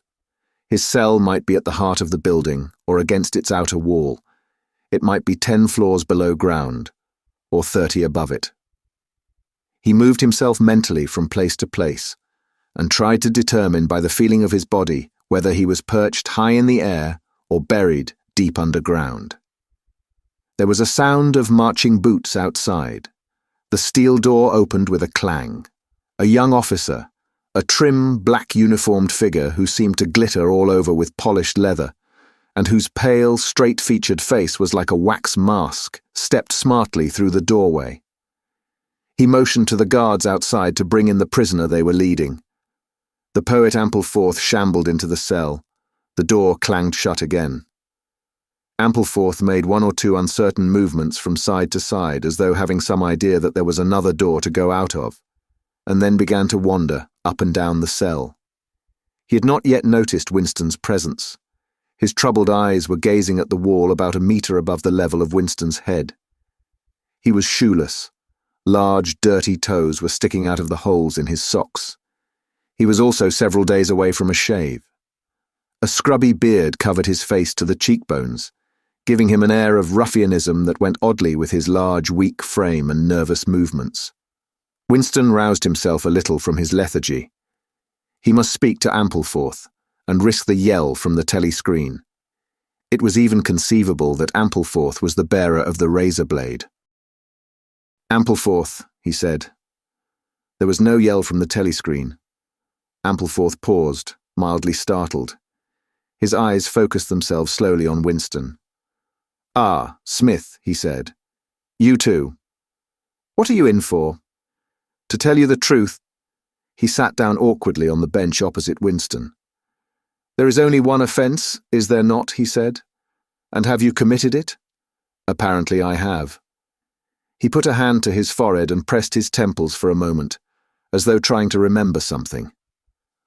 "These things happen," he began vaguely. "I have been able to recall one instance, a possible instance. It was an indiscretion, undoubtedly. We were producing a definitive edition of the poems of Kipling. I allowed the word God to remain at the end of a line. I could not help it," he added almost indignantly, raising his face to look at Winston. "It was impossible to change the line. The rhyme was rod. Do you realize that there are only 12 rhymes to rod in the entire language? For days I had racked my brains. There was no other rhyme." The expression on his face changed. The annoyance passed out of it, and for a moment he looked almost pleased. A sort of intellectual warmth, the joy of the pedant who has found out some useless fact, shone through the dirt and scrubby hair. "Has it ever occurred to you," he said, "that the whole history of English poetry has been determined by the fact that the English language lacks rhymes?" No, that particular thought had never occurred to Winston, nor in the circumstances did it strike him as very important or interesting. "Do you know what time of day it is?" he said. Ampleforth looked startled again. "I had hardly thought about it. They arrested me. It could be 2 days ago, perhaps 3. His eyes flitted round the walls, as though he half expected to find a window somewhere. "There is no difference between night and day in this place. I do not see how one can calculate the time." They talked desultorily for some minutes. Then, without apparent reason, a yell from the telescreen bade them be silent. Winston sat quietly, his hands crossed. Ampleforth, too large to sit in comfort on the narrow bench, fidgeted from side to side, clasping his lank hands first round one knee, then round the other. The telescreen barked at him to keep still. Time passed. 20 minutes, an hour. It was difficult to judge. Once more there was a sound of boots outside. Winston's entrails contracted. Soon, very soon, perhaps in 5 minutes, perhaps now, the tramp of boots would mean that his own turn had come. The door opened. The cold-faced young officer stepped into the cell. With a brief movement of the hand, he indicated Ampleforth. "Room 101, he said. Ampleforth marched clumsily out between the guards, his face vaguely perturbed but uncomprehending. What seemed like a long time passed. The pain in Winston's belly had revived. His mind sagged round and round on the same trick, like a ball falling again and again into the same series of slots. He had only 6 thoughts: the pain in his belly, a piece of bread, the blood and the screaming, O'Brien, Julia, the razor blade. There was another spasm in his entrails. The heavy boots were approaching. As the door opened, the wave of air that it created brought in a powerful smell of cold sweat. Parsons walked into the cell. He was wearing khaki shorts and a sports shirt. This time Winston was startled into self-forgetfulness. "You here," he said. Parsons gave Winston a glance in which there was neither interest nor surprise, but only misery. He began walking jerkily up and down, evidently unable to keep still. Each time he straightened his pudgy knees, it was apparent that they were trembling. His eyes had a wide-open, staring look, as though he could not prevent himself from gazing at something in the middle distance. "What are you in for?" said Winston. "Thought crime," said Parsons, almost blubbering. The tone of his voice implied at once a complete admission of his guilt, and a sort of incredulous horror that such a word could be applied to himself. He paused opposite Winston and began eagerly appealing to him. "You don't think they'll shoot me, do you, old chap? They don't shoot you if you haven't actually done anything. Only thoughts, which you can't help. I know they give you a fair hearing. Oh, I trust them for that. They'll know my record, won't they? You know what kind of chap I was. Not a bad chap in my way. Not brainy, of course, but keen. I tried to do my best for the party, didn't I? I'll get off with 5 years, don't you think? Or even 10 years. A chap like me could make himself pretty useful in a labour camp. They wouldn't shoot me for going off the rails just once." "Are you guilty?" said Winston. "Of course I'm guilty," cried Parsons with a servile glance at the telescreen. "You don't think the party would arrest an innocent man, do you?" His frog-like face grew calmer, and even took on a slightly sanctimonious expression. "Thought crime is a dreadful thing, old man," he said sententiously. "It's insidious. It can get hold of you without your even knowing it. Do you know how it got hold of me? In my sleep. Yes, that's a fact. There I was, working away, trying to do my bit. Never knew I had any bad stuff in my mind at all. And then I started talking in my sleep. Do you know what they heard me saying?" He sank his voice, like someone who is obliged for medical reasons to utter an obscenity. "Down with Big Brother." Yes, I said that. Said it over and over again, it seems. Between you and me, old man, I'm glad they got me before it went any further. Do you know what I'm going to say to them when I go up before the tribunal? "Thank you," I'm going to say. "Thank you for saving me before it was too late." "Who denounced you?" said Winston. "It was my little daughter," said Parsons with a sort of doleful pride. "She listened at the keyhole, heard what I was saying, and nipped off to the patrols the very next day. Pretty smart for a nipper of 7, eh? I don't bear her any grudge for it. In fact, I'm proud of her. It shows I brought her up in the right spirit anyway." He made a few more jerky movements up and down, several times, casting a longing glance at the lavatory pan. Then he suddenly ripped down his shorts. "Excuse me, old man," he said. "I can't help it. It's the waiting." He plumped his large posterior into the lavatory pan. Winston covered his face with his hands. "Smith!" yelled the voice from the telescreen. 6079 Smith W. Uncover your face. No faces covered in the cells." Winston uncovered his face. Parsons used the lavatory, loudly and abundantly. It then turned out that the plug was defective and the cell stank abominably for hours afterwards. Parsons was removed. More prisoners came and went, mysteriously. One, a woman, was consigned to room 101, and, Winston noticed, seemed to shrivel and turn a different colour when she heard the words. A time came when, if it had been morning when he was brought here, it would be afternoon, or if it had been afternoon, then it would be midnight. There were 6 prisoners in the cell, men and women. All sat very still. Opposite Winston there sat a man with a chinless, toothy face, exactly like that of some large, harmless rodent. His fat, mottled cheeks were so pouched at the bottom that it was difficult not to believe that he had little stores of food tucked away there. His pale grey eyes flitted timorously from face to face, and turned quickly away again when he caught anyone's eye. The door opened, and another prisoner was brought in whose appearance sent a momentary chill through Winston. He was a commonplace, mean-looking man who might have been an engineer or technician of some kind. But what was startling was the emaciation of his face. It was like a skull. Because of its thinness, the mouth and eyes looked disproportionately large, and the eyes seemed filled with a murderous, unappeasable hatred of somebody or something. The man sat down on the bench at a little distance from Winston. Winston did not look at him again, but the tormented, skull-like face was as vivid in his mind as though it had been straight in front of his eyes. Suddenly, he realized what was the matter. The man was dying of starvation. The same thought seemed to occur almost simultaneously to everyone in the cell. There was a very faint stirring all the way round the bench. The eyes of the chinless man kept flitting towards the skull-faced man, then turning guiltily away, then being dragged back by an irresistible attraction. Presently, he began to fidget on his seat.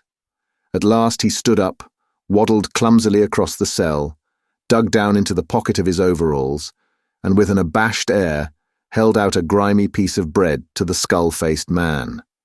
There was a furious, deafening roar from the telescreen. The chinless man jumped in his tracks.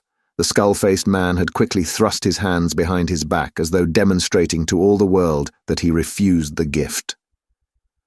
"Bumstead," roared the voice. 2713 Bumstead J. Let fall that piece of bread. The chinless man dropped the piece of bread on the floor. "Remain standing where you are," said the voice. "Face the door. Make no movement." The chinless man obeyed. His large, pouchy cheeks were quivering uncontrollably. The door clanged open. As the young officer entered and stepped aside, there emerged from behind him a short, stumpy guard with enormous arms and shoulders.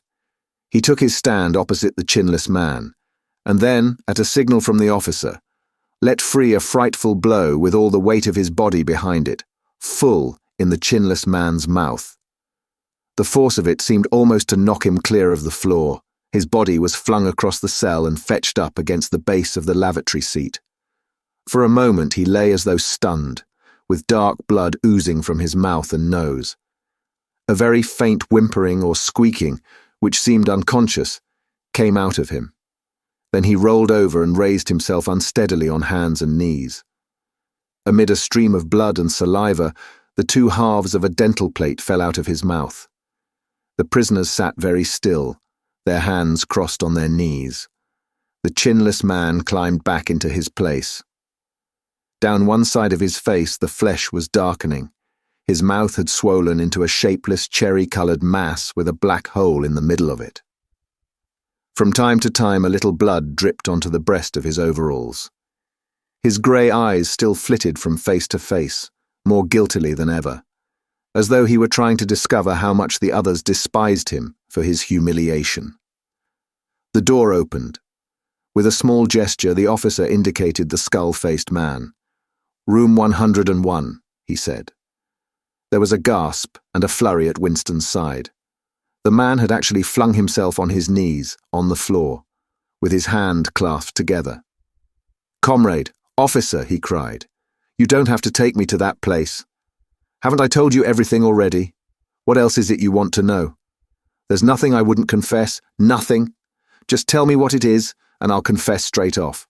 Write it down, and I'll sign it. Anything, not room 101.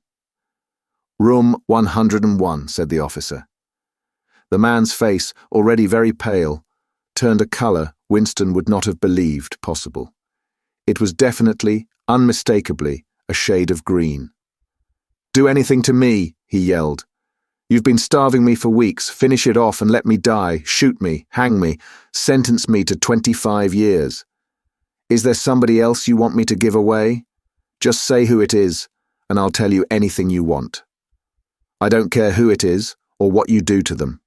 I've got a wife and 3 children. The biggest of them isn't 6 years old.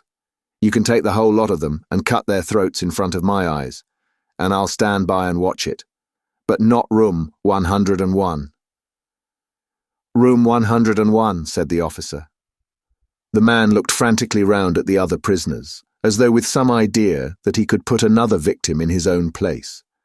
His eyes settled on the smashed face of the chinless man. He flung out a lean arm. "That's the one you ought to be taking, not me," he shouted. "You didn't hear what he was saying after they bashed his face? Give me a chance, and I'll tell you every word of it. He's the one that's against the party, not me." The guard stepped forward. The man's voice rose to a shriek. "You didn't hear him," he repeated. "Something went wrong with the telescreen. He's the one you want. Take him, not me." The two sturdy guards had stooped to take him by the arms. But just at this moment he flung himself across the floor of the cell and grabbed one of the iron legs that supported the bench. He had set up a wordless howling, like an animal. The guards took hold of him to wrench him loose, but he clung on with astonishing strength. For perhaps 20 seconds they were hauling at him. The prisoners sat quiet, their hands crossed on their knees, looking straight in front of them. The howling stopped. The man had no breath left for anything except hanging on. Then there was a different kind of cry. A kick from a guard's boot had broken the fingers of one of his hands. They dragged him to his feet. "Room 101, said the officer. The man was led out, walking unsteadily. With head sunken, nursing his crushed hand, all the fight had gone out of him. A long time passed. If it had been midnight when the skull-faced man was taken away, it was morning. If morning, it was afternoon. Winston was alone, and had been alone for hours. The pain of sitting on the narrow bench was such that often he got up and walked about, unreproved by the telescreen. The piece of bread still lay where the chinless man had dropped it. At the beginning, it needed a hard effort not to look at it, but presently hunger gave way to thirst. His mouth was sticky and evil-tasting. The humming sound and the unvarying white light induced a sort of faintness, an empty feeling inside his head. He would get up because the ache in his bones was no longer bearable, and then would sit down again, almost at once, because he was too dizzy to make sure of staying on his feet. Whenever his physical sensations were a little under control, the terror returned. Sometimes, with a fading hope, he thought of O'Brien and the razor blade. It was thinkable that the razor blade might arrive concealed in his food, if he were ever fed. More dimly he thought of Julia. Somewhere or other she was suffering perhaps far worse than he. She might be screaming with pain at this moment. He thought, if I could save Julia by doubling my own pain, would I do it? Yes, I would. But that was merely an intellectual decision. Taken because he knew that he ought to take it, he did not feel it. In this place you could not feel anything, except pain and foreknowledge of pain. Besides, was it possible, when you were actually suffering it, to wish for any reason that your own pain should increase? But that question was not answerable yet. The boots were approaching again. The door opened. O'Brien came in. Winston started to his feet. The shock of the sight had driven all caution out of him. For the first time in many years, he forgot the presence of the telescreen. "They've got you too," he cried. "They got me a long time ago," said O'Brien, with a mild, almost regretful irony. He stepped aside. From behind him, there emerged a broad-chested guard with a long black truncheon in his hand. "You know this, Winston," said O'Brien. "Don't deceive yourself. You did know it. You have always known it." Yes, he saw now. He had always known it. But there was no time to think of that. All he had eyes for was the truncheon in the guard's hand. It might fall anywhere, on the crown, on the tip of the ear, on the upper arm, on the elbow. The elbow. He had slumped to his knees, almost paralyzed, clasping the stricken elbow with his other hand. Everything had exploded into yellow light. Inconceivable that one blow could cause such pain. The light cleared, and he could see the other two looking down at him. The guard was laughing at his contortions. One question at any rate was answered. Never, for any reason on earth, could you wish for an increase of pain. Of pain you could wish only one thing: that it should stop. Nothing in the world was so bad as physical pain. In the face of pain, there are no heroes, he thought over and over as he writhed on the floor, clutching uselessly at his disabled left arm. Chapter 2. He was lying on something that felt like a camp bed, except that it was higher off the ground, and that he was fixed down in some way so that he could not move. Light that seemed stronger than usual was falling on his face. O'Brien was standing at his side, looking down at him intently. At the other side of him stood a man in a white coat, holding a hypodermic syringe. Even after his eyes were open, he took in his surroundings only gradually. He had the impression of swimming up into this room from some quite different world, a sort of underwater world far beneath it. How long he had been down there he did not know. Since the moment when they arrested him, he had not seen darkness or daylight. Besides, his memories were not continuous. There had been times when consciousness, even the sort of consciousness that one has in sleep, had stopped dead and started again after a blank interval. But whether the intervals were of days or weeks or only seconds, there was no way of knowing. With that first blow on the elbow, the nightmare had started. Later he was to realize that all that then happened was merely a preliminary, a routine interrogation to which nearly all prisoners were subjected. There was a long range of crimes, espionage, sabotage, and the like, to which everyone had to confess as a matter of course. The confession was a formality, though the torture was real. How many times he had been beaten, how long the beatings had continued, he could not remember. Always there were 5 or 6 men in black uniforms at him simultaneously. Sometimes it was fists, sometimes it was truncheons, sometimes it was steel rods, sometimes it was boots. There were times when he rolled about the floor, as shameless as an animal, writhing his body this way and that in an endless, hopeless effort to dodge the kicks, and simply inviting more and yet more kicks, in his ribs, in his belly, on his elbows, on his shins, in his groin, in his testicles, on the bone at the base of his spine. There were times when it went on, until the cruel, wicked, unforgivable thing seemed to him not that the guards continued to beat him, but that he could not force himself into losing consciousness. There were times when his nerve so forsook him that he began shouting for mercy even before the beating began, when the mere sight of a fist drawn back for a blow was enough to make him pour forth a confession of real and imaginary crimes. There were other times when he started out with the resolve of confessing nothing, when every word had to be forced out of him between gasps of pain. And there were times when he feebly tried to compromise, when he said to himself, "I will confess, but not yet. I must hold out till the pain becomes unbearable. 3 more kicks, 2 more kicks, and then I will tell them what they want." Sometimes he was beaten till he could hardly stand, then flung like a sack of potatoes onto the stone floor of a cell, left to recuperate for a few hours, and then taken out and beaten again. There were also longer periods of recovery. He remembered them dimly because they were spent chiefly in sleep or stupor. He remembered a cell with a plank bed, a sort of shelf sticking out from the wall, and a tin wash basin, and meals of hot soup and bread, and sometimes coffee.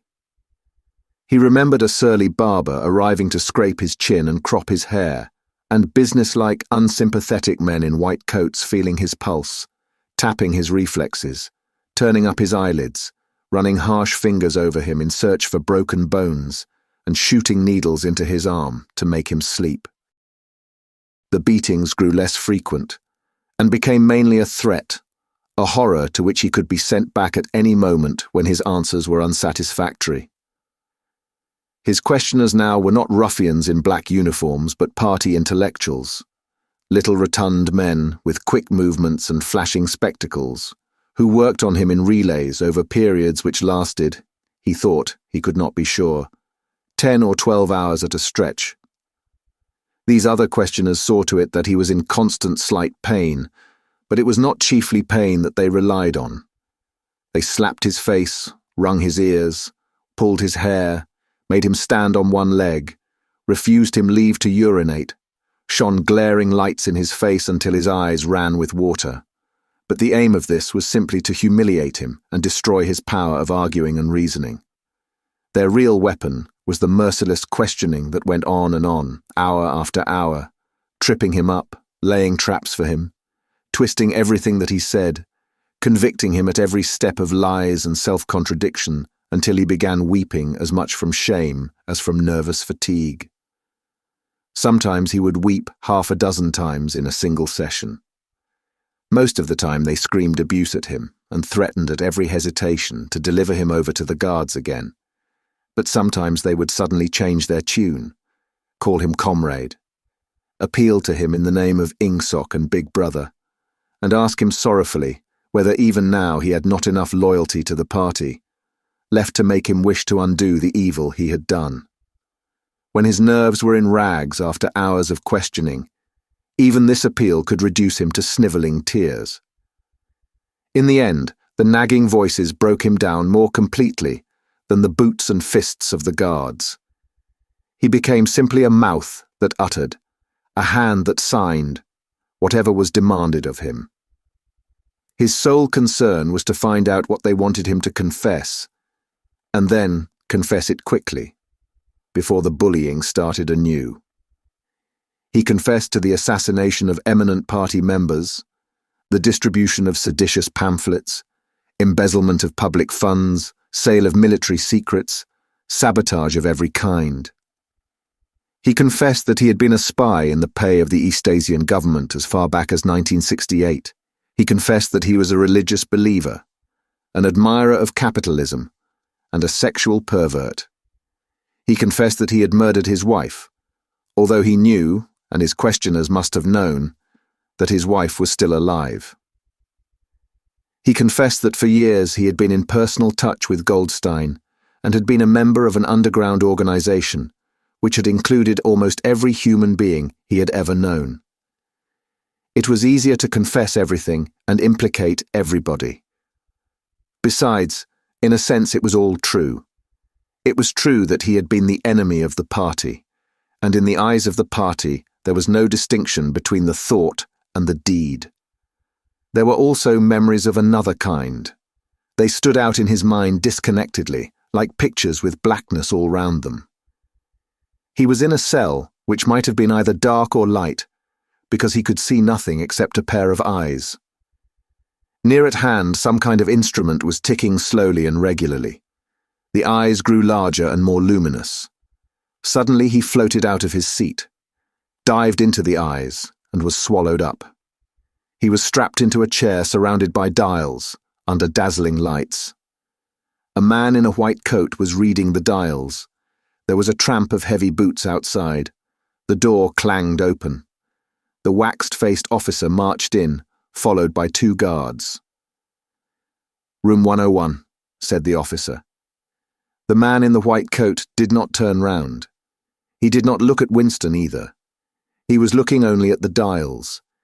He was rolling down a mighty corridor, a kilometre wide, full of glorious golden light, roaring with laughter and shouting out confessions at the top of his voice.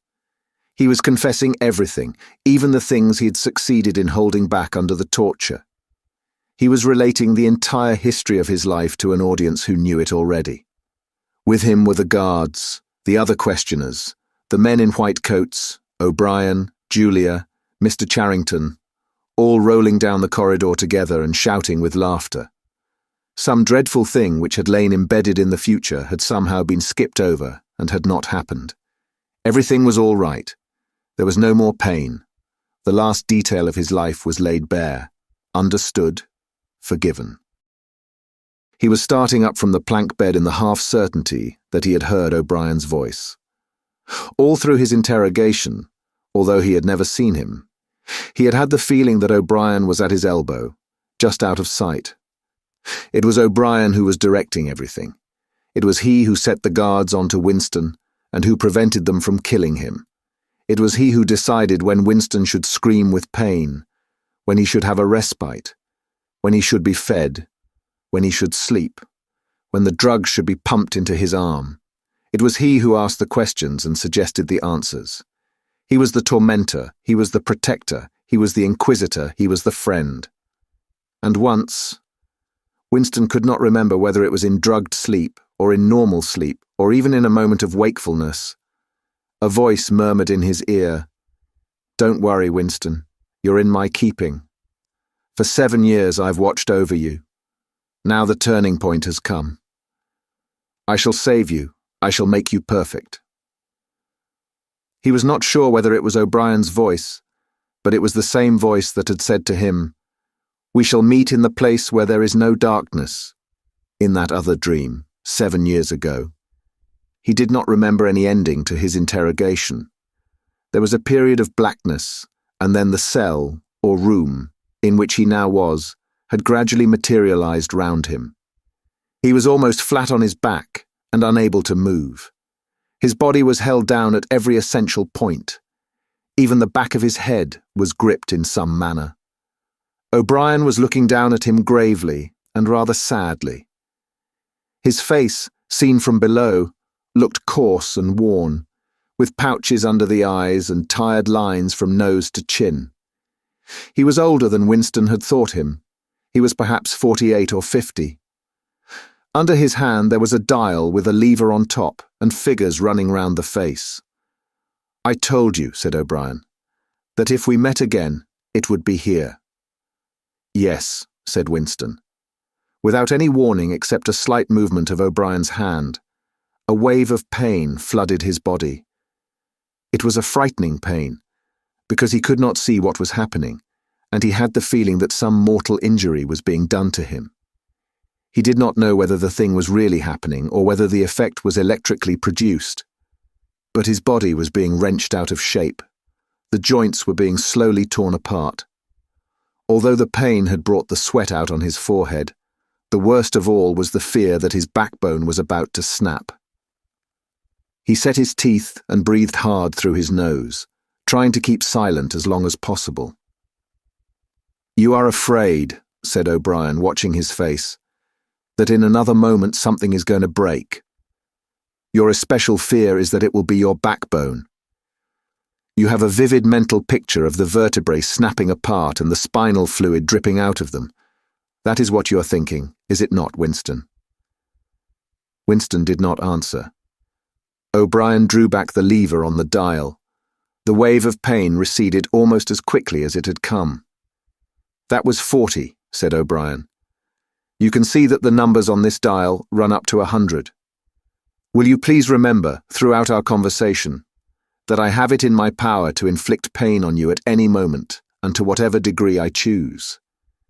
If you tell me any lies, or attempt to prevaricate in any way, or even fall below your usual level of intelligence, you will cry out with pain instantly. Do you understand that?" "Yes," said Winston. O'Brien's manner became less severe. He resettled his spectacles thoughtfully and took a pace or two up and down. When he spoke, his voice was gentle and patient. He had the air of a doctor, a teacher, even a priest, anxious to explain and persuade rather than to punish. "I'm taking trouble with you, Winston," he said, "because you are worth trouble. You know perfectly well what is the matter with you. You have known it for years, though you have fought against the knowledge. You are mentally deranged. You suffer from a defective memory. You are unable to remember real events, and you persuade yourself that you remember other events which never happened. Fortunately, it is curable. You have never cured yourself of it because you did not choose to. There was a small effort of the will that you were not ready to make. Even now, I am well aware, you are clinging to your disease under the impression that it is a virtue. Now we will take an example. At this moment, which power is Oceania at war with? When I was arrested, Oceania was at war with Eastasia. With Eastasia. Good. And Oceania has always been at war with Eastasia, has it not? Winston drew in his breath. He opened his mouth to speak and then did not speak. He could not take his eyes away from the dial. "The truth, please, Winston. Your truth. Tell me what you think you remember." I remember that until only a week before I was arrested, we were not at war with Eastasia at all. We were in alliance with them. The war was against Eurasia. That had lasted for 4 years. Before that, O'Brien stopped him with a movement of the hand. Another example, he said. Some years ago you had a very serious delusion indeed. You believed that 3 men, 3 one-time party members named Jones, Aronson, and Rutherford, men who were executed for treachery and sabotage after making the fullest possible confession, were not guilty of the crimes they were charged with. You believed that you had seen unmistakable documentary evidence proving that their confessions were false. There was a certain photograph about which you had a hallucination. You believed that you had actually held it in your hands. It was a photograph, something like this. An oblong slip of newspaper had appeared between O'Brien's fingers. For perhaps 5 seconds, it was within the angle of Winston's vision. It was a photograph, and there was no question of its identity. It was the photograph. It was another copy of the photograph of Jones, Aronson, and Rutherford at the party function in New York, which he had chanced upon 11 years ago and promptly destroyed. For only an instant, it was before his eyes, then it was out of sight again. But he had seen it, unquestionably. He had seen it. He made a desperate, agonizing effort to wrench the top half of his body free. It was impossible to move so much as a centimeter in any direction. For the moment, he had even forgotten the dial. All he wanted was to hold the photograph in his fingers again, or at least to see it. "It exists," he cried. "No," said O'Brien. He stepped across the room. There was a memory hole in the opposite wall. O'Brien lifted the grating. Unseen, the frail slip of paper was whirling away on the current of warm air. It was vanishing in a flash of flame. O'Brien turned away from the wall. "Ashes," he said. "Not even identifiable ashes. Dust. It does not exist. It never existed. But it did exist. It does exist. It exists in memory. I remember it. You remember it." "I do not remember it," said O'Brien. Winston's heart sank. That was doublethink. He had a feeling of deadly helplessness. If he could have been certain that O'Brien was lying, it would not have seemed to matter. But it was perfectly possible that O'Brien had really forgotten the photograph. And if so, then already he would have forgotten his denial of remembering it, and forgotten the act of forgetting. How could one be sure that it was simple trickery? Perhaps that lunatic dislocation in the mind could really happen. That was the thought that defeated him. O'Brien was looking down at him speculatively. More than ever, he had the air of a teacher taking pains with a wayward but promising child. "There is a party slogan dealing with the control of the past," he said. "Repeat it, if you please. Who controls the past controls the future. Who controls the present controls the past," repeated Winston obediently. "Who controls the present controls the past," said O'Brien, nodding his head with slow approval. "Is it your opinion, Winston, that the past has real existence?" Again, the feeling of helplessness descended upon Winston. His eyes flitted towards the dial. He not only did not know whether yes or no was the answer that would save him from pain, he did not even know which answer he believed to be the true one. O'Brien smiled faintly. "You are no metaphysician, Winston," he said. "Until this moment you had never considered what is meant by existence. I will put it more precisely. Does the past exist concretely, in space? Is there somewhere or other, a place, a world of solid objects, where the past is still happening? No. Then where does the past exist, if at all? In records. It is written down. In records, and in the mind. In human memories. In memory. Very well then. We, the party, control all records, and we control all memories. Then we control the past, do we not?" "But how can you stop people remembering things?" cried Winston again, momentarily forgetting the dial. "It is involuntary. It is outside oneself.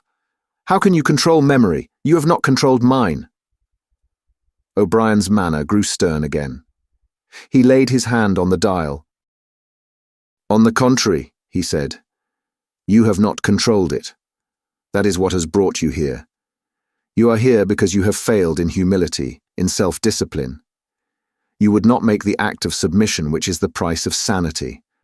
You preferred to be a lunatic, a minority of one. Only the disciplined mind can see reality, Winston. You believe that reality is something objective, external, existing in its own right. You also believe that the nature of reality is self-evident. When you delude yourself into thinking that you see something, you assume that everyone else sees the same thing as you. But I tell you, Winston, that reality is not external. Reality exists in the human mind, and nowhere else. Not in the individual mind, which can make mistakes, and in any case, soon perishes. Only in the mind of the party, which is collective and immortal.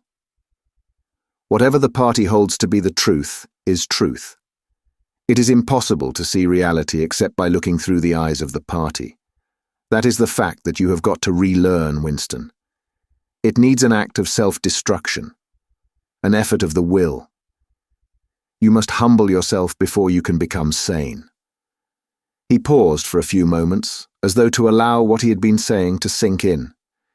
"Do you remember," he went on, "writing in your diary, 'Freedom is the freedom to say that 2 + 2 make 4. "Yes," said Winston.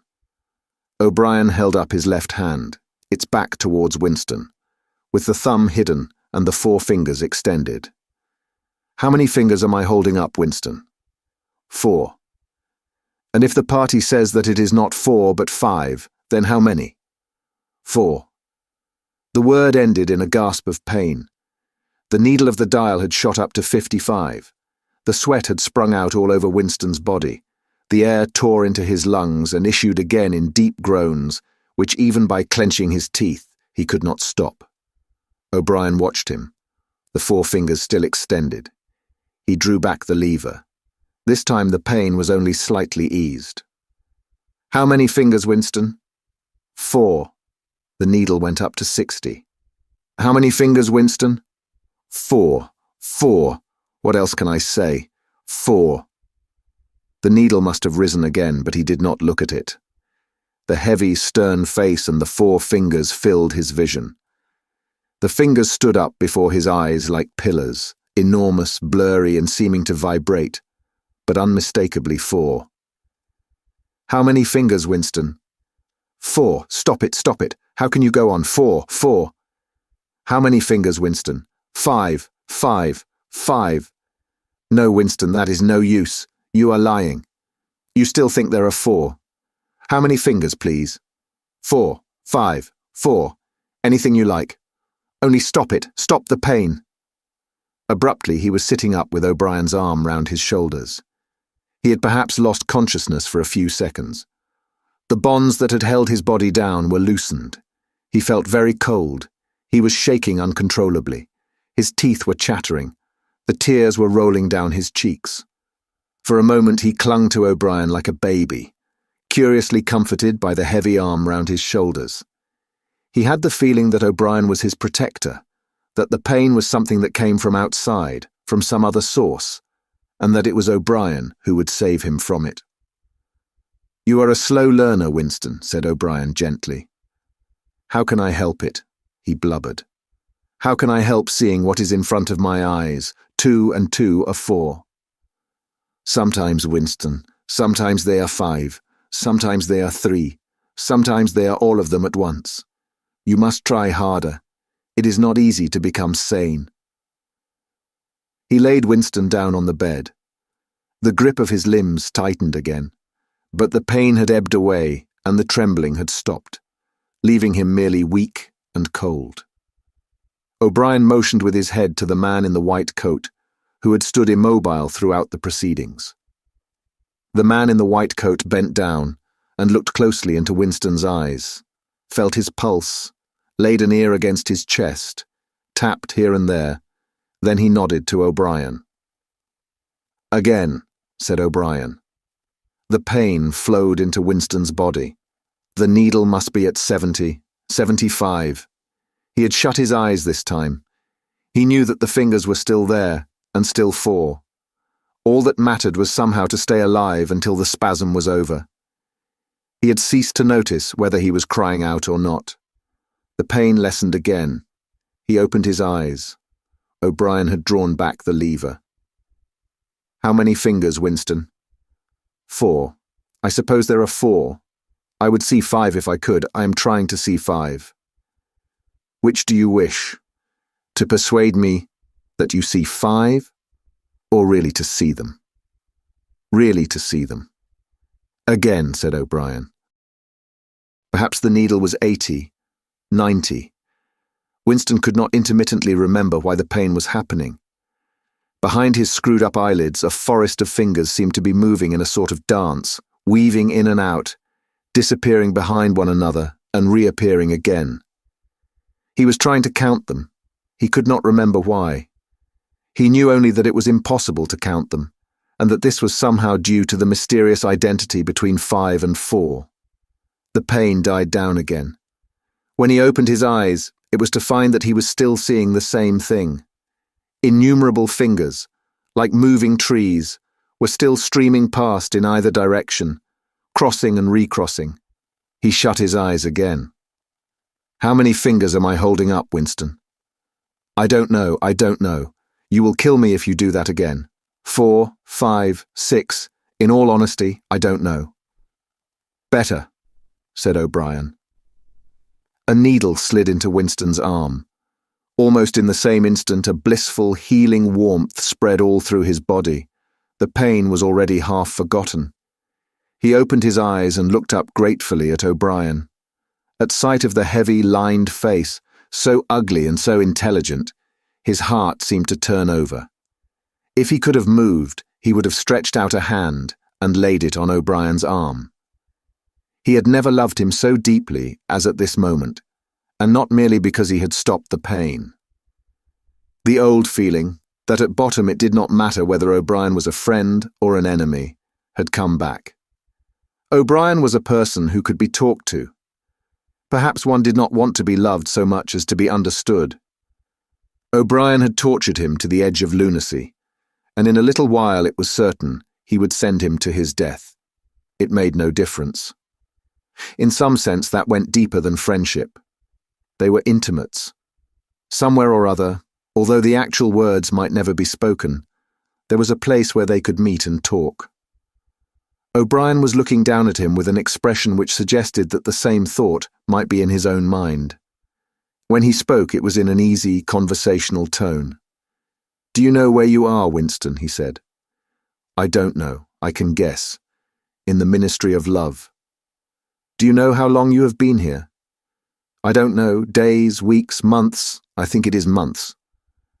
"And why do you imagine that we bring people to this place?" "To make them confess." "No, that is not the reason." "Try again." "To punish them." "No," exclaimed O'Brien.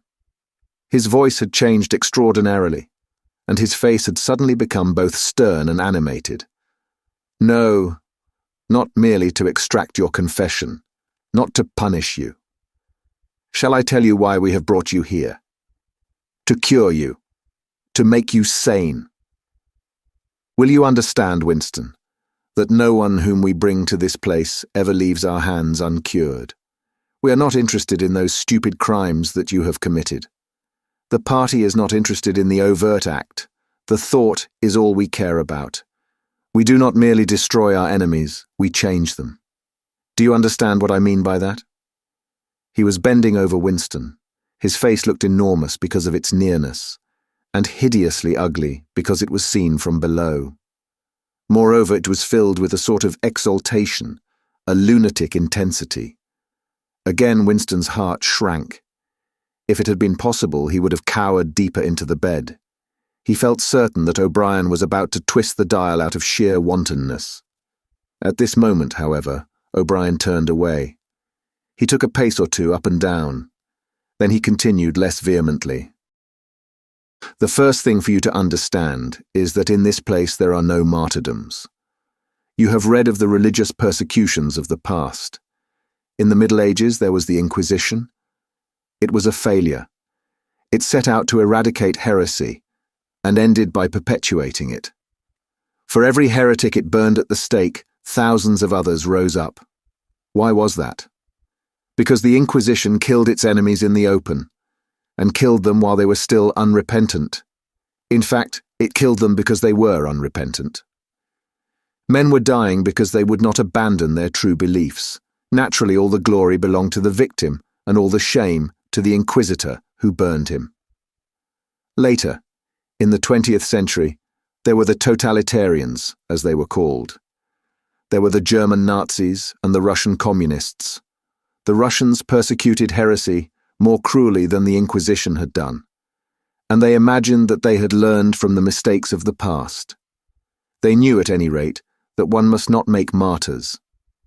Before they exposed their victims to public trial, they deliberately set themselves to destroy their dignity. They wore them down by torture and solitude until they were despicable, cringing wretches, confessing whatever was put into their mouths, covering themselves with abuse, accusing and sheltering behind one another, whimpering for mercy. And yet after only a few years, the same thing had happened over again. The dead men had become martyrs, and their degradation was forgotten. Once again, why was it? In the first place, because the confessions that they had made were obviously extorted and untrue. We do not make mistakes of that kind. All the confessions that are uttered here are true, we make them true, and above all, we do not allow the dead to rise up against us. You must stop imagining that posterity will vindicate you, Winston. Posterity will never hear of you. You will be lifted clean out from the stream of history. We shall turn you into gas and pour you into the stratosphere. Nothing will remain of you, not a name in a register, not a memory in a living brain. You will be annihilated in the past as well as in the future. You will never have existed. Then why bother to torture me, thought Winston, with a momentary bitterness. O'Brien checked his step as though Winston had uttered the thought aloud. His large, ugly face came nearer, with the eyes a little narrowed. You are thinking, he said, that since we intend to destroy you utterly, so that nothing that you say or do can make the smallest difference, in that case, why do we go to the trouble of interrogating you first? That is what you were thinking, was it not? Yes, said Winston. O'Brien smiled slightly. You are a flaw in the pattern, Winston. You are a stain that must be wiped out. Did I not tell you just now that we are different from the persecutors of the past? We are not content with negative obedience, nor even with the most abject submission. When finally you surrender to us, it must be of your own free will. We do not destroy the heretic because he resists us. So long as he resists us, we never destroy him. We convert him. We capture his inner mind. We reshape him. We burn all evil and all illusion out of him. We bring him over to our side, not in appearance, but genuinely, heart and soul. We make him one of ourselves before we kill him. It is intolerable to us that an erroneous thought should exist anywhere in the world, however secret and powerless it may be. Even in the instant of death, we cannot permit any deviation. In the old days, the heretic walked to the stake, still a heretic, proclaiming his heresy, exulting in it. Even the victim of the Russian purges could carry rebellion locked up in his skull as he walked down the passage, waiting for the bullet. But we make the brain perfect before we blow it out. The command of the old despotisms was, "Thou shalt not." The command of the totalitarians was, "Thou shalt." Our command is, "Thou art." No one whom we bring to this place ever stands out against us. Everyone is washed clean. Even those 3 miserable traitors in whose innocence you once believed, Jones, Aronson, and Rutherford. In the end, we broke them down. I took part in their interrogation myself. I saw them gradually worn down, whimpering, grovelling, weeping, and in the end it was not with pain or fear, only with penitence. By the time we'd finished with them, they were only the shells of men. There was nothing left in them except sorrow for what they had done. and love of Big Brother. It was touching to see how they loved him. They begged to be shot quickly, so that they could die while their minds were still clean. His voice had grown almost dreamy. The exaltation, the lunatic enthusiasm, was still in his face. He is not pretending, thought Winston. He is not a hypocrite. He believes every word he says. What most oppressed him was the consciousness of his own intellectual inferiority. He watched the heavy, yet graceful form strolling to and fro, in and out of the range of his vision. O'Brien was a being in all ways larger than himself. There was no idea that he had ever had, or could have, that O'Brien had not long ago known, examined, and rejected. His mind contained Winston's mind. But in that case, how could it be true that O'Brien was mad? It must be he, Winston, who was mad. O'Brien halted and looked down at him. His voice had grown stern again. Do not imagine that you will save yourself, Winston, however completely you surrender to us. No one who has once gone astray is ever spared. And even if we chose to let you live out the natural term of your life, still you would never escape from us. What happens to you here is forever. Understand that in advance. We shall crush you down to the point from which there is no coming back. Things will happen to you from which you could not recover if you lived 1,000 years. Never again will you be capable of ordinary human feeling. Everything will be dead inside you. Never again will you be capable of love, or friendship, or joy of living, or laughter, or curiosity, or courage, or integrity. You will be hollow. We shall squeeze you empty, and then we shall fill you with ourselves. He paused and signed to the man in the white coat. Winston was aware of some heavy piece of apparatus being pushed into place behind his head. O'Brien had sat down beside the bed, so that his face was almost on a level with Winston's. 3,000, he said, speaking over Winston's head to the man in the white coat. 2 soft pads, which felt slightly moist, clamped themselves against Winston's temples. He quailed. There was pain coming, a new kind of pain. O'Brien laid a hand reassuringly, almost kindly on his. This time it will not hurt, he said. Keep your eyes fixed on mine. At this moment, there was a devastating explosion, or what seemed like an explosion, though it was not certain whether there was any noise. There was undoubtedly a blinding flash of light. Winston was not hurt, only prostrated. Although he had already been lying on his back when the thing happened, he had a curious feeling that he had been knocked into that position. A terrific, painless blow had flattened him out. Also, something had happened inside his head. As his eyes regained their focus, he remembered who he was, and where he was, and recognized the face that was gazing into his own. But somewhere or other, there was a large patch of emptiness, as though a piece had been taken out of his brain. It will not last, said O'Brien. Look me in the eyes. What country is Oceania at war with? Winston thought. He knew what was meant by Oceania, and that he himself was a citizen of Oceania. He also remembered Eurasia and Eastasia, but who was at war with whom he did not know. In fact, he had not been aware that there was any war. I don't remember. Oceania is at war with Eastasia. Do you remember that now? Yes. Oceania has always been at war with Eastasia. Since the beginning of your life, since the beginning of the party, since the beginning of history, the war has continued without a break, always the same war. Do you remember that? Yes. 11 years ago, you created a legend about 3 men who had been condemned to death for treachery. You pretended that you had seen a piece of paper which proved them innocent. No such piece of paper ever existed. You invented it, and later you grew to believe in it. You remember now the very moment at which you first invented it. Do you remember that? Yes. Just now I held up the fingers of my hand to you. You saw 5 fingers, do you remember that? Yes. O'Brien held up the fingers of his left hand, with the thumb concealed. There are 5 fingers there. Do you see 5 fingers? Yes. And he did see them, for a fleeting instant, before the scenery of his mind changed.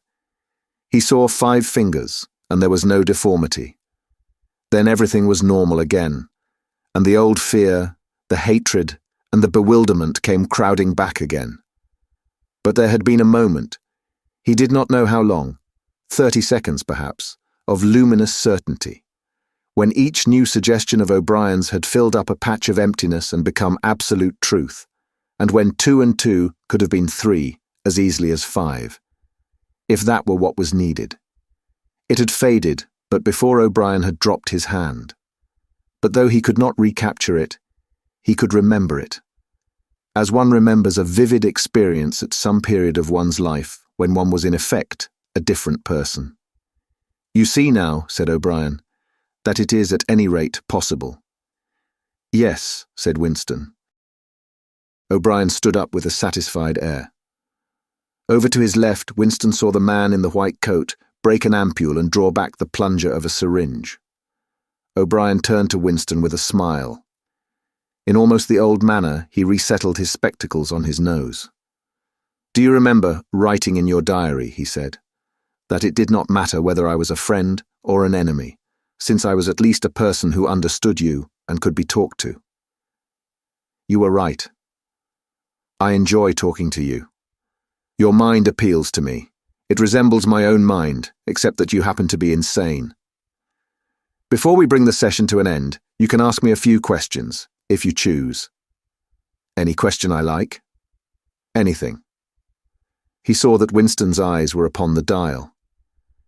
"It is switched off. What is your first question?" "What have you done with Julia?" said Winston. O'Brien smiled again. "She betrayed you, Winston, immediately, unreservedly. I've seldom seen anyone come over to us so promptly. You would hardly recognize her if you saw her. All her rebelliousness, her deceit, her folly, her dirty-mindedness, everything has been burned out of her. It was a perfect conversion, a textbook case." "You tortured her?" O'Brien left this unanswered. "Next question," he said. "Does Big Brother exist?" "Of course he exists. The party exists. Big Brother is the embodiment of the party. Does he exist in the same way as I exist?" "You do not exist," said O'Brien. Once again the sense of helplessness assailed him. He knew, or he could imagine, the arguments which proved his own non-existence, but they were nonsense. They were only a play on words. Did not the statement, "You do not exist," contain a logical absurdity? But what use was it to say so? His mind shriveled as he thought of the unanswerable, mad arguments with which O'Brien would demolish him. "I think I exist," he said wearily. "I am conscious of my own identity. I was born and I shall die. I have arms and legs. I occupy a particular point in space. No other solid object can occupy the same point simultaneously. In that sense, does Big Brother exist?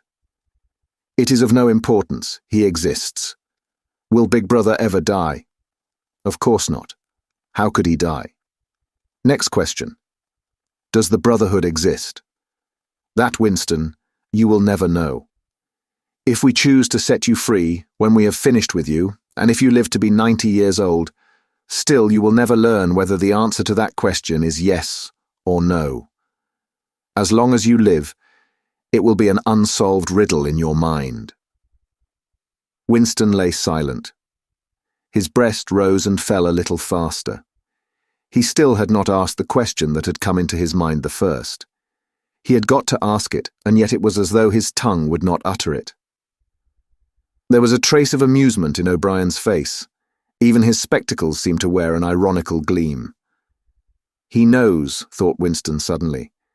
"He knows what I'm going to ask." At the thought, the words burst out of him. "What is in room 101? The expression on O'Brien's face did not change. He answered dryly. "You know what is in room 101, Winston. Everyone knows what is in room 101. He raised a finger to the man in the white coat. Evidently the session was at an end. A needle jerked into Winston's arm. He sank almost instantly into deep sleep. Chapter 3. There are 3 stages in your reintegration, said O'Brien. There is learning, there is understanding, and there is acceptance. It is time for you to enter upon the 2nd stage. As always, Winston was lying flat on his back. But of late his bonds were looser. They still held him to the bed, but he could move his knees a little and could turn his head from side to side and raise his arms from the elbow. The dial, also, had grown to be less of a terror. He could evade its pangs if he was quick-witted enough. It was chiefly when he showed stupidity that O'Brien pulled the lever. Sometimes they got through a whole session without use of the dial. He could not remember how many sessions there had been. The whole process seemed to stretch out over a long, indefinite time, weeks possibly, and the intervals between the sessions might sometimes have been days, sometimes only an hour or 2. "As you lie there," said O'Brien, "you have often wondered, you have even asked me, why the ministry of love should expend so much time and trouble on you, and when you were free, you were puzzled by what was essentially the same question. You could grasp the mechanics of the society you lived in, but not its underlying motives. Do you remember writing in your diary, 'I understand how, I do not understand why'? It was when you thought about why that you doubted your own sanity. You have read the book, Goldstein's book, or parts of it at least. Did it tell you anything that you did not know already?" "You have read it," said Winston. "I wrote it. That is to say, I collaborated in writing it. No book is produced individually, as you know. Is it true what it says? As description, yes. The program it sets forth is nonsense. The secret accumulation of knowledge, a gradual spread of enlightenment, ultimately a proletarian rebellion, the overthrow of the party. You foresaw yourself that that was what it would say. It is all nonsense. The proletarians will never revolt, not in 1,000 years or 1,000,000. They cannot. I do not have to tell you the reason. You know it already. If you have ever cherished any dreams of violent insurrection, you must abandon them. There is no way in which the party can be overthrown. The rule of the party is forever. Make that the starting point of your thoughts." He came closer to the bed. "Forever," he repeated. "And now let us get back to the question of how and why. You understand well enough how the party maintains itself in power. Now tell me why we cling to power. What is our motive? Why should we want power? Go on, speak," he added, as Winston remained silent. Nevertheless, Winston did not speak for another moment or 2. A feeling of weariness had overwhelmed him. The faint, mad gleam of enthusiasm had come back into O'Brien's face. He knew in advance what O'Brien would say. That the party did not seek power for its own ends, but only for the good of the majority. That it sought power because men in the mass were frail, cowardly creatures who could not endure liberty or face the truth, and must be ruled over and systematically deceived by others who were stronger than themselves. That the choice for mankind lay between freedom and happiness, and that, for the great bulk of mankind, happiness was better. That the party was the eternal guardian of the weak, a dedicated sect doing evil that good might come, sacrificing its own happiness to that of others. The terrible thing, thought Winston. The terrible thing was that when O'Brien said this, he would believe it. You could see it in his face. O'Brien knew everything. 1,000 times better than Winston. He knew what the world was really like, in what degradation the mass of human beings lived, and by what lies and barbarities the party kept them there. He had understood it all, weighed it all, and it made no difference. All was justified by the ultimate purpose. What can you do, thought Winston, against the lunatic who is more intelligent than yourself, who gives your arguments a fair hearing and then simply persists in his lunacy? "You are ruling over us for our own good," he said feebly. "You believe that human beings are not fit to govern themselves, and therefore—" He started and almost cried out. A pang of pain had shot through his body. O'Brien had pushed the lever of the dial up to 35. "That was stupid, Winston, stupid," he said. "You should know better than to say a thing like that." He pulled the lever back and continued. "Now I will tell you the answer to my question. It is this. The party seeks power entirely for its own sake. We are not interested in the good of others. We are interested solely in power. Not wealth or luxury or long life or happiness. Only power. Pure power. What pure power means, you will understand presently. We are different from all the oligarchies of the past, in that we know what we are doing. All the others, even those who resembled ourselves, were cowards and hypocrites. The German Nazis and the Russian communists came very close to us in their methods. But they never had the courage to recognize their own motives. They pretended, perhaps they even believed, that they had seized power unwillingly and for a limited time, and that just round the corner there lay a paradise where human beings would be free and equal. We are not like that. We know that no one ever seizes power with the intention of relinquishing it. Power is not a means, it is an end. One does not establish a dictatorship in order to safeguard a revolution. One makes the revolution in order to establish the dictatorship. The object of persecution is persecution. The object of torture is torture. The object of power is power. Now do you begin to understand me?" Winston was struck, as he had been struck before, by the tiredness of O'Brien's face. It was strong and fleshy and brutal. It was full of intelligence and a sort of controlled passion before which he felt himself helpless. But it was tired.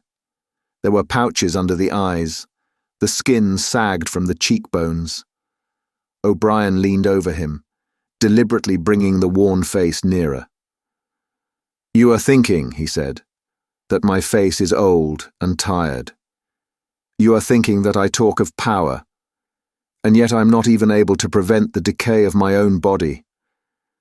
Can you not understand, Winston, that the individual is only a cell? The weariness of the cell is the vigor of the organism. Do you die when you cut your fingernails?" He turned away from the bed and began strolling up and down again, one hand in his pocket.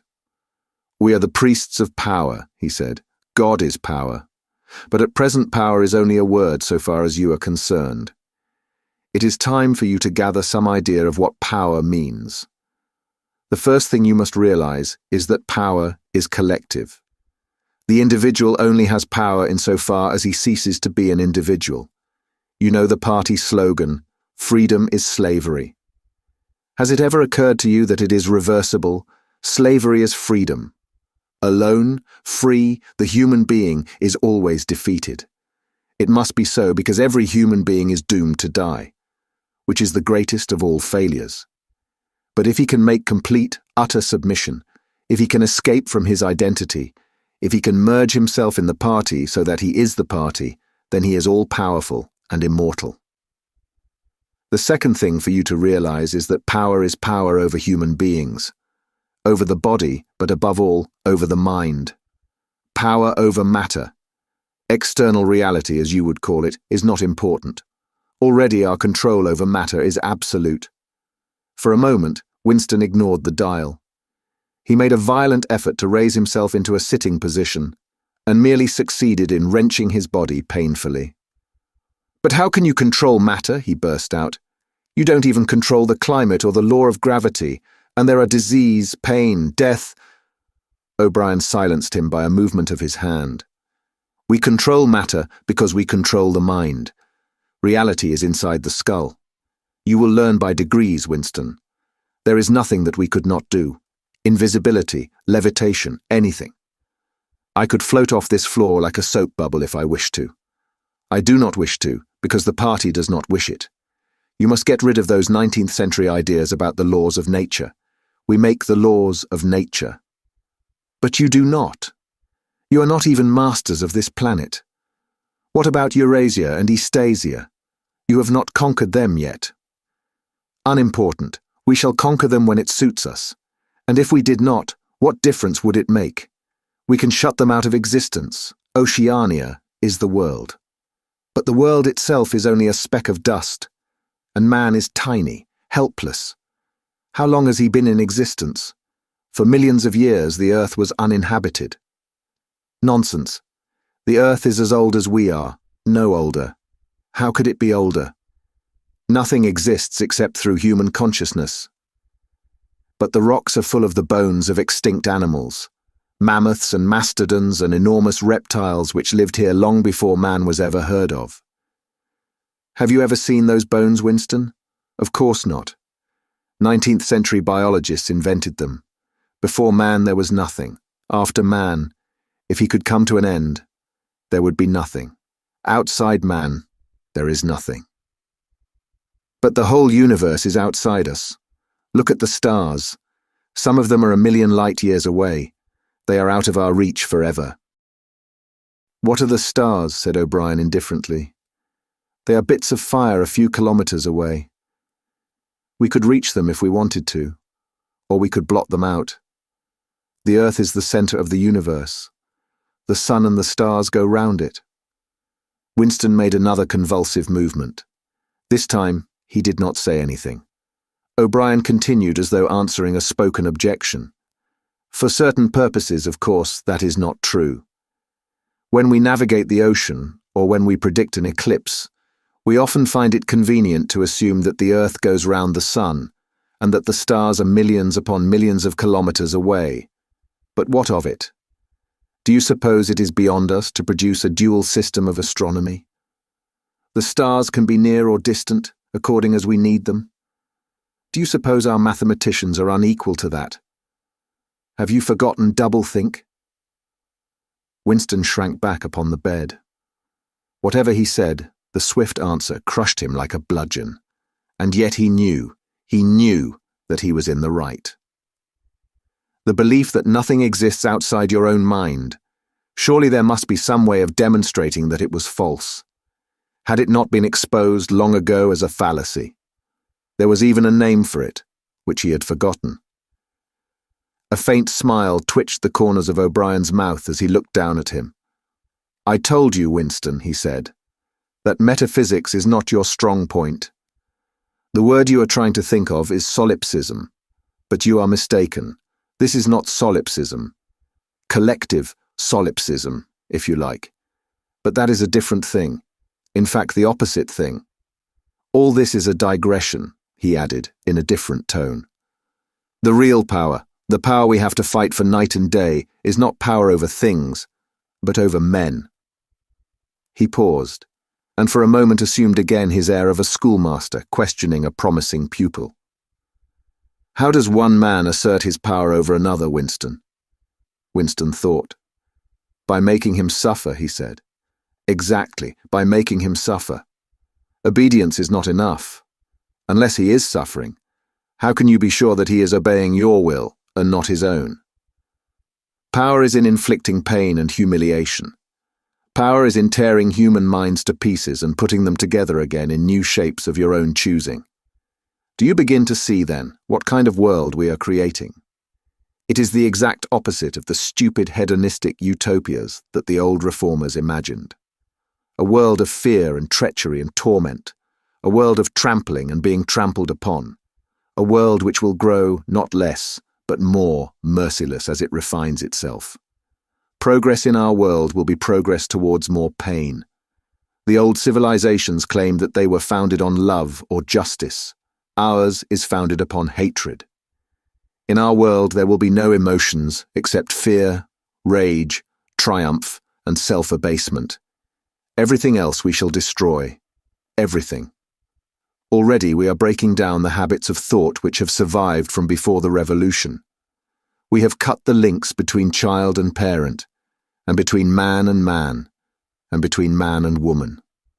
No one dares trust a wife or a child or a friend any longer, but in the future there will be no wives and no friends. Children will be taken from their mothers at birth, as one takes eggs from a hen. The sex instinct will be eradicated. Procreation will be an annual formality like the renewal of a ration card. We shall abolish the orgasm. Our neurologists are at work upon it now. There will be no loyalty except loyalty towards the party. There will be no love except the love of Big Brother. There will be no laughter except the laugh of triumph over a defeated enemy. There will be no art, no literature, no science. When we are omnipotent, we shall have no more need of science. There will be no distinction between beauty and ugliness. There will be no curiosity, no enjoyment of the process of life. All competing pleasures will be destroyed. But always, do not forget this, Winston. Always there will be the intoxication of power, constantly increasing and constantly growing subtler. Always, at every moment, there will be the thrill of victory, the sensation of trampling on an enemy who is helpless. If you want a picture of the future, imagine a boot stamping on a human face, forever. He paused, as though he expected Winston to speak. Winston had tried to shrink back into the surface of the bed again. He could not say anything. His heart seemed to be frozen. O'Brien went on. And remember that it is forever. The face will always be there to be stamped upon. The heretic, the enemy of society, will always be there, so that he can be defeated and humiliated over again. Everything that you have undergone since you have been in our hands, all that will continue, and worse. The espionage, the betrayals, the arrests, the tortures, the executions, the disappearances will never cease. It will be a world of terror as much as a world of triumph. The more the party is powerful, the less it will be tolerant, the weaker the opposition, the tighter the despotism. Goldstein and his heresies will live forever. Every day, at every moment, they will be defeated, discredited, ridiculed, spat upon, and yet they will always survive. This drama that I have played out with you during 7 years will be played out over and over again, generation after generation, always in subtler forms. Always we shall have the heretic here at our mercy, screaming with pain, broken up, contemptible, and in the end, utterly penitent, saved from himself, crawling to our feet of his own accord. That is the world that we are preparing, Winston. A world of victory after victory, triumph after triumph after triumph, an endless pressing upon the nerve of power. You are beginning, I can see, to realize what that world will be like. But in the end, you will do more than understand it. You will accept it, welcome it, become part of it. Winston had recovered himself sufficiently to speak. You can't, he said weakly. What do you mean by that remark, Winston? You could not create such a world as you have just described. It is a dream. It is impossible. Why? It is impossible to found a civilization on fear and hatred and cruelty. It would never endure. Why not? It would have no vitality. It would disintegrate. It would commit suicide. Nonsense. You are under the impression that hatred is more exhausting than love. Why should it be? And if it were, what difference would that make? Suppose that we choose to wear ourselves out faster. Suppose that we quicken the tempo of human life till men are senile at 30. Still, what difference would it make? Can you not understand that the death of the individual is not death? The party is immortal. As usual, the voice had battered Winston into helplessness. Moreover, he was in dread that if he persisted in his disagreement, O'Brien would twist the dial again. And yet he could not keep silent, feebly, without arguments, with nothing to support him except his inarticulate horror of what O'Brien had said. He returned to the attack. I don't know. I don't care. Somehow, you will fail. Something will defeat you. Life will defeat you.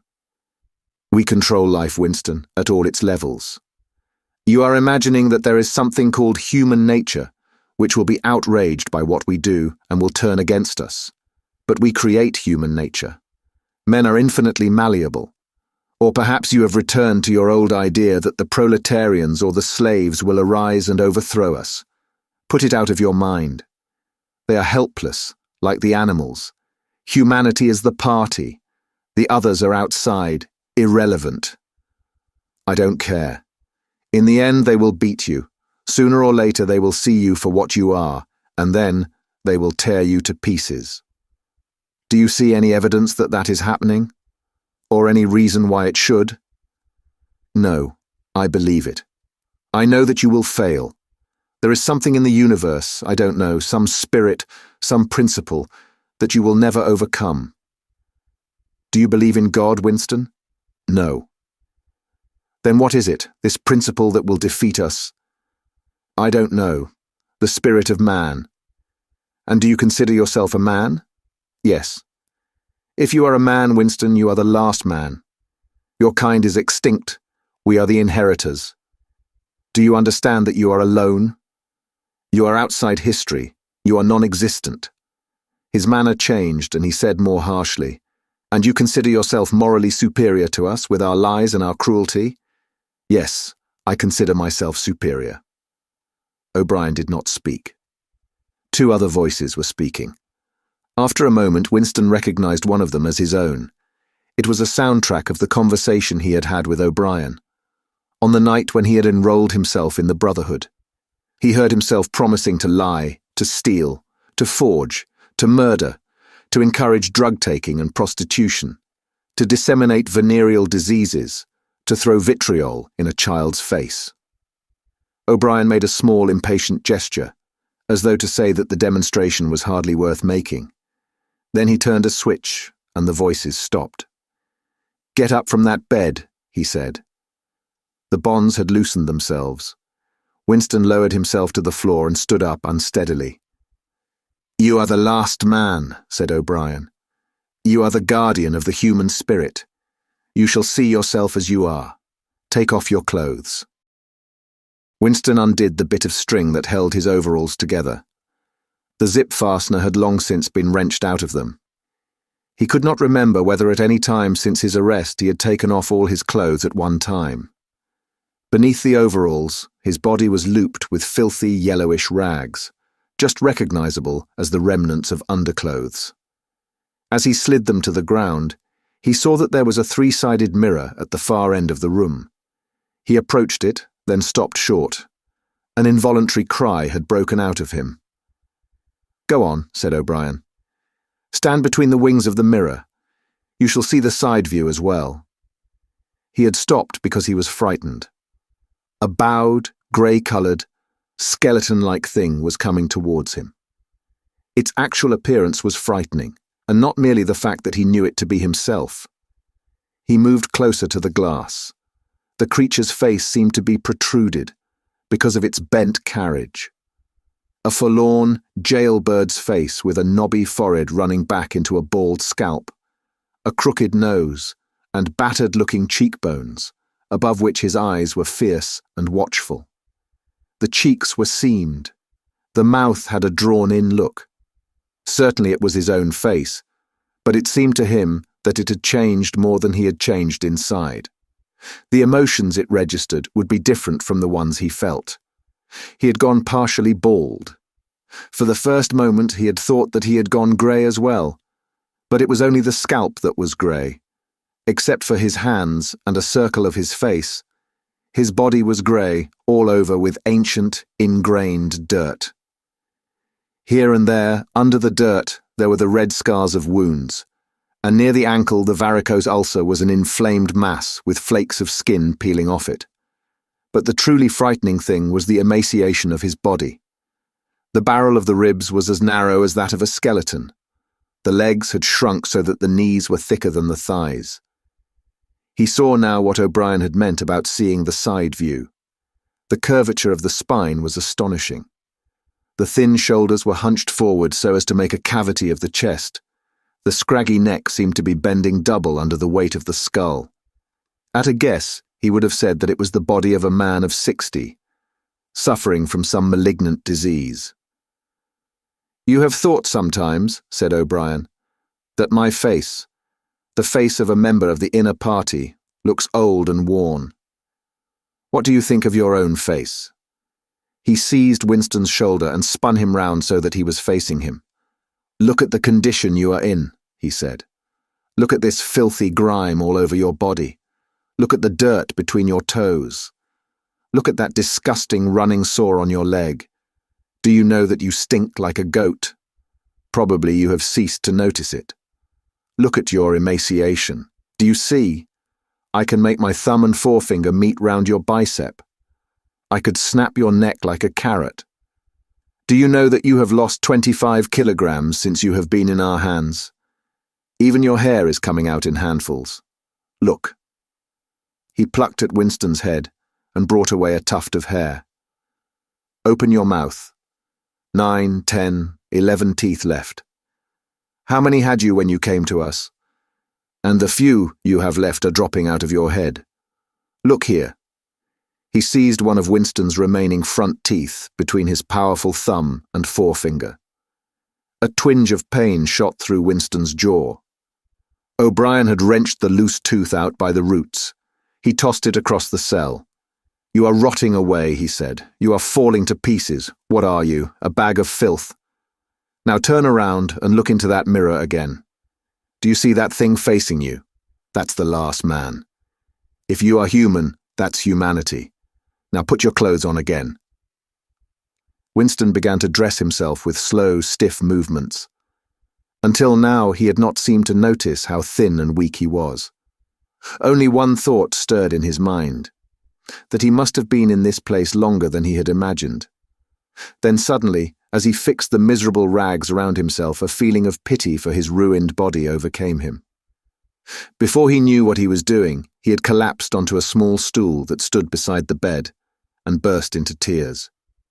He was aware of his ugliness, his gracelessness, a bundle of bones in filthy underclothes sitting weeping in the harsh white light. But he could not stop himself.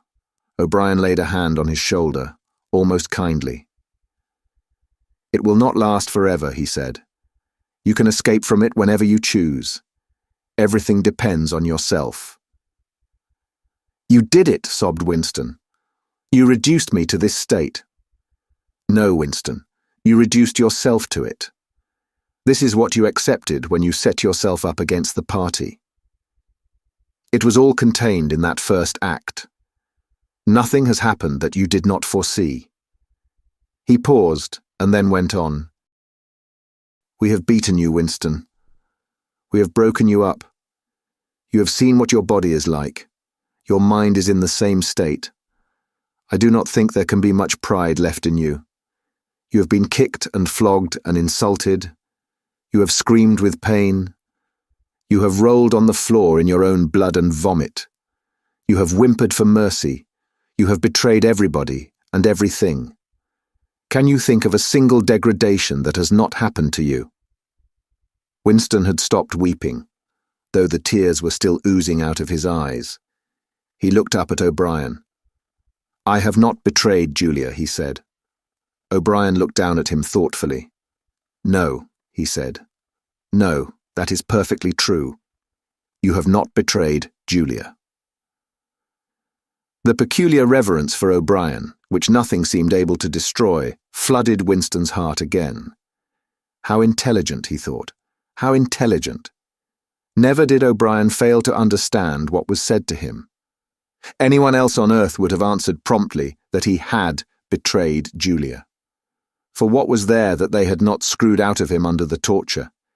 He had told them everything he knew about her, her habits, her character, her past life. He had confessed in the most trivial detail everything that had happened at their meetings, all that he had said to her and she to him, their black market meals, their adulteries, their vague plottings against the party, everything. And yet, in the sense in which he intended the word, he had not betrayed her. He had not stopped loving her. His feelings towards her had remained the same. O'Brien had seen what he meant without the need for explanation. "Tell me," he said, "how soon will they shoot me?" "It might be a long time," said O'Brien. "You're a difficult case, but don't give up hope. Everyone is cured sooner or later. In the end, we shall shoot you." Chapter 4. He was much better. He was growing fatter and stronger every day, if it was proper to speak of days. The white light and the humming sound were the same as ever, but the cell was a little more comfortable than the others he had been in. There was a pillow and a mattress on the plank bed, and a stool to sit on. They'd given him a bath, and they allowed him to wash himself fairly frequently in a tin basin. They even gave him warm water to wash with. They had given him new underclothes and a clean suit of overalls. They had dressed his varicose ulcer with soothing ointment. They had pulled out the remnants of his teeth and given him a new set of dentures. Weeks or months must have passed. It would have been possible now to keep count of the passage of time, if he had felt any interest in doing so, since he was being fed at what appeared to be regular intervals. He was getting, he judged, 3 meals in the 24 hours. Sometimes he wondered dimly whether he was getting them by night or by day. The food was surprisingly good, with meat at every 3rd meal. Once there was even a packet of cigarettes. He had no matches, but the never-speaking guard who brought his food would give him a light. The first time he tried to smoke, it made him sick. But he persevered, and spun the packet out for a long time, smoking half a cigarette after each meal. They had given him a white slate with a stump of pencil tied to the corner. At first he made no use of it. Even when he was awake, he was completely torpid. Often he would lie from one meal to the next almost without stirring, sometimes asleep, sometimes waking into vague reveries in which it was too much trouble to open his eyes. He had long grown used to sleeping with a strong light on his face. It seemed to make no difference, except that one's dreams were more coherent. He dreamed a great deal all through this time, and they were always happy dreams. He was in the Golden Country, or he was sitting among enormous, glorious, sunlit ruins, with his mother, with Julia, with O'Brien. Not doing anything, merely sitting in the sun, talking of peaceful things. Such thoughts as he had when he was awake were mostly about his dreams. He seemed to have lost the power of intellectual effort, now that the stimulus of pain had been removed. He was not bored. He had no desire for conversation or distraction. Merely to be alone, not to be beaten or questioned, to have enough to eat, and to be clean all over was completely satisfying. By degrees he came to spend less time in sleep, but he still felt no impulse to get off the bed. All he cared for was to lie quiet and feel the strength gathering in his body. He would finger himself here and there, trying to make sure that it was not an illusion that his muscles were growing rounder and his skin tauter. Finally, it was established beyond a doubt that he was growing fatter. His thighs were now definitely thicker than his knees. After that, reluctantly at first, he began exercising himself regularly. In a little while he could walk 3 kilometers, measured by pacing the cell, and his bowed shoulders were growing straighter. He attempted more elaborate exercises, and was astonished and humiliated to find what things he could not do. He could not move out of a walk. He could not hold his stool out at arm's length. He could not stand on one leg without falling over. He squatted down on his heels, and found that with agonizing pains in thigh and calf, he could just lift himself to a standing position. He lay flat on his belly and tried to lift his weight by his hands. It was hopeless. He could not raise himself a centimeter. But after a few more days, a few more mealtimes, even that feat was accomplished. A time came when he could do it 6 times running. He began to grow actually proud of his body, and to cherish an intermittent belief that his face also was growing back to normal. Only when he chanced to put his hand on his bald scalp did he remember the seamed, ruined face that had looked back at him out of the mirror. His mind grew more active. He sat down on the plank bed, his back against the wall and the slate on his knees, and set to work deliberately at the task of re-educating himself. He had capitulated, that was agreed.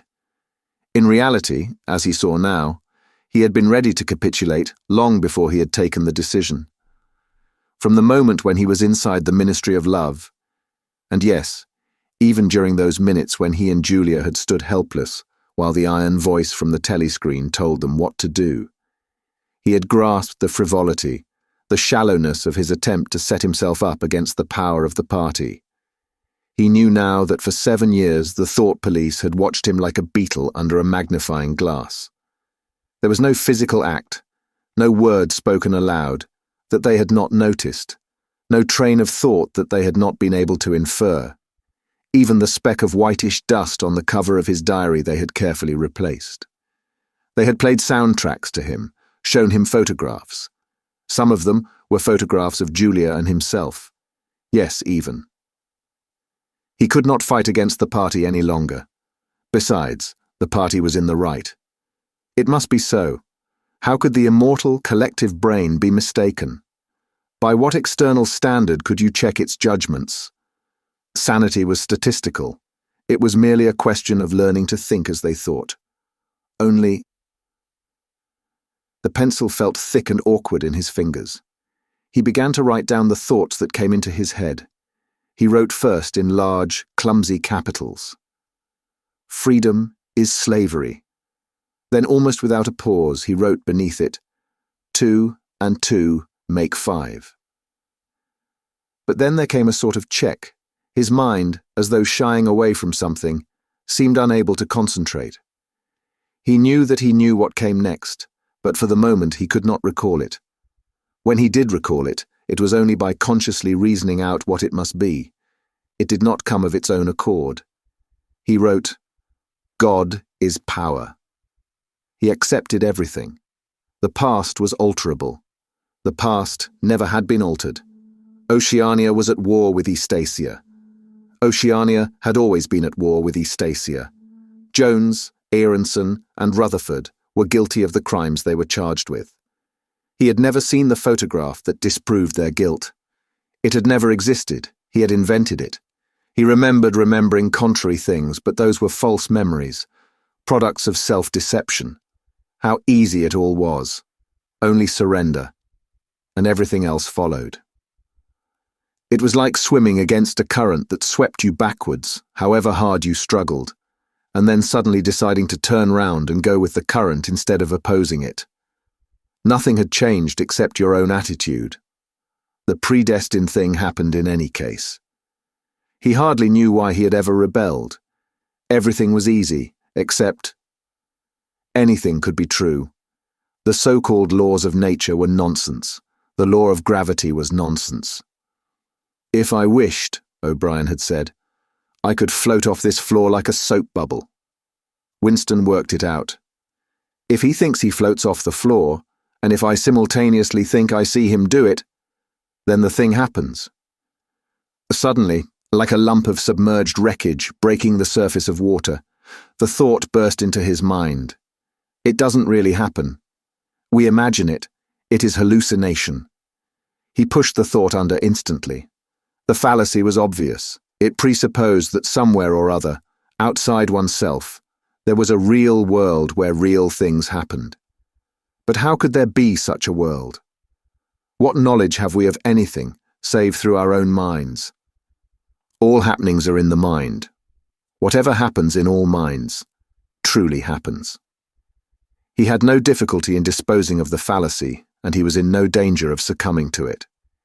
He realized, nevertheless, that it ought never to have occurred to him. The mind should develop a blind spot whenever a dangerous thought presented itself. The process should be automatic, instinctive. Crime stop, they called it in Newspeak. He set to work to exercise himself in crime stop. He presented himself with propositions. The party says the earth is flat. The party says that ice is heavier than water. And trained himself in not seeing or not understanding the arguments that contradicted them. It was not easy. It needed great powers of reasoning and improvisation. The arithmetical problems raised, for instance, by such a statement as 2 and 2 make 5, were beyond his intellectual grasp.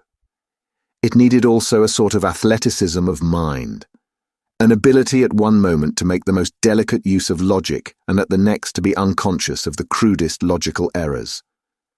Stupidity was as necessary as intelligence, and as difficult to attain.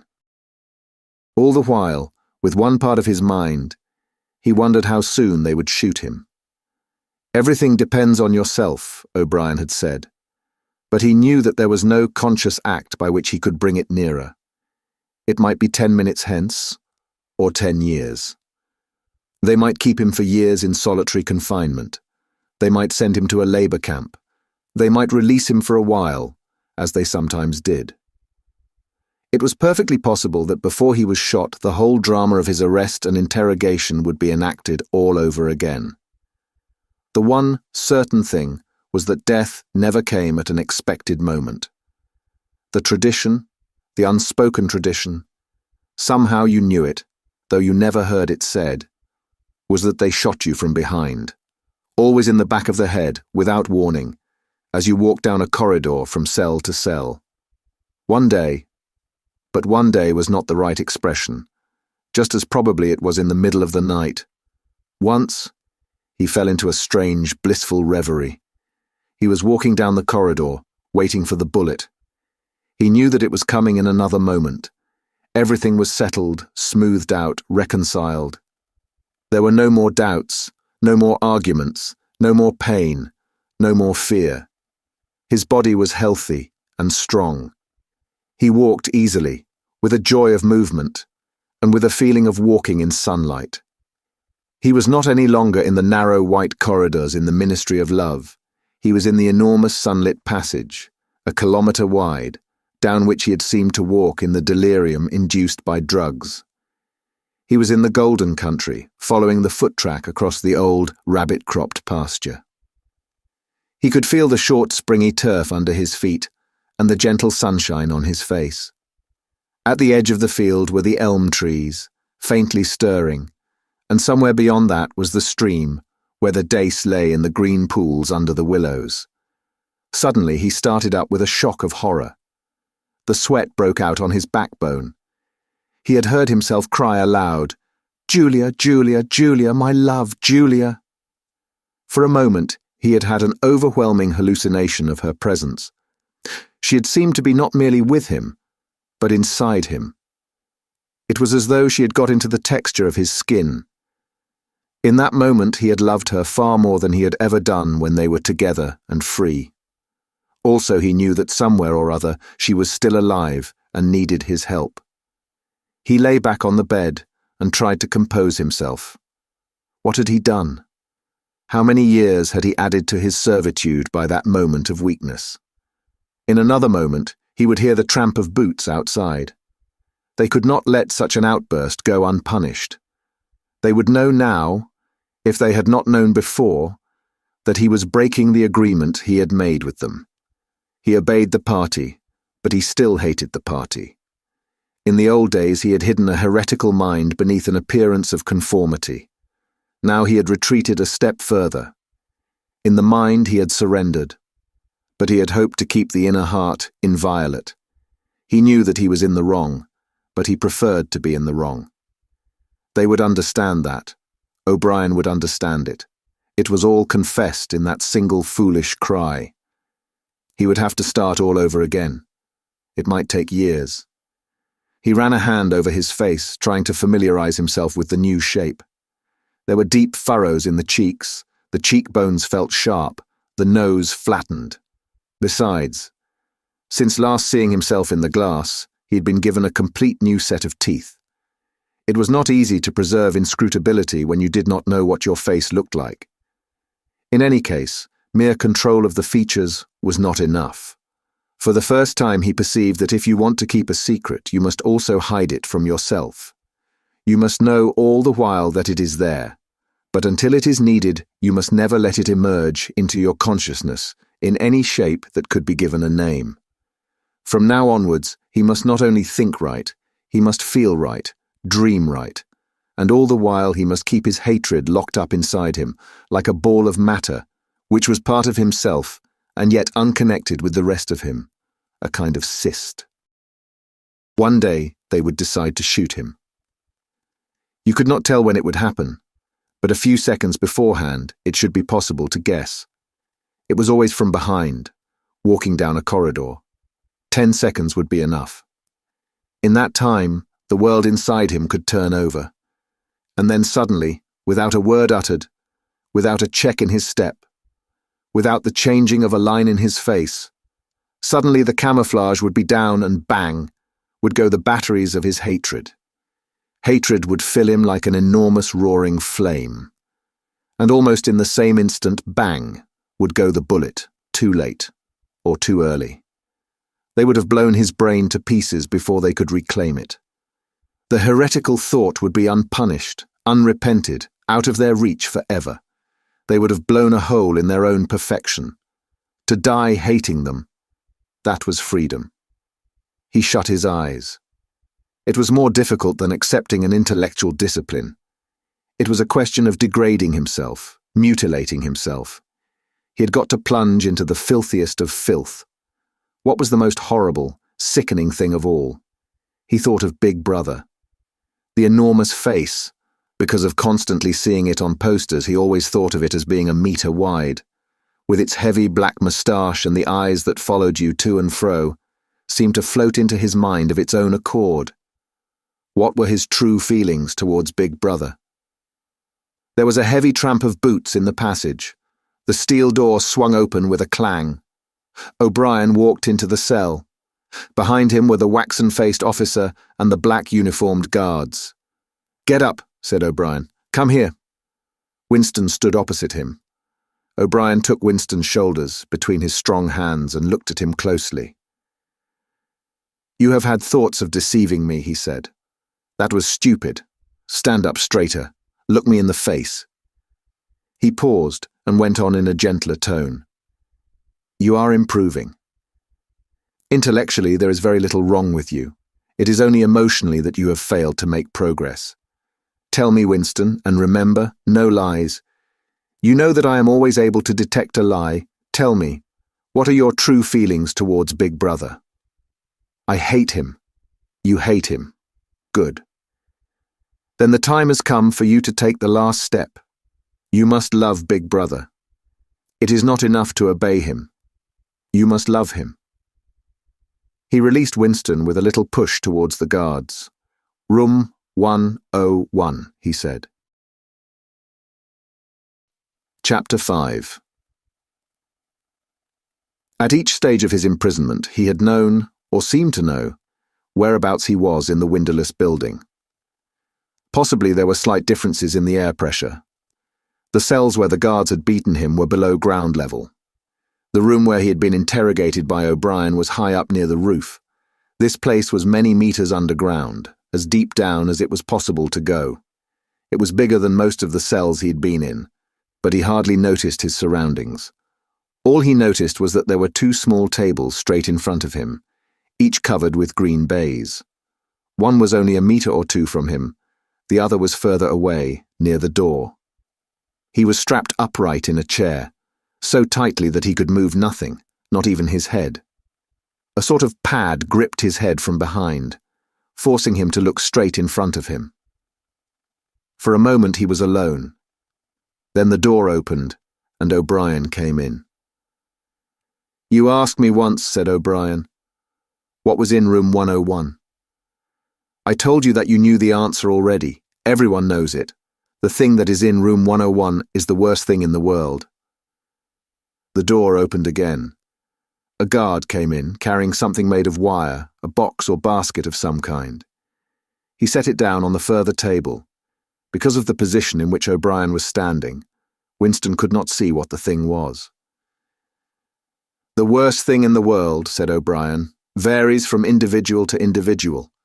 It may be burial alive, or death by fire, or by drowning, or by impalement, or 50 other deaths. There are cases where it is some quite trivial thing, not even fatal." He had moved a little to one side, so that Winston had a better view of the thing on the table. It was an oblong wire cage with a handle on top for carrying it by. Fixed to the front of it was something that looked like a fencing mask, with the concave side outwards. Although it was 3 or 4 meters away from him, he could see that the cage was divided lengthways into 2 compartments, and that there was some kind of creature in each. They were rats. "In your case," said O'Brien, "the worst thing in the world happens to be rats." A sort of premonitory tremor, a fear of he was not certain what, had passed through Winston as soon as he caught his first glimpse of the cage. But at this moment, the meaning of the mask-like attachment in front of it suddenly sank into him. His bowels seemed to turn to water. "You can't do that," he cried out in a high, cracked voice. You couldn't, it's impossible." "Do you remember," said O'Brien, "the moment of panic that used to occur in your dreams? There was a wall of blackness in front of you, and a roaring sound in your ears. There was something terrible on the other side of the wall. You knew that you knew what it was, but you dared not drag it into the open. It was the rats that were on the other side of the wall." "O'Brien," said Winston, making an effort to control his voice, "you know this is not necessary. What is it that you want me to do?" O'Brien made no direct answer. When he spoke, it was in the schoolmasterish manner that he sometimes affected. He looked thoughtfully into the distance, as though he were addressing an audience somewhere behind Winston's back. "By itself," he said, "pain is not always enough. There are occasions when a human being will stand out against pain, even to the point of death. But for everyone there is something unendurable, something that cannot be contemplated. Courage and cowardice are not involved. If you are falling from a height, it is not cowardly to clutch at a rope. If you have come up from deep water, it is not cowardly to fill your lungs with air. It is merely an instinct which cannot be destroyed. It is the same with the rats. For you, they are unendurable. They are a form of pressure that you cannot withstand, even if you wish to. You will do what is required of you. But what is it? What is it? How can I do it if I don't know what it is?" O'Brien picked up the cage and brought it across to the nearer table. He set it down carefully on the baize cloth. Winston could hear the blood singing in his ears. He had the feeling of sitting in utter loneliness. He was in the middle of a great empty plain, a flat desert drenched with sunlight, across which all sounds came to him out of immense distances. Yet the cage with the rats was not 2 meters away from him. They were enormous rats. They were at the age when a rat's muzzle grows blunt and fierce, and his fur brown instead of grey. "The rat," said O'Brien, still addressing his invisible audience, "although a rodent, is carnivorous. You are aware of that. You will have heard of the things that happen in the poor quarters of this town. In some streets, a woman dare not leave her baby alone in the house, even for 5 minutes. The rats are certain to attack it. Within quite a small time they will strip it to the bones. They also attack sick or dying people. They show astonishing intelligence in knowing when a human being is helpless." There was an outburst of squeals from the cage. It seemed to reach Winston from far away. The rats were fighting. They were trying to get at each other through the partition. He heard also a deep groan of despair. That too seemed to come from outside himself. O'Brien picked up the cage and, as he did so, pressed something in it. There was a sharp click. Winston made a frantic effort to tear himself loose from the chair. It was hopeless. Every part of him, even his head, was held immovably. O'Brien moved the cage nearer. It was less than a meter from Winston's face. "I have pressed the first lever," said O'Brien. "You understand the construction of this cage.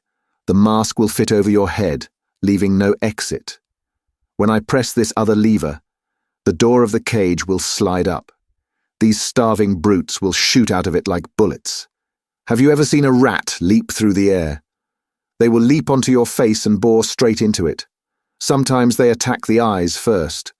Sometimes they burrow through the cheeks and devour the tongue." The cage was nearer. It was closing in.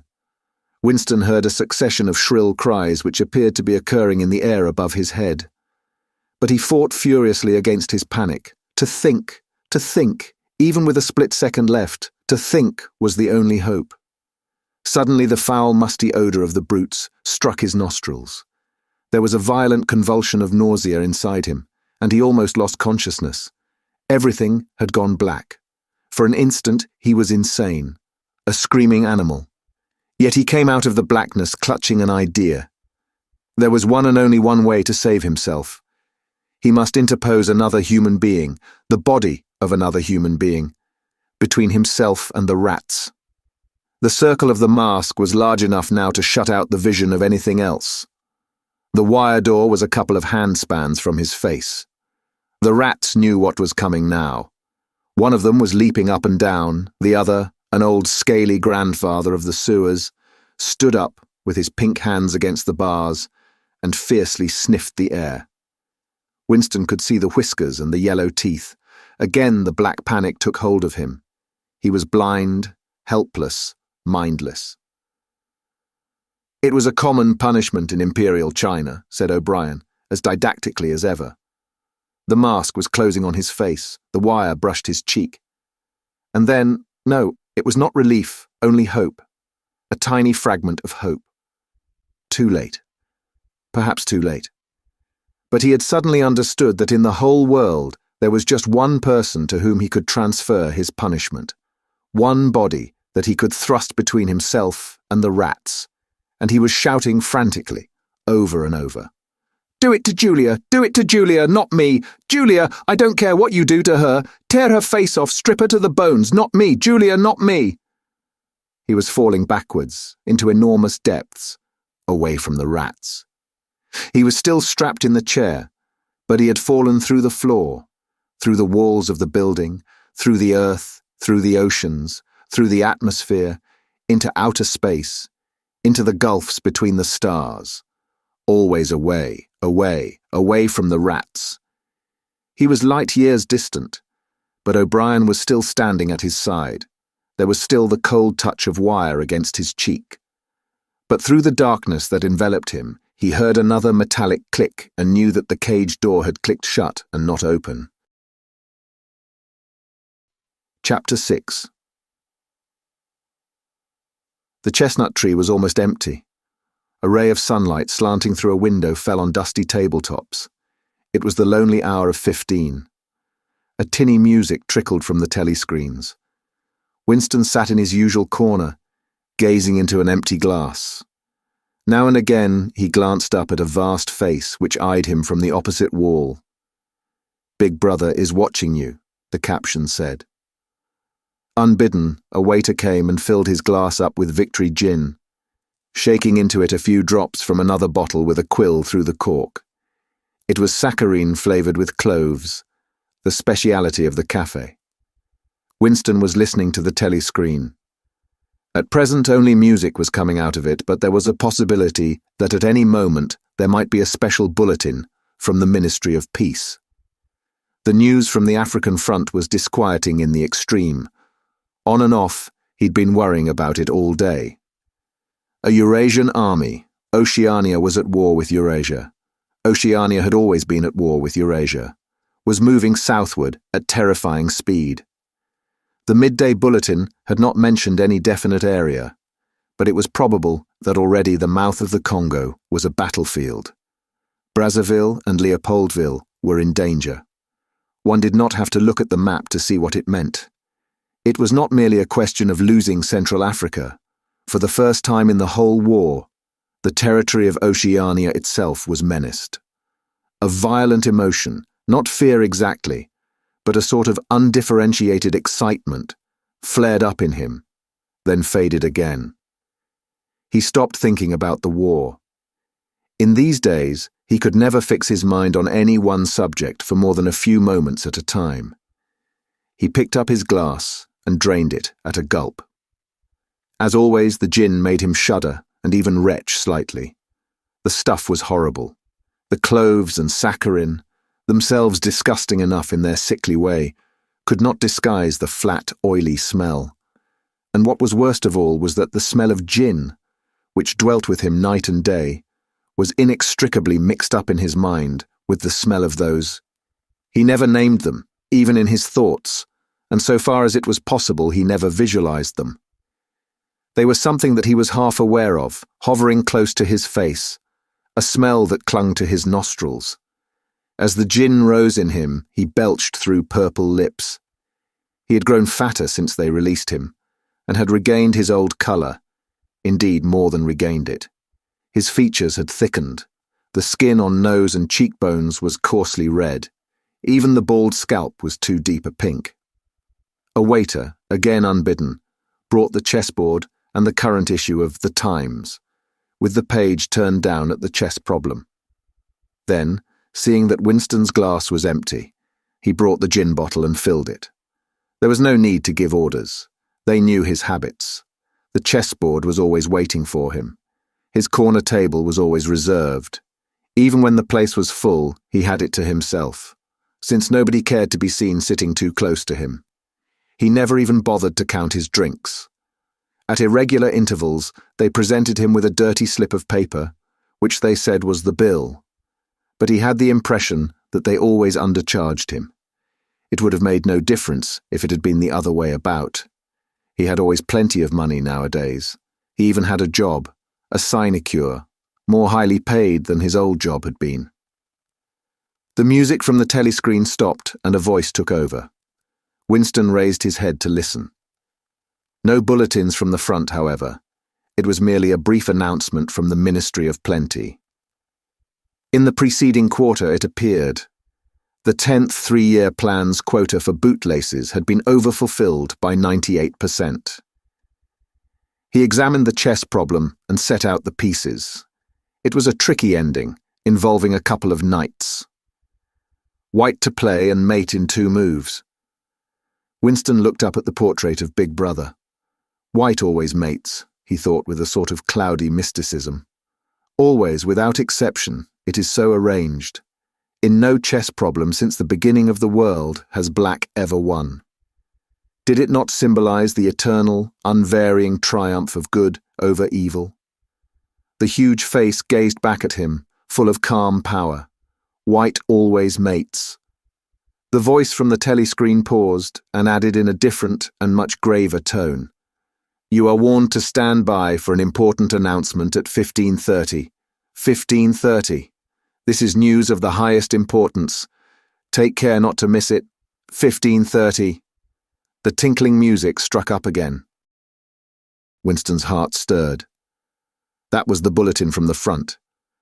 Instinct told him that it was bad news that was coming. All day, with little spurts of excitement, the thought of a smashing defeat in Africa had been in and out of his mind. He seemed actually to see the Eurasian army swarming across the never-broken frontier and pouring down into the tip of Africa like a column of ants. Why had it not been possible to outflank them in some way? The outline of the West African coast stood out vividly in his mind. He picked up the white knight and moved it across the board. There was the proper spot. Even while he saw the black horde racing southward, he saw another force, mysteriously assembled, suddenly planted in their rear, cutting their communications by land and sea. He felt that by willing it, he was bringing that other force into existence. But it was necessary to act quickly. If they could get control of the whole of Africa, if they had airfields and submarine bases at the Cape, it would cut Oceania in 2. It might mean anything: defeat, breakdown, the redivision of the world, the destruction of the party. He drew a deep breath, an extraordinary medley of feeling. But it was not a medley exactly, rather it was successive layers of feeling, in which one could not say which layer was undermost, struggled inside him. The spasm passed. He put the white knight back in its place. But for the moment, he could not settle down to serious study of the chess problem. His thoughts wandered again. Almost unconsciously, he traced with his finger in the dust on the table. 2 + 2 make 5. They can't get inside you, she had said. But they could get inside you. What happens to you here is forever, O'Brien had said. That was a true word. There were things, your own acts, from which you could never recover. Something was killed in your breast, burnt out, cauterized out. He had seen her. He had even spoken to her. There was no danger in it. He knew as though instinctively that they now took almost no interest in his doings. He could have arranged to meet her a second time if either of them had wanted to. Actually, it was by chance that they had met. It was in the park, on a vile, biting day in March, when the earth was like iron and all the grass seemed dead and there was not a bud anywhere except a few crocuses, which had pushed themselves up to be dismembered by the wind. He was hurrying along with frozen hands and watering eyes when he saw her not 10 meters away from him. It struck him at once that she had changed in some ill-defined way. They almost passed one another without a sign. Then he turned and followed her, not very eagerly. He knew that there was no danger. Nobody would take any interest in him. She did not speak. She walked obliquely away, across the grass, as though trying to get rid of him, then seemed to resign herself to having him at her side. Presently, they were in among a clump of ragged, leafless shrubs, useless either for concealment or as protection from the wind. They halted. It was vilely cold. The wind whistled through the twigs and fretted the occasional dirty-looking crocuses. He put his arm round her waist. There was no telescreen, but there must be hidden microphones. Besides, they could be seen. It did not matter, nothing mattered. They could have lain down on the ground and done that if they had wanted to. His flesh froze with horror at the thought of it. She made no response whatever to the clasp of his arm. She did not even try to disengage herself. He knew now what had changed in her. Her face was sallower, and there was a long scar, partly hidden by the hair, across her forehead and temple. But that was not the change. It was that her waist had grown thicker, and in a surprising way, had stiffened. He remembered how once, after the explosion of a rocket bomb, he had helped to drag a corpse out of some ruins, and had been astonished not only by the incredible weight of the thing, but by its rigidity and awkwardness to handle, which made it seem more like stone than flesh. Her body felt like that. It occurred to him that the texture of her skin would be quite different from what it had once been. He did not attempt to kiss her, nor did they speak. As they walked back across the grass, she looked directly at him for the first time. It was only a momentary glance, full of contempt and dislike. He wondered whether it was a dislike that came purely out of the past, or whether it was inspired also by his bloated face and the water that the wind kept squeezing from his eyes. They sat down on 2 iron chairs, side by side but not too close together. He saw that she was about to speak. She moved her clumsy shoe a few centimeters and deliberately crushed a twig. Her feet seemed to have grown broader, he noticed. "I betrayed you," she said baldly. "I betrayed you," he said. She gave him another quick look of dislike. "Sometimes," she said, "they threaten you with something you can't stand up to, can't even think about. And then you say, 'Don't do it to me, do it to somebody else, do it to so-and-so.'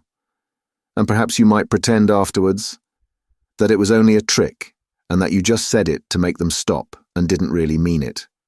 But that isn't true. At the time when it happens, you do mean it. You think there's no other way of saving yourself, and you're quite ready to save yourself that way. You want it to happen to the other person. You don't give a damn what they suffer. All you care about is yourself." "All you care about is yourself," he echoed. "And after that you don't feel the same towards the other person any longer?" "No," he said. "You don't feel the same." There did not seem to be anything more to say. The wind plastered their thin overalls against their bodies.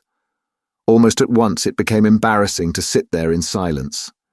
Besides, it was too cold to keep still. She said something about catching her tube and stood up to go.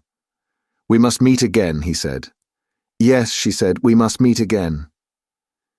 He followed, irresolutely, for a little distance, half a pace behind her.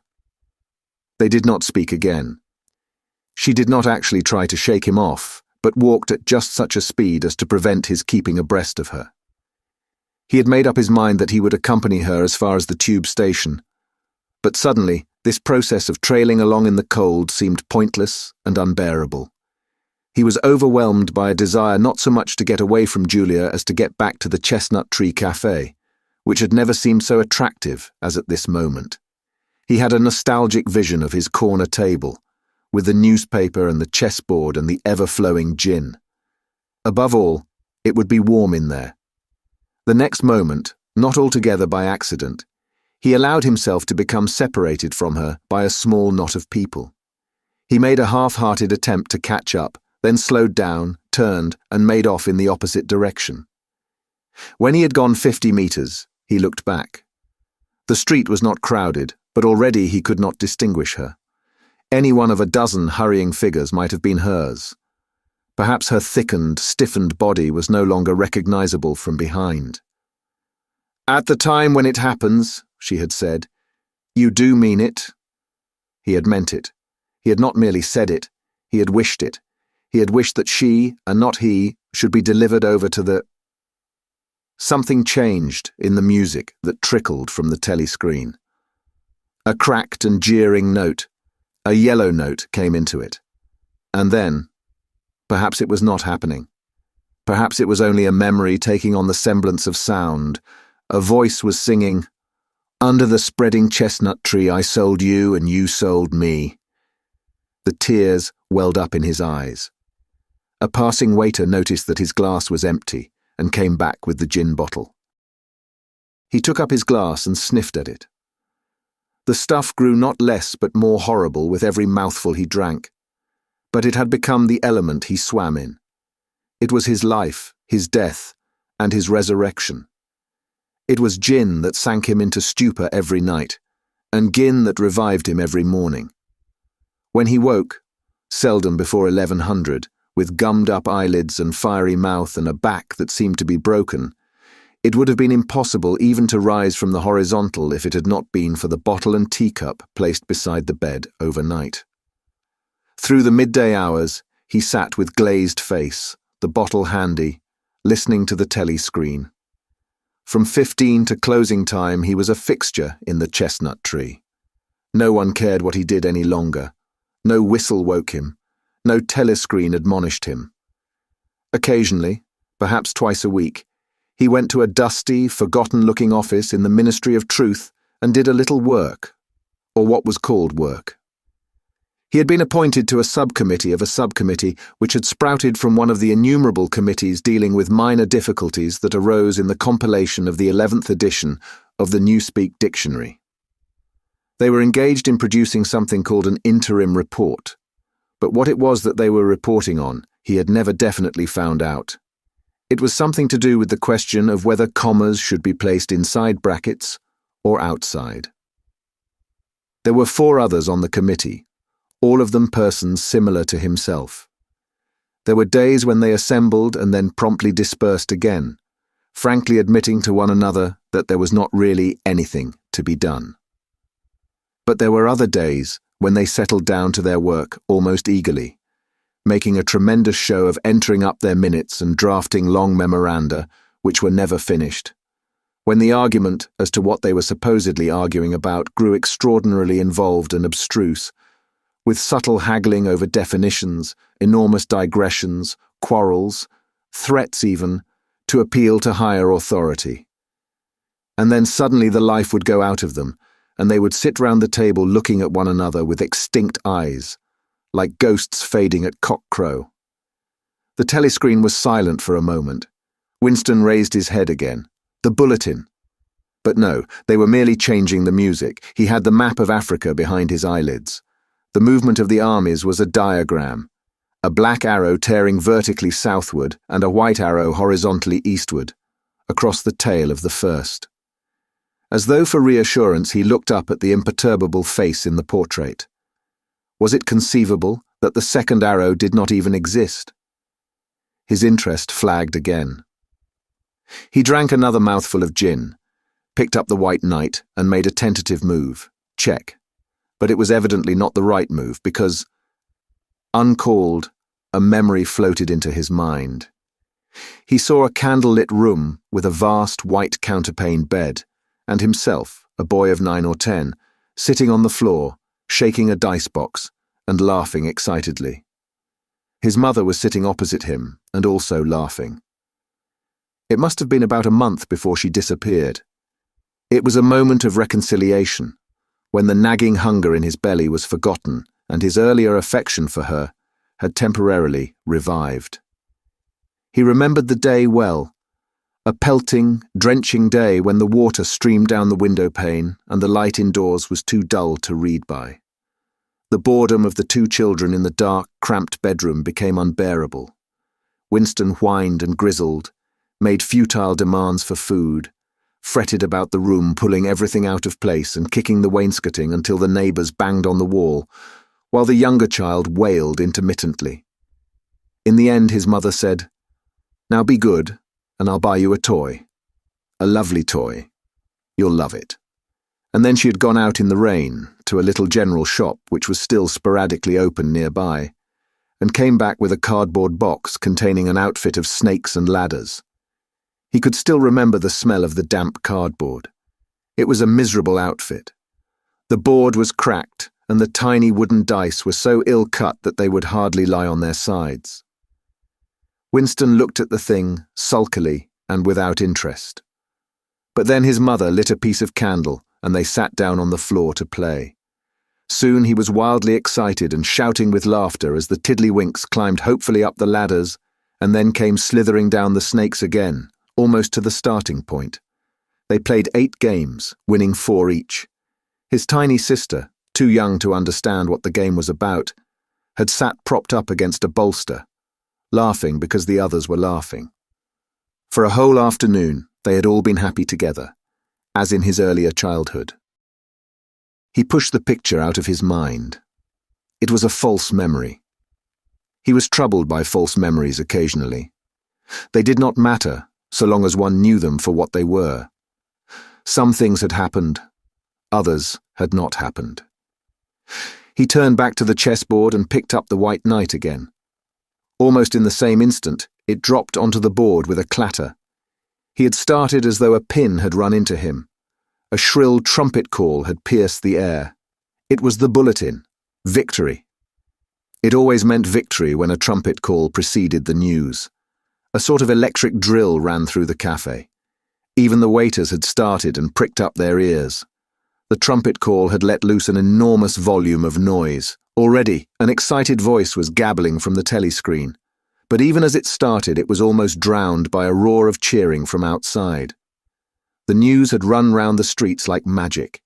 He could hear just enough of what was issuing from the telescreen to realize that it had all happened as he had foreseen. A vast seaborne armada had secretly assembled a sudden blow in the enemy's rear. The white arrow tearing across the tail of the black. Fragments of triumphant phrases pushed themselves through the din. Vast strategic maneuver, perfect coordination, utter rout, 500,000 prisoners, complete demoralization, control of the whole of Africa, bring the war within measurable distance of its end, victory, greatest victory in human history, victory, victory, victory. Under the table, Winston's feet made convulsive movements. He had not stirred from his seat, but in his mind he was running, swiftly running. He was with the crowds outside, cheering himself deaf. He looked up again at the portrait of Big Brother. The colossus that bestrode the world, the rock against which the hordes of Asia dashed themselves in vain. He thought how 10 minutes ago, yes, only 10 minutes, there had still been equivocation in his heart as he wondered whether the news from the front would be of victory or defeat. Ah, it was more than a Eurasian army that had perished. Much had changed in him since that first day in the Ministry of Love, but the final, indispensable, healing change had never happened until this moment. The voice from the telescreen was still pouring forth its tale of prisoners and booty and slaughter, but the shouting outside had died down a little. The waiters were turning back to their work. One of them approached with the gin bottle. Winston, sitting in a blissful dream, paid no attention as his glass was filled up. He was not running or cheering any longer. He was back in the Ministry of Love, with everything forgiven, his soul white as snow. He was in the public dock, confessing everything, implicating everybody. He was walking down the white-tiled corridor, with the feeling of walking in sunlight, and an armed guard at his back. The long hoped-for bullet was entering his brain. He gazed up at the enormous face. 40 years it had taken him to learn what kind of smile was hidden beneath the dark moustache. Oh, cruel, needless misunderstanding. Oh, stubborn, self-willed exile from the loving breast. 2 gin-scented tears trickled down the sides of his nose. But it was all right. Everything was all right. The struggle was finished.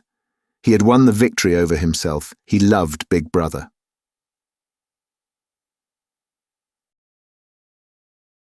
Appendix. The Principles of Newspeak. Newspeak was the official language of Oceania and had been devised to meet the ideological needs of INGSOC, or English socialism. In the year 1984, there was not as yet anyone who used Newspeak as his sole means of communication, either in speech or writing. The leading articles in the Times were written in it, but this was a tour de force which could only be carried out by a specialist. It was expected that Newspeak would have finally superseded Oldspeak, or Standard English as we should call it, by about the year 2050. Meanwhile, it gained ground steadily, all party members tending to use Newspeak words and grammatical constructions more and more in their everyday speech. The version in use in 1984, and embodied in the 9th and 10th editions of the Newspeak Dictionary, was a provisional one, and contained many superfluous words and archaic formations which were due to be suppressed later. It is with the final, perfected version, as embodied in the 11th edition of the dictionary, that we are concerned here. The purpose of Newspeak was not only to provide a medium of expression for the worldview and mental habits proper to the devotees of INGSOC, but to make all other modes of thought impossible. It was intended that when Newspeak had been adopted once and for all, and Oldspeak forgotten, a heretical thought, that is, a thought diverging from the principles of INGSOC, should be literally unthinkable, at least so far as thought is dependent on words. Its vocabulary was so constructed as to give exact and often very subtle expression to every meaning that a party member could properly wish to express, while excluding all other meanings and also the possibility of arriving at them by indirect methods. This was done partly by the invention of new words, but chiefly by eliminating undesirable words and by stripping such words as remained of unorthodox meanings, and so far as possible of all secondary meanings whatever. To give a single example, the word free still existed in Newspeak, but it could only be used in such statements as, "This dog is free from lice," or "This field is free from weeds." It could not be used in its old sense of politically free or intellectually free, since political and intellectual freedom no longer existed, even as concepts, and were therefore of necessity nameless. Quite apart from the suppression of definitely heretical words, reduction of vocabulary was regarded as an end in itself, and no word that could be dispensed with was allowed to survive. Newspeak was designed not to extend, but to diminish the range of thought, and this purpose was indirectly assisted by cutting the choice of words down to a minimum. Newspeak was founded on the English language as we now know it, though many Newspeak sentences, even when not containing newly created words, would be barely intelligible to an English speaker of our own day. Newspeak words were divided into 3 distinct classes, known as the A vocabulary, the B vocabulary, also called compound words, and the C vocabulary. It will be simpler to discuss each class separately, but the grammatical peculiarities of the language can be dealt with in the section devoted to the A vocabulary, since the same rules held good for all 3 categories. The A vocabulary.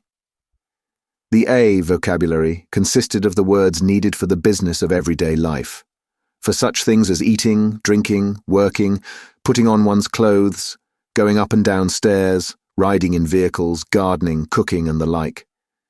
It was composed almost entirely of words that we already possess, words like hit, run, dog, tree, sugar, house, field. But in comparison with the present-day English vocabulary, their number was extremely small, while their meanings were far more rigidly defined. All ambiguities and shades of meaning had been purged out of them. So far as it could be achieved, a Newspeak word of this class was simply a staccato sound expressing one clearly understood concept. It would have been quite impossible to use the A vocabulary for literary purposes or for political or philosophical discussion. It was intended only to express simple, purposive thoughts, usually involving concrete objects or physical actions. The grammar of Newspeak had two outstanding peculiarities. The first of these was an almost complete interchangeability between different parts of speech. Any word in the language, in principle, this applied even to very abstract words such as if or when, could be used either as verb, noun, adjective, or adverb. Between the verb and the noun form, when they were of the same root, there was never any variation. This rule of itself involving the destruction of many archaic forms. The word thought, for example, did not exist in Newspeak. Its place was taken by think, which did duty for both noun and verb. No etymological principle was followed here. In some cases, it was the original noun that was chosen for retention, in other cases the verb. Even where a noun and verb of kindred meaning were not etymologically connected, one or other of them was frequently suppressed. There was, for example, no such word as cut, its meaning being sufficiently covered by the noun-verb knife. Adjectives were formed by adding the suffix full to the noun-verb, and adverbs by adding wise. Thus, for example, speedful meant rapid, and speedwise meant quickly. Certain of our present-day adjectives, such as good, strong, big, black, soft, were retained, but their total number was very small. There was little need for them, since almost any adjectival meaning could be arrived at by adding full to a noun-verb. None of the now existing adverbs was retained, except for a very few already ending in wise. The wise termination was invariable. The word well, for example, was replaced by goodwise. In addition, any word, this again applied in principle to every word in the language, could be negatived by adding the affix un, or could be strengthened by the affix plus, or for still greater emphasis, double plus. Thus, for example, uncold meant warm, while plus cold and double plus cold meant, respectively, very cold and superlatively cold. It was also possible, as in present-day English, to modify the meaning of almost any word by prepositional affixes such as ante, post, up, down, etc. By such methods it was found possible to bring about an enormous diminution of vocabulary. Given, for instance, the word good, there was no need for such a word as bad, since the required meaning was equally well, indeed better, expressed by ungood. All that was necessary, in any case where two words formed a natural pair of opposites, was to decide which of them to suppress. Dark, for example, could be replaced by unlight, or light by undark, according to preference. The second distinguishing mark of Newspeak grammar was its regularity. Subject to a few exceptions which are mentioned below, all inflections followed the same rules. Thus, in all verbs, the preterite and the past participle were the same and ended in ed. The preterite of steal was stealed. The preterite of think was thinked, and so on throughout the language. All such forms as swam, gave, brought, spoke, taken, etc., being abolished. All plurals were made by adding s or s, as the case might be. The plurals of man, ox, life were mans, oxes, lifes. Comparison of adjectives was invariably made by adding and est, good, gooder, goodest, irregular forms and the more, most formation being suppressed.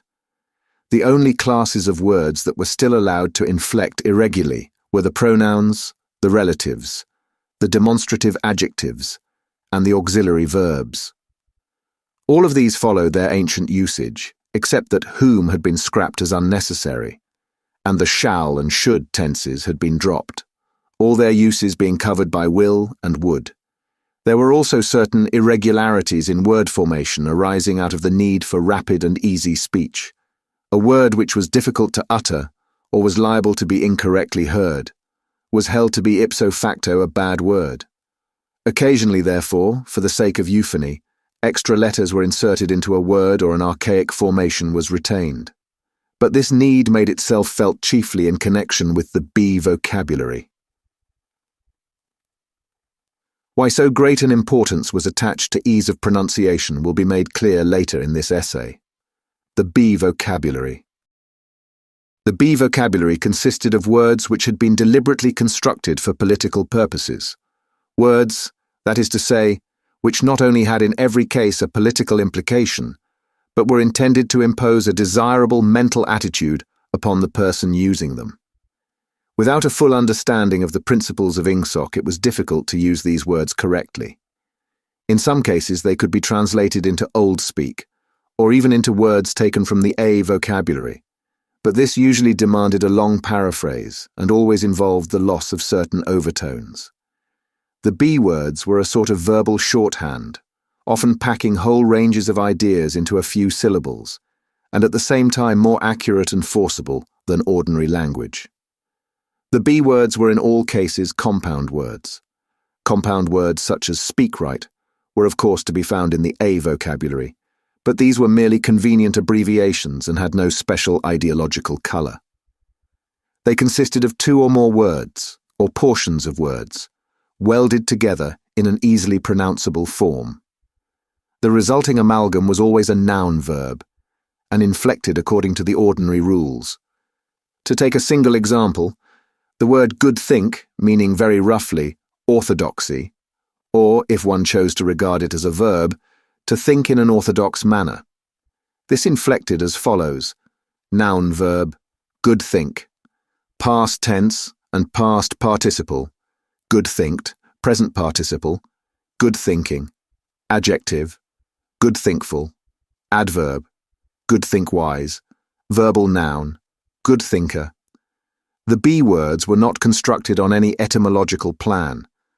The words of which they were made up could be any parts of speech, and could be placed in any order and mutilated in any way which made them easy to pronounce, while indicating their derivation. In the word crime think, thought crime, for instance, the think came second, whereas in think pole, thought police, it came first, and in the latter word, police, had lost its second syllable. Because of the great difficulty in securing euphony, irregular formations were commoner in the B vocabulary than in the A vocabulary. For example, the adjective forms of mini-true, mini-pax, and mini-louve were respectively mini-truthful, mini-peaceful, and mini-lovely, simply because truthful, paxful, and loveful were slightly awkward to pronounce. In principle, however, all B words could inflect, and all inflected in exactly the same way. Some of the B words had highly subtilized meanings, barely intelligible to anyone who had not mastered the language as a whole. Consider, for example, such a typical sentence from a Times leading article as "Old thinkers unbelly feel ingsoc." The shortest rendering that one could make of this in Old Speak would be, "Those whose ideas were formed before the Revolution cannot have a full emotional understanding of the principles of English socialism." But this is not an adequate translation. To begin with, in order to grasp the full meaning of the New Speak sentence quoted above, one would have to have a clear idea of what is meant by ingsoc. And in addition, only a person thoroughly grounded in ingsoc could appreciate the full force of the word belly feel, which implied a blind, enthusiastic acceptance, difficult to imagine today, or of the word old think, which was inextricably mixed up with the idea of wickedness and decadence. But the special function of certain New Speak words, of which old think was one, was not so much to express meanings as to destroy them. These words, necessarily few in number, had had their meanings extended until they contained within themselves whole batteries of words which, as they were sufficiently covered by a single comprehensive term, could now be scrapped and forgotten. The greatest difficulty facing the compilers of the New Speak dictionary was not to invent new words, but having invented them, to make sure what they meant. To make sure, that is to say, what ranges of words they cancelled by their existence. As we have already seen in the case of the word free, words which had once borne a heretical meaning were sometimes retained for the sake of convenience. but only with the undesirable meanings purged out of them. Countless other words such as honor, justice, morality, internationalism, democracy, science, and religion had simply ceased to exist. A few blanket words covered them, and in covering them, abolished them. All words grouping themselves round the concepts of liberty and equality, for instance, were contained in the single word crime-think, while all words grouping themselves round the concepts of objectivity and rationalism were contained in the single word old-think. Greater precision would have been dangerous. What was required in a party member was an outlook similar to that of the ancient Hebrew, who knew, without knowing much else, that all nations other than his own worshipped false gods. He did not need to know that these gods were called Baal, Osiris, Moloch, Ashtaroth, and the like. Probably the less he knew about them, the better for his orthodoxy. He knew Jehovah and the commandments of Jehovah. He knew, therefore, that all gods with other names or other attributes were false gods. In somewhat the same way, the party member knew what constituted right conduct, and in exceedingly vague, generalized terms, he knew what kinds of departure from it were possible. His sexual life, for example, was entirely regulated by the two newspeak words sex crime, sexual immorality, and good sex, chastity. Sex crime covered all sexual misdeeds whatever.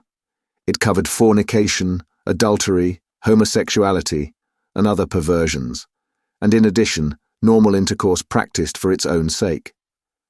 There was no need to enumerate them separately, since they were all equally culpable, and in principle, all punishable by death. In the C vocabulary, which consisted of scientific and technical words, it might be necessary to give specialized names to certain sexual aberrations, but the ordinary citizen had no need of them. He knew what was meant by good sex, that is to say, normal intercourse between man and wife, for the sole purpose of begetting children and without physical pleasure on the part of the woman. All else was sex crime. In newspeak, it was seldom possible to follow a heretical thought further than the perception that it was heretical. Beyond that point, the necessary words were non-existent. No word in the B vocabulary was ideologically neutral. A great many were euphemisms. Such words, for instance, as joy camp, forced labor camp, or mini-pax, ministry of peace, that is, ministry of war, meant almost the exact opposite of what they appeared to mean. Some words, on the other hand, displayed a frank and contemptuous understanding of the real nature of oceanic society. An example was prolifeed, meaning the rubbishy entertainment and spurious news which the party handed out to the masses.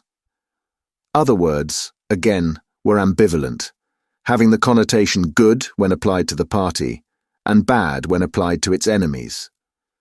But in addition, there were great numbers of words which at first sight appeared to be mere abbreviations, and which derived their ideological colour not from their meaning, but from their structure. So far as it could be contrived, everything that had or might have political significance of any kind was fitted into the B vocabulary.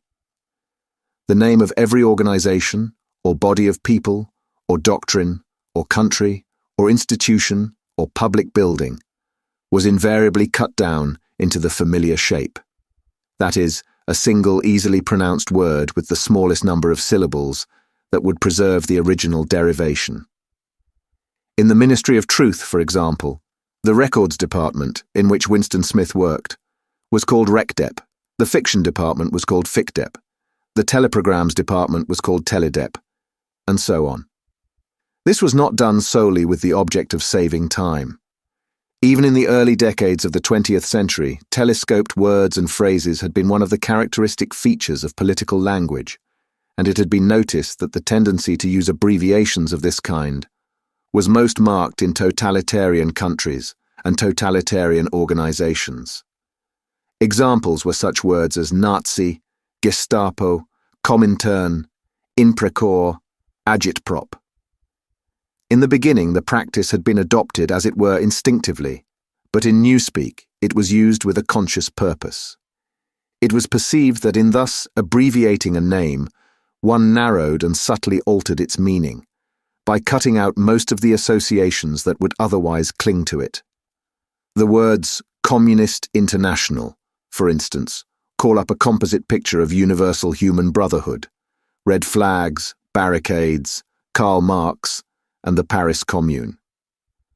The word Comintern, on the other hand, suggests merely a tightly knit organization and a well-defined body of doctrine.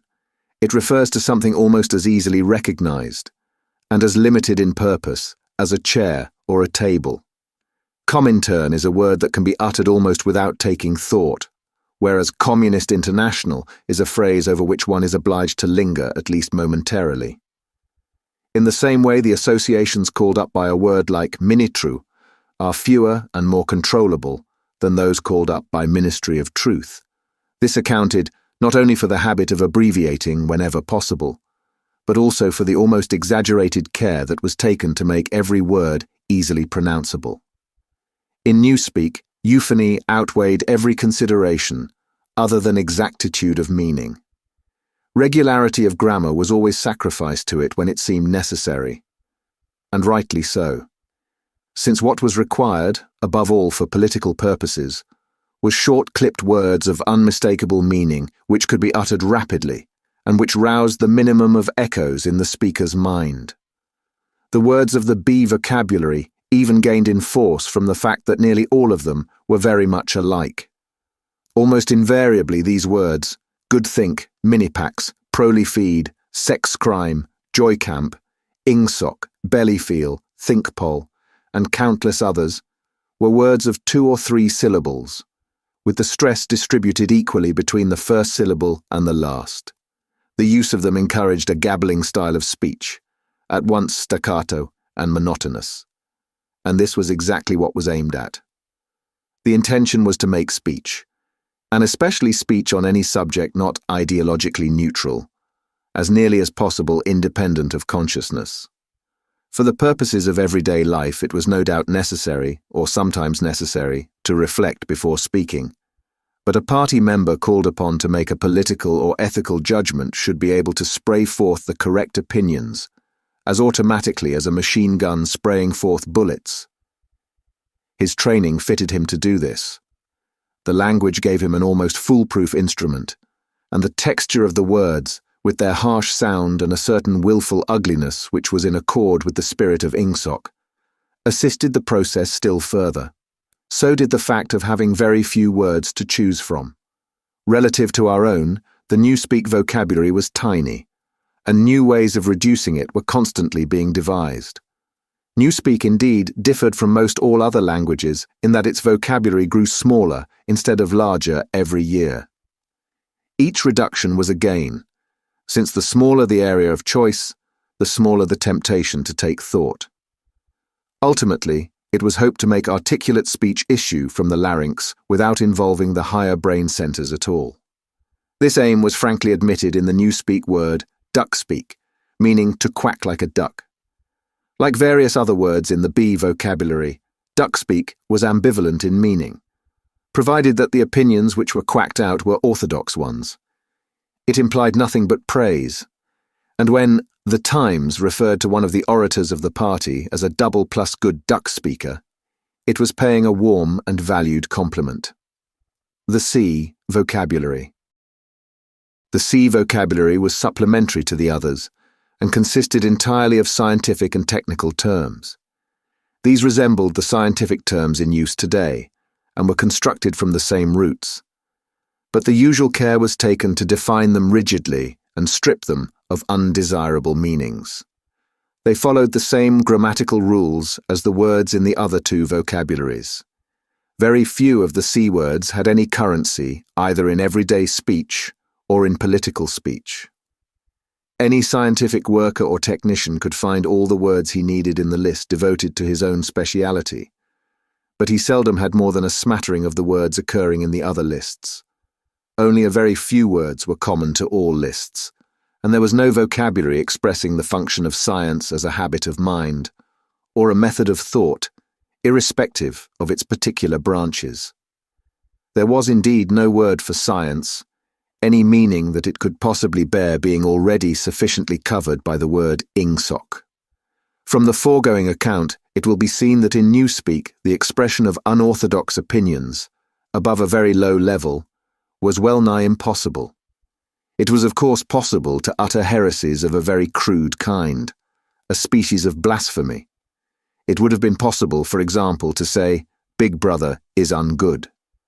But this statement, which to an orthodox ear merely conveyed a self-evident absurdity, could not have been sustained by reasoned argument, because the necessary words were not available. Ideas inimical to Ingsoc could only be entertained in a vague, wordless form, and could only be named in very broad terms, which lumped together and condemned whole groups of heresies, without defining them in doing so. One could, in fact, only use Newspeak for unorthodox purposes, by illegitimately translating some of the words back into Old Speak. For example, "all mans are equal" was a possible Newspeak sentence, but only in the same sense in which "all men are red-haired" is a possible Old Speak sentence. It did not contain a grammatical error, but it expressed a palpable untruth. That is, that all men are of equal size, weight, or strength. The concept of political equality no longer existed, and this secondary meaning had accordingly been purged out of the word equal. In 1984, when Old Speak was still the normal means of communication, the danger theoretically existed that in using Newspeak words, one might remember their original meanings. In practice, it was not difficult for any person well grounded in doublethink to avoid doing this, but within a couple of generations, even the possibility of such a lapse would have vanished.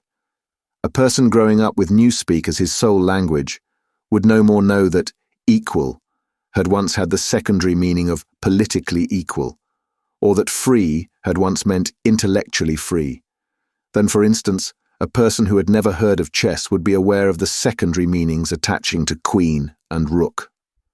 There would be many crimes and errors which it would be beyond his power to commit simply because they were nameless and therefore unimaginable. And it was to be foreseen that with the passage of time, the distinguishing characteristics of Newspeak would become more and more pronounced, its words growing fewer and fewer, their meanings more and more rigid, and the chance of putting them to improper uses always diminishing. When Old Speak had been once and for all superseded, the last link with the past would have been severed. History had already been rewritten, but fragments of the literature of the past survived here and there, imperfectly censored, and so long as one retained one's knowledge of Old Speak, it was possible to read them. In the future, such fragments, even if they chanced to survive, would be unintelligible and untranslatable. It was impossible to translate any passage of Old Speak into Newspeak, unless it either referred to some technical process or some very simple everyday action, or was already orthodox. Good thinkful would be the Newspeak expression. In tendency. In practice, this meant that no book written before approximately 1960 could be translated as a whole. Pre-revolutionary literature could only be subjected to ideological translation, that is, alteration in sense as well as language. Take, for example, the well-known passage from the Declaration of Independence. We hold these truths to be self-evident, that all men are created equal, that they are endowed by their Creator with certain inalienable rights, that among these are life, liberty, and the pursuit of happiness. That to secure these rights, governments are instituted among men, deriving their powers from the consent of the governed. That whenever any form of government becomes destructive of those ends, it is the right of the people to alter or abolish it and to institute new government. It would have been quite impossible to render this into Newspeak, while keeping to the sense of the original. The nearest one could come to doing so would be to swallow the whole passage up in the single word, crime-think. A full translation could only be an ideological translation, whereby Jefferson's words would be changed into a panegyric on absolute government. A good deal of the literature of the past was indeed already being transformed in this way.